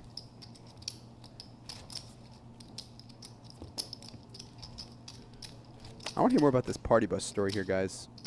Bornstein was the driver. I do not want to be on that bus. Yeah, no thanks. John Bornstein, another Borgata regular. I say that now, even though he lives in Florida. I feel like he's still here a lot. Yeah. How long do the daily tournaments last? It depends on the tournament. I mean, some of them are a handful of hours. Some of them take a while. I would probably guess like 8-ish. I would guess a little bit 10? longer. Yeah, probably 8 to 10 on average. But I know that some of the larger ones can, that you get the full dinner break and they go pretty late. But I was thinking like dailies. The 11 a.m. and 7 p.m. ones, like 8 hours. Oh, I would those. guess. Oh, So I those guess are you're even. winning it at like 3 a.m. I would guess right? I would guess even shorter for the actual dailies. Yeah, I was more referring to like the one day Borgata Spring Open events. Okay. Like the one that's going on Yeah, now those that go we were on just for talking a about. while. Those take most of the day, but They were in here for most of the day. I think they moved into the poker room. they I did. They guess. just moved over. There's about 18 left, so they'll probably be done in maybe 2-ish hours or so. I would say 3 hours at most. But yeah, the dailies don't take that long. I think your guess of 8 hours is probably pretty good. So kind of interesting hand here. Sam now raising the button because, let's just raise. And Simon defends the 9-3 suited. Simon flops the pretty big draw. And Sam has the other side of that gutter. Sam needs a 9 and Simon needs the 10. Simon check calling the flop and leading the turn. We've seen him do this a couple times now, heads up. He will take that one down. Simon has done a nice job of building this to a pretty even heads up match now.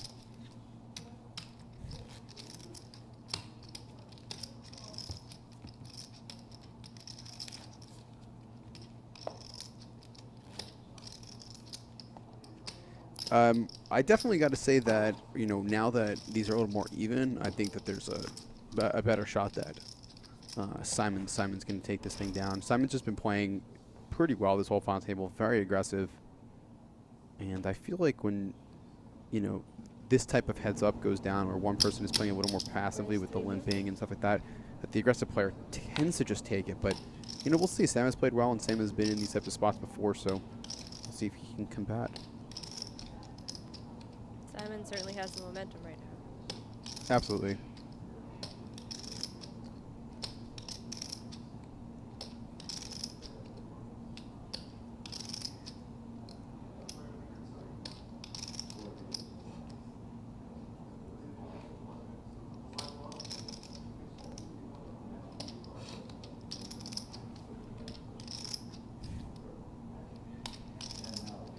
I like Simon's strategy of We raise. limp jacks and then raise the bad hands. See, I'm going to put in a 3-bet with pocket 3s. Yeah, it's not a hand I would have picked. You know, one of the problems with this, well, he made it, oh no, he didn't make it that big, I'm sorry. One of the problems with this is exactly what's happening right here. Like, Simon's going to call with hands that play well, and your 3s are going to flop quite poorly a vast majority of the time. And that is a good flop for Simon. That is the one you dreamed up, and now... And it's a flop that Sam thinks is okay for him. You know, it's okay. I mean, it's heads up. Simon's going to have a lot of 9-8s and 10-9, 10-8s. You know, stuff that's just not going to fold. He'll have 7s, he'll have a 6. Even this bet here, like, you're begging to get floated, and it's really tough. Even if Simon has a hand as weak as ace-9, ace-9 of hearts, he's probably not going to fold this flop. They're heads up, you know, and you're just in a tough spot. And Earth Flag says there's only one way to fight aggression. I will agree that like Sam can't just let Simon be more aggressive and let him run him over. But you know, you're gonna get dealt another hand, very next hand. Like this is one where it's like it has a lot of value. If you end up flopping his head, huge value in your hand. I would rather him 3-bet hands that are high cards than hands like this. Like even if he has like King 4 or something like that. I mean, there's nearly, you could choose nearly any hands that would do a bit better, yeah. Small pairs generally don't have a lot of value, especially when you're going to get flat a lot. And that's the issue. I mean, you know, we can see that Simon has obviously a very good hand here, but Simon can so easily just have a number of just gutters and draws and floats and all kinds of stuff.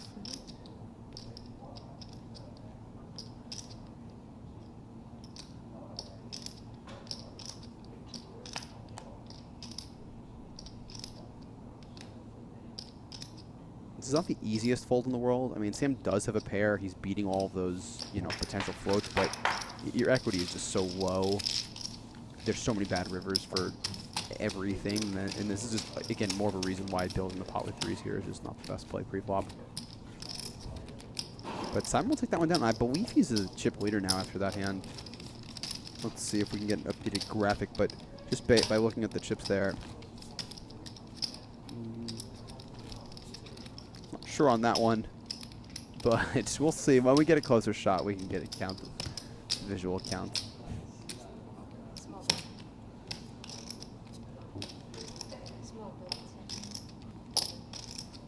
That's the correct count right there. Simon has 11.3 and Sam has 8.4. That makes sense to me. Sam made great fold both that. He did indeed make a couple of really nice folds. And he dealt with adversity really well. Like he hung in there. He has been here before. You can tell there's just like not even a grimace when he's losing some really annoying hands.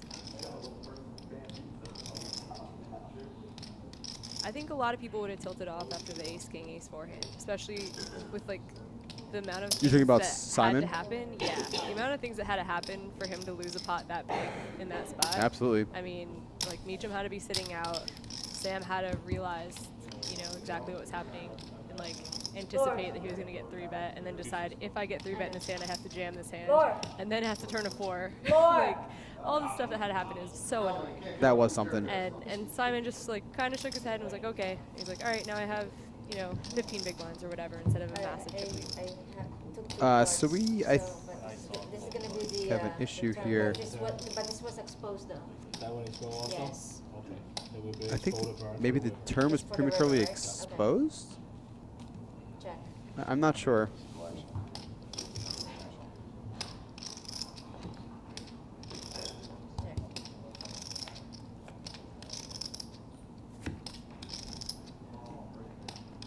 Anyway, check back call on the flop, and Simon checks the river. I think I would definitely be looking to value bet, you know, an okay top pair here from the flop.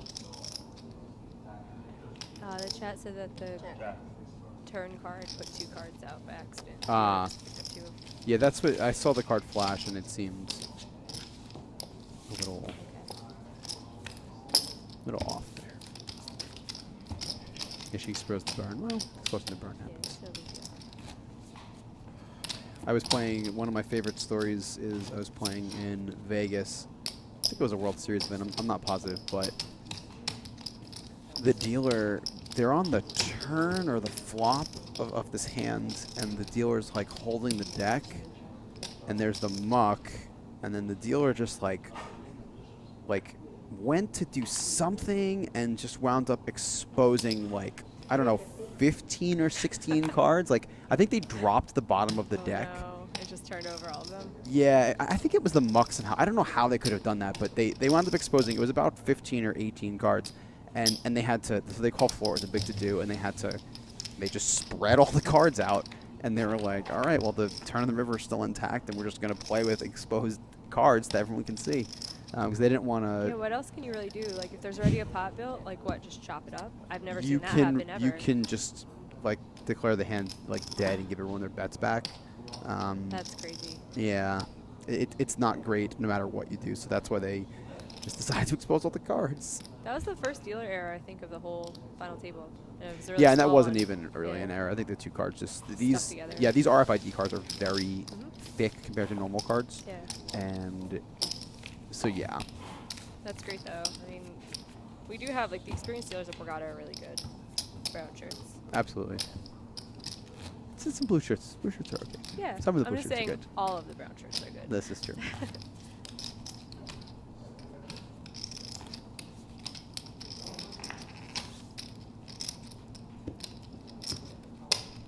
K. Russ says, dealers put me on tilt sometimes.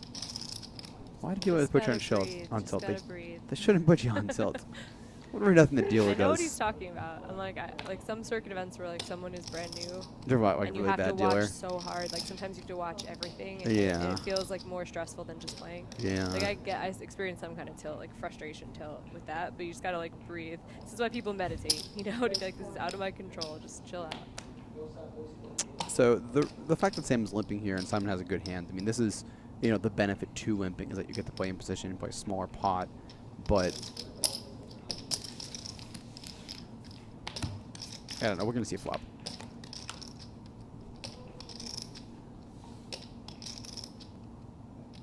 Simon not loving that flop with no diamond in his hand, but still just going to have the best hand here a vast majority of the time. Sam gets a little piece of it.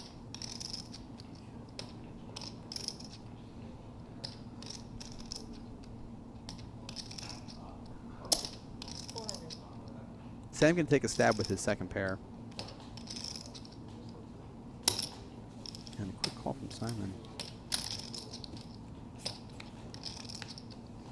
What a turn for Sam. Check.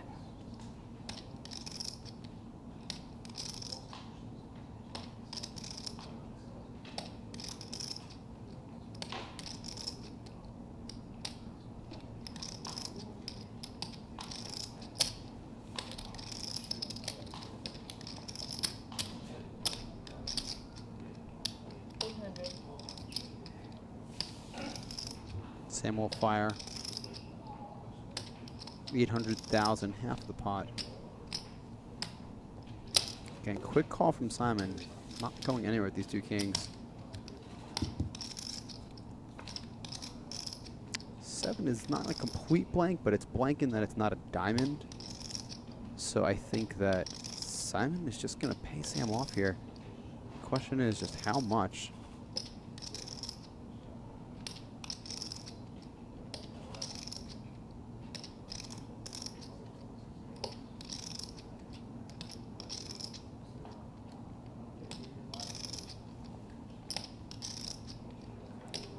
Sam cutting out what looks to be about 2.3 million, 2.2 million.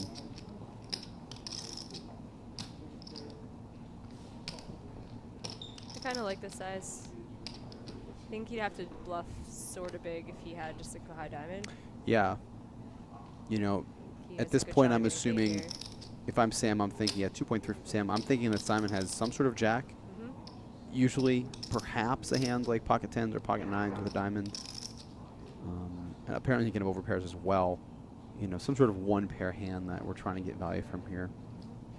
There's also the outside chance that Simon has a worse 8. If Simon had a hand like, well, actually, an 8-5 would probably not raise pre-flop, and 8-6 and 8-7 both make boats. Wow, he does lay it down. That's a good lay down. Good. Yeah. It's really tough to I mean, play your hand in that manner.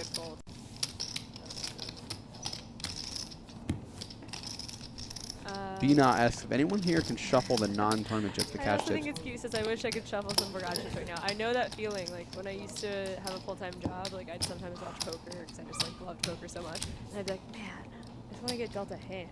I want to feel some cards. I want to shuffle some chips. Some people I know play with chips in front of When them while they're they play playing online. Yeah. That's cute. I like. I've never done that. I shuffle coins. You ever have coins?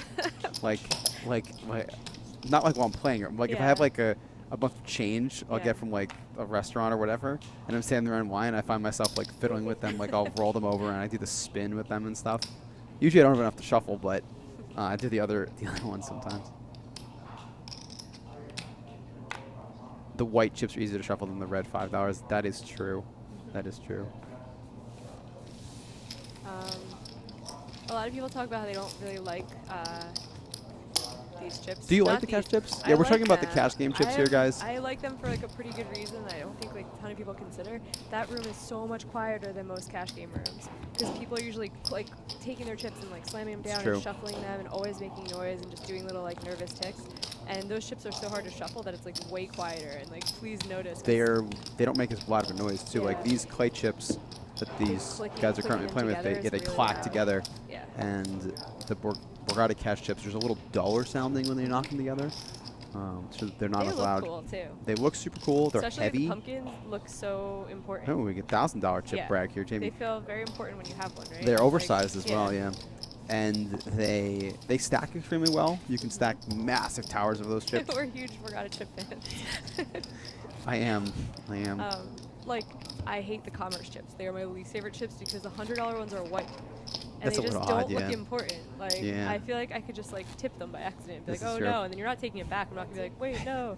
But I don't know. I wish, remember when the whole debate was going on Twitter about color schemes for tournaments and stuff? We just I want it to had be that uniform everywhere. We had that talk with Matt before yeah, you. I think it we're would be taking a great. break. Yeah. Are the chips too slippery? I don't think they're slippery. They're actually too, like, they stick together. Yeah, they, they're like, very heavy. vacuum together if you mash them together really good. Chip chat with Jamie and Gags. Yeah, it's going to be a weekly segment, Weekly guys. podcast, guys. We have a lot to say. It'll be a visual podcast. We're going to have pictures of chips. We're going to analyze them, talk about them. 30-minute mark, we're going to take a 10-minute caller up break. We're done. Yeah, this tournament set is great as well. One of my favorites. We mentioned this The earlier. watermelon ones are awesome. I love this. They are the best. I like them way better than the 100Ks, which shouldn't really happen, but To be honest, I've just had them way more than Drama would 100Ks. subscribe to that podcast, it says. Has been a chop. I believe there are no deal discussions have taken place. They are playing for it. They are going for all the glory. I believe Sam Taylor said he doesn't even feel alive unless he's playing for 100K, heads up. I think So it's more than that. 170. Yeah, Okay, so 170 this is the just difference reached they're the playing threshold. for. He's like, he's now interested. 219 for second place here, and $390,000 here for first place. Quite the heads up battle here. Nearly 2x second place.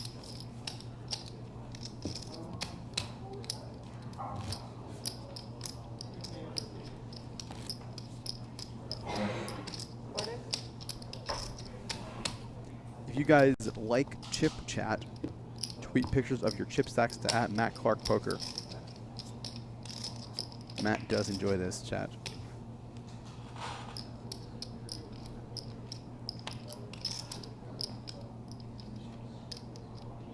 I kind of like chip stacks too. They're pretty. And like plaques and stuff. I haven't played in a tournament that has plaques. So I'm a little bit I have jealous never when had a people have plaque. them. Yeah, they look cool. Also, there's something about just taking like a chunk of plaques and like slamming it to the table where I'm like, that looks serious. You know, I think that plaques are really cool, but I feel like they are a little, I don't know, they're a little awkward at the table. They're, you know, having big things like that at the table seems just a bit awkward. But I used to like it with like high stakes poker and poker Oh, after of dark when they course. had chunks of cash, like where it would just be like, I was like, whoa, this looks so Yeah. much more real. When someone was taken, just like slam it on the table, I'm like, whoa. Yeah, I mean nothing is really better than like the WSOP when everyone just massive chip stacks on like day 3, day 4. Yeah. Like they really let you have so many chips on the table. It looks cooler for TV. Checking the river here. Simon bets the size of the pot to win that hand with his 3 threes. I think Sam could have definitely value bet at some point with his second nut kicker.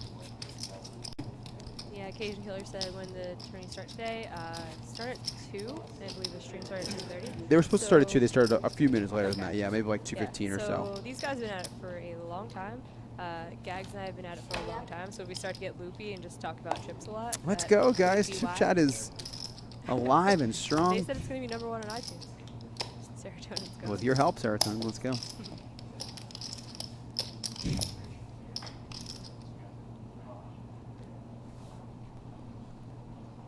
Simon has been the upward trender at this heads-up battle so far. He started with about 4.8 million.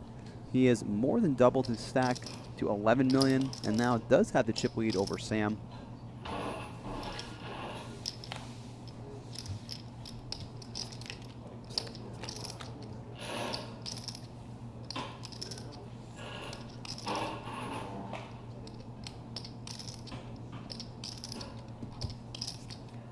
How often do I stream? Otter asks. I stream on Sundays. You can catch me at Gags30, twitch.tv/Gags30. Sundays, usually about 6 p.m. Eastern time. Catch me streaming the Borgata Poker 40K, along with some other great MTTs here. 300. I don't think we'll last 10 hours here. So I guess the people play.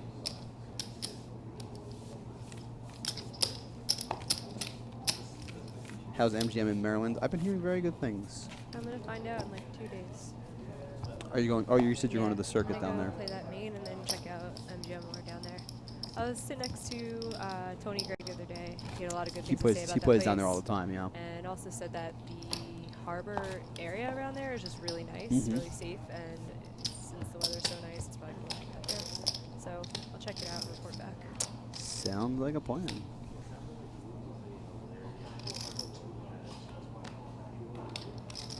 Big Mama Jones says this is Simon's to lose. 350. You know, Simon started as the shorter stack heads up, but it does appear he is taking command here. Sam is not giving up just yet, though. So.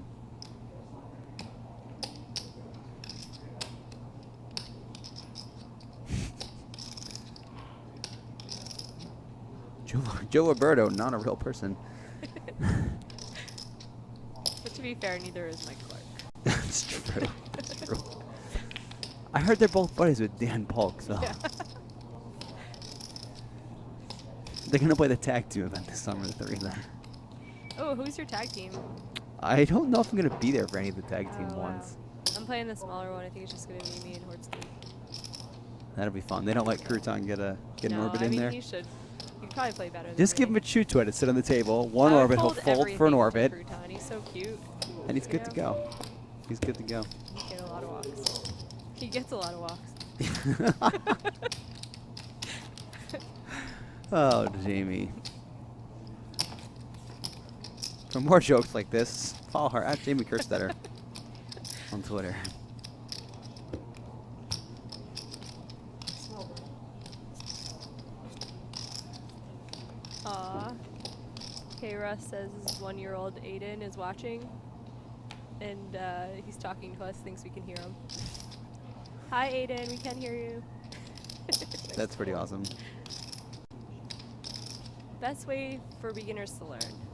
This answer changes a lot. I think now there's a lot of videos and stuff. I used to say reading books, like when I first started playing 10 years ago. Super System, Dan Harrington's books. But yeah, I mean, there's a lot of training videos. There is Upswing, there's Run It Once, there's Tournament Poker Edge. You can definitely find a lot for not a lot of money. There are a ton of good ways to learn now. I think that those books you mentioned are still great resources for beginners. Yeah, when you're first You know, starting out. they give you some really good, just fundamental ideas to think about.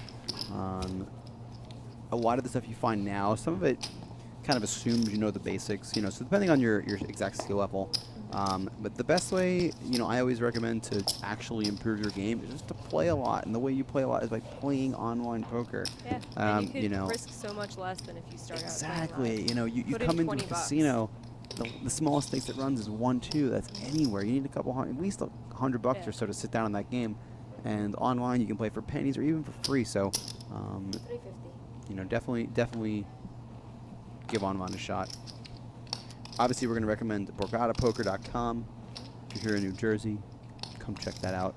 Make an And account from they're anywhere. Small stakes. I did a bankroll challenge like a year ago or so. I put $50 on a Monday. I played till the following Monday and turned it to like $550. Never playing bigger than 10 cent, 25 cent. That is pretty good. And I Not started the at, best like, bankroll I management. started really small. With- It was like when I had 100. Oh, you I started moved small. Up. When I Okay, had okay, 150, I okay. moved up. I think you just jumped in played- for 25 yeah, with- I played every free roll and whatever else, like $5 tournaments and stuff. And I was like, wow, like I was thinking like a joke, I'm like, oh, I'll probably be able to make a couple hundred. By the end of the week, I was like, this is actually a legit way to make a living. Like, take someone who just came out of college, and I was like, that's a really good way to like grind up Absolutely. real money. So yeah, if you start out playing the really small stakes cash games, they can really be worth it in no time. Earth Flag asked me if Crouton is training with me. He does. He goes on my night runs with me, and it's actually really nice to have a dog to run with instead of by myself. That's I awesome. Go on the beach. But he doesn't focus very well. He likes chasing squirrels. Simon opening the 6-5, betting the 6 high on the flop. He is going to give up on the 4-card straight run out. I wouldn't hate seeing a bluff on the river by him, although Sam is probably not holding his 2-pair. Kind of interesting to see that flop bet with just 6 high, no equity at all. On a board like ace 10-9, that's probably not necessary.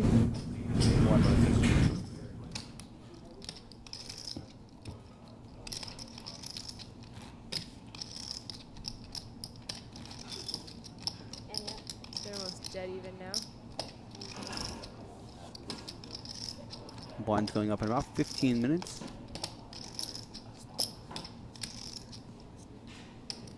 Do they keep it at 90 minutes for heads up in this?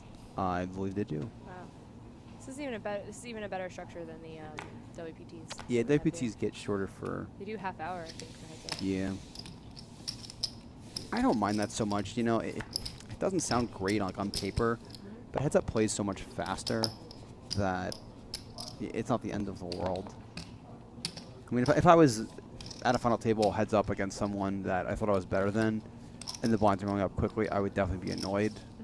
But, you know, it is what it is. That's their structure, and yeah.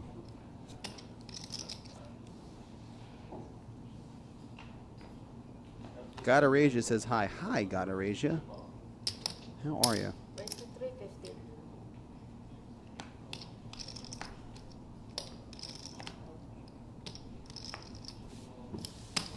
Mr. MNY says, I can't wait to crush heads up. Sit and goes when Pennsylvania goes live. Oh, we are down.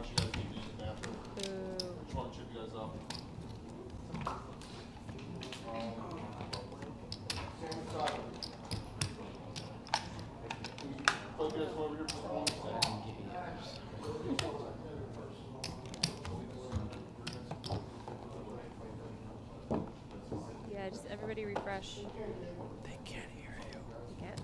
Well, if their stream is down and you're telling them to refresh, they won't hear that message, Jamie. There are some people whose stream is working. So Don't for hear those me. that are working, tell the others to refresh. Yeah, I'm not thinking too clearly. Yes, Great, Jamie.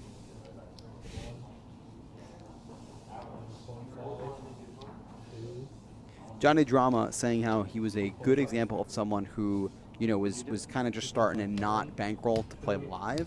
And he started playing online and ran up a roll at the smaller stakes. And that's how, you know, he kind of got stuff going. And now he's a crusher. One of the top MTT players in New Jersey. he's the best.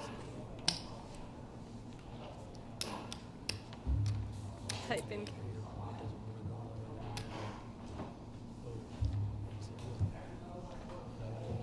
Yeah, the other guy said he would do a half hour, so he said an hour. 60.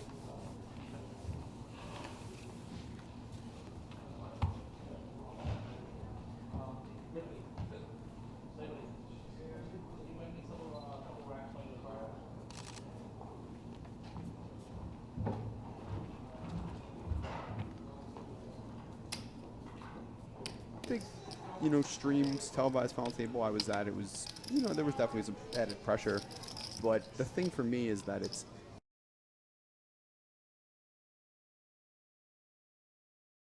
there's added pressure for everyone, and I felt like I was able to just handle it the best, Because you've been there before, I you're knew like what I was used to supposed to it. do. I've just been at big final tables before, and I played so much poker that, you're still just playing the game that you play every other day. You're just sitting under these lights now. Yeah. I will say that the physical lights bother me the most because they're just so bright. I don't know if I'm sensitive to light. I was actually complaining, we have lights on us here in the booth, and I was complaining that I thought they were a little bright. So that's bothered me a bit in the past, and that's what I find the most distracting. But other than that, you're just playing poker, and I actually like the added pressure because, people are kind of, everyone's under pressure too. So you can make big moves, and they're afraid to put money in, and you can just kind of, be aggressive and do well in that type of setting. Yeah, for anyone who's nervous about it, I feel like it just is something that like you worry about until you're actually in the moment, and then you're just playing poker. You're getting dealt cards, and you're just like, all right, As soon as the first card gets dealt, you're just there. Kind of even forget the cameras are there. Until you do something really stupid, it's all over the internet, and then you're like, oh yeah. Even then, I've made some. The first time I was ever at any sort of featured, televised streamed table anywhere. It was not a final table. It was PCA in 2010, 11, 10 or 11, I'm not sure. And I massively punched it versus Moneymaker, like unbelievably. So that hand lives in infamy on YouTube if anybody wants to dig that one up. But so hey, I got that out of the way. The whole make yourself look stupid on TV. It's humbling. It's good to do that though, because then you're like less hard on people when they do the same thing. Like, I don't know. Yeah, I just don't like the people who see someone misplay one hand, like, oh, that person's trash. I'm like, probably not. Like, you're going to show me like 5 or 10 of those hands, then I'll be like, I agree. But like one time, like, I was like, dude, I butchered some hands like absurdly. I look back on like Pocket Fives threads where like I used to post hand histories once in a while, and I look at it now, and I'm like, oh my god, I'm like, it's so Absolutely. bad. I mean, I always say like if you look back at yourself, a couple of years earlier in poker, and you don't think you were terrible, you're not working then hard you're not enough. working hard enough improving, because the game changes, people play more, people get better, and you need to as well if you want to stay current in poker. Yeah, I like get embarrassed once in a while because there's a Twitter account that will like repost old, like if you've ever worked for a company, like I've worked for Tournament Poker Edge, and I used to produce some videos for them, and it was maybe like 5 years ago I started working for them, so that's a while ago. It's like a million years in online poker. And I have a video that they keep like this free database thing keeps putting out, and I'm like, I watched it, I'm like, oh my god, I'm like, this is the worst thing I've ever seen. And I'm like always afraid, I'm like, oh no, what if someone like thinks it's current? They're gonna like watch this and be like, this girl is like the worst player that's ever lived. I'm like, no, I'm like 2012 bad.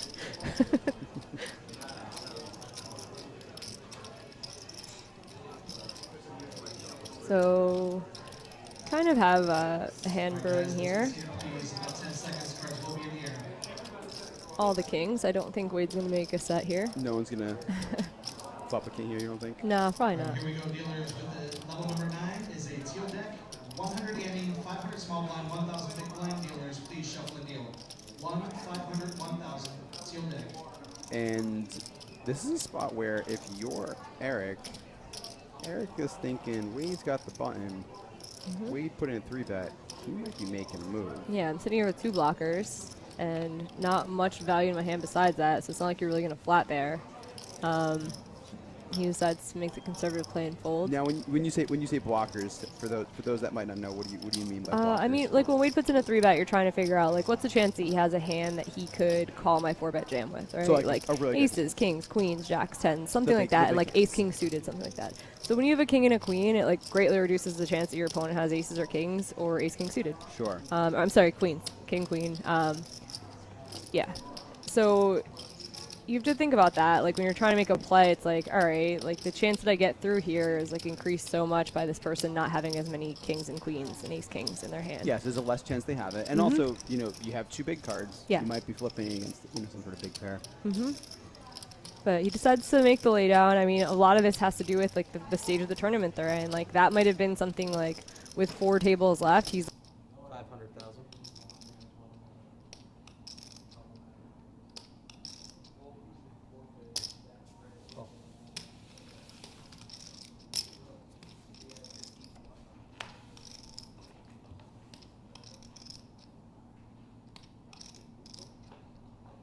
Check.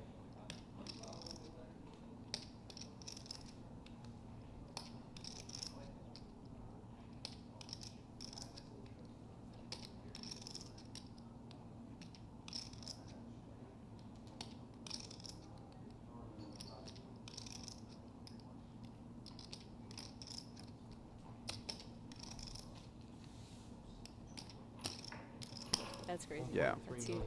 Welcome back, everyone. We are back. Sam has a straight on this river, jumping right into the action. Looks like Sam opened, turned a straight draw, and check called, and now is betting quite large on the river here. Simon will make another good lay down. Let's go, boy. Let's go, boy. Still pretty even stacks here, heads up, as the blinds have gone up. 80,000, 160,000 now. Some deep stacked heads up poker.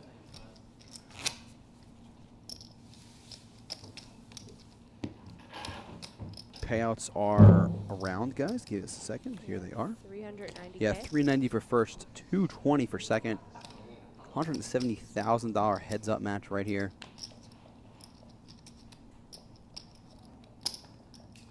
$375,000.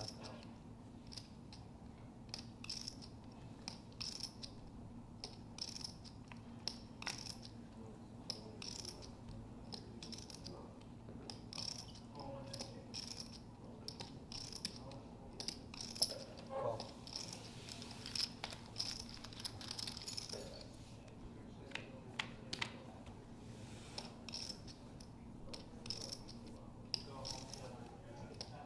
Check.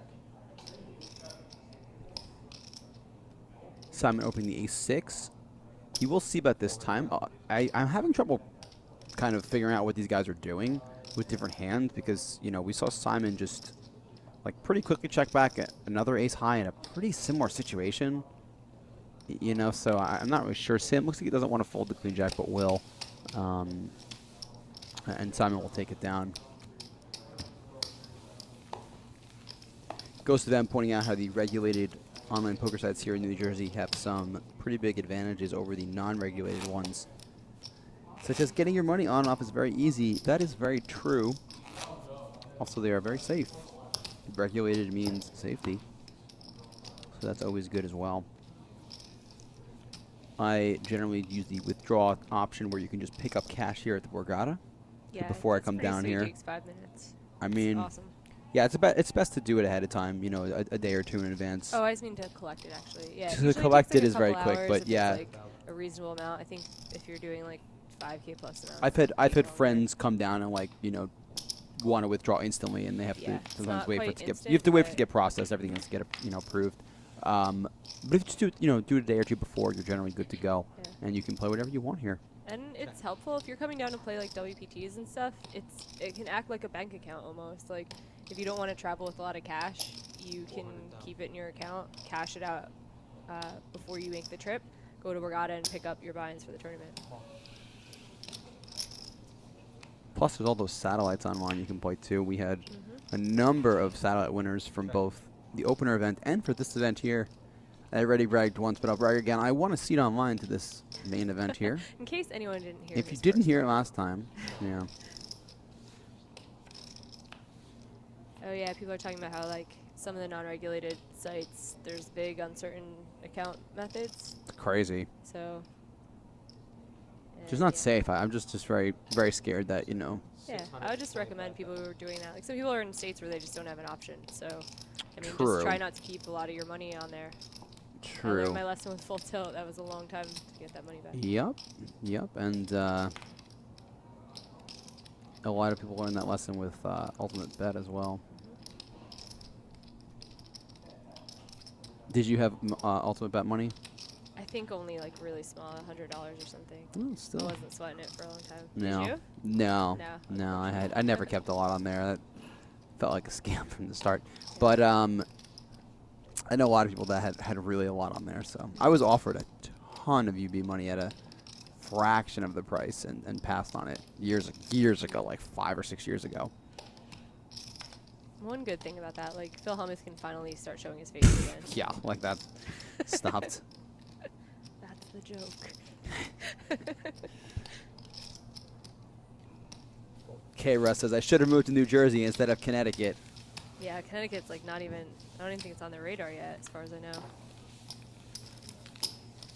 New York follows suit. They might. They seem to follow New York with some stuff.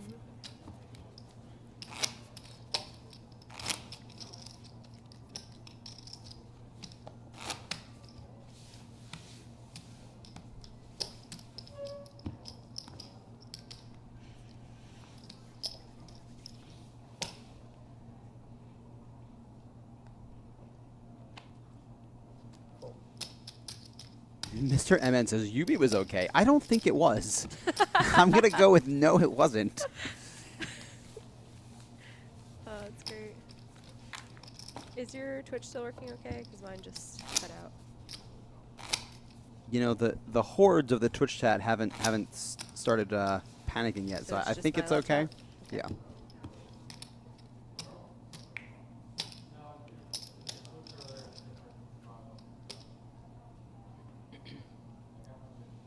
Trunk Missile says California needs to get stuff figured out.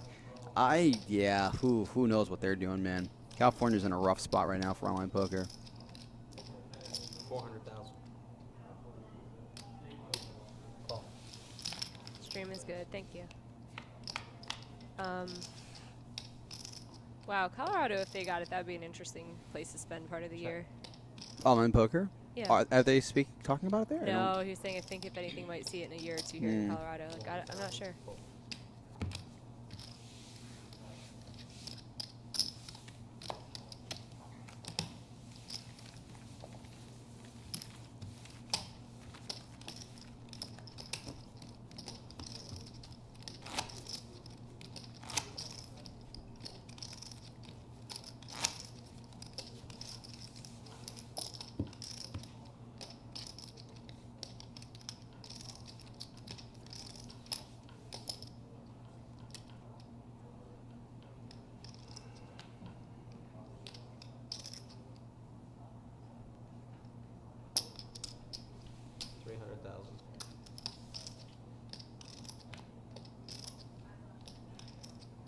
Simon opening the button. Oh. Is the big blind 150,000? Yeah. Is that right? 75, 150 is what the graphic says.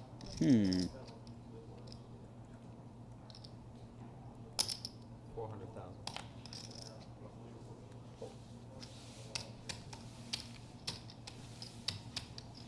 Good flop for Simon, but nothing for Sam. And he will just take it down. Back and forth, back and forth.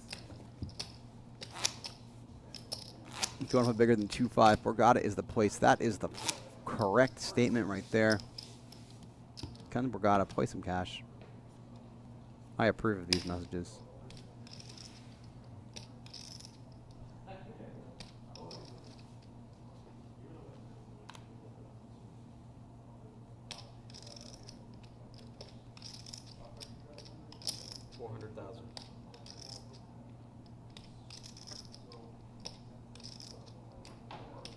Yeah, they're playing 75 150, I guess.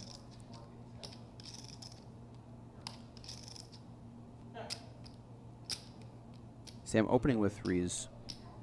Simon cutting out the 3-bet to $1 million. With the 8-4 off. Sam shoved. Sam shoves 10 million. That is That's a a large lot. shove. 60 big blinds? I think these guys are. Oy. You know what? They're They've been tired. playing for a very, very long time. That was crazy. I think that might be getting to them a little bit. I mean, it's understandable. You're very tired, and I don't know. It's just breathe. Take some time.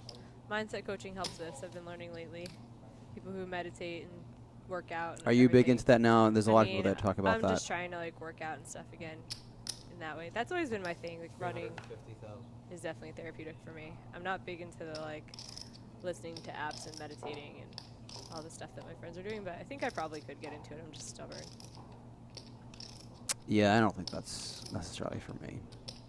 I am gonna join a gym though, because you know I'd like to not have a heart attack in Yeah, like you a wanna year. live long. So PA in Maryland have siphoned cash players from Jersey. Yeah, I mean that's partially true. Oh, Serotonin Count says try flotation tanks, great for meditation. Actually went 3 times this past summer during WSOP. Like very different experiences all 3 times in the same place. That's why it's weird. You're just in your own head. You're in a I feel like I weightless would state. like freak out instantly. One time I did. I was like, my head was like spinning. I was like so anxious. No, and stuff. I couldn't And then do another that. time it was like the best 1 hour ever. Like I banged into the side of the tank a tiny bit. Like my hand touched it, and I couldn't tell what touched the side. Like that's how in my That's head. It was very strange. weird. I that sounds It's scary. cool though. I mean, you may as well try new things like that. It's not expensive. It's like a cool experience. Sounds scary. It actually felt like a good night's sleep when I got out of it too, and you're only in there an hour, so it's pretty cool. That does sound interesting, but I'll stick to staying home and playing video games. But no, I do like tend to listen to people when some things like change their life and they're so adamant about like you should try it. I'm like, okay, as long as it's not some cult thing. You know, Yeah, I can will understand give that, it a but couple hours of at my the life. same time, I feel like I'm pretty well tuned with like what I'm gonna like and what I'm not gonna like. Mm-hmm. So like when people are like, oh, you should try like hiking 14 miles every day. I'm like, I know what I should not be doing. Yeah. Like that sounds dreadful. Or like you should try camping. Like no, I know what I don't want to do. Yeah. Serotonin plugging a float place near South Jersey, Philly area. Go check that out, guys. If you guys are down there. Speaking of video games, high stakes Mario Kart this summer, guys. Trying to Hit get me up. action. I am not very good, but I'm told that that's what's going to be going down at our Vegas house. So One of my friends used to refer to that as being in cart shape. Said, I'm not really in cart shape right now, but I'll gamble on it in the future. I was quite good at the Wii version. I was very competitive at that one, but I have not played too much of the new one, so we'll see. Drawing a money says I should try sports. What does that mean? I should try sports? Like doing sports? Rooting for the sports? I enjoy some sports. Oh, Ghost wants to see what I have at foosball. I am reasonably good at foosball. I am not. Borgata had a foosball table here in September for the. They also had Papa Shot. Or no, Tiny, I'm sorry, that not was sweet. September. That was in February for the Winter the Open. event center. And I was undefeated at foosball. So step up, guys. Let's go. Oh my God, W2F says you should try an ultra marathon. I actually trained for an ultra marathon. I was going to try to do a 100 miler, and because I've run a few marathons, it really hurts my feet to run more than that. Like, I don't know if I could have done it when I was It younger. should, Jamie. It's That's supposed a to lot. hurt. That's something you probably shouldn't do to your body. Yeah. It's cool mentally, though. That's like things like that are so hard. It's worth trying. Oilers asks if anyone has the results Third and oh, it was from streaming third to ninth. before, So but yeah, now we it's lost our not. graphic, Bummer. but let's see if we can recreate it. So third place was Joe McKeon. Yep. Fourth place was Wade Meacham. fifth place was who got Eric? fifth? Eric got Uh-huh. fifth. I forget Eric's last name. Yeah. It was Eric K. I believe it was. 6 was Ricky. Wait. I got Sorry, Eric. Sorry. Oh, sorry. Eric F. Eric Fields. 6 was Ricky. Fifth. 6 was Ricky Guan. 7th, Racner. Racner did get 7th, right? John Racner got so. 7th. 8th was Kane. 8th was Kane Callis, and the other Eric, who was Eric with the B, Eric Butt, got 9th. Him and Kane busted on the same hand. How'd we do? We got our results. Did we do it? We did it. Perfect.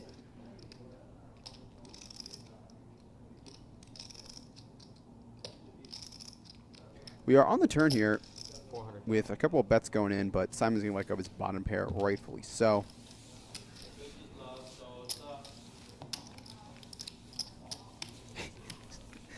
Not today, says. 250K guaranteed Mario Kart tournament, $500 buy-in. Send your money to thank you for your money at shookem.com. I'm going to guess that that's not a legitimate tournament, guys. I'll let you know after I send my money.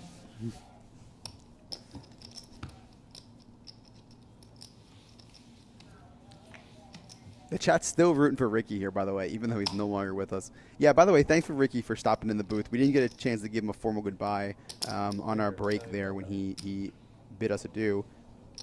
But Ricky was great to have here, great sport, and great talking with him about his run here at the Borgata.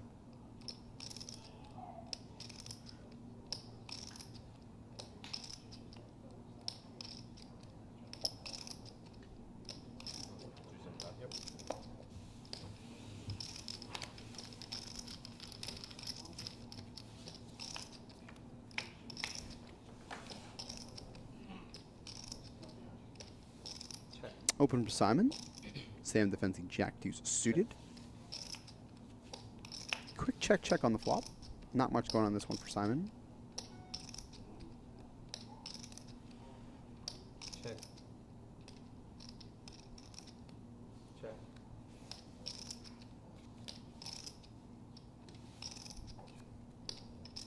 Check. Let's see if Simon takes a stab at this one. Pretty good river card for Simon to represent here.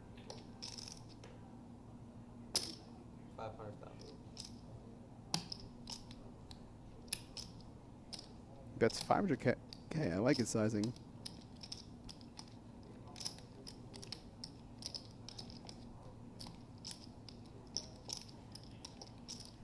Sam is a reasonable calling hand. I mean,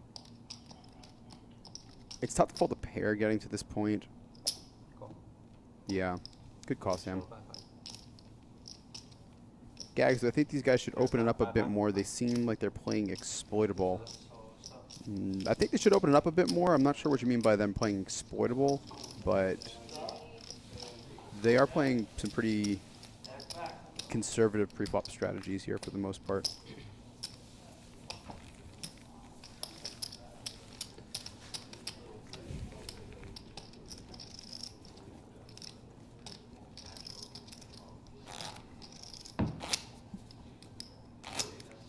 I think we should have a contest to nickname these two players. All right, let's hear it. So we got Sam Taylor on the left, Simon Lamb on the right here of your screen. Let's hear it. Best, nicknames. Let's keep it, PG here, guys. Or not. Well, let's kidding. let's We'll keep it only read the reasonable. PG ones, so, okay. And Smurf see what we can Taylor. come up with. 400,000.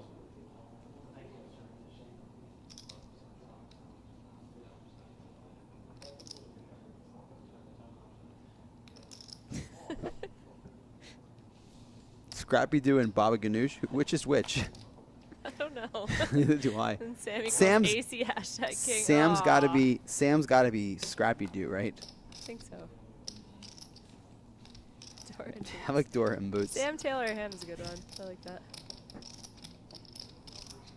Shookem putting in the 3-bet with the 8-5 off here. I like his aggression.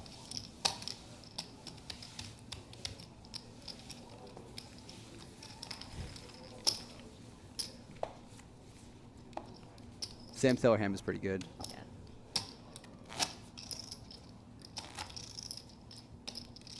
Dude, where's my car? That's got to be Sam.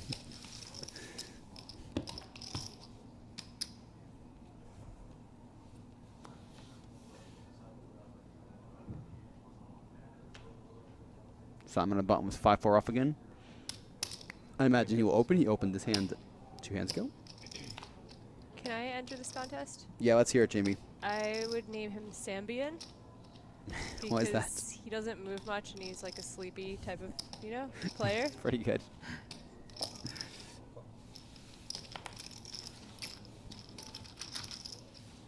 I don't know about Simon though. I have to think about it.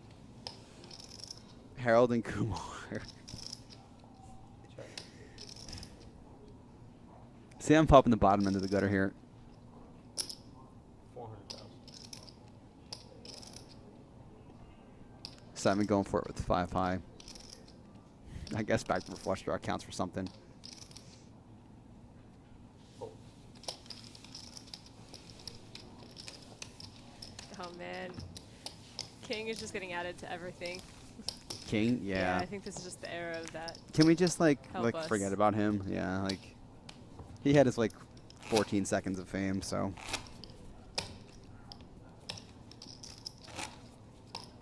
Simon the Sloth. I don't think he's been playing that slow. Yeah, neither of these guys have really.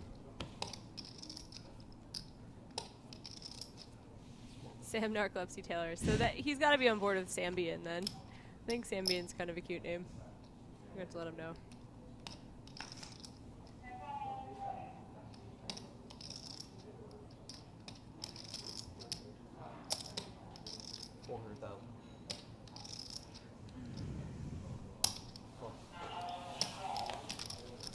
I'm about to take an artsy picture of this soundboard here.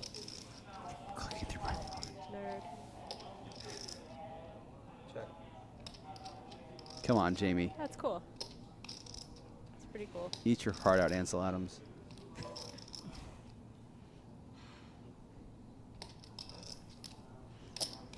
Maybe that'll be my new Twitter picture. Were you here for that discussion? Matt was trying to get No. me to change. He was asking me if I was ever going to change my Twitter picture because we established that I apparently have had it as my Twitter picture for 8.5 years now. I had a similar thing. I was on Twitter. I think I've been on Twitter for 3 years or something, and I've had the same one for 2.9 years. And You I changed it it though, right? 3 times in a month. I was just I don't know.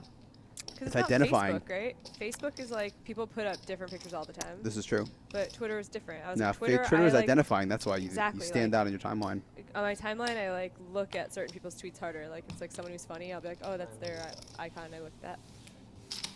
But Simon check calling the flop with Jack 10 and then leading the Jack turn.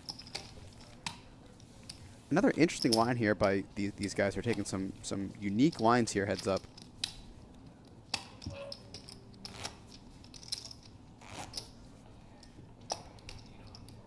Taylor salmon cheese. It's cute.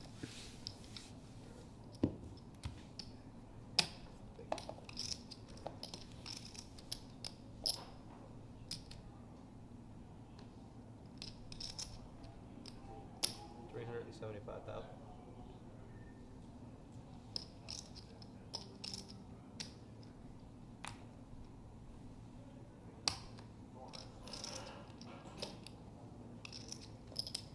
We've not seen very many big hands here, though. Honestly, heads up. Most of these hands have been pretty weak, just in general. Very few, big hands being flopped. Check.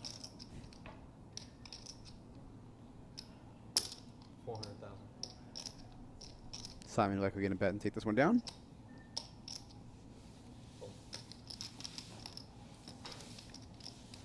Simon, Mary had a little lamb. I'm glad I asked this though. You guys are entertaining me. Ugh. Is it coffee time? We need Stapes here. I think this is about the time in every stream where he would start just with the R-rated stuff and be like, I did the heads up stream with him a while ago, year and a half ago. That was the one that Matt Emma won, actually. It went on for a long time. He was A playing long guy, time? A long time is an He understatement. was playing that really tall guy with spiky black hair. He remember played forever. It was 2 in the morning. I was They watching it at home. started. We were supposed to start the final table or the final 4 at, I want to say 3 p.m., maybe 4 p.m., and we didn't start it until like 7:15 because of how late the other matches went. And then, oh man, that took forever. That was a really, really long one. Kind of a bit of an action flop here. Top pair versus an over pair, plus the straight draw. Simon just calling out of the big blind with his 2 7s, and Sam going to continue with his top pair.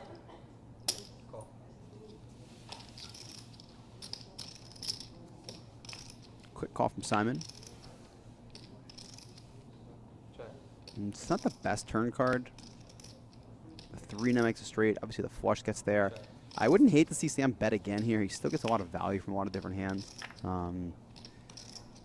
And a pretty rough river here for Sam. It's very hard for Simon to, most of Simon's hands that are calling the flop connect with this board now in some way, whether it be the flush or the straight.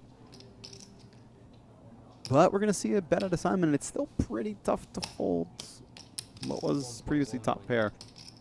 So we'll see what kind of decision Sam comes to here.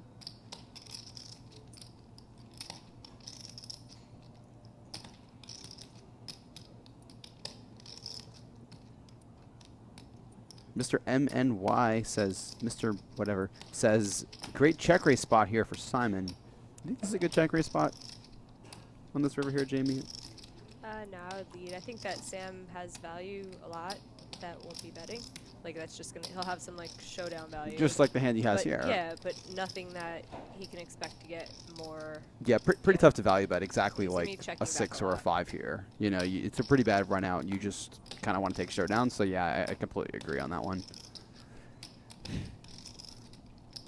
Still tough to fold, though, to a bet. Simon could definitely have just floated with 2 overcards. He could be even bluffing with a 5 or a 4. Sam's going to want to go. Oh, I think Mr. MN was talking about on the flop. He's correcting. Oh, okay. Yeah, that could make a little more sense. I would still lean towards check call with that exact hand, but there's more merit to check raising the flop for sure.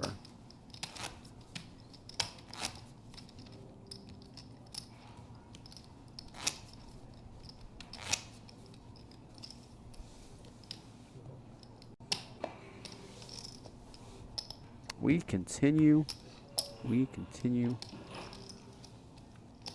Hour 10, hour 11 about the start of this stream.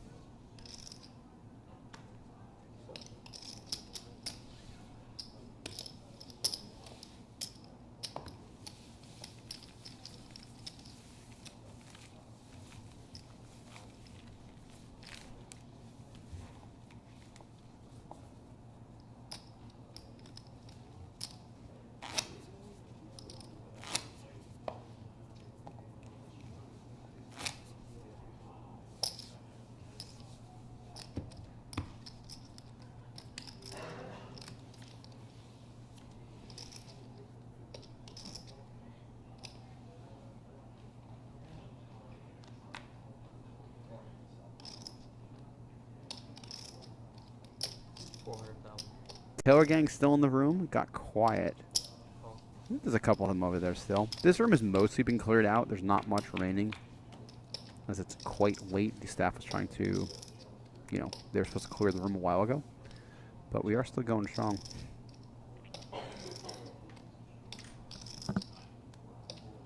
Not much here. Simon. He will call though.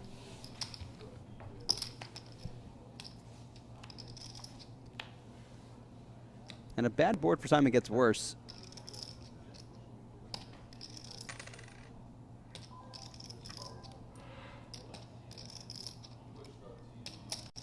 Have you seen some of these new state quarters, Jamie? Is it that time of the night?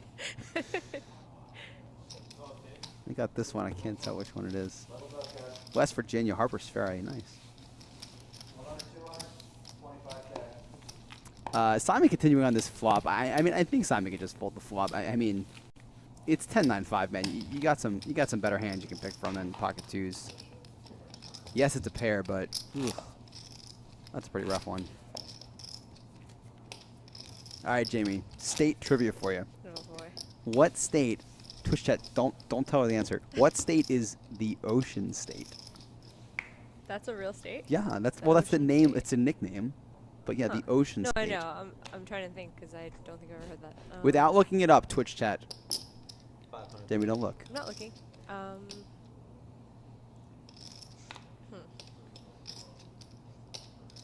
Trying to go through all the ones I already know. Big T says Kansas.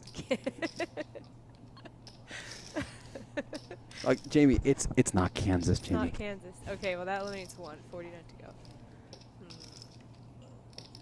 I hope you know it's not New Jersey. Yeah. Okay. Big T's second guess. Utah. Oh man. It was funny the first time. He got me on that one. 1.35. I'm literally thinking of every single state.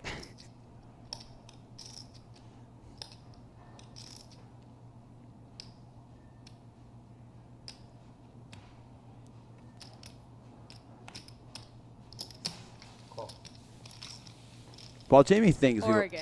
It's not Oregon. What is it? Rhode Island. Oh wow. We'll continue state nickname trivia after this hand. Simon opens with the 8-6 suited, and Sam puts in the 3-bet with pocket jacks. And quite a good flop for Sam. It's so good that I wouldn't hate him checking here. They called the clock on me. But he is cutting out some betting chips here. 1.19.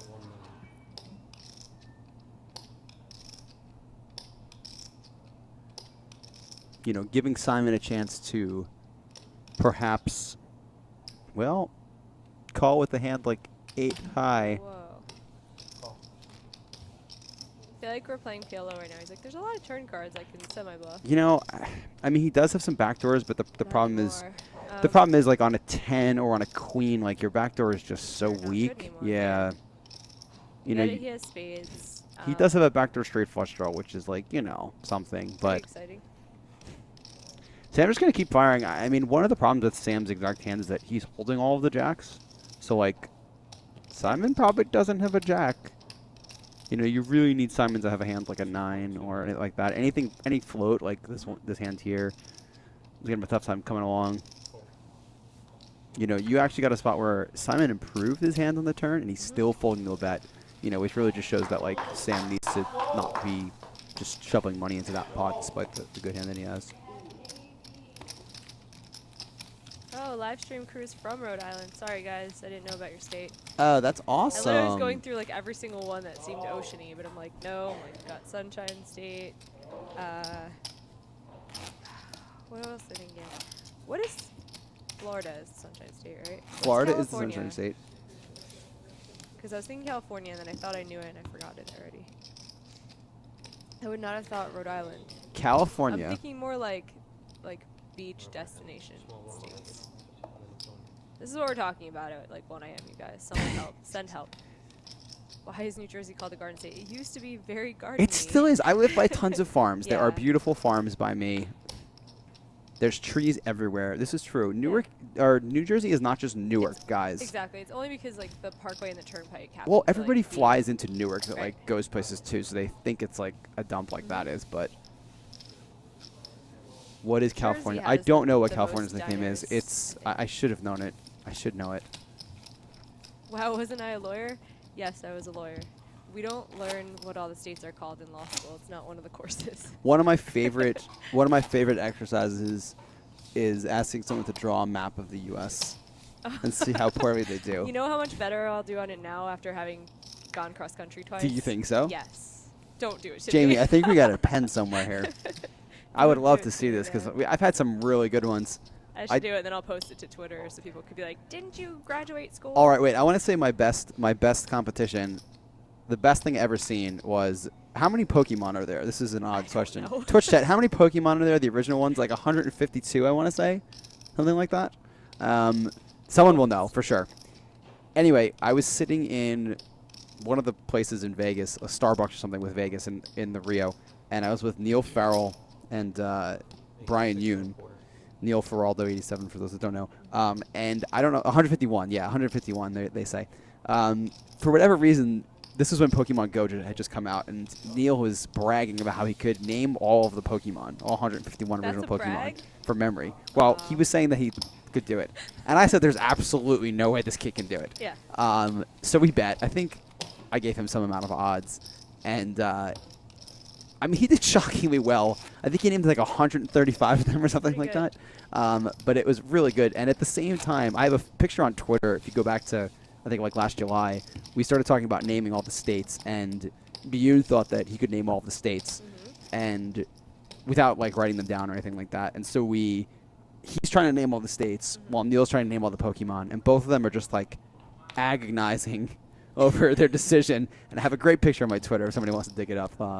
Pretty That's fun. awesome. That's a really good strategy by you if you're like annoyed with the conversation and you're like, I'd like to have a silent breakfast, and you're like, here's your task, and then you just chill. I will say that it took Biyun 2 tries, but he did name all 50 states.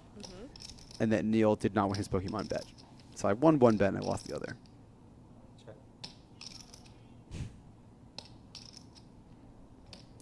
Like how Serotonin's Gone has ranked I our see chats. No, we're not embarrassed anymore. You know, oh man, I'm sorry I looked this up. I should have known this. California's the Golden State.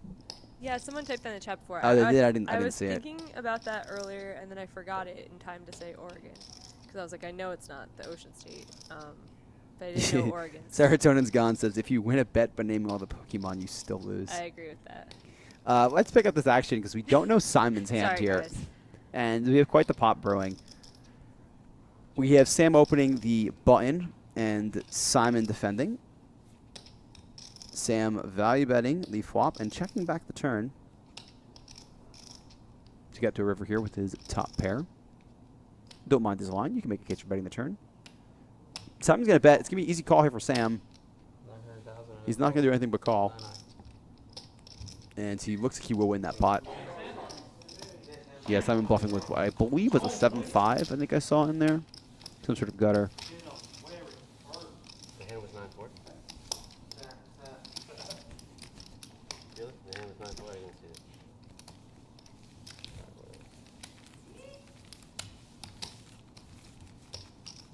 Pokemon was the thing when you were in 5th grade. Jenny Drama. I want you to know that I have officially divided the Twitch chat between those that want to talk about Pokemon and those that don't want to talk about Pokemon.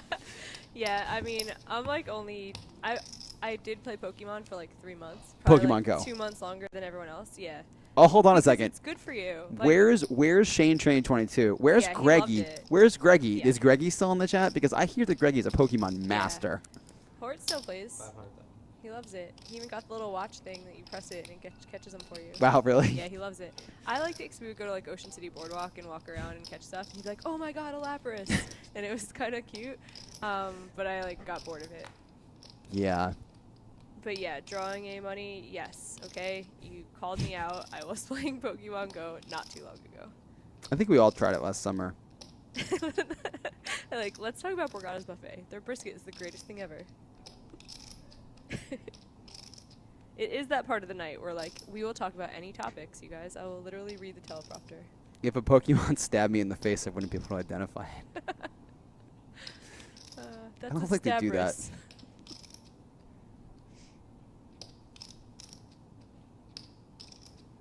All in. K-Pat mentioning how Sam usually stays up very late at night. That is an advantage here, if this is like his normal middle of the day.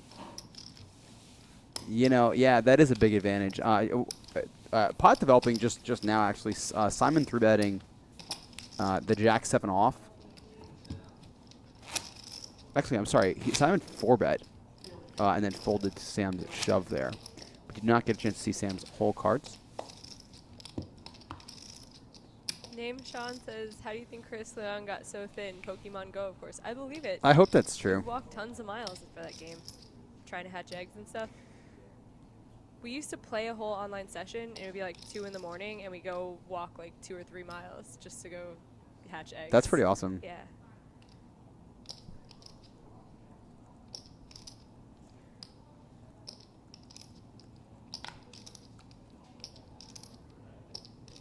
Oh, Sam just ripped over the open, is what I'm being told. I believe that also. So Sam winning all these pots has jumped back into the commanding chip lead, about 3-1 again, as you see him stacking all of those bumblebee chips there.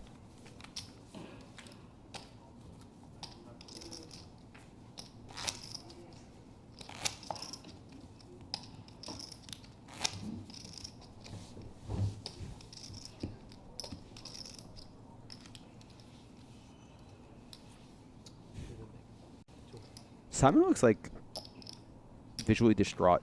Like he looks like he's just very frustrated with the way this heads up has gone down. Would you say he's shook? You know, Jamie. Yeah, Sam did win a couple big pots. I mean, we spoke about the Jack's hand. You know, that was, I mean, he picked up over 2 million chips in that hand. Blinds now 100,000, 200,000. And there's a good flop for Simon. Check.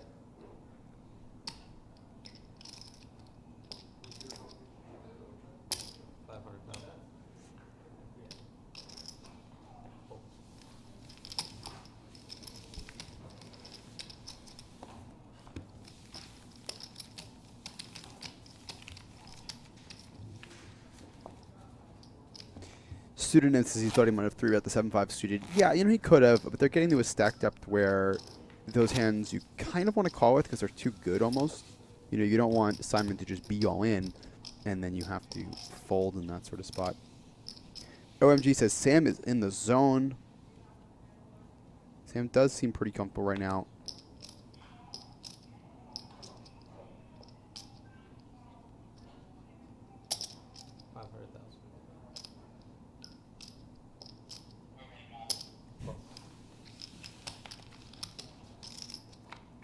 Sam opening the King 7, Simon defending. Another good flop for Sam. Check.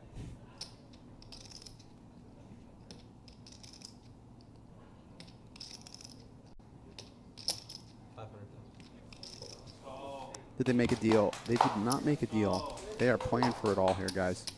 $390,000 to the winner. 200 and I believe 23 the second. 219 the second. Close enough.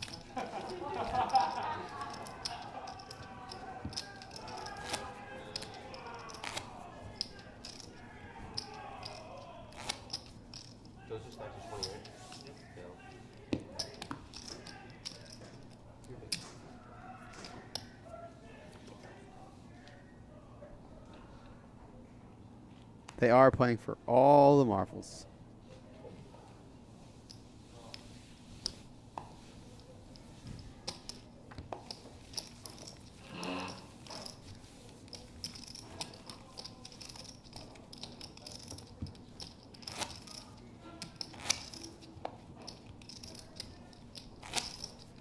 You guys may be hearing the future if people are asking, is someone dying? Spoiler alert, future is coming.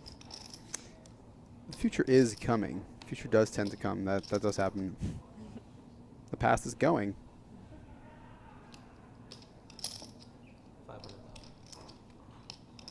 Speaking of time, did you watch the movie Arrival? Yeah. Very good movie. One of my favorites.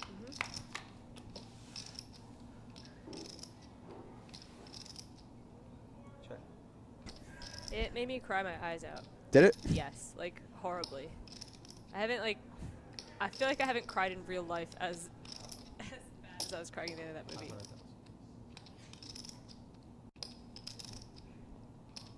I turned the right mic down this time at least. 670 entrants in this tournament. To start, we are down to 2. We have a lot of 2s on the board, 2s across everything here.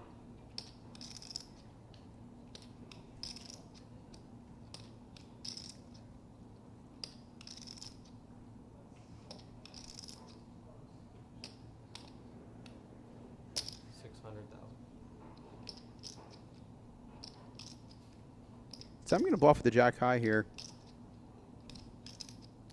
Sticking with his check, bet, call, lead strategy. which has, I guess, worked out okay for him.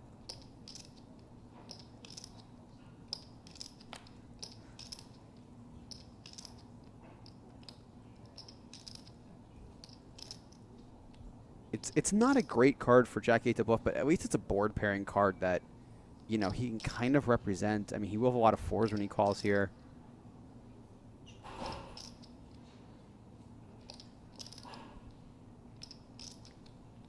I think his check call on the flop is a little suspect with just Jack 8, no backdoor.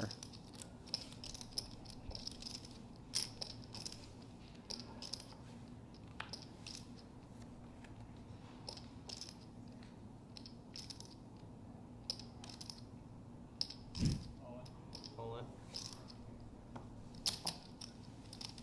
How much is no?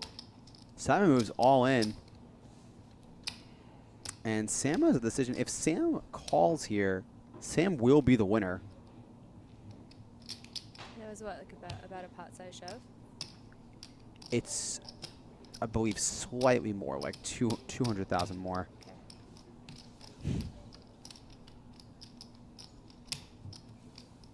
2, 2, 5. You can't believe 3, what fell. 2, 5.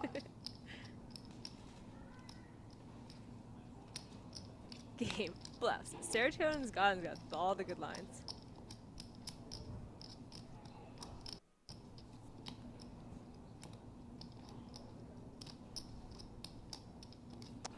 Ty says you can't fold ace high on 4-2-2-4. Ever? Apparently not. That's the rule, Okay, Jamie. well, I just read it from rules are Twitch, rules. so Okay. that's the law.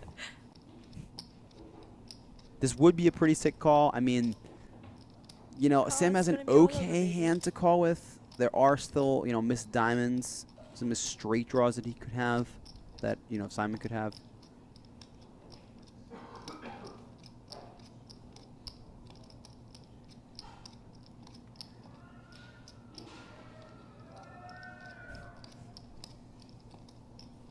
Tough decision for Sam. If he's right, he will win this tournament.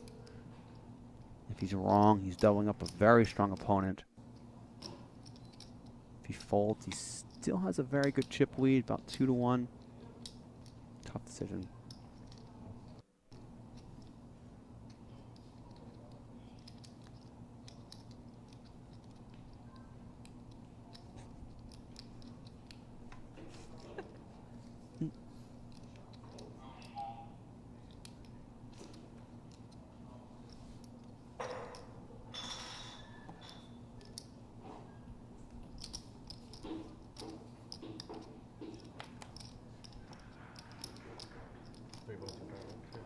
Sam going back through the line, trying to see if it makes sense. We've seen Simon take this line a few times. He has had good hands some of the time. He's also bluffed a couple times. What do you think of Simon's jam here? Just don't have thoughts? Let's go! He calls. That's it. It's over. Sam makes the call. He's the winner. So we're going to send you down to Matt, who has Sam Taylor, the winner of the Borgata Spring Poker Open. $390,000 richer. What a finish. I agree. It was worth the wait. We thank you guys so much for being here and sticking with us to the end. And I think we're ready to send you down to Matt. Almost. What did you think of that call, Jamie? I mean, it was amazing. I think I would like to see a compilation of a bunch of videos of people making sick calls and like what they do right before it, because it's like it clicks in his brain that he needs to call, and then like 0.1 second later he's like jumping up. Yeah, screaming. absolutely, absolutely. Big congrats again to both Simon and Sam. They both played outstanding. So let's send you down to Matt now with Sam Taylor, the winner of the Borgata Spring Poker Open. Jamie, it's been a pleasure. And I believe we're going to leave you guys with Matt.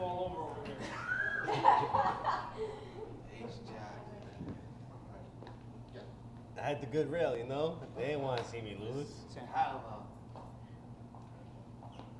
does it feel to swing a 12-inch cock? We're here with with 2017 Spring Poker Open main event champion Sam Taylor, who's walking away with $390,000 after a long final table and 4 days of poker. Sam, how are you feeling right about now, man? Pretty amazing, I can't lie. In the last hand of the tournament, you played a long heads-up match with Simon Lamb, and you called with ace high on the river. How did it feel to make the biggest hero call of your life? Amazing. Not a better feeling in the world. Speaking of amazing feelings in all of the world, you had the rail here for the entire time. You want to give the rail a shout-out? Yeah, shout out to my rail, Chris Leong, Dylan Gang, my mom, my girlfriend, everybody coming out. Awesome. No better feeling in the world. So now that you won this event, what's next? Probably good. I think there's a Foxwoods tournament series coming up, and then straight to Vegas for the summer. The grind never stops. Congratulations again, Sam. And please join us again for the Summer Poker Open from July 11th to 28th. Thank you for joining us, and good night.